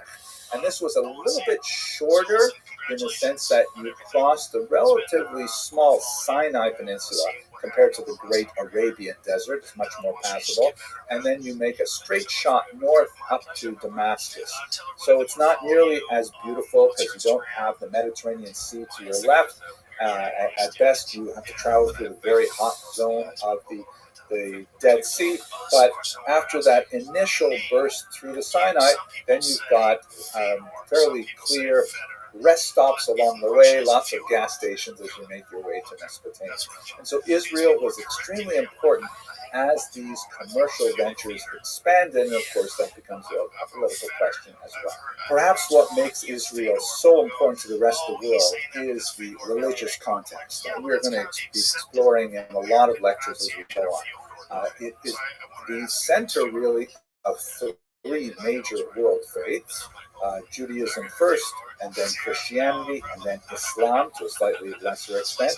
And it's regarded as the navel of the world. In fact, that's a Hebrew term used in rabbinic literature for Israel and for Jerusalem specifically.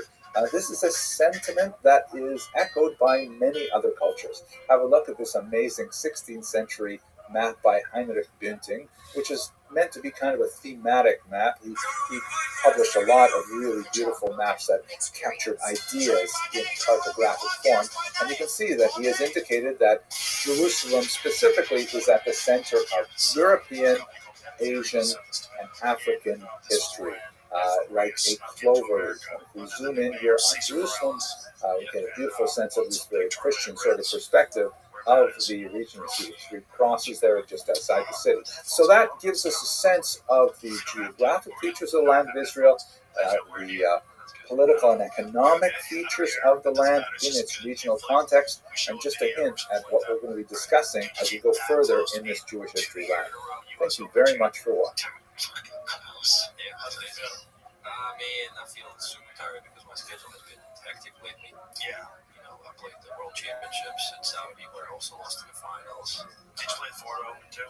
Florida Open, and I played a tournament in between that. So basically, I played back-to-back 4 events. Wow. It's been over a month already. Staying on the road constantly. Hello and welcome to the second lecture in the Jewish History Lab series. So I'd like to look very briefly at the earliest populations in the land of Israel.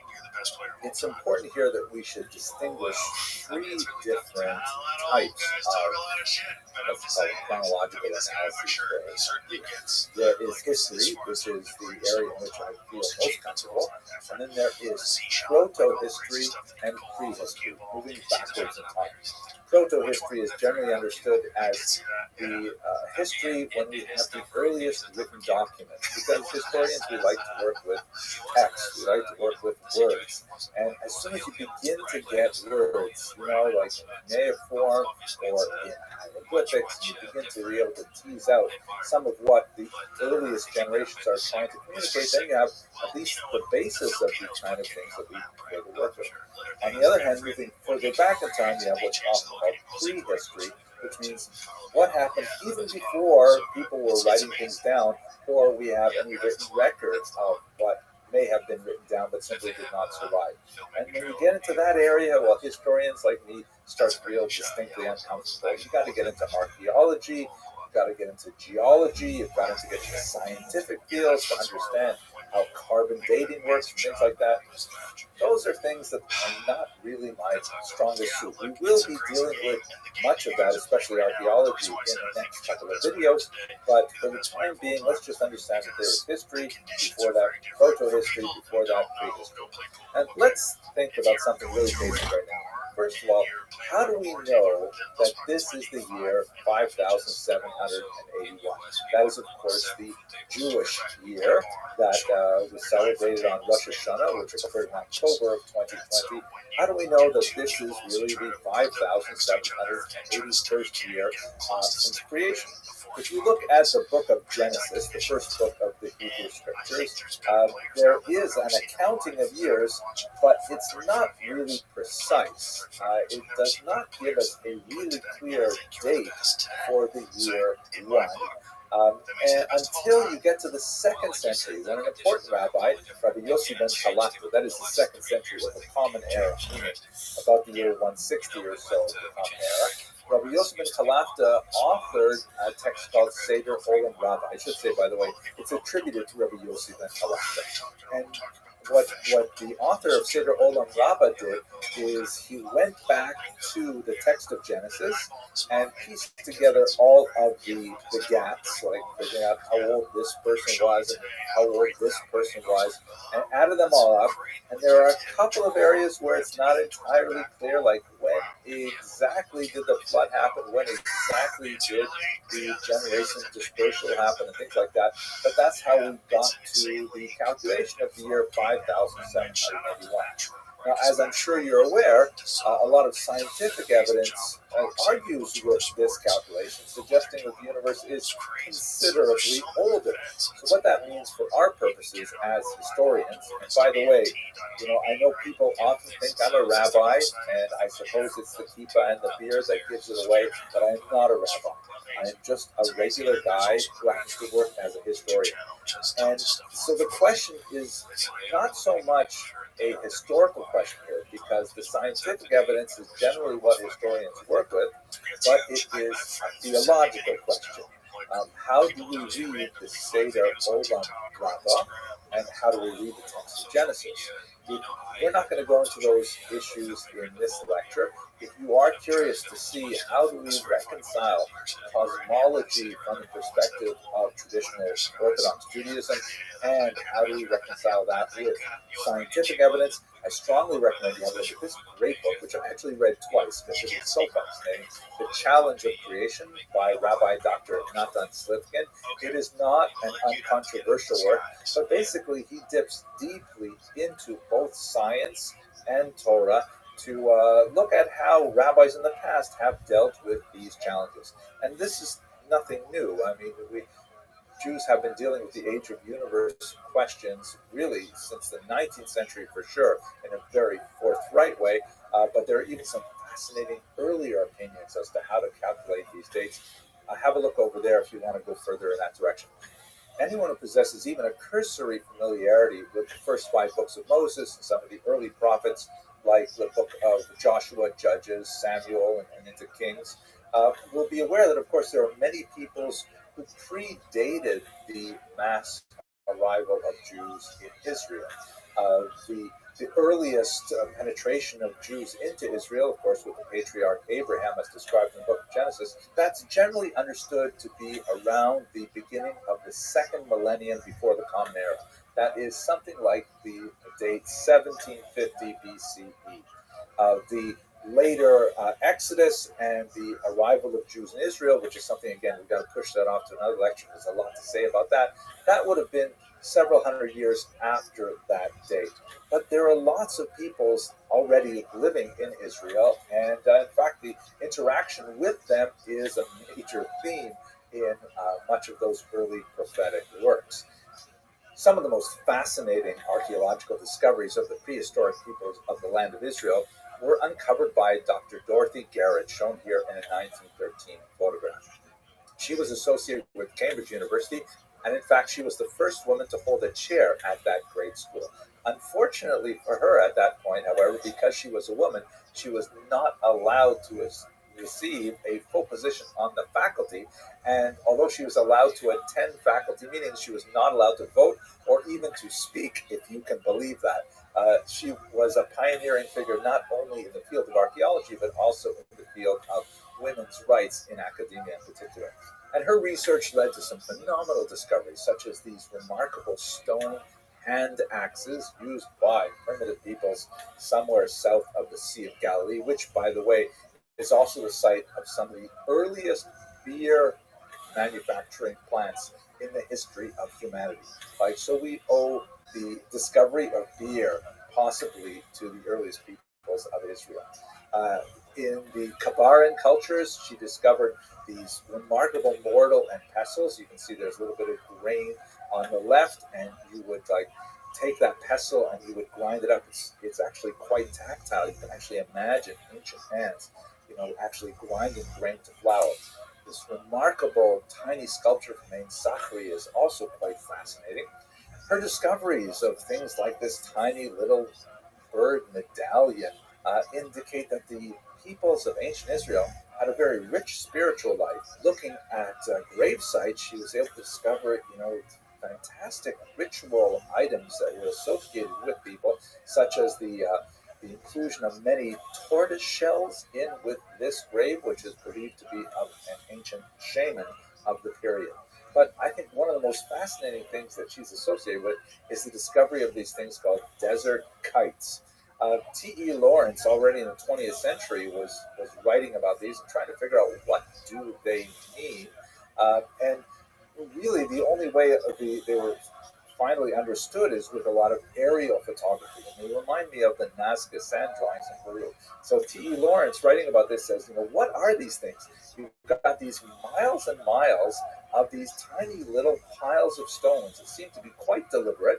They run in lines, but what are they there for? You can see on the right a view of what it's like from the ground. But when you get up in the air, then you begin to see, oh my gosh, look at this. It's shaped like it's some kind of funnel with some kind of container at the end. And in fact, what Dorothy Garrett opined was that these kites might have been used for herding wild deer. And what would happen is you would find a group of wild deer, which of course were roaming Israel at the time, and the prehistoric peoples would kind of chase them into this kite, and the deer would run away from them, and then seeing this small barrier, they would be driven further and further into the kite until, and here we look at it from the point of view of a hunter, there would be hunters hiding behind this little gathering at the back, which would of course be a killing floor and would provide a lot of protein for the diet of the hunters involved in this. And it's just amazing and bizarre kind of things that were happening in Israel.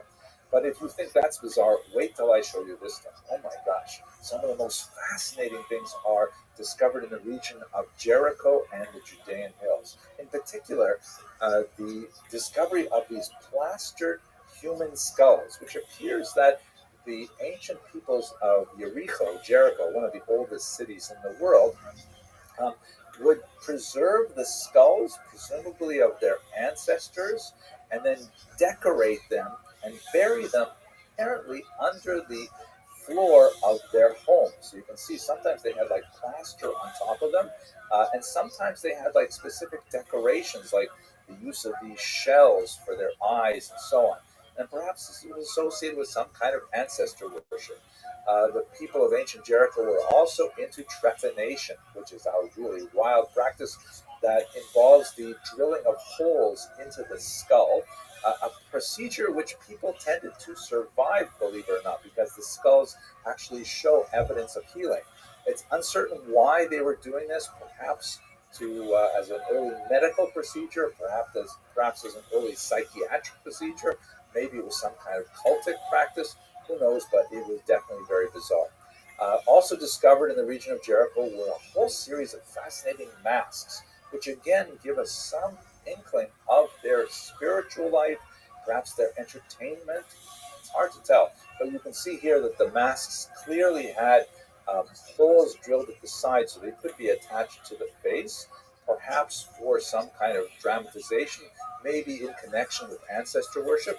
And a lot of these masks display different kinds of emotions and feelings. They're actually quite clever and appealing in many ways. There are tens of these masks. Some of them, however, do not have holes, and they perhaps might have been decorations, or they may have been some kind of cultic objects like this skull mask here. Okay, so that's it for a very superficial look at some of the prehistoric peoples in the land of Israel.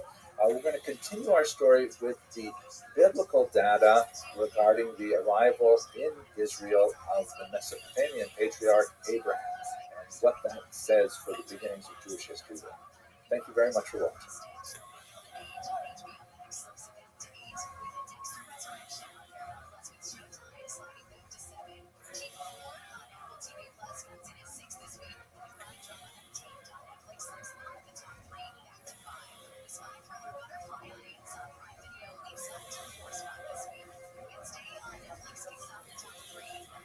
Before we begin to approach the earliest period of Jewish history, we have to address the question of how shall we approach the Bible as a historical source. The Bible is, of course, regarded by tens of thousands of generations, millions upon millions of people, as the Word of God, and it has a tremendous amount of authenticity simply because of that status.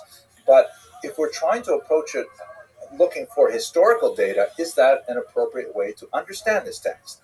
I'm going to set that question aside for now, but I would like to give you a thought experiment that hopefully will clarify some of the questions that arise as we look at it from the point of view of a historian. One last caveat. I know when people look at me, especially for the first time, they think I'm a rabbi. I think it's the kippah and the beard that give it away, and it's true. On a personal level, I have proclivities towards observant Judaism, and I do my best as much as I can to be as observant as possible. But let's just set that aside as well and look again at this question from a historical perspective, because I'm not a rabbi. I'm just a regular guy who happens to work as a historian. Here's the thought experiment.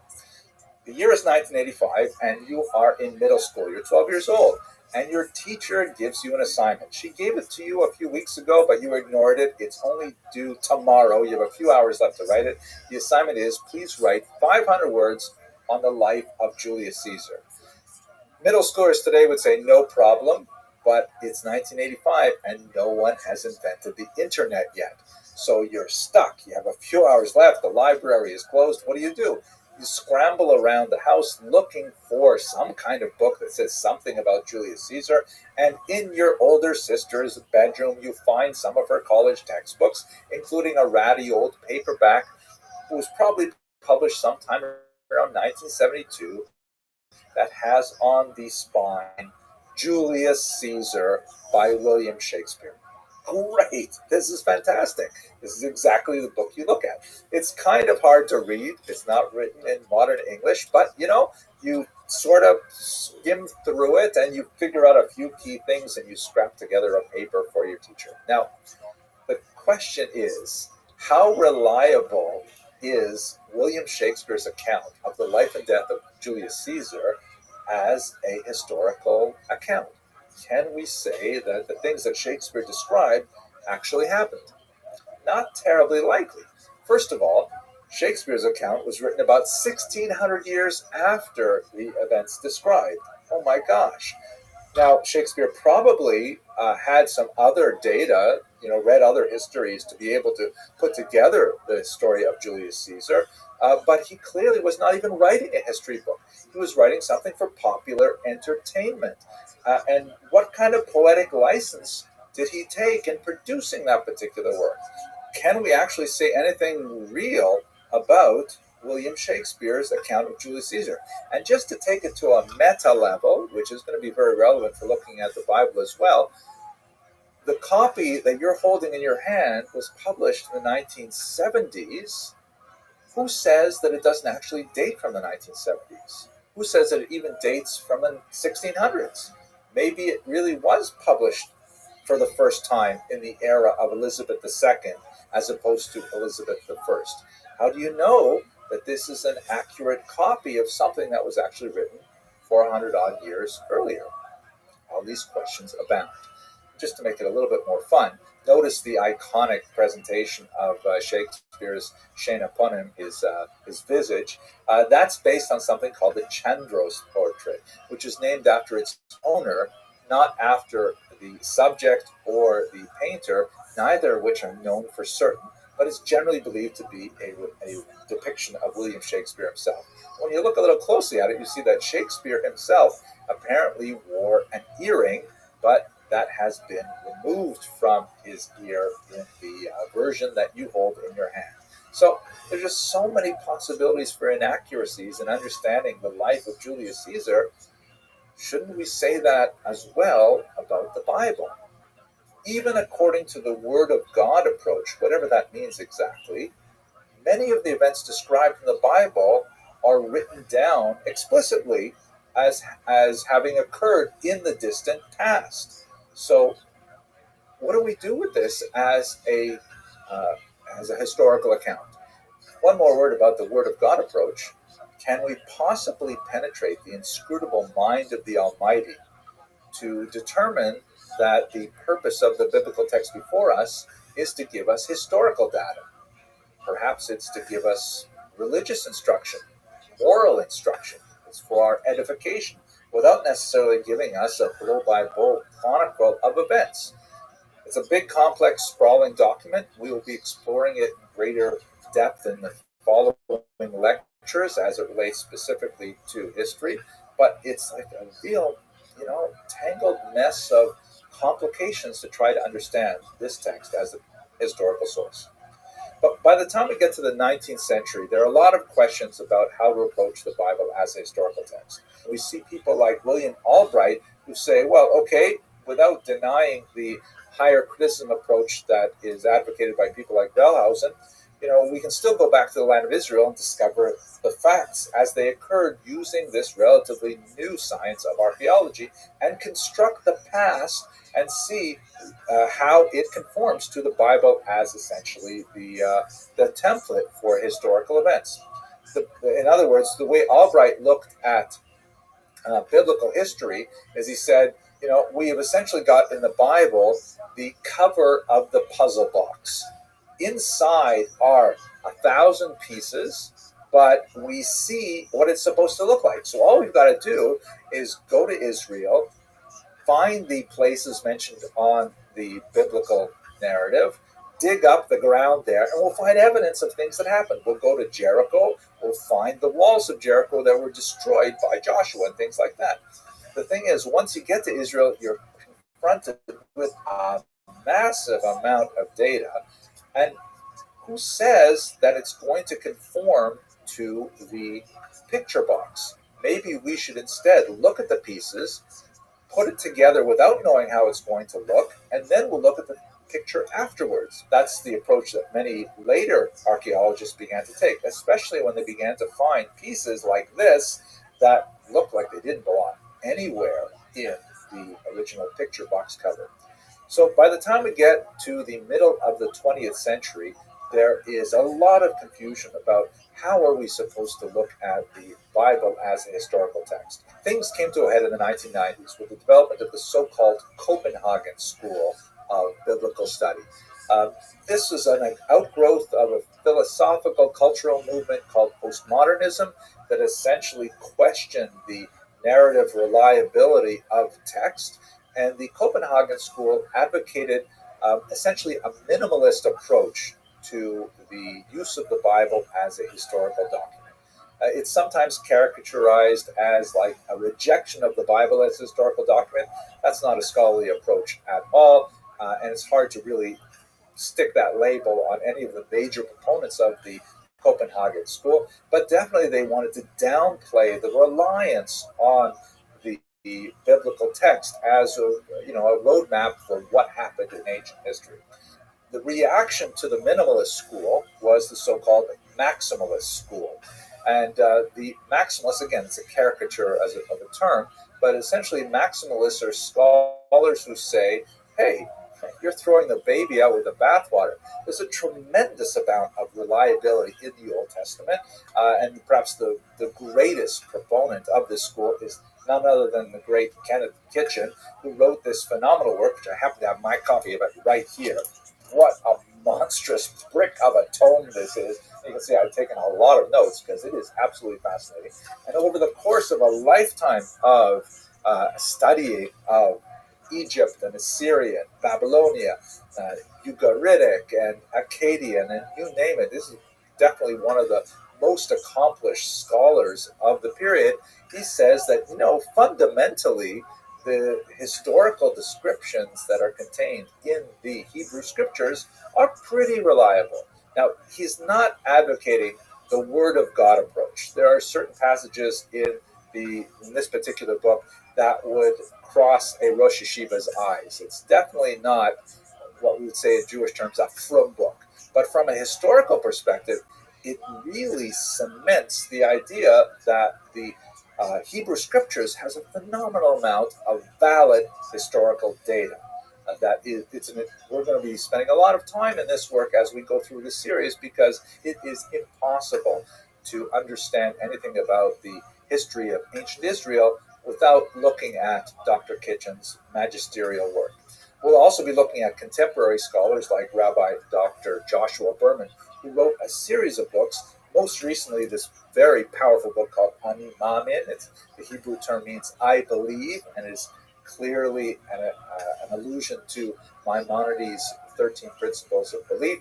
I'd like to mention now just a couple of things about Kitchen's approach to biblical history that will be relevant for us going forward. First of all, in the introductory section to his major work, Dr. Kitchen basically says we can divide the history as portrayed in the Bible into 7 basic periods. Pretty straightforward. The first period is something we talked about in the last lecture, primeval proto-history, which basically goes from the creation of the world as described in Genesis up to about the second millennium before the Common Era, let's say 2250 or 2000 BCE. And that's essentially what's described in the very beginning of the book of Genesis. The second period is that of the patriarchs, Abraham, Isaac, and Jacob, and their wives, Sarah, Rebecca, Rachel, and Leah. And that goes from the early to mid-second millennium, that is from about the year, let's say 1750, till, maybe go up to Joseph, another couple hundred years. And that's described for the rest of the book of Genesis. The third period is the Egyptian sojourn and Exodus, and that will be the mid to the late second millennium. That means around, let's say, 1500 to 1200, more or less, and it's described in the book of Exodus. And then we get to the fourth period, which is settlement in Canaan. And notice that he uses the term settlement rather than conquest. That will become very important when we get to that period later. And that will be the late second millennium, say approaching the year 1000 BCE. And it is described in the book of Deuteronomy, and then in Judges and in Joshua. The fifth period is the period of the United Monarchy. It's a golden period under the kings Saul and David and Solomon, and that's described in the first book of Samuel, the first book of Chronicles. And then the sixth period, the divided monarchy, which is moving through the first millennium. Let's say we're getting into the 800s and the 700s, and that's in 2 Samuel, Kings, and Book of Chronicles. And then finally, the exile and return, talking here about the Babylonian exile, the 6th and 5th centuries before the Common Era, described in a host of biblical works. Now, 2 quick things. The first is, notice that I have not included all the books in the Hebrew Scriptures because a lot of them are really difficult to provide clear historical data, although they have pieces of it. The book of Psalms, for example, it clearly, heartfelt prayers to God, but there is occasionally historical data embedded in Psalms, as we shall see as we go through this course. But secondly, more significantly, in Kitchen's work, he doesn't start at the beginning, the first period, and move through all 7 periods. Rather, what he does is he starts in the 6th period, the divided monarchy, quite late now in Jewish history, well over 1,000 odd years into Jewish history, and then he moves later in time to the exile and return, and only then does he go back to start at the first period. Why does he do that? Why does he start at period 6, go to 7, and then all the way back to 1, 2, 3, 4? The reason is actually pretty obvious if you're familiar with the data. There's a lot more really cool evidence for the historicity in period 6 and 7 than there is in 1, 2, 3, 4, 5. He still has a lot to say about periods 1, 2, 3, 4, 5 that is incredibly valuable, but he says, you know what? I want to give you the really powerful, incontrovertible stuff first, and then once you're with me with 2 good chapters of this decent archaeological data, then I'll take you back to some of the more intuitive and some of the more deductive type of material that is in the earlier period. It's really complicated, I know, but we'll go through it starting from period 1, and I hope you'll bear with me. Let us give you an example of what is like some of the really cool data in both of those sections. So Dr. Kitchen argues that there's basically 2 types of data point that prove the Bible has reliability as a historical source. The first would be external evidence of historical reliability. And what he means by that is data taken from outside the text of the Bible that conforms exactly to the text as we have it. And a great example of this is archaeological finds. So, for example, this black obelisk of Shalmaneser III, which dates from the 9th century before the Common Era, clearly has King Yehu, who's described in the Hebrew Bible as, owing obeisance to King Shalmaneser III. And this monumental architecture clearly describes this from the perspective of the occupying power of Israel, and it seems to lock into place the account that we have of the historical relationship between these two powers. So this is the kind of evidence that we love as historians because it kind of confirms everything from an independent vantage point. And most of that really dates from the 9th century onward, meaning from the 800s onward. And since we're going to be going back to the year 2000 before the Common Era, it gets harder and harder the earlier you go back in time to find this kind of hard external material evidence for the historicity of the biblical narrative. But that doesn't mean that we're without resources. And a good 350 pages of Dr. Kitchen's work is based on looking at internal evidence of biblical reliability. Just give you one little example here, and we're going to go through many more of them as we go through the next few lectures. Look at the price of slaves in the ancient world. So Dr. Kitchen was able to comb through a tremendous variety of data points in dozens of ancient dead languages to find how much it cost in shekels to buy a slave in the ancient world. And then he compared it to the few data points of how much slaves cost as described in the Bible. So if you look at this graph, the red line describes how much slaves cost in various parts of the ancient world, from the Nile Delta through the Mesopotamian region, and we see that it follows that essential red curve from the year 2250 to about the year 500. And then when you take the few passages in the biblical text that refer to the price of slaves, we see that, it conforms pretty much to the price of slaves that was the going rate in the ancient world. That's very interesting.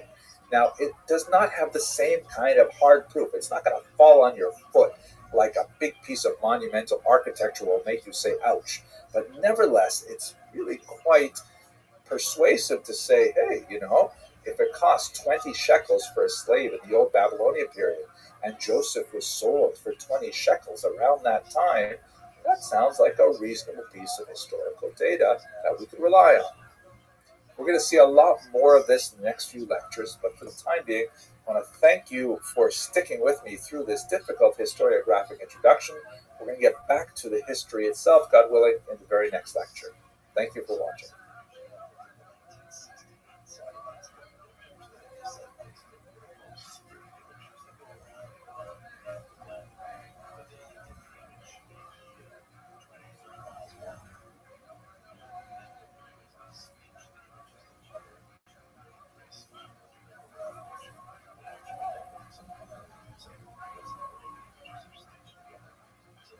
Hello, fellow students in Jewish history. I'm very pleased to go on with our Jewish History Lab lectures.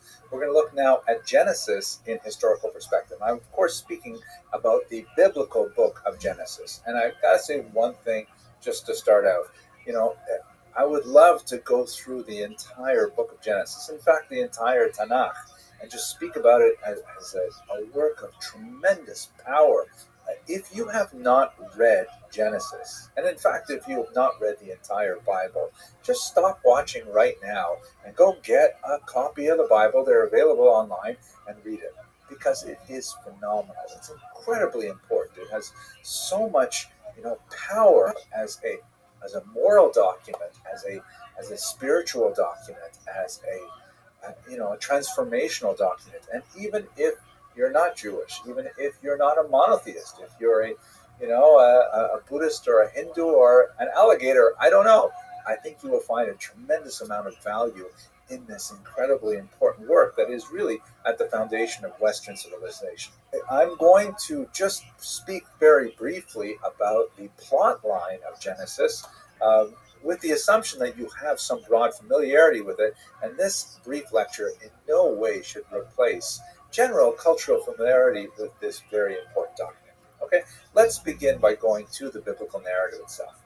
As we approach the biblical narrative, it's really important for us to recall something that we discussed in the last lecture, and that is that in the world of what we might call biblical history or the history of ancient Israel, is a strong difference of opinion as to how to approach the Bible as a historical text. There are those on one side of the spectrum that argue for a maximal approach, meaning let us mine this document for everything we can for its historical value. And on the other hand, you have a minimalist approach who says, no, the earliest possible manuscripts that we have for this are far too late, and we can't possibly date it to the earliest periods that it ascribes to. It's written in a highly tendentious manner, definitely trying to promote a particular religious viewpoint. All kinds of objections, and those are called the minimalists, who say we should deal just with the data that the archaeological record affords us and build from there. In reality, most reasonable scholars do not find themselves at either end of those points on the spectrum. They find themselves somewhere along the spectrum, but this is a short video. I just want to make sure that you bear in mind the challenges of working with this for our purposes, which is to understand the earliest elements of Jewish history. So what is the book of Genesis all about anyway? It basically traces, after we go through the cosmology, which we discussed in the last couple of lectures, it traces the life of the family of Abraham and Sarah, called the first of the patriarchs and matriarchs. And there's basically three major generations that are treated. That's Abraham and his wife Sarah, followed by Isaac and his wife Rebekah, and then by Jacob and his two wives and two co-wives, and their progeny. We are completely reliant on the text of Genesis for the oldest account of the life of the patriarchs and matriarchs. We don't have, for example, contemporary Egyptian or Assyrian or Babylonian accounts that would tell us what their life was like. Right now, we are completely locked into the biblical text.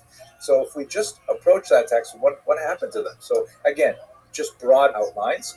Abraham makes his way from the Mesopotamian region, from Ur, shown in the bottom right of this map, up the Euphrates or possibly the Tigris River. And then when he hits what would be modern-day Syria, he sort of makes a looping left-hand turn and drops down, following the Fertile Crescent into the land of Israel. There's an interesting kind of side trip into Egypt, something that will happen to his descendants as well. But basically, they settle in central Israel, where he's a very prosperous herdsman. There are some tempting passages in Genesis that speak about Abraham's involvement in geopolitical activities. For example, his negotiation with local kings, his interaction in a war that involved the War of the Four Kings and the Five Kings.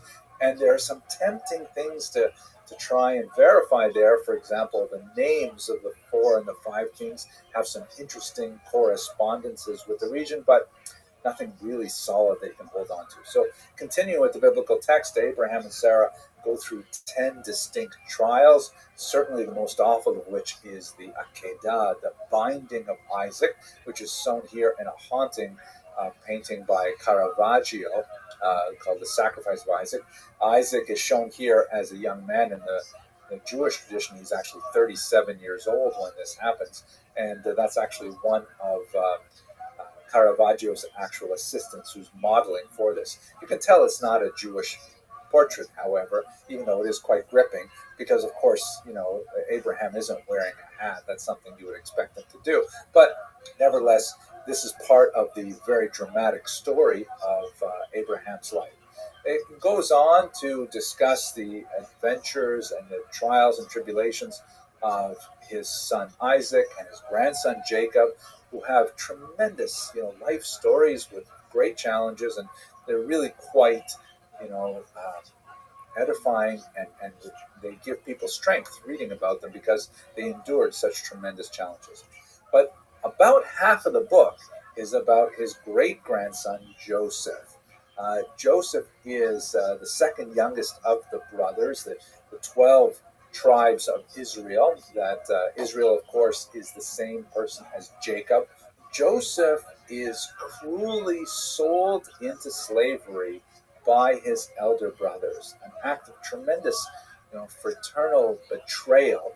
I have a whole bunch of images from the great biblical painter James Tissot that I'll use to illustrate this. This is a picture of what ends up happening with the young Joseph, perhaps not quite as young as is portrayed here, but he's sold from one slave trader to another until he ends up in Egypt, and he's purchased by the effeminate Potiphar, who is shown here examining Joseph. And, a horrible thing to imagine, being sold into slavery, to be uprooted from your family in this manner. But an amazing story, which again occupies about half of the book of Genesis. What happens is Joseph proves to be a really intelligent, insightful individual.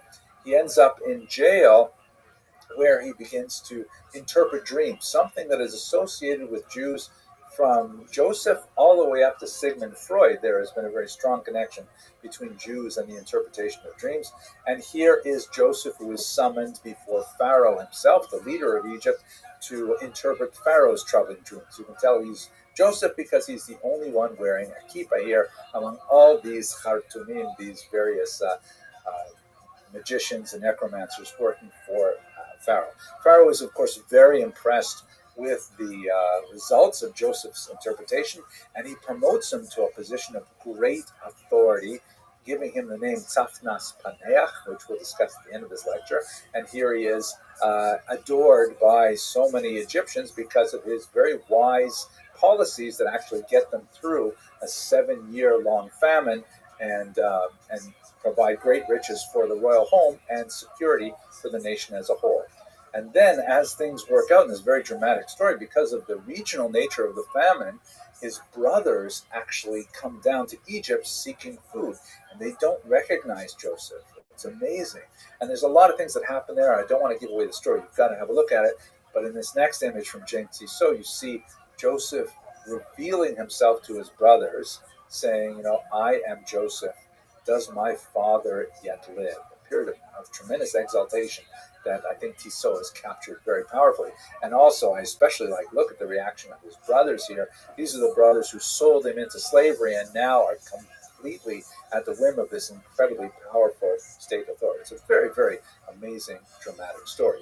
And that's basically where the book of Genesis ends. All of the children of Israel, that is the children of Jacob, the great-grandchild of Abraham and Sarah, and their extended family, all moved down to Egypt, to the region of Goshen, which we'll look at in the next lecture, and they're settled very happily. That's basically wrapping up the main elements of the book of Genesis in terms of its narrow plot line. Let's look at it from the perspective of what historical data we have outside of the Bible that would give us some sense of what's going on in Jewish history at this time. So, as I mentioned, we really don't have much at all. But what little we have is so tantalizing. Perhaps one of the most fascinating types of documents that we have that shed some light on this period are the execration texts. I have to tell you, I really like this. Execration is a fancy word for number 2. And the French term, which I happen to notice in some of the bibliographies, is texte d'énvoûtement, which means literally spell texts, meaning like recipes for magical curses. But execration has a special ring to it because basically what you would do in ancient Egypt is you would take one of these potsherds like you see here, and you would inscribe it with various symbols that basically name all the people you hate.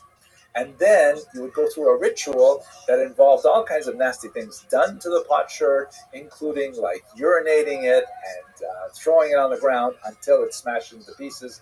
And it's kind of like a voodoo doll way of expressing your desire that the people you're talking about should be excreted or treated like excrement. Here's a really gripping one.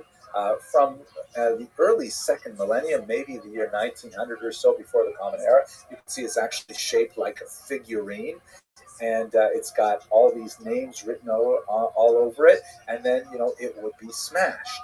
Now, the thing is, what can we hear about Jewish history from these Egyptian execration texts? I mean, I wish we had more detail, but basically we have topographic information.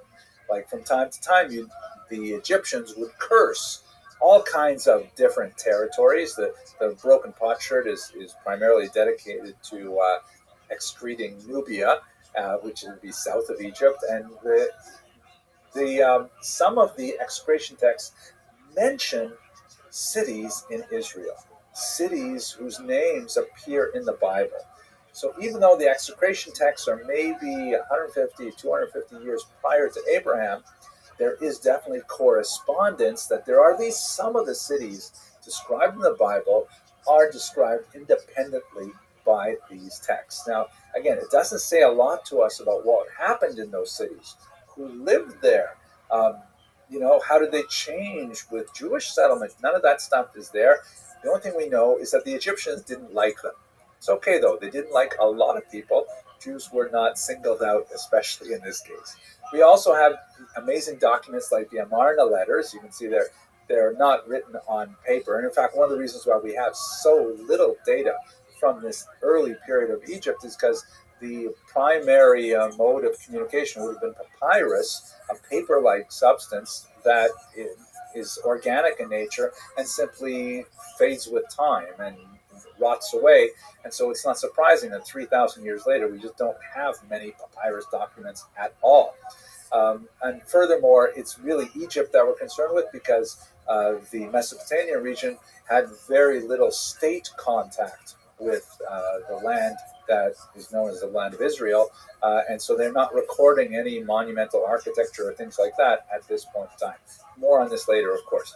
But the Amarna letters, also Egyptian, they're these cuneiform tablets on clay, so much more durable, and they're essentially a whole series of official diplomatic correspondence that speak about all kinds of economic and political interactions between Egypt and many regions throughout the ancient Near East. And once again, lots of useful topographic data telling us about places and place names, but not a lot of real detail about, who's living there, what are they doing? And by this time in the Amarna letters, of course, 14th century BCE, so by the biblical chronology, we do have Jews living in Israel, but they don't say anything that we can really latch onto as giving us any detail about what's going on there. Now, here's one more example of this kind of tempting topographic data, but it doesn't really give us a lot.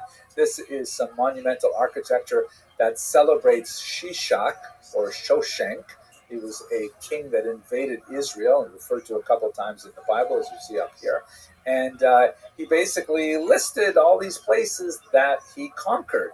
And when you zero in on one line here, you can see that there's one of these kind of like hieroglyphic elements that names someplace which has been read as Field of Abraham in the neighborhood of Hebron, which would make a lot of sense because we have the grave of the patriarchs and matriarchs, of course, is Ma'arat HaMachpelah, which is in Hebron, although there is considerable debate among Egyptologists as to exactly how to read this phrase. Since I am not fluent in hieroglyph, I don't know how extensive that debate really is, but this is the kind of information that we get from these pieces of monumental architecture in this very early period. Not great amounts of detail.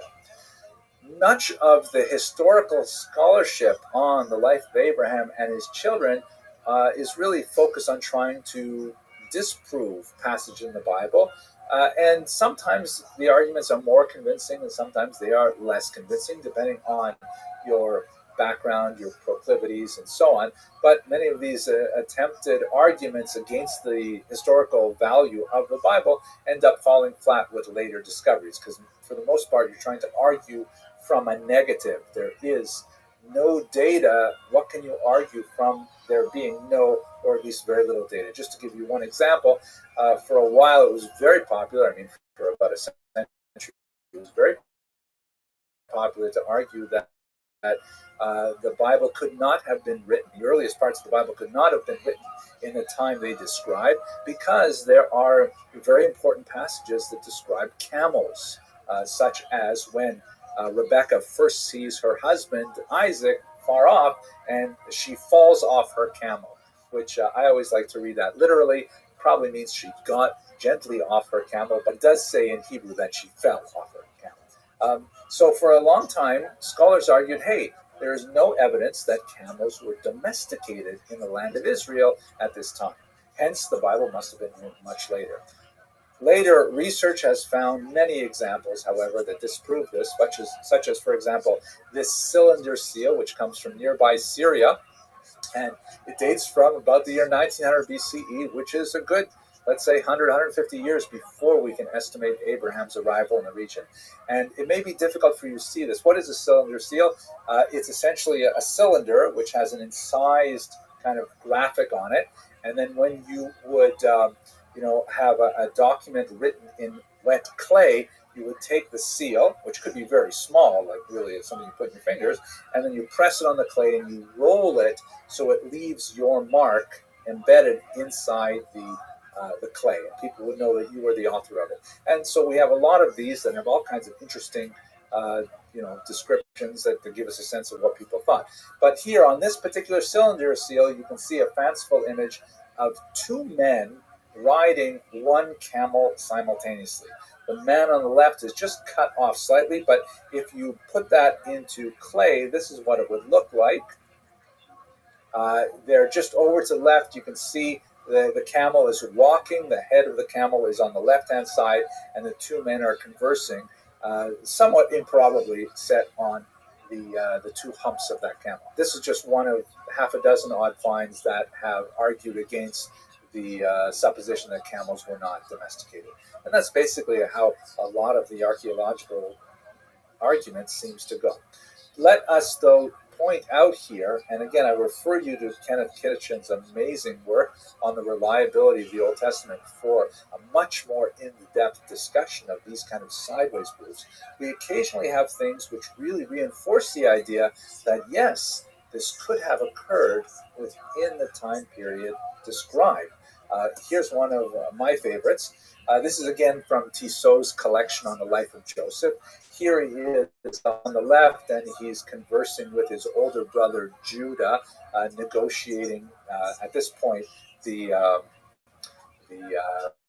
return of the rest of the family down to Egypt when Judah is trying to give reasons, because he's giving three reasons up front why that should not happen. At any rate, one of the passages in the Bible refers to a name that Joseph was given when he was elevated to high position. He was called Tzafnat Paneach, which is a very hard thing to translate, and a lot of biblical commentary has been written trying to decipher it.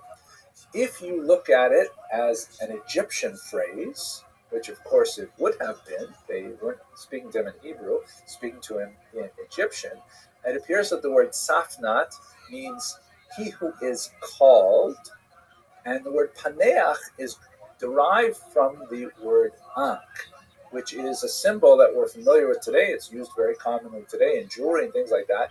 It's the ancient Egyptian symbol for life. So in other words, Tzafnat Paneach would mean he who is called life. Now, his name was Yosef, but I sort of like to think that, his Hebrew name was the very common name Chaim. And so maybe Tzafnat Paneach means he who is called Chaim. Just joking. I hope you really enjoyed this brief lecture. In the next lecture, we're going to look at the Exodus, which is, of course, the continuation of the story of the children of Israel in the land of Egypt, and then their departure through the Sinai desert, the reception of the Torah itself, and then ultimately moving on towards their eventual settlement in the land of Israel. I'm looking forward to talking about that with you and looking at the fascinating bits of historical data outside of the Bible that reflect on that notable period in Jewish history. Thank you very much for watching.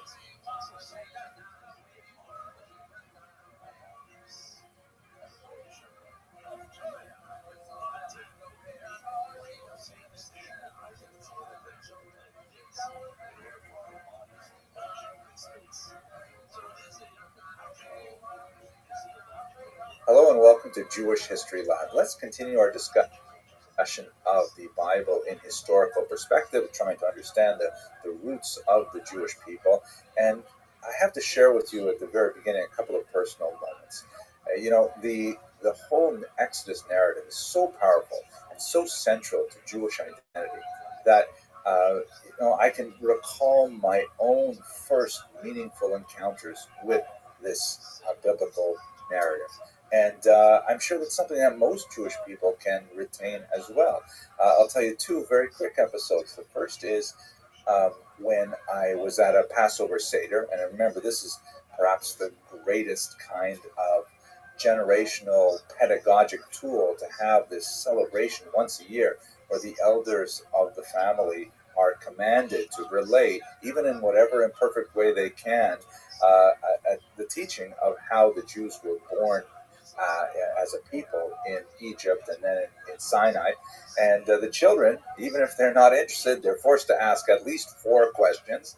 And the whole meal is structured around it. It's a kinetic experience.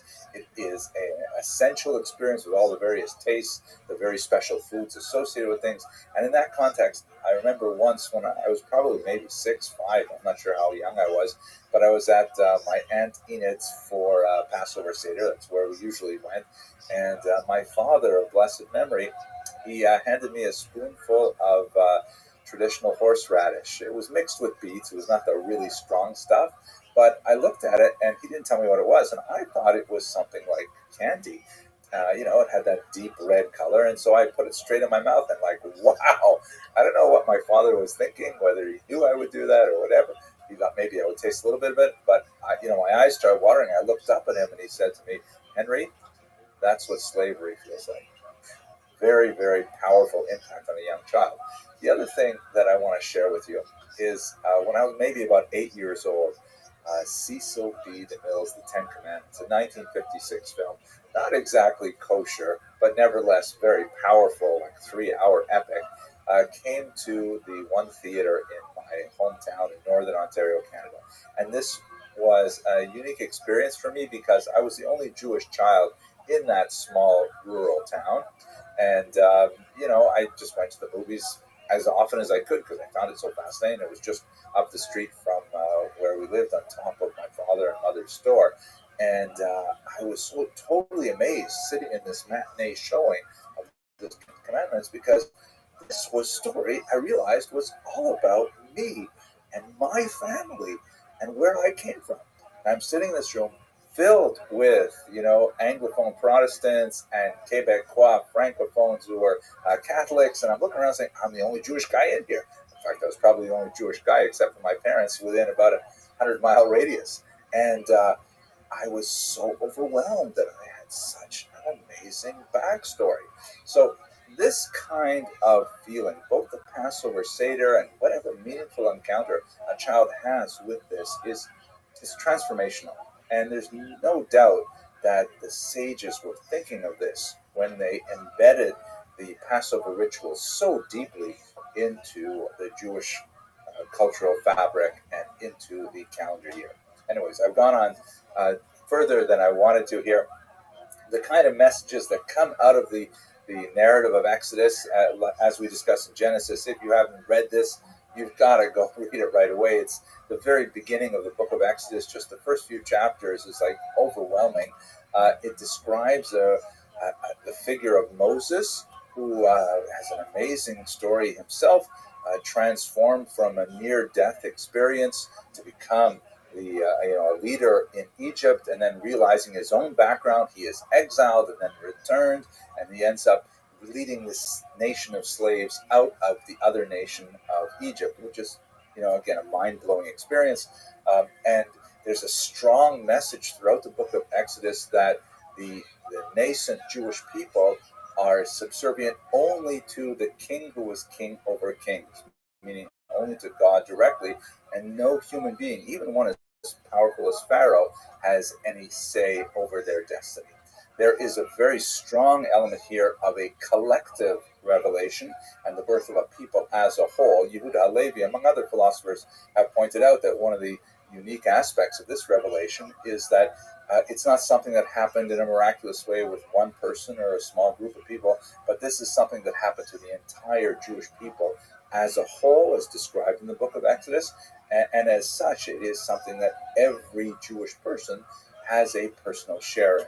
There's also, this is not, some kind of propaganda piece, in the sense that there's a lot of negative history in here as well.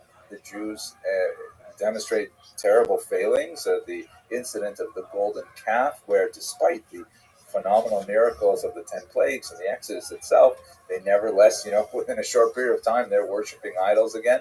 So it's a story it's a very human story, a very powerful story, and a transformational story. I'm sorry I took so long, because I know you want to get to the historical aspects of it, but I really want to emphasize that it's so important to actually read the text. It's amazing. Okay, let's go to the history. So what do we know? Unfortunately, we don't know a lot from the historical record, and that has led many of the more minimalist-oriented historians to say it just didn't happen, to say that the description of the events in the book of Exodus are fictional. I think on a logical level, there's a problem with that. It's hard to prove anything from a negative. A lack of evidence does not mean that something did not happen. All it means is that you do not have evidence. And moreover, a more sophisticated look, especially if you lean towards the maximalist interpretation of this period of history, as I do, I might as well tell you up front, there is a lot of evidence, but it is not as direct and concrete as we might like. It's rather indirect and tantalizing, and I'll leave it up to you, of course, to decide how convinced you want to be by this. Obviously, this is not a neutral historical debate, if there is such a thing. It's highly connected to theological positions and so on. At any rate, why do we have so little evidence? The first most important reason is, the pharaohs, as a matter of habit, were not in the practice of preserving their defeats in monumental architecture or in tomb paintings and things like that. Pharaohs always win. Egypt first, right?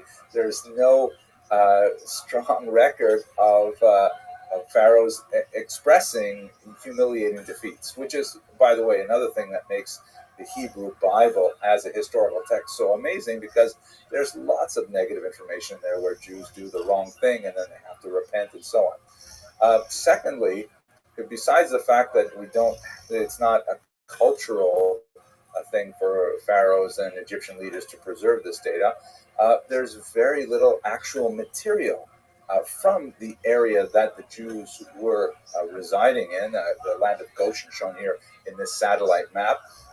The region was in the Nile Delta towards the easternmost range. The Nile, of course, flows from the south to the north. That's why, by the way, the upper Nile refers to the lower area on our conventional maps. And as it approaches the Mediterranean, it fans out through the lowlands and creates this massive, very fertile region. You can see from the green in this satellite photograph.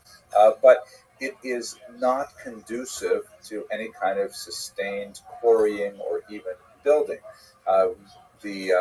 All the stone that is used in the building in this region is imported from southern areas, southern quarries, and the course of the low-lying rivers in the delta were known to have changed. As one would silt up, then the river waters would be redirected, and after a certain period of time, the human settlements would be redirected. There's some fascinating allusions to this. Even in Rashi in the 11th century knew about this phenomenon.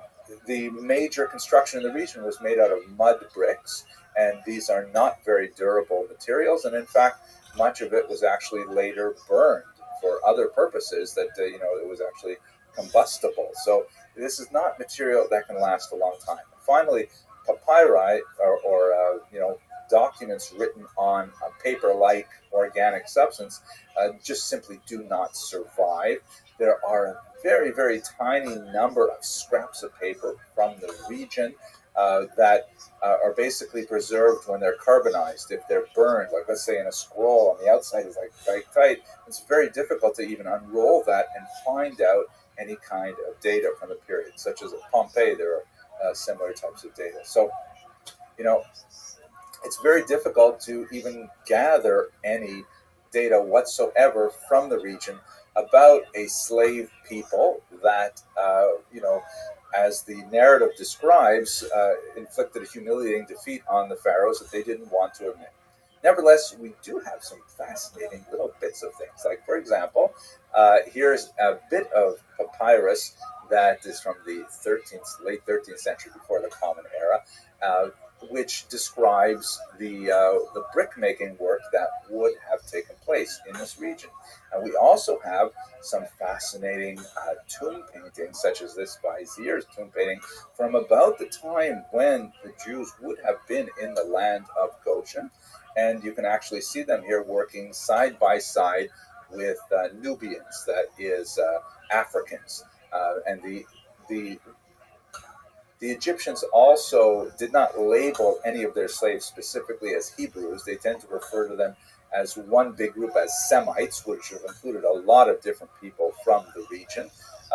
But that's not surprising either. It's hard to imagine in even 19th century America, the Americans also didn't label their African slaves by the many different tribal designations that they had. So we have lots of evidence that corroborates the story of the Jews being enslaved in the land of Goshen in the Nile Delta, and it's entirely consistent with the description that we have in the biblical text. And fascinatingly, these are amazing discoveries in 2016, later published in 2017, at Pi Ramses, which is the location of one of the two sites described as one of the major areas of building activity in the time of Moses.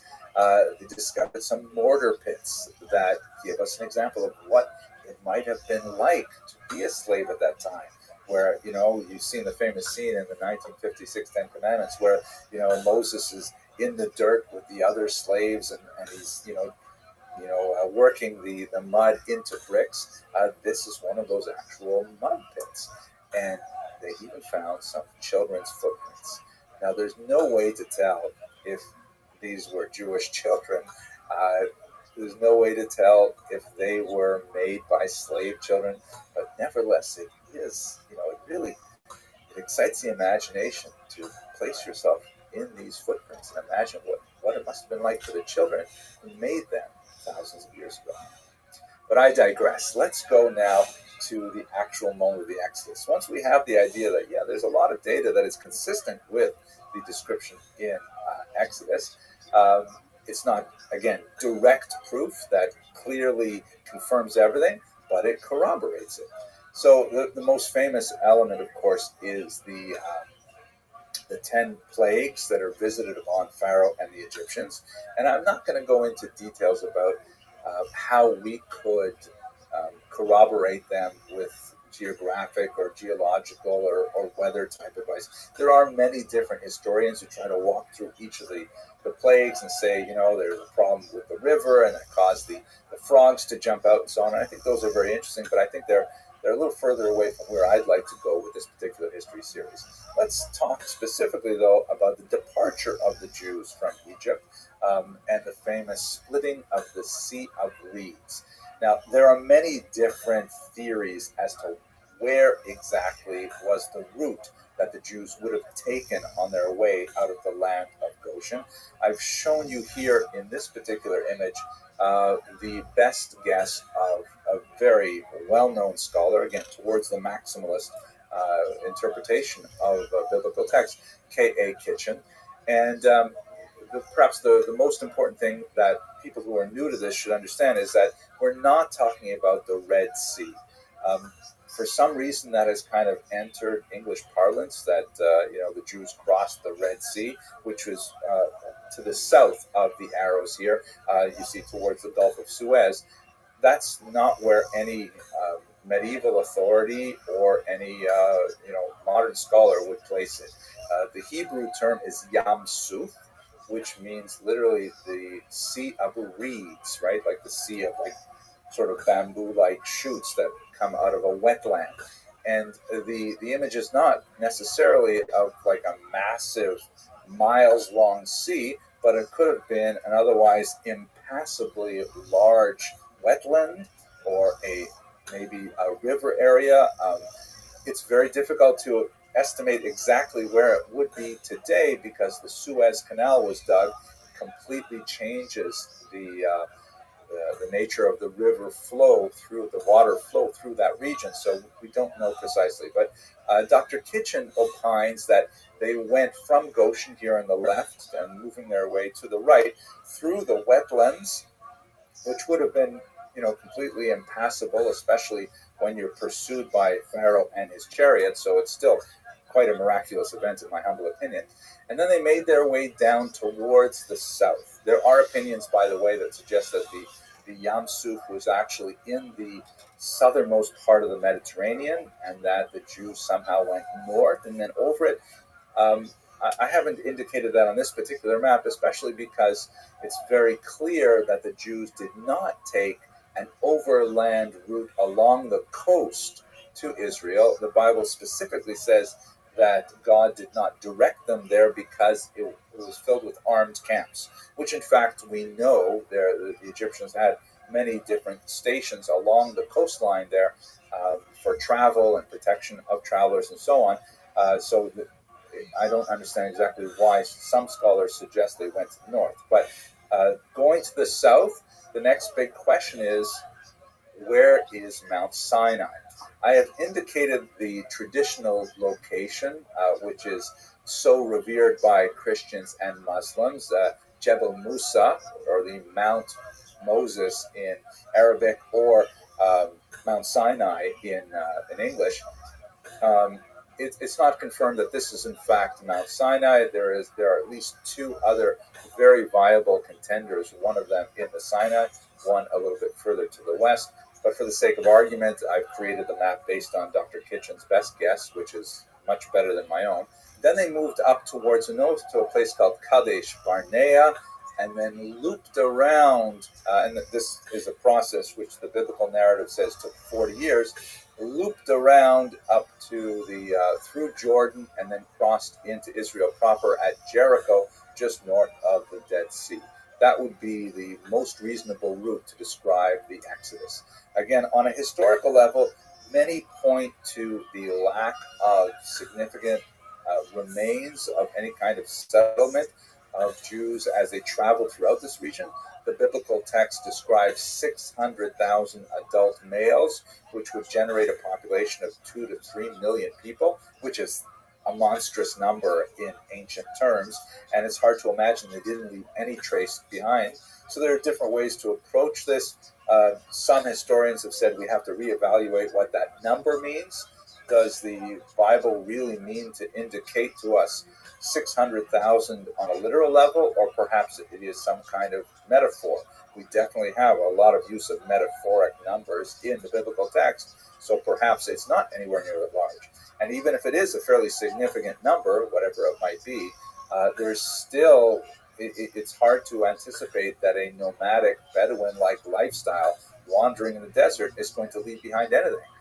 As Dr. Kitchen points out, you're not going to find a lot of ceramic pottery to contain water and wine and things like that, because when you're carrying it around, it's much nicer to carry a wine skin than a wine jug.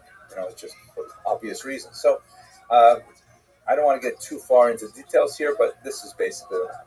I want to conclude, however, with a couple more corroborating elements that gives us a sense of how, even though we might not have really strong direct proof, there are so many points of similarity between what we know about the culture and the region as a whole and what's contained in the biblical text that suggest very strongly that the biblical text is authentic in its historical depiction of the Exodus.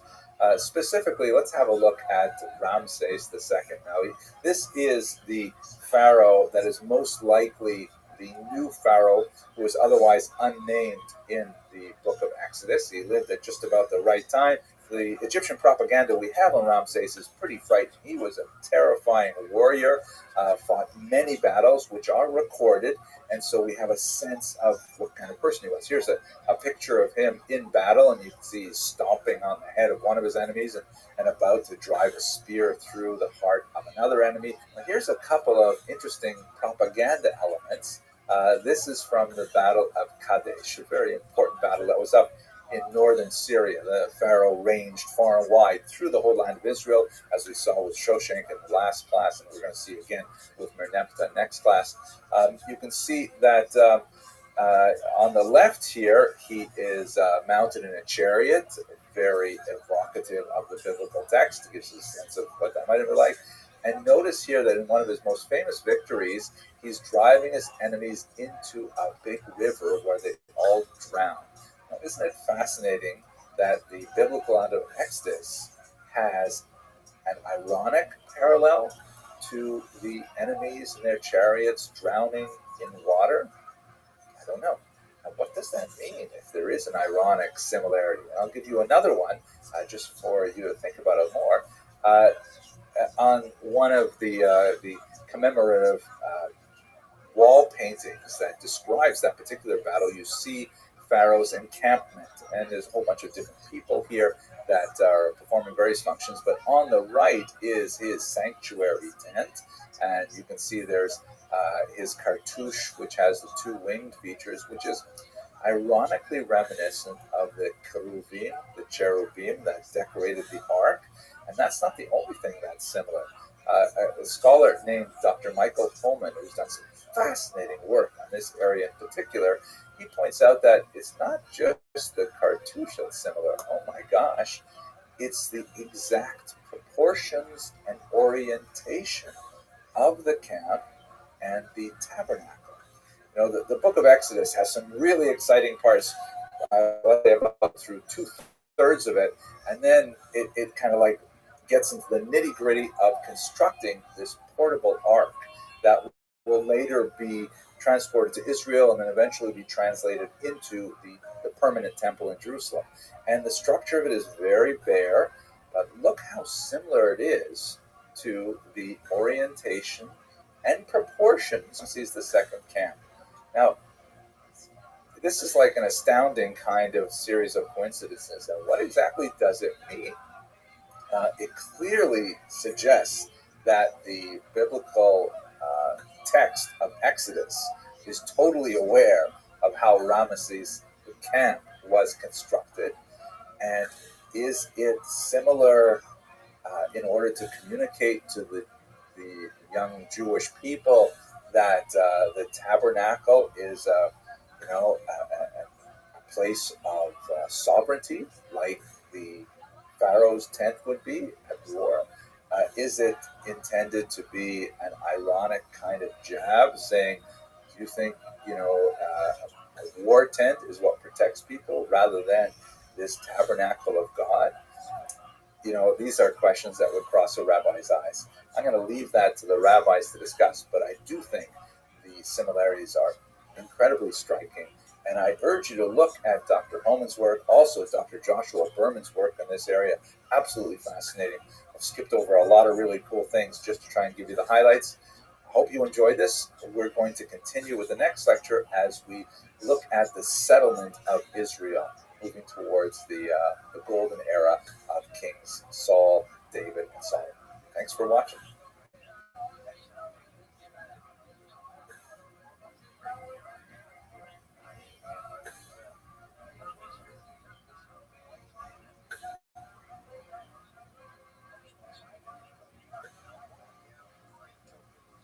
Up until now, we've been heavily reliant on the Bible as our company.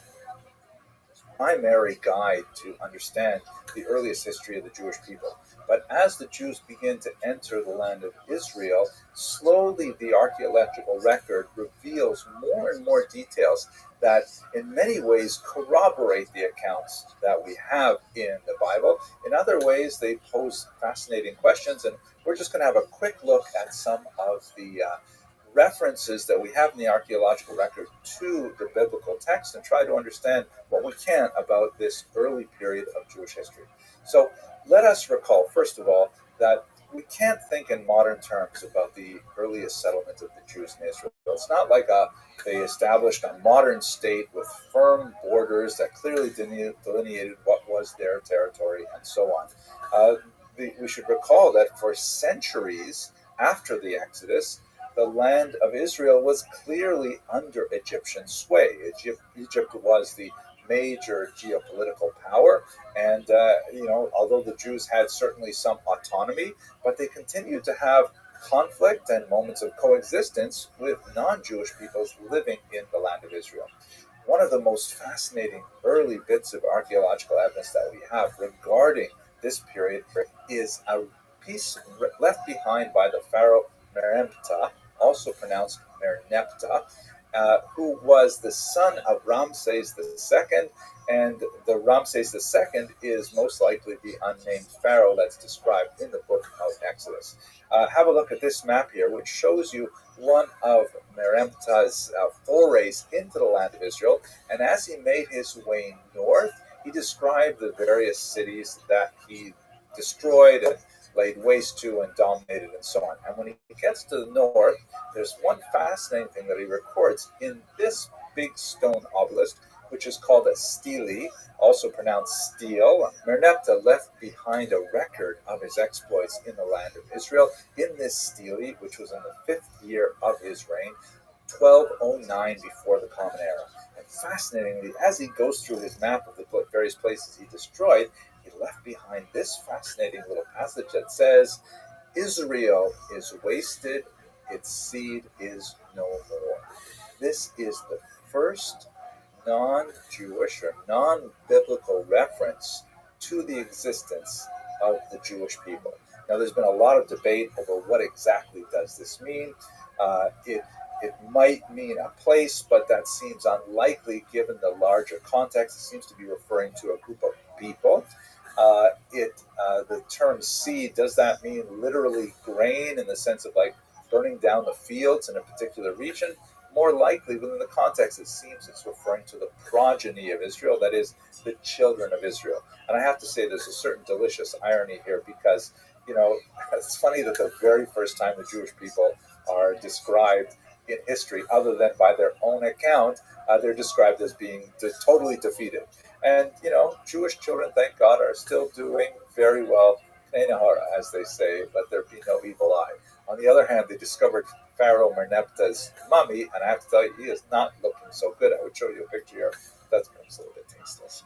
At any rate, this is his first description of the Jewish people, which tells us that there is something in Israel, in the land of Israel, referred to as the people of Israel, dating from the year 1209. So if we backdate from that, let's say that as per Dr. Kitchen's analysis, if he has destroyed the Jewish people in the year 1209, I should mention in passing, by the way, that this is just another example of, the Egyptian and especially Pharaonic historical distortion, where clearly they didn't destroy the Jewish people, but nevertheless they'll mention this in their monumental architecture. We saw it, by the way, last week when we talked about the Battle of Kadesh, which the pharaohs describe as having been a complete rout in favor of Egypt, but in fact the Hittites would disagree, and we know that the region remained basically stable even after the Egyptians leave.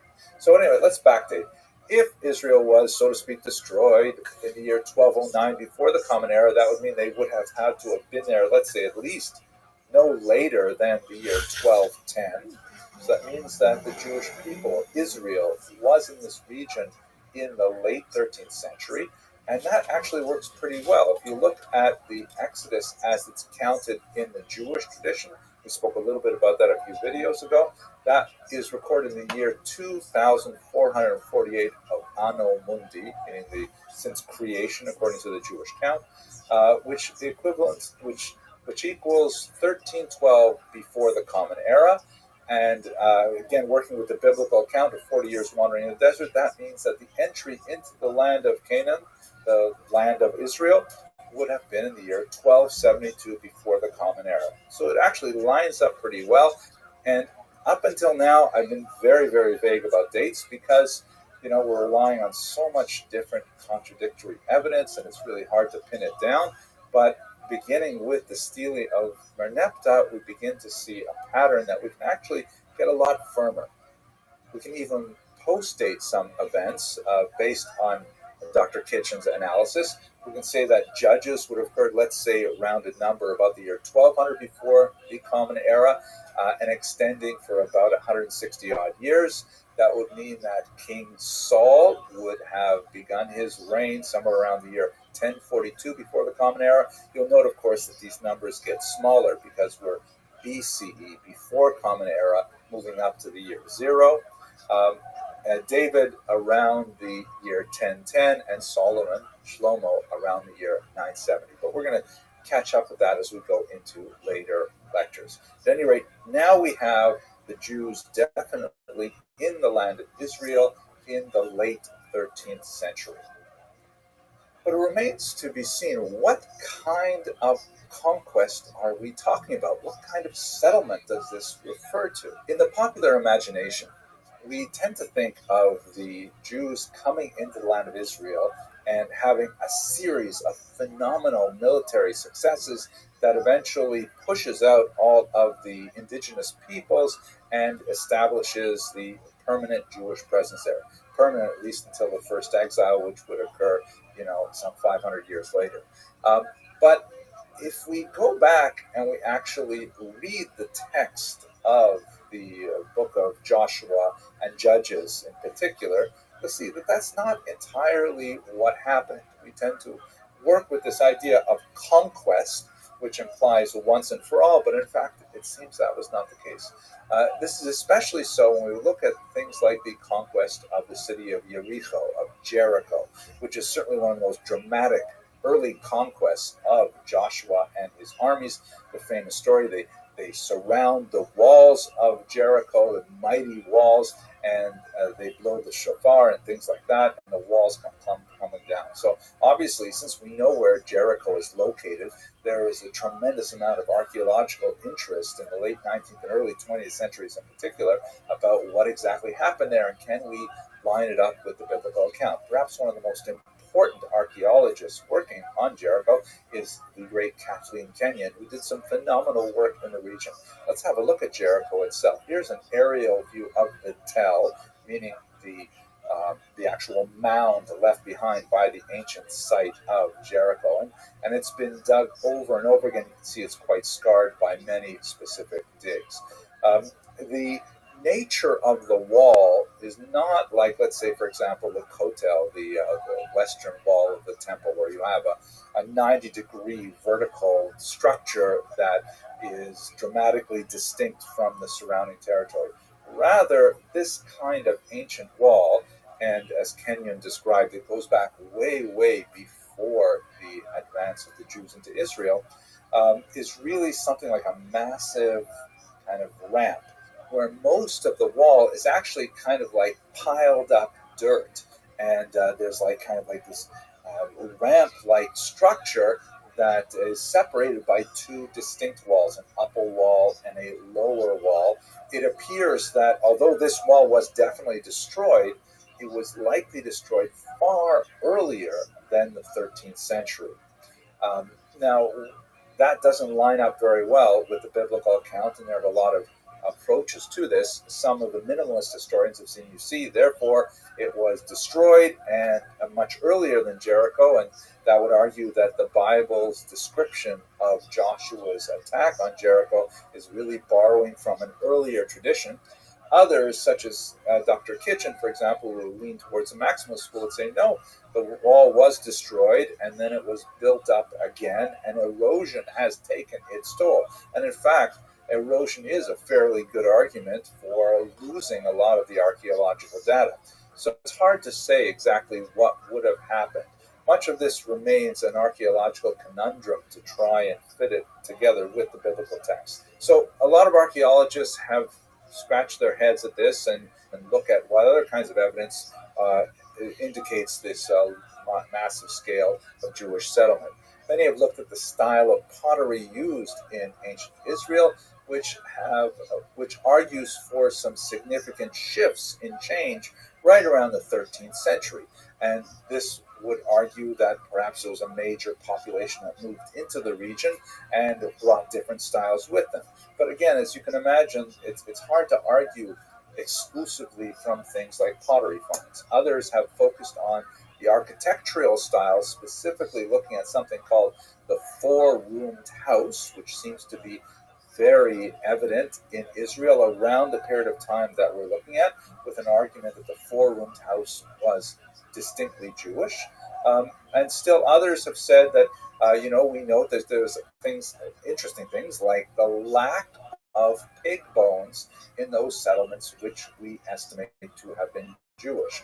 Also fascinating, but none of these things are kind of like knockout blows for the corroboration of the biblical text. However, recent finds have discovered some fascinating remnants that suggest that there's clearly a very strong connection with the Jewish people living in this region.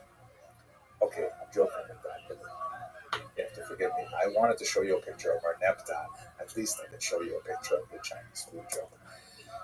At any rate, these jars and rooms arguments and things like that are fascinating, but what do we know in the end? We know for certain that the Jews are in this region, but we have to go back to the actual biblical text and try to understand what was the nature of that conquest. We tend to work with a sort of cartoon caricature of that period. If you go back and read carefully, as Dr. Kitchen suggests very strongly, the books of Joshua, Judges, and Ruth that deal with this period, it's very clear that the advance of the Jewish people was not like conquer a territory and settle there. A lot of the battles described are sort of like sorties where something will happen regarding friction between Jewish people and non-Jewish people living there. Joshua or another general will go out with an army and conquer a territory, and then they retreat. And then there's a similar pattern where there's a threat from another region. They'll go out, they'll fight a big battle, they'll win, and then they will retreat.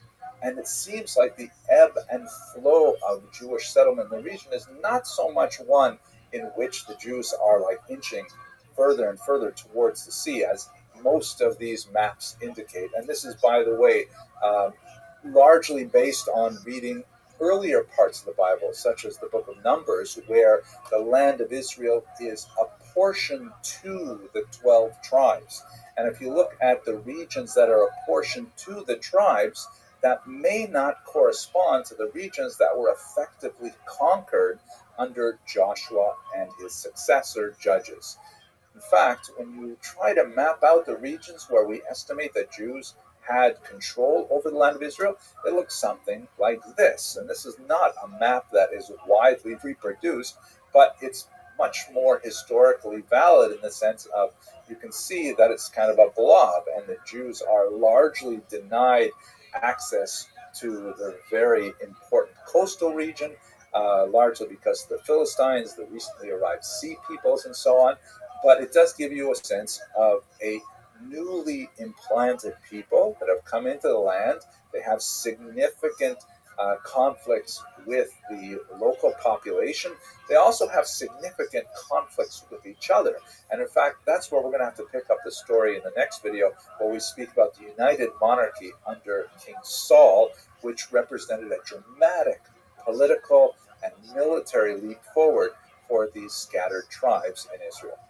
Okay, I hope you found that interesting, and thank you for watching.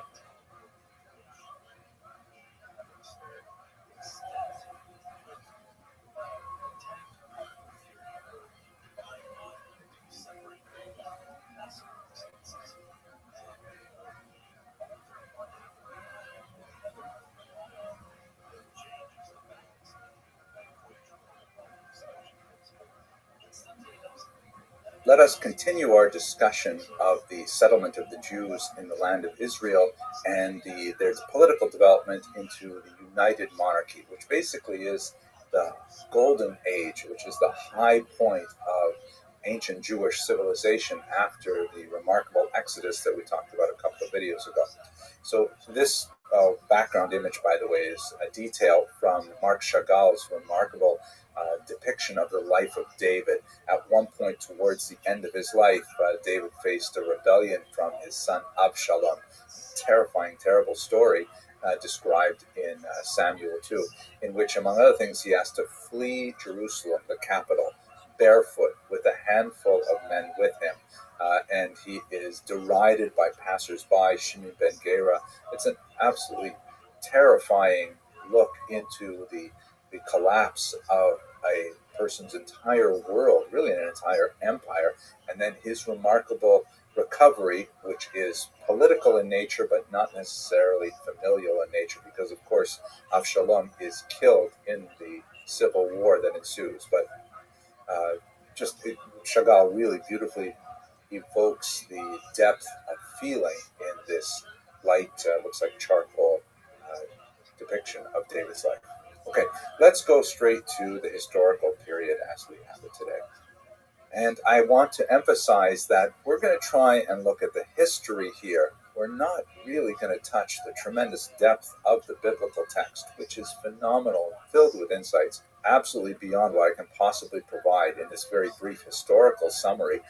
And so I encourage you, if you're fascinated with this period, as I am, you've definitely got to go to the primary sources. You've got to read the text, particularly of the book of Samuel and early Kings. It's overwhelming, and you'll see what I mean. Okay, so let's go back to where we left off. So the Jews have arrived in Israel under Joshua. We described how they set up a loose-knit series of tribal holdings throughout the land of Israel, engaged in considerable conflict with the other peoples who are still living in the land of Israel, and of course with each other. There's a remarkable array of fantastic figures that are described in the book of Judges in particular, such as Samson, shown here in his battle with the lion. Later, of course, he would have that tremendous battle with the Philistines, but really he has a tremendous battle with himself throughout his entire life. Again, you got to see the text itself. But the biblical narrative that we have in the book of Joshua and the book of Judges, and to a lesser degree in the book of Ruth, tells us a little bit about what it must have been like living, at least from a political standpoint, in Israel. The historical period, just to give you a sense of timeline that we're describing, is roughly from about the year 1300 before the Common Era to the turn of the first millennium before the Common Era. The high point of the United Monarchy will extend for another 150 odd years after that as well. During this period of Judges, as is repeated several times in the biblical narrative, it was a period of near anarchy, really. Quote, all did whatever was right in their eyes. You had individual tribes, making their own decisions, very kind of like, from American perspective, very states' rights over federalism kind of approach to their political existence, which led sometimes to chaos and indeed violence. These conflicts flared up from time to time, and they really had no unifying figure that could bring them together to meet any mutual challenges. By and large, towards the end of the period of Judges, the Jewish people themselves were quite upset with this, and they implored the prophet Samuel to please give them a king. Samuel actually tries to talk them out of it, saying, no, this is not a good idea. Do you know what it means to have a king? Do you know what the taxation, what the conscription is going to be like? You're not going to be happy with the king. And nevertheless, the Jewish people say to Samuel, give us a king, kechol hagoyim, like all the non-Jews. Like, we want to be a country like every other country. We want to be the same. This is viewed in a critical light. At any rate, Samuel goes ahead with it, and he identifies Saul, as the first king of Israel. This is a early 15th century illuminated manuscript, a Christian Bible, that shows you the anointing of Saul by Samuel. Saul was famously much taller than anyone around him. My grandmother, Allah Hashem, used to say, the verse in the book of Samuel is that from his shoulders up, Saul was taller than everyone around him. And my grandmother, who comes from a family of fairly small people, she used to say that that's exactly how your height should be measured, from your shoulders up, which was always a great consolation for me, I have to tell you. At any rate, Saul becomes the king of Israel.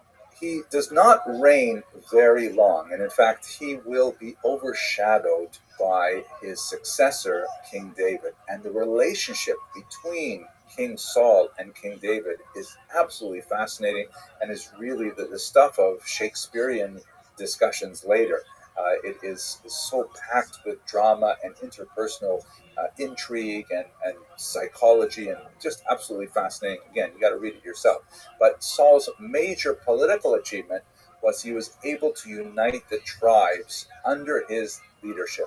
It did not happen automatically. There had to be several false steps, but finally, when they met an external foe at one point, Saul, in a very dramatic move, challenged all the other tribes to come together under his leadership. And in fact, he saved the people of one particular town from the marauding of a non-Jewish neighbor, and this cemented the beginning of the United Monarchy. Here, we can speak of the United Monarchy in the sense of its union of all the tribes. Later, we'll speak about the divided monarchy, which represents the time when several of the tribes to the north split away from the United Monarchy, which would at this time be under Solomon. But nevertheless, his main rival was his own successor, and in fact, his son-in-law, David. David is certainly the largest figure to walk across the pages of the Bible since Joseph, that we spoke about in a couple of lectures ago. David's life is absolutely fascinating. He goes through an entire arc of personal development. He is the master of repentance after having made some decisions which he later regretted very deeply, and he occupies a fantastic figure in the Jewish imagination as the greatest warrior in Jewish history, and at the same time the greatest poet in Jewish history, being able to express the depths of emotion in his psalms, among other things, which are recited with great passion by Jews even to this day. Under David's rule, after an extended conflict with his father-in-law, which ultimately ends in Shaul's death at the hands of the Philistines, David is able to consolidate control over the land of Israel such that the map looks something like this. It's much less the unformed blob of multiple tribes that we saw in the period of the Judges, and instead it is a fairly contiguous area with significant coastal holdings and even a significant amount of land on the east bank of the Jordan River into what would be today contemporary Jordan, and some sphere of influence that reached down quite a bit further south and north as well. However, he had an extended conflict with the Philistines, shown here, which had 5 cities in particular that were especially troublesome. Although, when you read the book of Samuel, you see that it's a kind of a neighborly conflict in some ways. That, for example, at one point when David is literally fleeing from his father-in-law who is trying to kill him, he runs to the city of Gath, shown here, and he approaches the king there, and he tries to, blend in with the population. He is discovered, and there's a whole discussion of how he manages to escape that situation. He feigns insanity and so on. But nevertheless, just the fact that the borders were so permeable and that populations could move back and forth despite the hostility is in itself quite telling of the nature of Jewish society within the context of ancient Israel. The life of David is primarily recorded in the book of Samuel, the book of Kings, towards the beginning of that, when he, of course, approaches his deathbed and gives his charge to his son Solomon.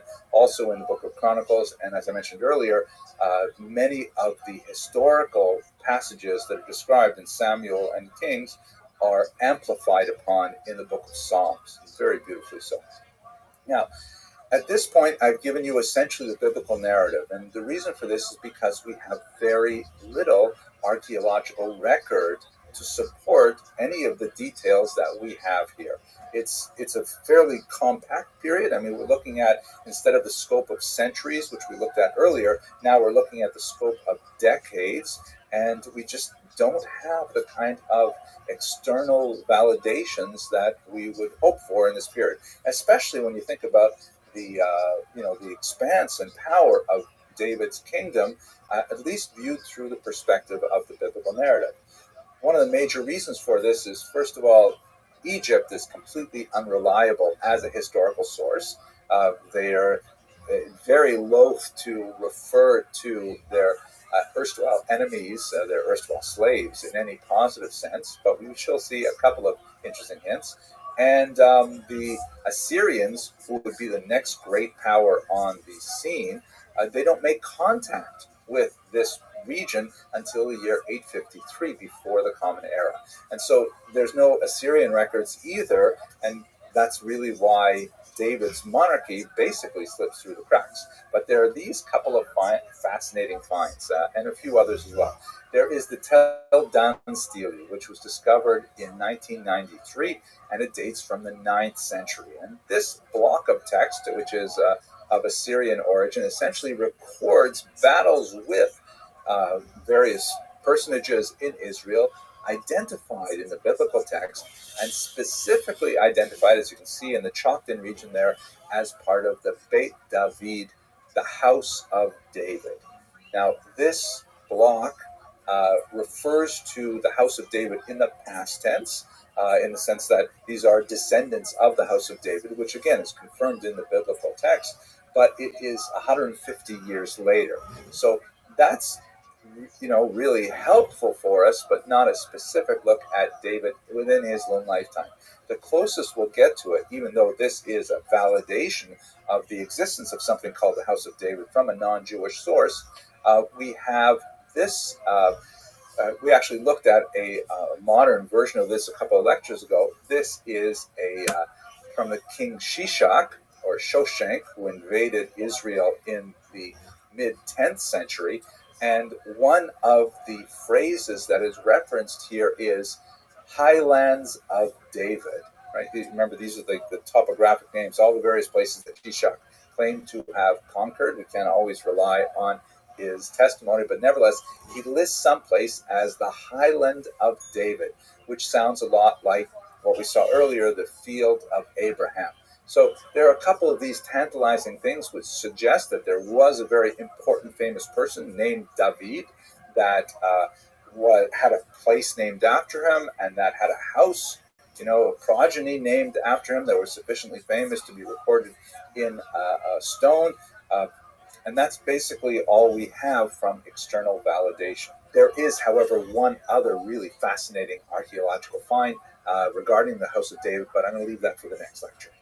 The last king that we should talk about in this context is, of course, the last king of the United Monarchy, and that is the King Solomon, shown here in a Renaissance painting meeting with the Queen of Sheba. It's interesting because sometimes the Queen of Sheba is clearly Caucasian, sometimes she is clearly African, but in this particular representation has a certain evocative quality to it, so I like to include it there. Solomon's great achievement was primarily in the area of statesmancraft. He had major diplomatic achievements with linkages with several figures in the area, expanded the borders and consolidated them, and really had some real important connections with the region.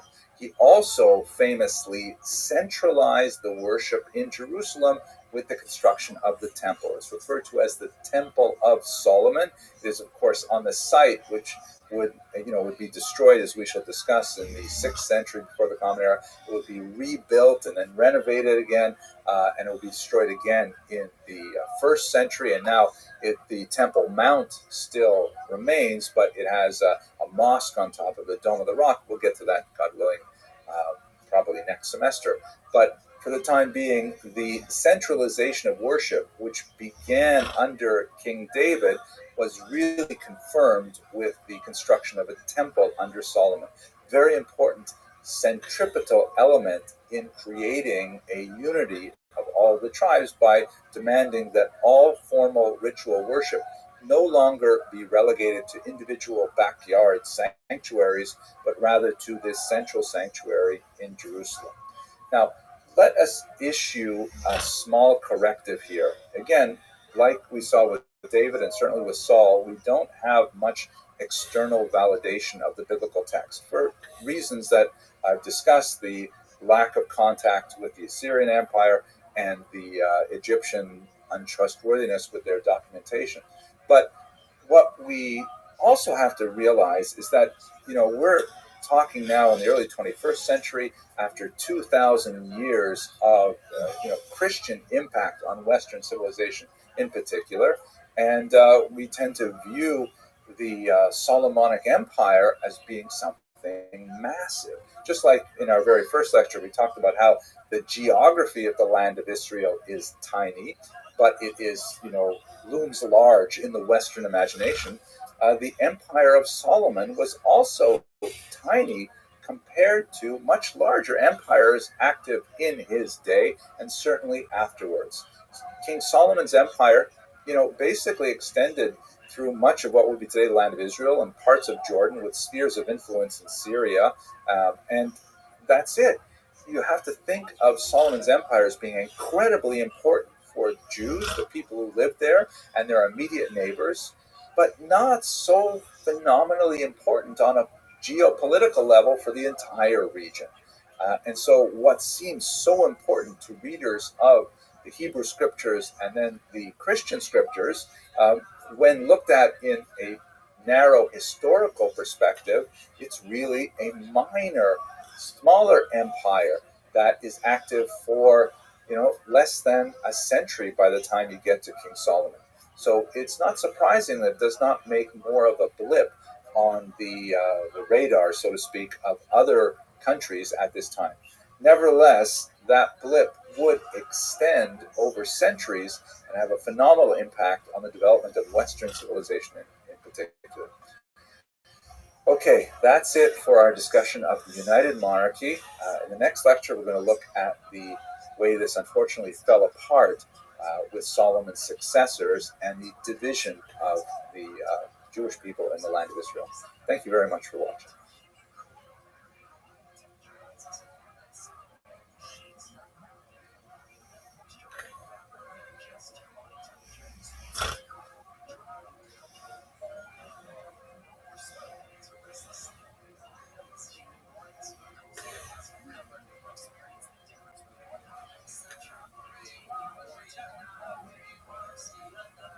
Let us resume our discussion of the history of the Jews in Israel by looking at the period of the divided kingdom. And I'd like to begin by going to another Gedanke experiment, another thought experiment that really comes from an old joke. The joke goes like this. This time of year, I'm recording in late October. It's still dark early in the morning. So the joke goes that Reuven comes out of his house one day and he sees down the street is his neighbor Shimon, who's rooting around in the gutter. And he goes up and he says to him, "Shimon, what are you doing?" And Shimon says, "I'm looking for my car keys." And Reuven says, "But you live down the block. Why are you looking over here?" And Shimon points to the lamppost and he says, "Well, I'm looking over here because the light is much better over here." So obviously it's silly. If you're looking for your car keys, you have to look near where your car is parked. But the Gedanke experiment is we're kind of like very interested in the earliest periods of Jewish history, looking at the sources that are discussed in the Torah and Genesis and Exodus and so on, and they're really hard to find, but that's because the light over there is very dark. However, when we move down the street a little bit and we're under the lights, suddenly we see so much more material. That's really what happens in the period we're going to discuss today. There's so much more archaeological evidence that confirms the narrative of the biblical text, albeit hundreds of years after the events described in Genesis and Exodus, that we're tempted to say that maybe we'll find the information we're looking for. The analogy breaks down, however, because you probably would find some things in the gutter. You might find, let's say, for example, a receipt from the bakery that fell out of your pocket when you're walking into your house and the rain washed it down to the gutter. You might find a loose sock that matches another one that belongs to one of your toddlers that's upstairs in the drying machine right now.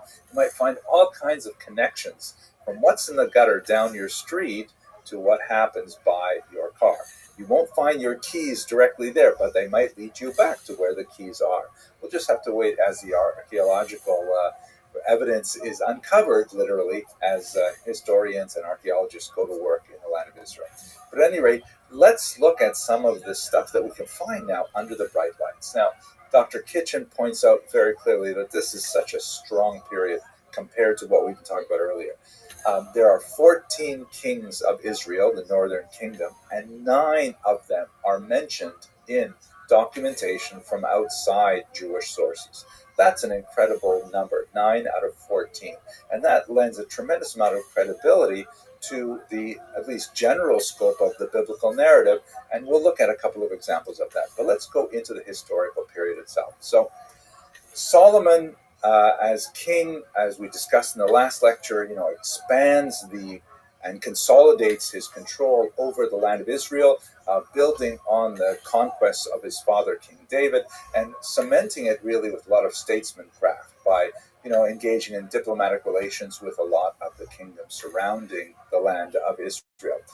He also centralizes ritual worship by building a massive, glorious temple in Jerusalem. However, what that means is inevitably taxes. There's a great tax burden that is placed on the Jewish people as a whole, and they resent the huge taxation. Under the wise leadership of King Solomon, there was just, scattered grumblings. But once Solomon passes away and it goes to his son Rehoboam, there is a tremendous amount of resentment that's built up over the heavy tax burden. Rehoboam is really of two minds. He, on the one hand, wants to react to the popular pressure, but at the same time, he wants to maintain the fairly lavish lifestyle that he is accustomed to. And prodded by, unfortunately, as the text mentions, younger, inexperienced members, rather than the steady guiding hand of his older ministers that served under his father, Rehoboam, in a very dismissive manner, insists on pushing ahead with his heavy tax burden that the northern kingdom in particular is loath to accept. There is a very fascinating and powerful passage. And by the way, I want to reinforce that I'm just going to be skimming over the tops of the historical record as we find in the Bible. It is so important that you actually go back to the text and read the primary documents themselves, because they are fantastic. And if you have a sense that, it's going to be dry or boring, just want to refer you to one specific passage with Rehoboam. It's shown here in this wall painting in Basel that's done by the great Hans Holbein. You see that Rehoboam here is portrayed with holding out his little finger. And this is in reference to one highly dismissive and disrespectful remark that Rehoboam makes regarding his father, in which he says that Rehoboam says that his own little finger, his pinky, is thicker than anything his father could bring to bear, meaning to dismissively compare himself with his father, the great King Solomon. And of course, this act of hubris and vulgarity really sends him down the rabbit hole, which will ultimately result in civil war. But I just wanted to point this one out because it's one of those passages that shows you that the biblical text is really, it's quite racy, and it has a lot of very powerful information in it that you don't get with sanitized translations quite often. Well, let's not go any further down that scope, but let's go back to where we left off. So under Yeravam ben Nabat, the kingdom of Israel, which is to the north of Jerusalem, splits away from what becomes the kingdom of Judah in the south. Yeravam ben Nabat, by the way, receives a very, very bad press in the rest of Jewish tradition. He's considered one of the greatest sinners because he introduced that divisiveness in Jewish politics at the time. Here's a map that shows you the relative locations of the kingdom of Judah and the kingdom of Israel. The capital of the kingdom of Judah is, of course, Jerusalem. The kingdom of Israel is in Samaria or Shomron. In subsequent lectures, we'll speak much more about what happened to the people in the kingdom of Israel. They are the so-called 10 lost tribes. More about that in a few lectures. But it's interesting to note that it seems that they have a consciousness, they retain a consciousness of being one people, albeit separated politically. And although they will fight a civil war and they will have ongoing conflict over the next century and a half, they'll also recognize the centrality of the value of worship in Jerusalem. They will also occasionally marry each other. The royalty of Israel and Judah will still intermarry. And although they have a lot of conflict, it seems to be really a family conflict. But more on that later. The civil war that erupts when Yeravam ben Nevat breaks away with the northern tribes is taken advantage of by Egypt, and King Shishak enters the region, and he makes essentially this parade up the land of Israel, conquering cities as he goes and bringing Israel firmly within its larger sphere of influence. Although Israel still maintains its identity, Israel and Judah, that is, maintain their identity as independent principalities, but nevertheless falling within the geopolitical orbit of Egypt. We've seen this in a couple of previous lectures because he left behind these topographical lists of the various places he conquered. What's interesting for our point is that when he gets to the north, to Megiddo, the site of a place known in English as Armageddon, it's actually a place in Israel, Megiddo, he left behind a stele that is kind of like a Shishak was here stele, that although it's badly damaged, it still retains its cartouche, the sort of nameplate of Shishak, also pronounced Shoshenk, by the way, that indicates that he did, in fact, make his way through northern Israel. One of the most fascinating archaeological finds from the 9th century, however, that corroborates much of the biblical text, is this amazing find, the so-called Mesha stele, also known as the Moabite stone. It was discovered in Dibon, which was in the kingdom of Moab, which is today, of course, Jordan, and it records from the Moabite perspective the results of a very prolonged conflict between the kingdom of Israel and the Moabites. And in fact, this is confirmed in the Book of Kings. There's a lot of discussion of various military engagements they had, which the Jews frequently lost. And here you have this interesting passage that's taken directly from the Moabite stone, in which Mesha, the author of the text, son of Chemosh, god, Chemosh, of course, being the name of their god, complains about how badly he was treated, in particular by the son of Omri, which is one of the Jewish kings. And the Omri dynasty was actually one of the most important in the northern kingdoms, especially in terms of its military activity throughout the region. And he talks in this stele about how he beat back the invading Jews, and therefore he deserved to create this particular monument. It's a fascinating stone. So much more to say about it, but in this brief series, we just want to quickly look at it. The Omri dynasty mentioned in the Moabite stone is one of the most well documented of the northern kingdom's dynasties. Now, during this period, when there is a separation between the kingdom of Judah and the kingdom of Israel, we have recorded in the Bible some of those fascinating passages from two northern prophets in particular, Elijah and Elisha. The great miraculous activities of these prophets are among the most dramatic passages in the Bible, including a personal favorite of mine, the resuscitation of the son of the Shunammite woman, shown here in this remarkable 19th century painting by Jan Sleuters, where the mother is reunited with her son who has returned from death. A fascinating passage, definitely worth reading. However, our task here is to approach the prophets as historical sources, and I want to comment on two specific aspects of the prophetic works as being especially valuable. Let us recall that the text that is called by the Jews the Tanakh, the Hebrew Scriptures, is made up of three distinct sections which have very, very distinct hermeneutic rules applied to them as well. The first 5 books are known as the Torah per se, although that term Torah is also used in a much larger sense, meaning any kind of religious teaching that pertains to the general values of Judaism. We'll talk about that more when we get to the rabbinic tradition in greater detail. But there's the first 5 books of Moses, which have a very high threshold of sanctity within Jewish theology. They are considered to be dictated by God to Moses. Some interesting discussion about what about the passages in which Moses describes his own death, but not for us here. We're looking primarily at the history. From the book of Joshua on, there's a large section called the Nevi'im, or prophets, which is a mixture of materials, sometimes much more historical data, sometimes much more kind of ethical teachings. And then finally, you have the section called Ketuvim, or writings, which include things that really don't fit into either category, like Psalms, for example, or prophets, the Song of Songs, the Book of Esther fit in there, and so on.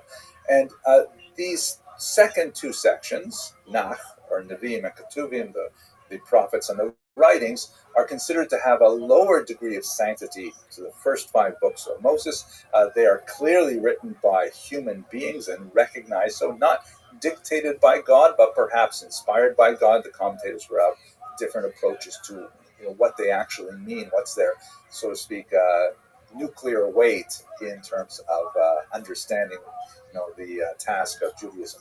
But from a historical perspective, some of the prophetic works, like Kings and Chronicles in particular, seem to take upon themselves the task of preserving the historical record, much more so than other documents, such as, for example, Isaiah or Jeremiah, which have tremendous amounts of historical information, but seem to be much more focused on delivering the prophetic message of repentance and drawing closer to God. In Kings and Chronicles, there's even some, so to speak, kind of footnoting, where from time to time, the author of those texts, by the way, the Book of Kings is normally attributed in the rabbinic tradition to Jeremiah himself, which fits at least with the time period that we have. It seems reasonable that it was written in the 6th century. The Book of Kings and Chronicles will refer to earlier texts, such as the Annals of the Kings of Judah, the Annals of the Kings of Israel, which implies that they've done research in terms of the record books of the dynasties. They tend to be really focused on the leadership of the Kingdom of Judah and the King of Israel, and they say a tremendous amount about the individual activities of this king or that king, often applying a very strict moral and religious judgment to their activity as well. It's fascinating. Other prophets, however, do not spend quite as much time talking about, palace intrigue and wars and things like that, but spend a lot more time exclaiming an ethical and religious message. And so approaching these texts, one has to kind of tease out the historical information from some of the later prophets, and at the same time understand the overwhelming religious goal of the more historically oriented prophets. In many cases, they offer us tempting, tantalizing historical data, and that's often confirmed by the archaeological record. For example, there is the horrendous queen Jezebel, or Izebel in Hebrew, and the archaeological record has found this remarkable cartouche here, which is very appropriate to have been owned by a Phoenician woman. It has the same kind of symbols and things like that, whose name was Izebel. Now, it's possible that it belonged to Queen Jezebel herself. It is very large and very expensive compared to similar types of these artifacts, but we have no real proof that this is specifically belonging to Queen Izebel and not to some other Izebel. But nevertheless, fascinating materials that generally point us along the same kind of direction as the biblical text offers. So, returning to the historical narrative, what happens in the northern kingdom is basically they come under the sphere of influence of the Assyrians. You recall that Israel is locked between two major geopolitical powers. To the south is the Kingdom of Egypt, or the Egyptian Empire, and to the north is, at this point, the Assyrian Empire, later the Babylonian Empire that overlaps. And Israel, being of the northern part of the dual monarchy, Israel feels the threat of Assyria more powerfully. The Assyrian Empire expands in the 9th century and begins to impact the northern part of the land of Israel and place the local kings in a state of vassalage. This vassalage begins in the year 853, and we see, for example, of King Yehu, who is shown here showing obeisance to King Shalmaneser. This is up from the black obelisk of Shalmaneser that we discussed, I think, the third lecture or so of this series. And the northern kings of Israel are heavily burdened by additional tribute and taxes that come from the north. Eventually, as we shall discuss a few lectures from now, the Assyrians will simply say, well, that's it for their independence. It's too much of a hassle. They're too rebellious. And the Assyrians will come and take over the northern section, take over the kingdom of Israel. And that's when we talk about the lost 10 tribes. We'll return to that, but for the next couple of lectures, I'd like to take a break from the sort of political narrative of history, and I'd like to look at the daily life in biblical history. We're going to look at the economic, the social, and the familial, and the ritual life of Jews for a few lectures, and then we'll return to a discussion of Israel under Assyria. Thank you very much for watching.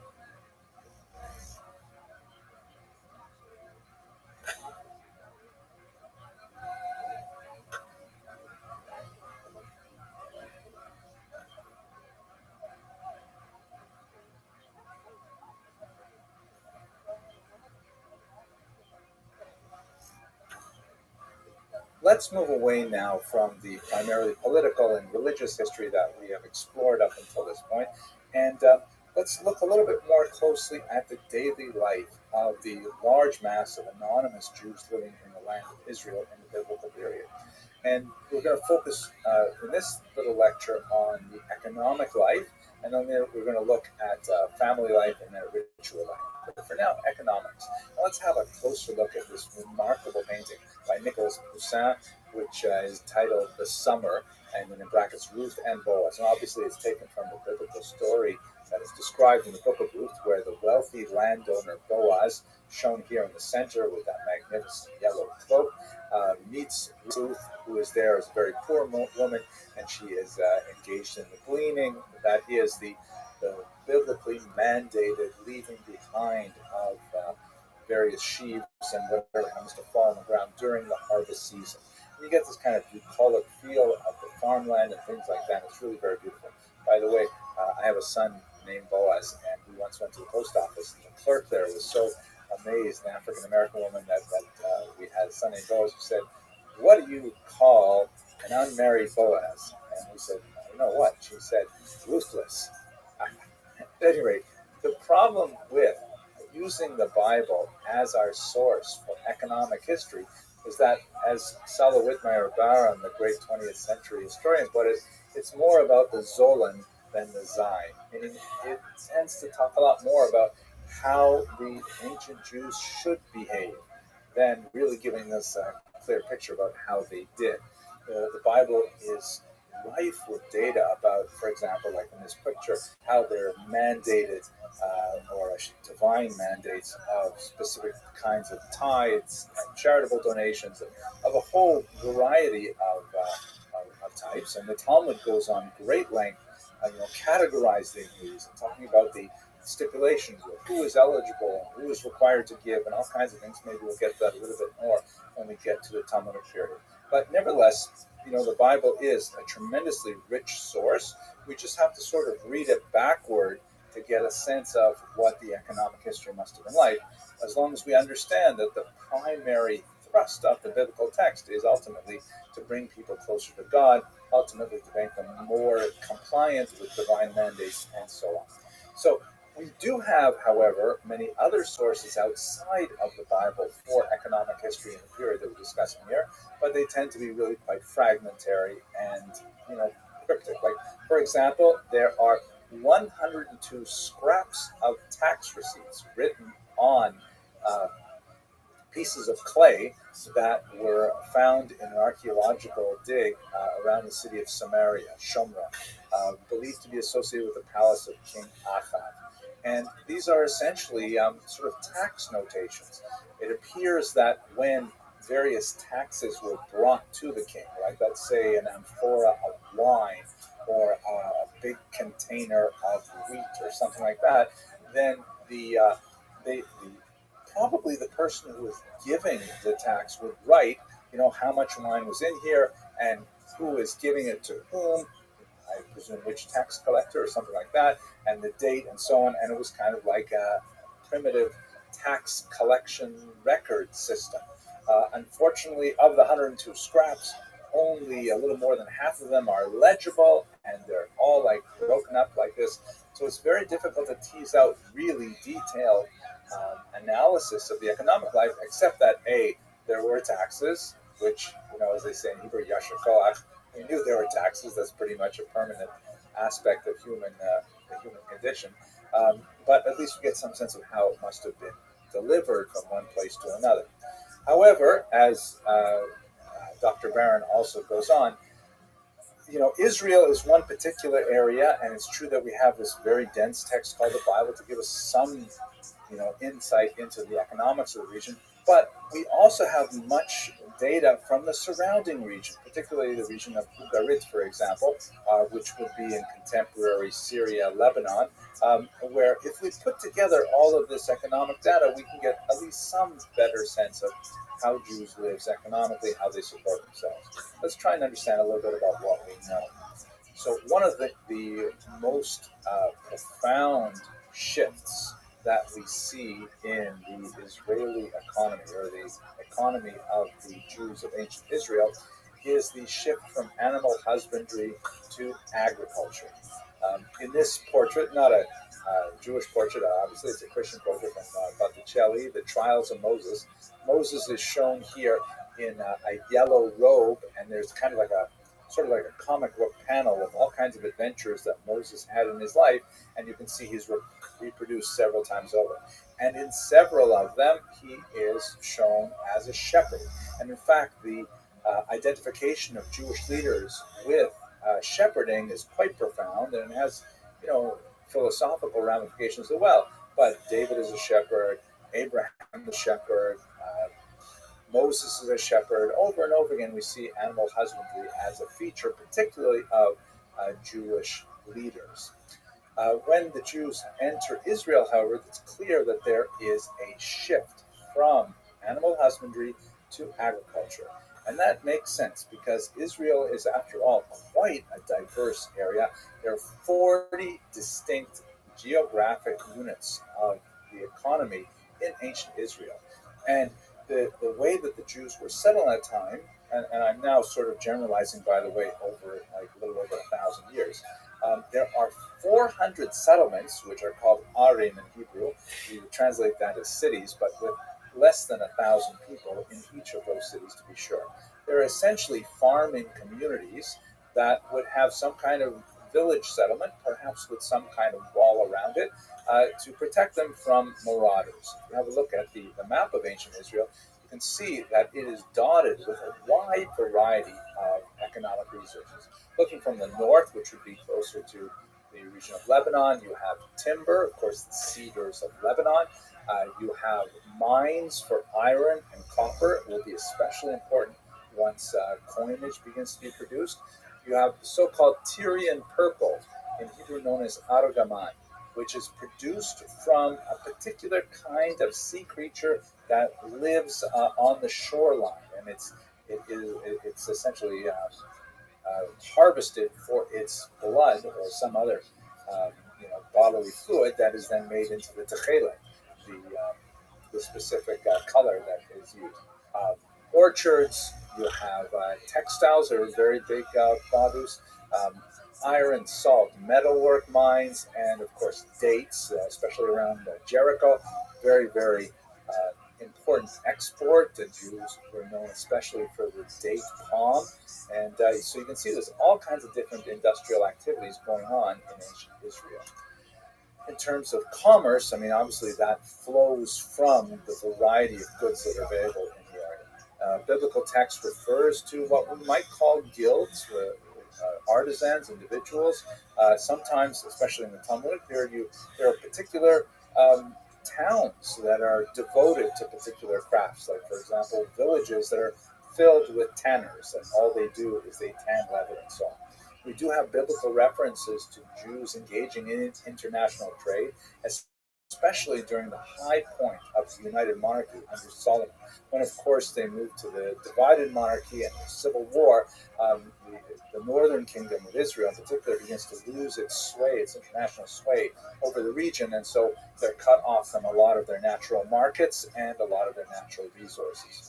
But we see the economy gradually growing from that original animal husbandry through industry and then commerce, and ultimately you have regular coinage produced by the 6th century before the Common Era. And I just wanted to show you this one great image. This was just discovered this month, a 2 shekel weight from the First Temple period. Obviously, it's the stone on the left there. Can you imagine what it must have been like to deal with these weights and measures in your daily shopping life? Okay, I hope you found that interesting, and we'll continue by looking at family life in the next short video. Thank you for watching.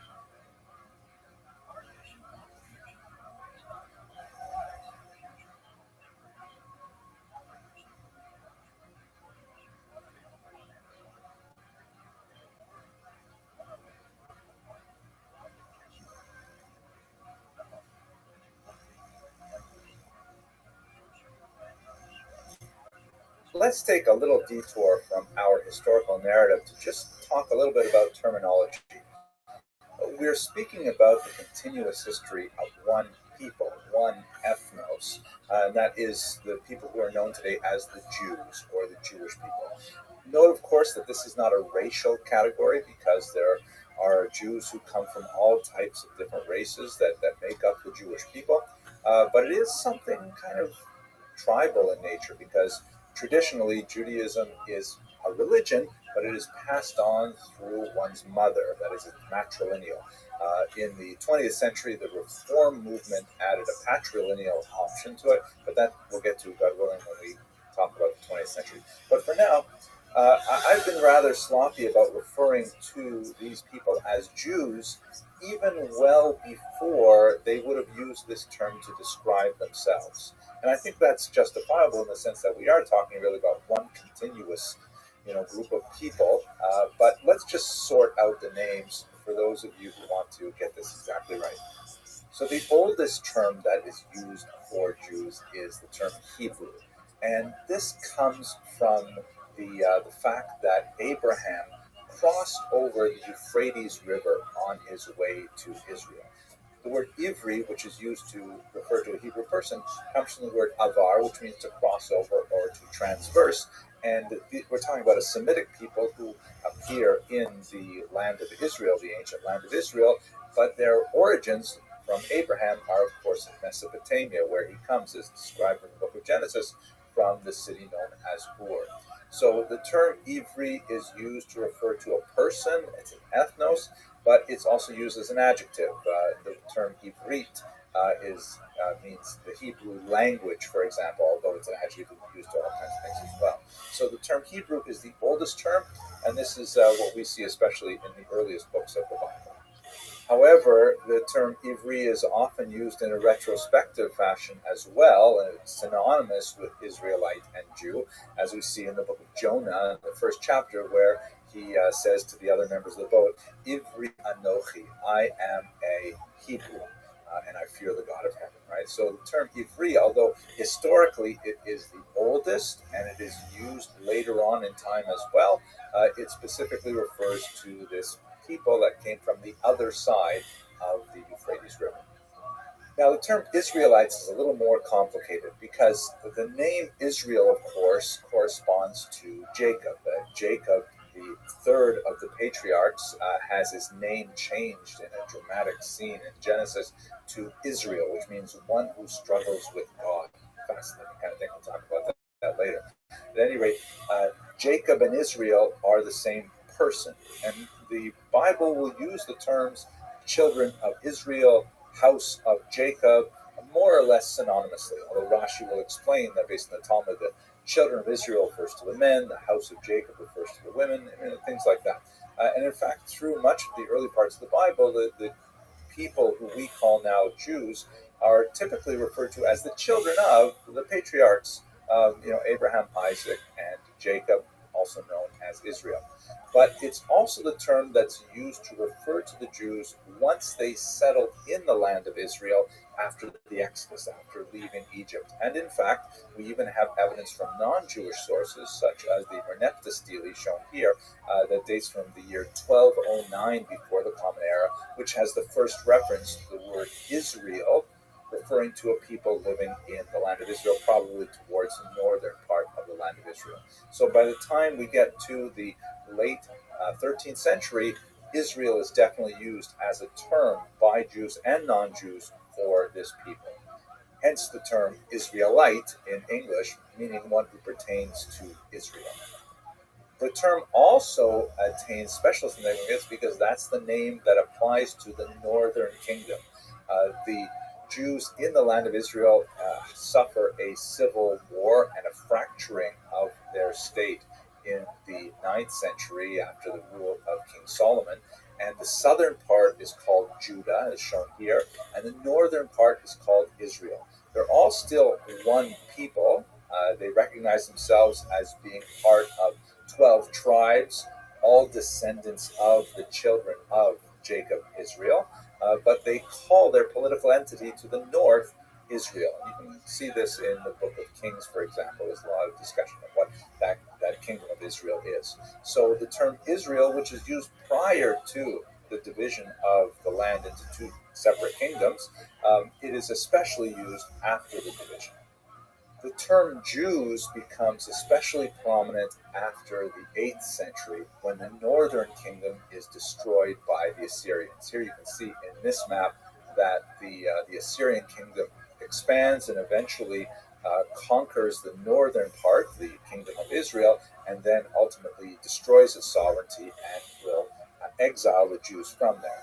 And as you can see in this map, there is a significant portion of Jews, the so-called lost 10 tribes, who are sent into exile in Assyria in particular.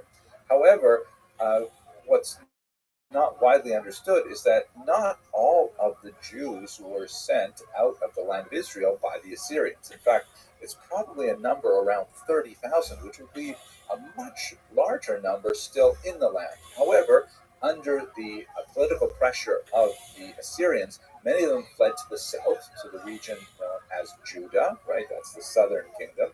Judah, by the way, is Yehuda in Hebrew. J and Y often switch between Western European languages and Hebrew. So a lot of those people who were from the 10 tribes in the north made their way down to Yehuda, where there was considerable mixing of the peoples. So much so that long afterwards, you have a description of a person who is not of the tribe of Judah, living in Persia, of course, the great Mordecai, who is referred to as Ish Yehudi, a Jewish man. So it's really in this time period, the 8th century and onward, when the name Judah is especially associated with Jews, no matter what tribe they may have come from. And in fact, tribal designations are gradually lost. By the time you get to a few centuries later, we have no idea which tribe any people come from, except for the tribe of Levi, which is another section. So that's basically how we get these three terms: Hebrews, Israelites, and Jews, all one people with different names they might have used for themselves at different points in time, but they will often use earlier names to refer to themselves later on in time. Okay, I hope that clarified things. Thank you very much for watching.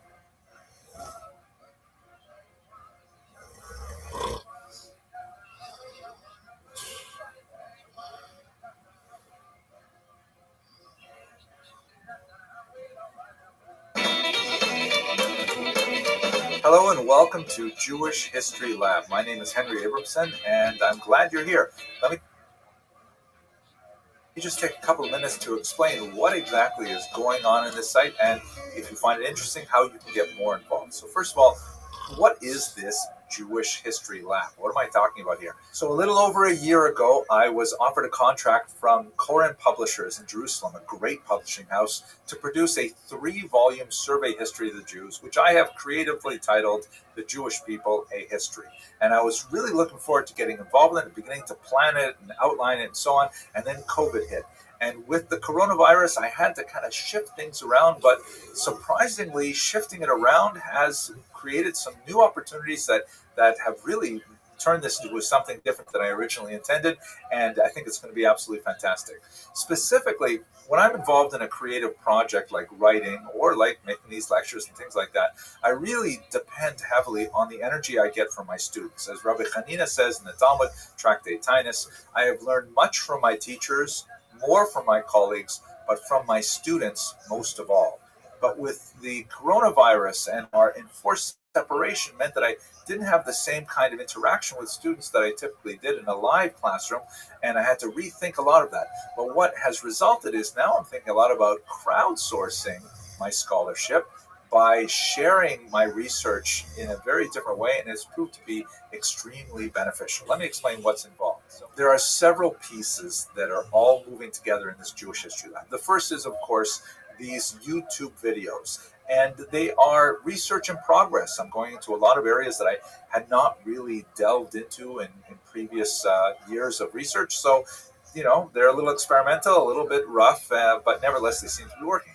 The second part is I was still giving live classes, both in person, especially once the vaccine came out and people were able to be a little bit safer in gathering, and also on Zoom.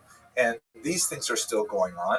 And I just recently began issuing the draft chapters to my students so I can actually invite people from all over the world to help me write this book, to engage in some of the actual writing process. It's been absolutely fascinating. The fourth part, which is just still in my head, I have not actually done a lot of work on this yet, but I'd like to prepare a teacher's guide. All of these things will go together with this 3-volume history, and I'm really excited about it. So why would you want to get involved? I don't know. But if this excites you, there are several ways that you could be involved in this creative process. The first is, of course, you can just enjoy these videos. I have a strong belief that this kind of information should be as widely available and free to everyone. So that's why I put these videos out there, so that more people can enjoy them and learn from them and discuss them and so on. The easiest way to do this is to find my channel on YouTube. You just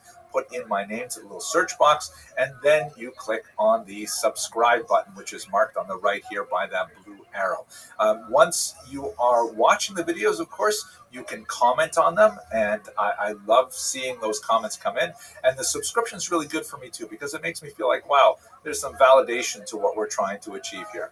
And then, of course, share the videos so that more people can subscribe, and it becomes like a big snowball effect. And I like snowballs too, because I'm from Canada. One of the things I realized early on is that there are so many people who enjoy the videos, thank God, that I simply could not keep up with the comments. In fact, if I were to devote the amount of time required to responding to all the comments, I wouldn't be able to be working on more research and more videos and the book itself. So I've created a few sort of ways in which people can choose to self-select to be more involved, and with those smaller groups, I'm able to devote more time and responses and more interaction. So let me tell you about those ways that you can get more involved. The next level of involvement is membership. If you click on that join button, which is not available in all countries, I have 3 levels of membership. Now, members get extra perks. Members at the student level get, for example, early access to the videos, and sometimes help me weed out really big mistakes before I let it go to the wider world, and give me some useful feedback sometimes on things that's going on. Members at the researcher level get access to more focused and advanced videos that I occasionally make that I just don't feel like sharing with the wider world because I would be deluged even more with comments that not necessarily helpful. I only want to work with people who are a little more serious on those more difficult topics. And then finally, members at the colleague level get all of that, and they also get access to the live classes that I offer pretty much on a weekly basis right now, but it varies from time to time. So that's another level of involvement. If you really are enjoying these videos and you want to get more involved in the process, please consider membership. And finally, the last thing, and I think this is incorporate the YouTube videos and some, quizzes and self-testing things and elements like that. And here's the best part, the actual draft chapters of the book. The first of 3 courses is now online. It's called Biblical Jewish History. It goes from the very beginnings all the way up to the period of the Mishnah in the 2nd and 3rd century. So it's kind of like a bigger biblical history course. I have a special place in my heart for educators who should get lots of this access without any hassles. So please write to me directly if you're an educator and you want this. I will gladly send you a coupon code. So that's basically what this Jewish History Lab is all about. I'm glad you're here. Please enjoy the videos. Please let me know what you think, and I hope you have a wonderful day.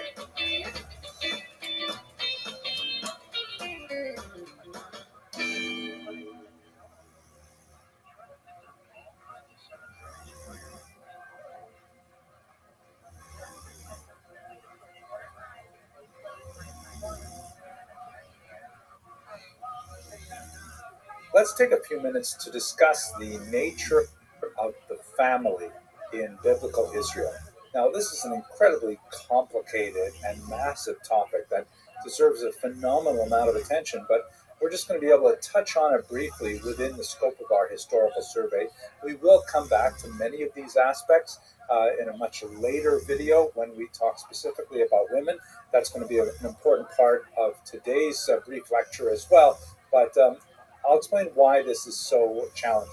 I'd like to speak very briefly and in general broad strokes about the nature of the family from the earliest sources we have, of basically Genesis, up until the end of the First Temple period, which is 586 before the Common Era.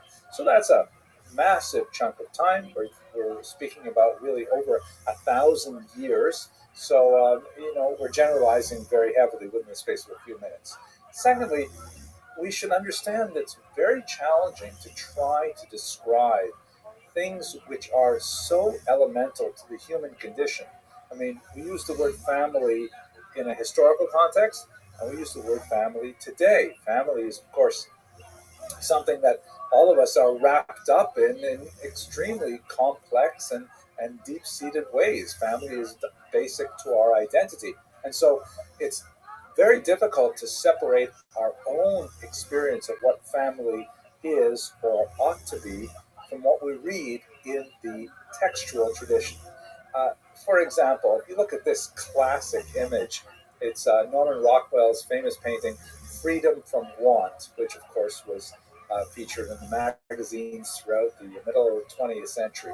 And this is obviously a Thanksgiving dinner, and you see the happy family around it, and the patriarch and matriarch with multiple generations of the family members around the table, all smiling as they enjoy this large turkey, right? That's the title is Freedom from Want.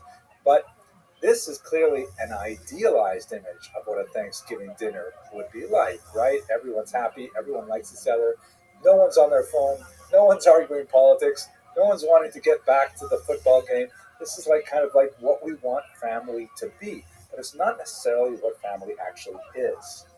So there were elements of an idealized meal that are shown here that we'd like to sort of project backward in time, but it would be absurd to say every single Thanksgiving dinner, especially in the year 1943. Think of what that must have been like, at the end of World War II and the battle in the Pacific and all kinds of very difficult times for Americans.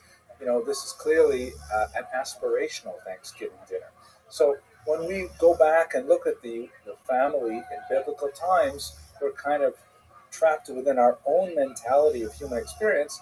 And then furthermore, we can't read past what the text actually gives us as data.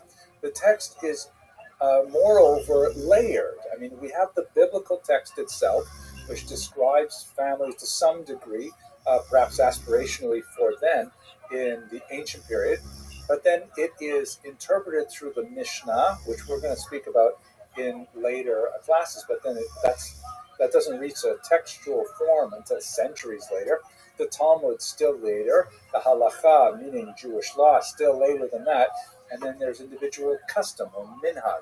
So these textual layers, we're reading all of these things backwards to try and ascribe what we think a family should be to sometimes very fragmentary descriptions that go back thousands of years. So with that kind of caveat, let's try to understand at least a few basic things about the family in the ancient world, which may be somewhat counterintuitive to what we think today in the beginning of the 21st century.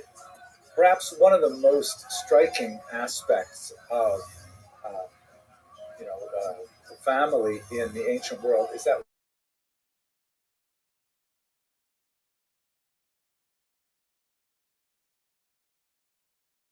incredibly important in American culture, and this is, of course, the legacy of the transatlantic slave trade and the Civil War and civil rights issues, Jim Crow, which is still playing out as I'm speaking these words. We're deep in a huge Black Lives Matter social justice movement that's rocking America in the context of a very contentious election. But race does not seem to be a significant category for the Bible. There are references to peoples, and there are occasionally references to skin color, but generally speaking, it does not seem to be a huge, issue. For example, here's a 17th century representation of Moses and his Ethiopian wife. In fact, she is described, Tzipporah, as a Cushi.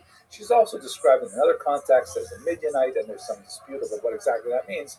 But the commentators don't seem to be especially bothered by the idea that Moses, who is presumably Semitic in racial characteristics, would marry an African who could be, theoretically Nubian, as we see in this particular representation. So race itself is not nearly as important as peoplehood. That is, who is your ethnos? To which ethnos does one belong? But continuing with gender, that's a far more important thing in the definition of the family in ancient world. Whether or not one is born male or female is huge. There's a lot of discussion, which I think we won't be able to discuss here for now, but heterosexuality is considered the norm, and homosexuality is deeply frowned upon, especially male homosexuality. There is a discussion in the Talmud later of multiple genders besides simply male and female, and perhaps we'll get to that when we get to more Talmudic discussions. But for the time being, let's focus ourselves on two sexes, male and female, and they're considered to be exclusive for the institution of marriage. However, that marriage can be polygamous. That is, one husband and multiple wives, as in the famous story of Jacob marrying two wives, Rachel and Leah, shown here in Michelangelo's representation. And in fact, there's kind of like a half marriage status, which is called a pilegesh in Hebrew, or a concubine in English. And a concubine is essentially like a wife in all respects, but lacking the protections that are inherent to marriage. As the Talmud defines it, again, later in the Jewish tradition, we have the definitions that are explained. A concubine may simply be dismissed at will, whereas a wife has a guarantee in her wedding for marital support during the marriage, and if the marriage is dissolved, then she has a right to support afterwards in the form of a financial settlement. We'll get back to that in just 1 second when we talk about divorce. It's also important that gender has relationship to the status of the children. Patrilineal descent is not recognized in much of Jewish history. It's not entirely clear what exactly is going on in the biblical text alone when you separate the biblical text from the later discussions of it in the Mishnah, the Talmud, and the commentaries. It appears that there is patrilineal descent in many of the figures of the Bible. Joseph, of course, marries an Egyptian woman. Again, there's midrashim that would adjust that slightly. Same with Moses, who we saw earlier. Some commentators like Tosfot, just to continue this one more sentence, Tosfot in the Middle Ages suggests that before the giving of the Torah, the law was patrilineal, that a child followed his or her father's status, and after giving the Torah, it became matrilineal. Certainly, for the huge bulk of Jewish history, Judaism has been strictly matrilineal until 1983, when the Reform movement introduced the idea of patrilineal descent. Again, I mentioned that in the last video. We'll have to come back to in the 20th century. So at any rate, the mother is extremely important, whether or not the mother is a full wife or a concubine, or, as we shall see later, even a more casual relationship. Women also have very distinct status with regards to things like slavery.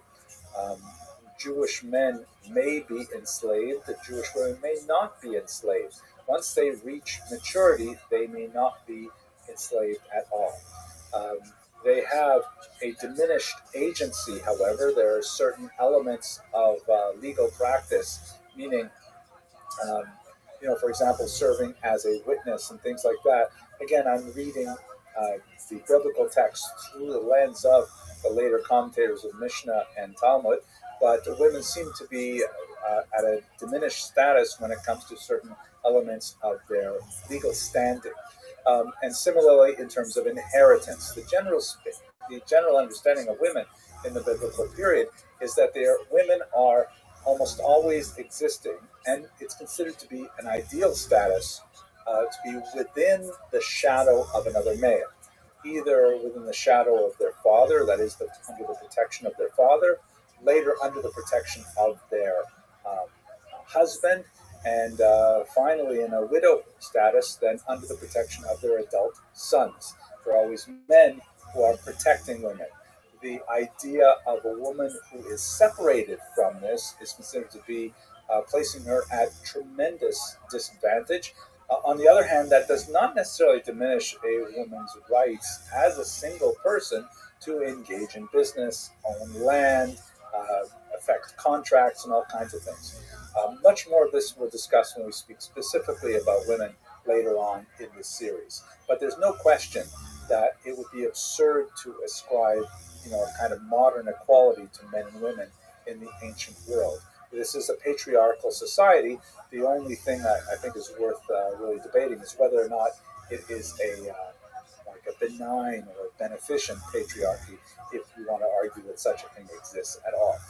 The last thing I should point out is that in terms of the family structure, which was often multi-generational, living in the same household and things like that, is the idea of lineage. Now, the concept of legitimacy in modern terms, like whether or not someone is illegitimate, or to use a more colloquial term, bastard. It has a distinct meaning in the biblical tense. There is something called a mamzer, again, more fleshed out when we get to the Mishnah. But the offspring of a non-sanctioned relationship is not necessarily disadvantaged in their future lives. The only sanctions are applied, and they are very heavy sanctions, are when a marriage is prohibited, such as, for example, a marriage that involves a married woman and someone other than her husband, or a brother and a sister, or a father and a daughter, and so on.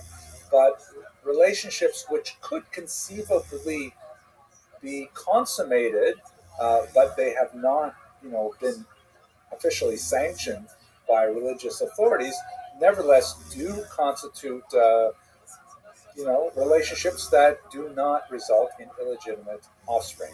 And in fact, if I can cite my teacher, Rabbi Uziel Malevsky, he used to say that one should never cast aspersions at anyone's lineage or background, because in reality, when we look at the biblical line of the Messiah, it runs through some very sketchy relationships when you look at them on the surface, such as, for example, Judah and his widowed daughter-in-law Tamar, shown here in an extremely, challenging passage in Genesis that usually is skipped over in grade school because it is really a little bit too racy.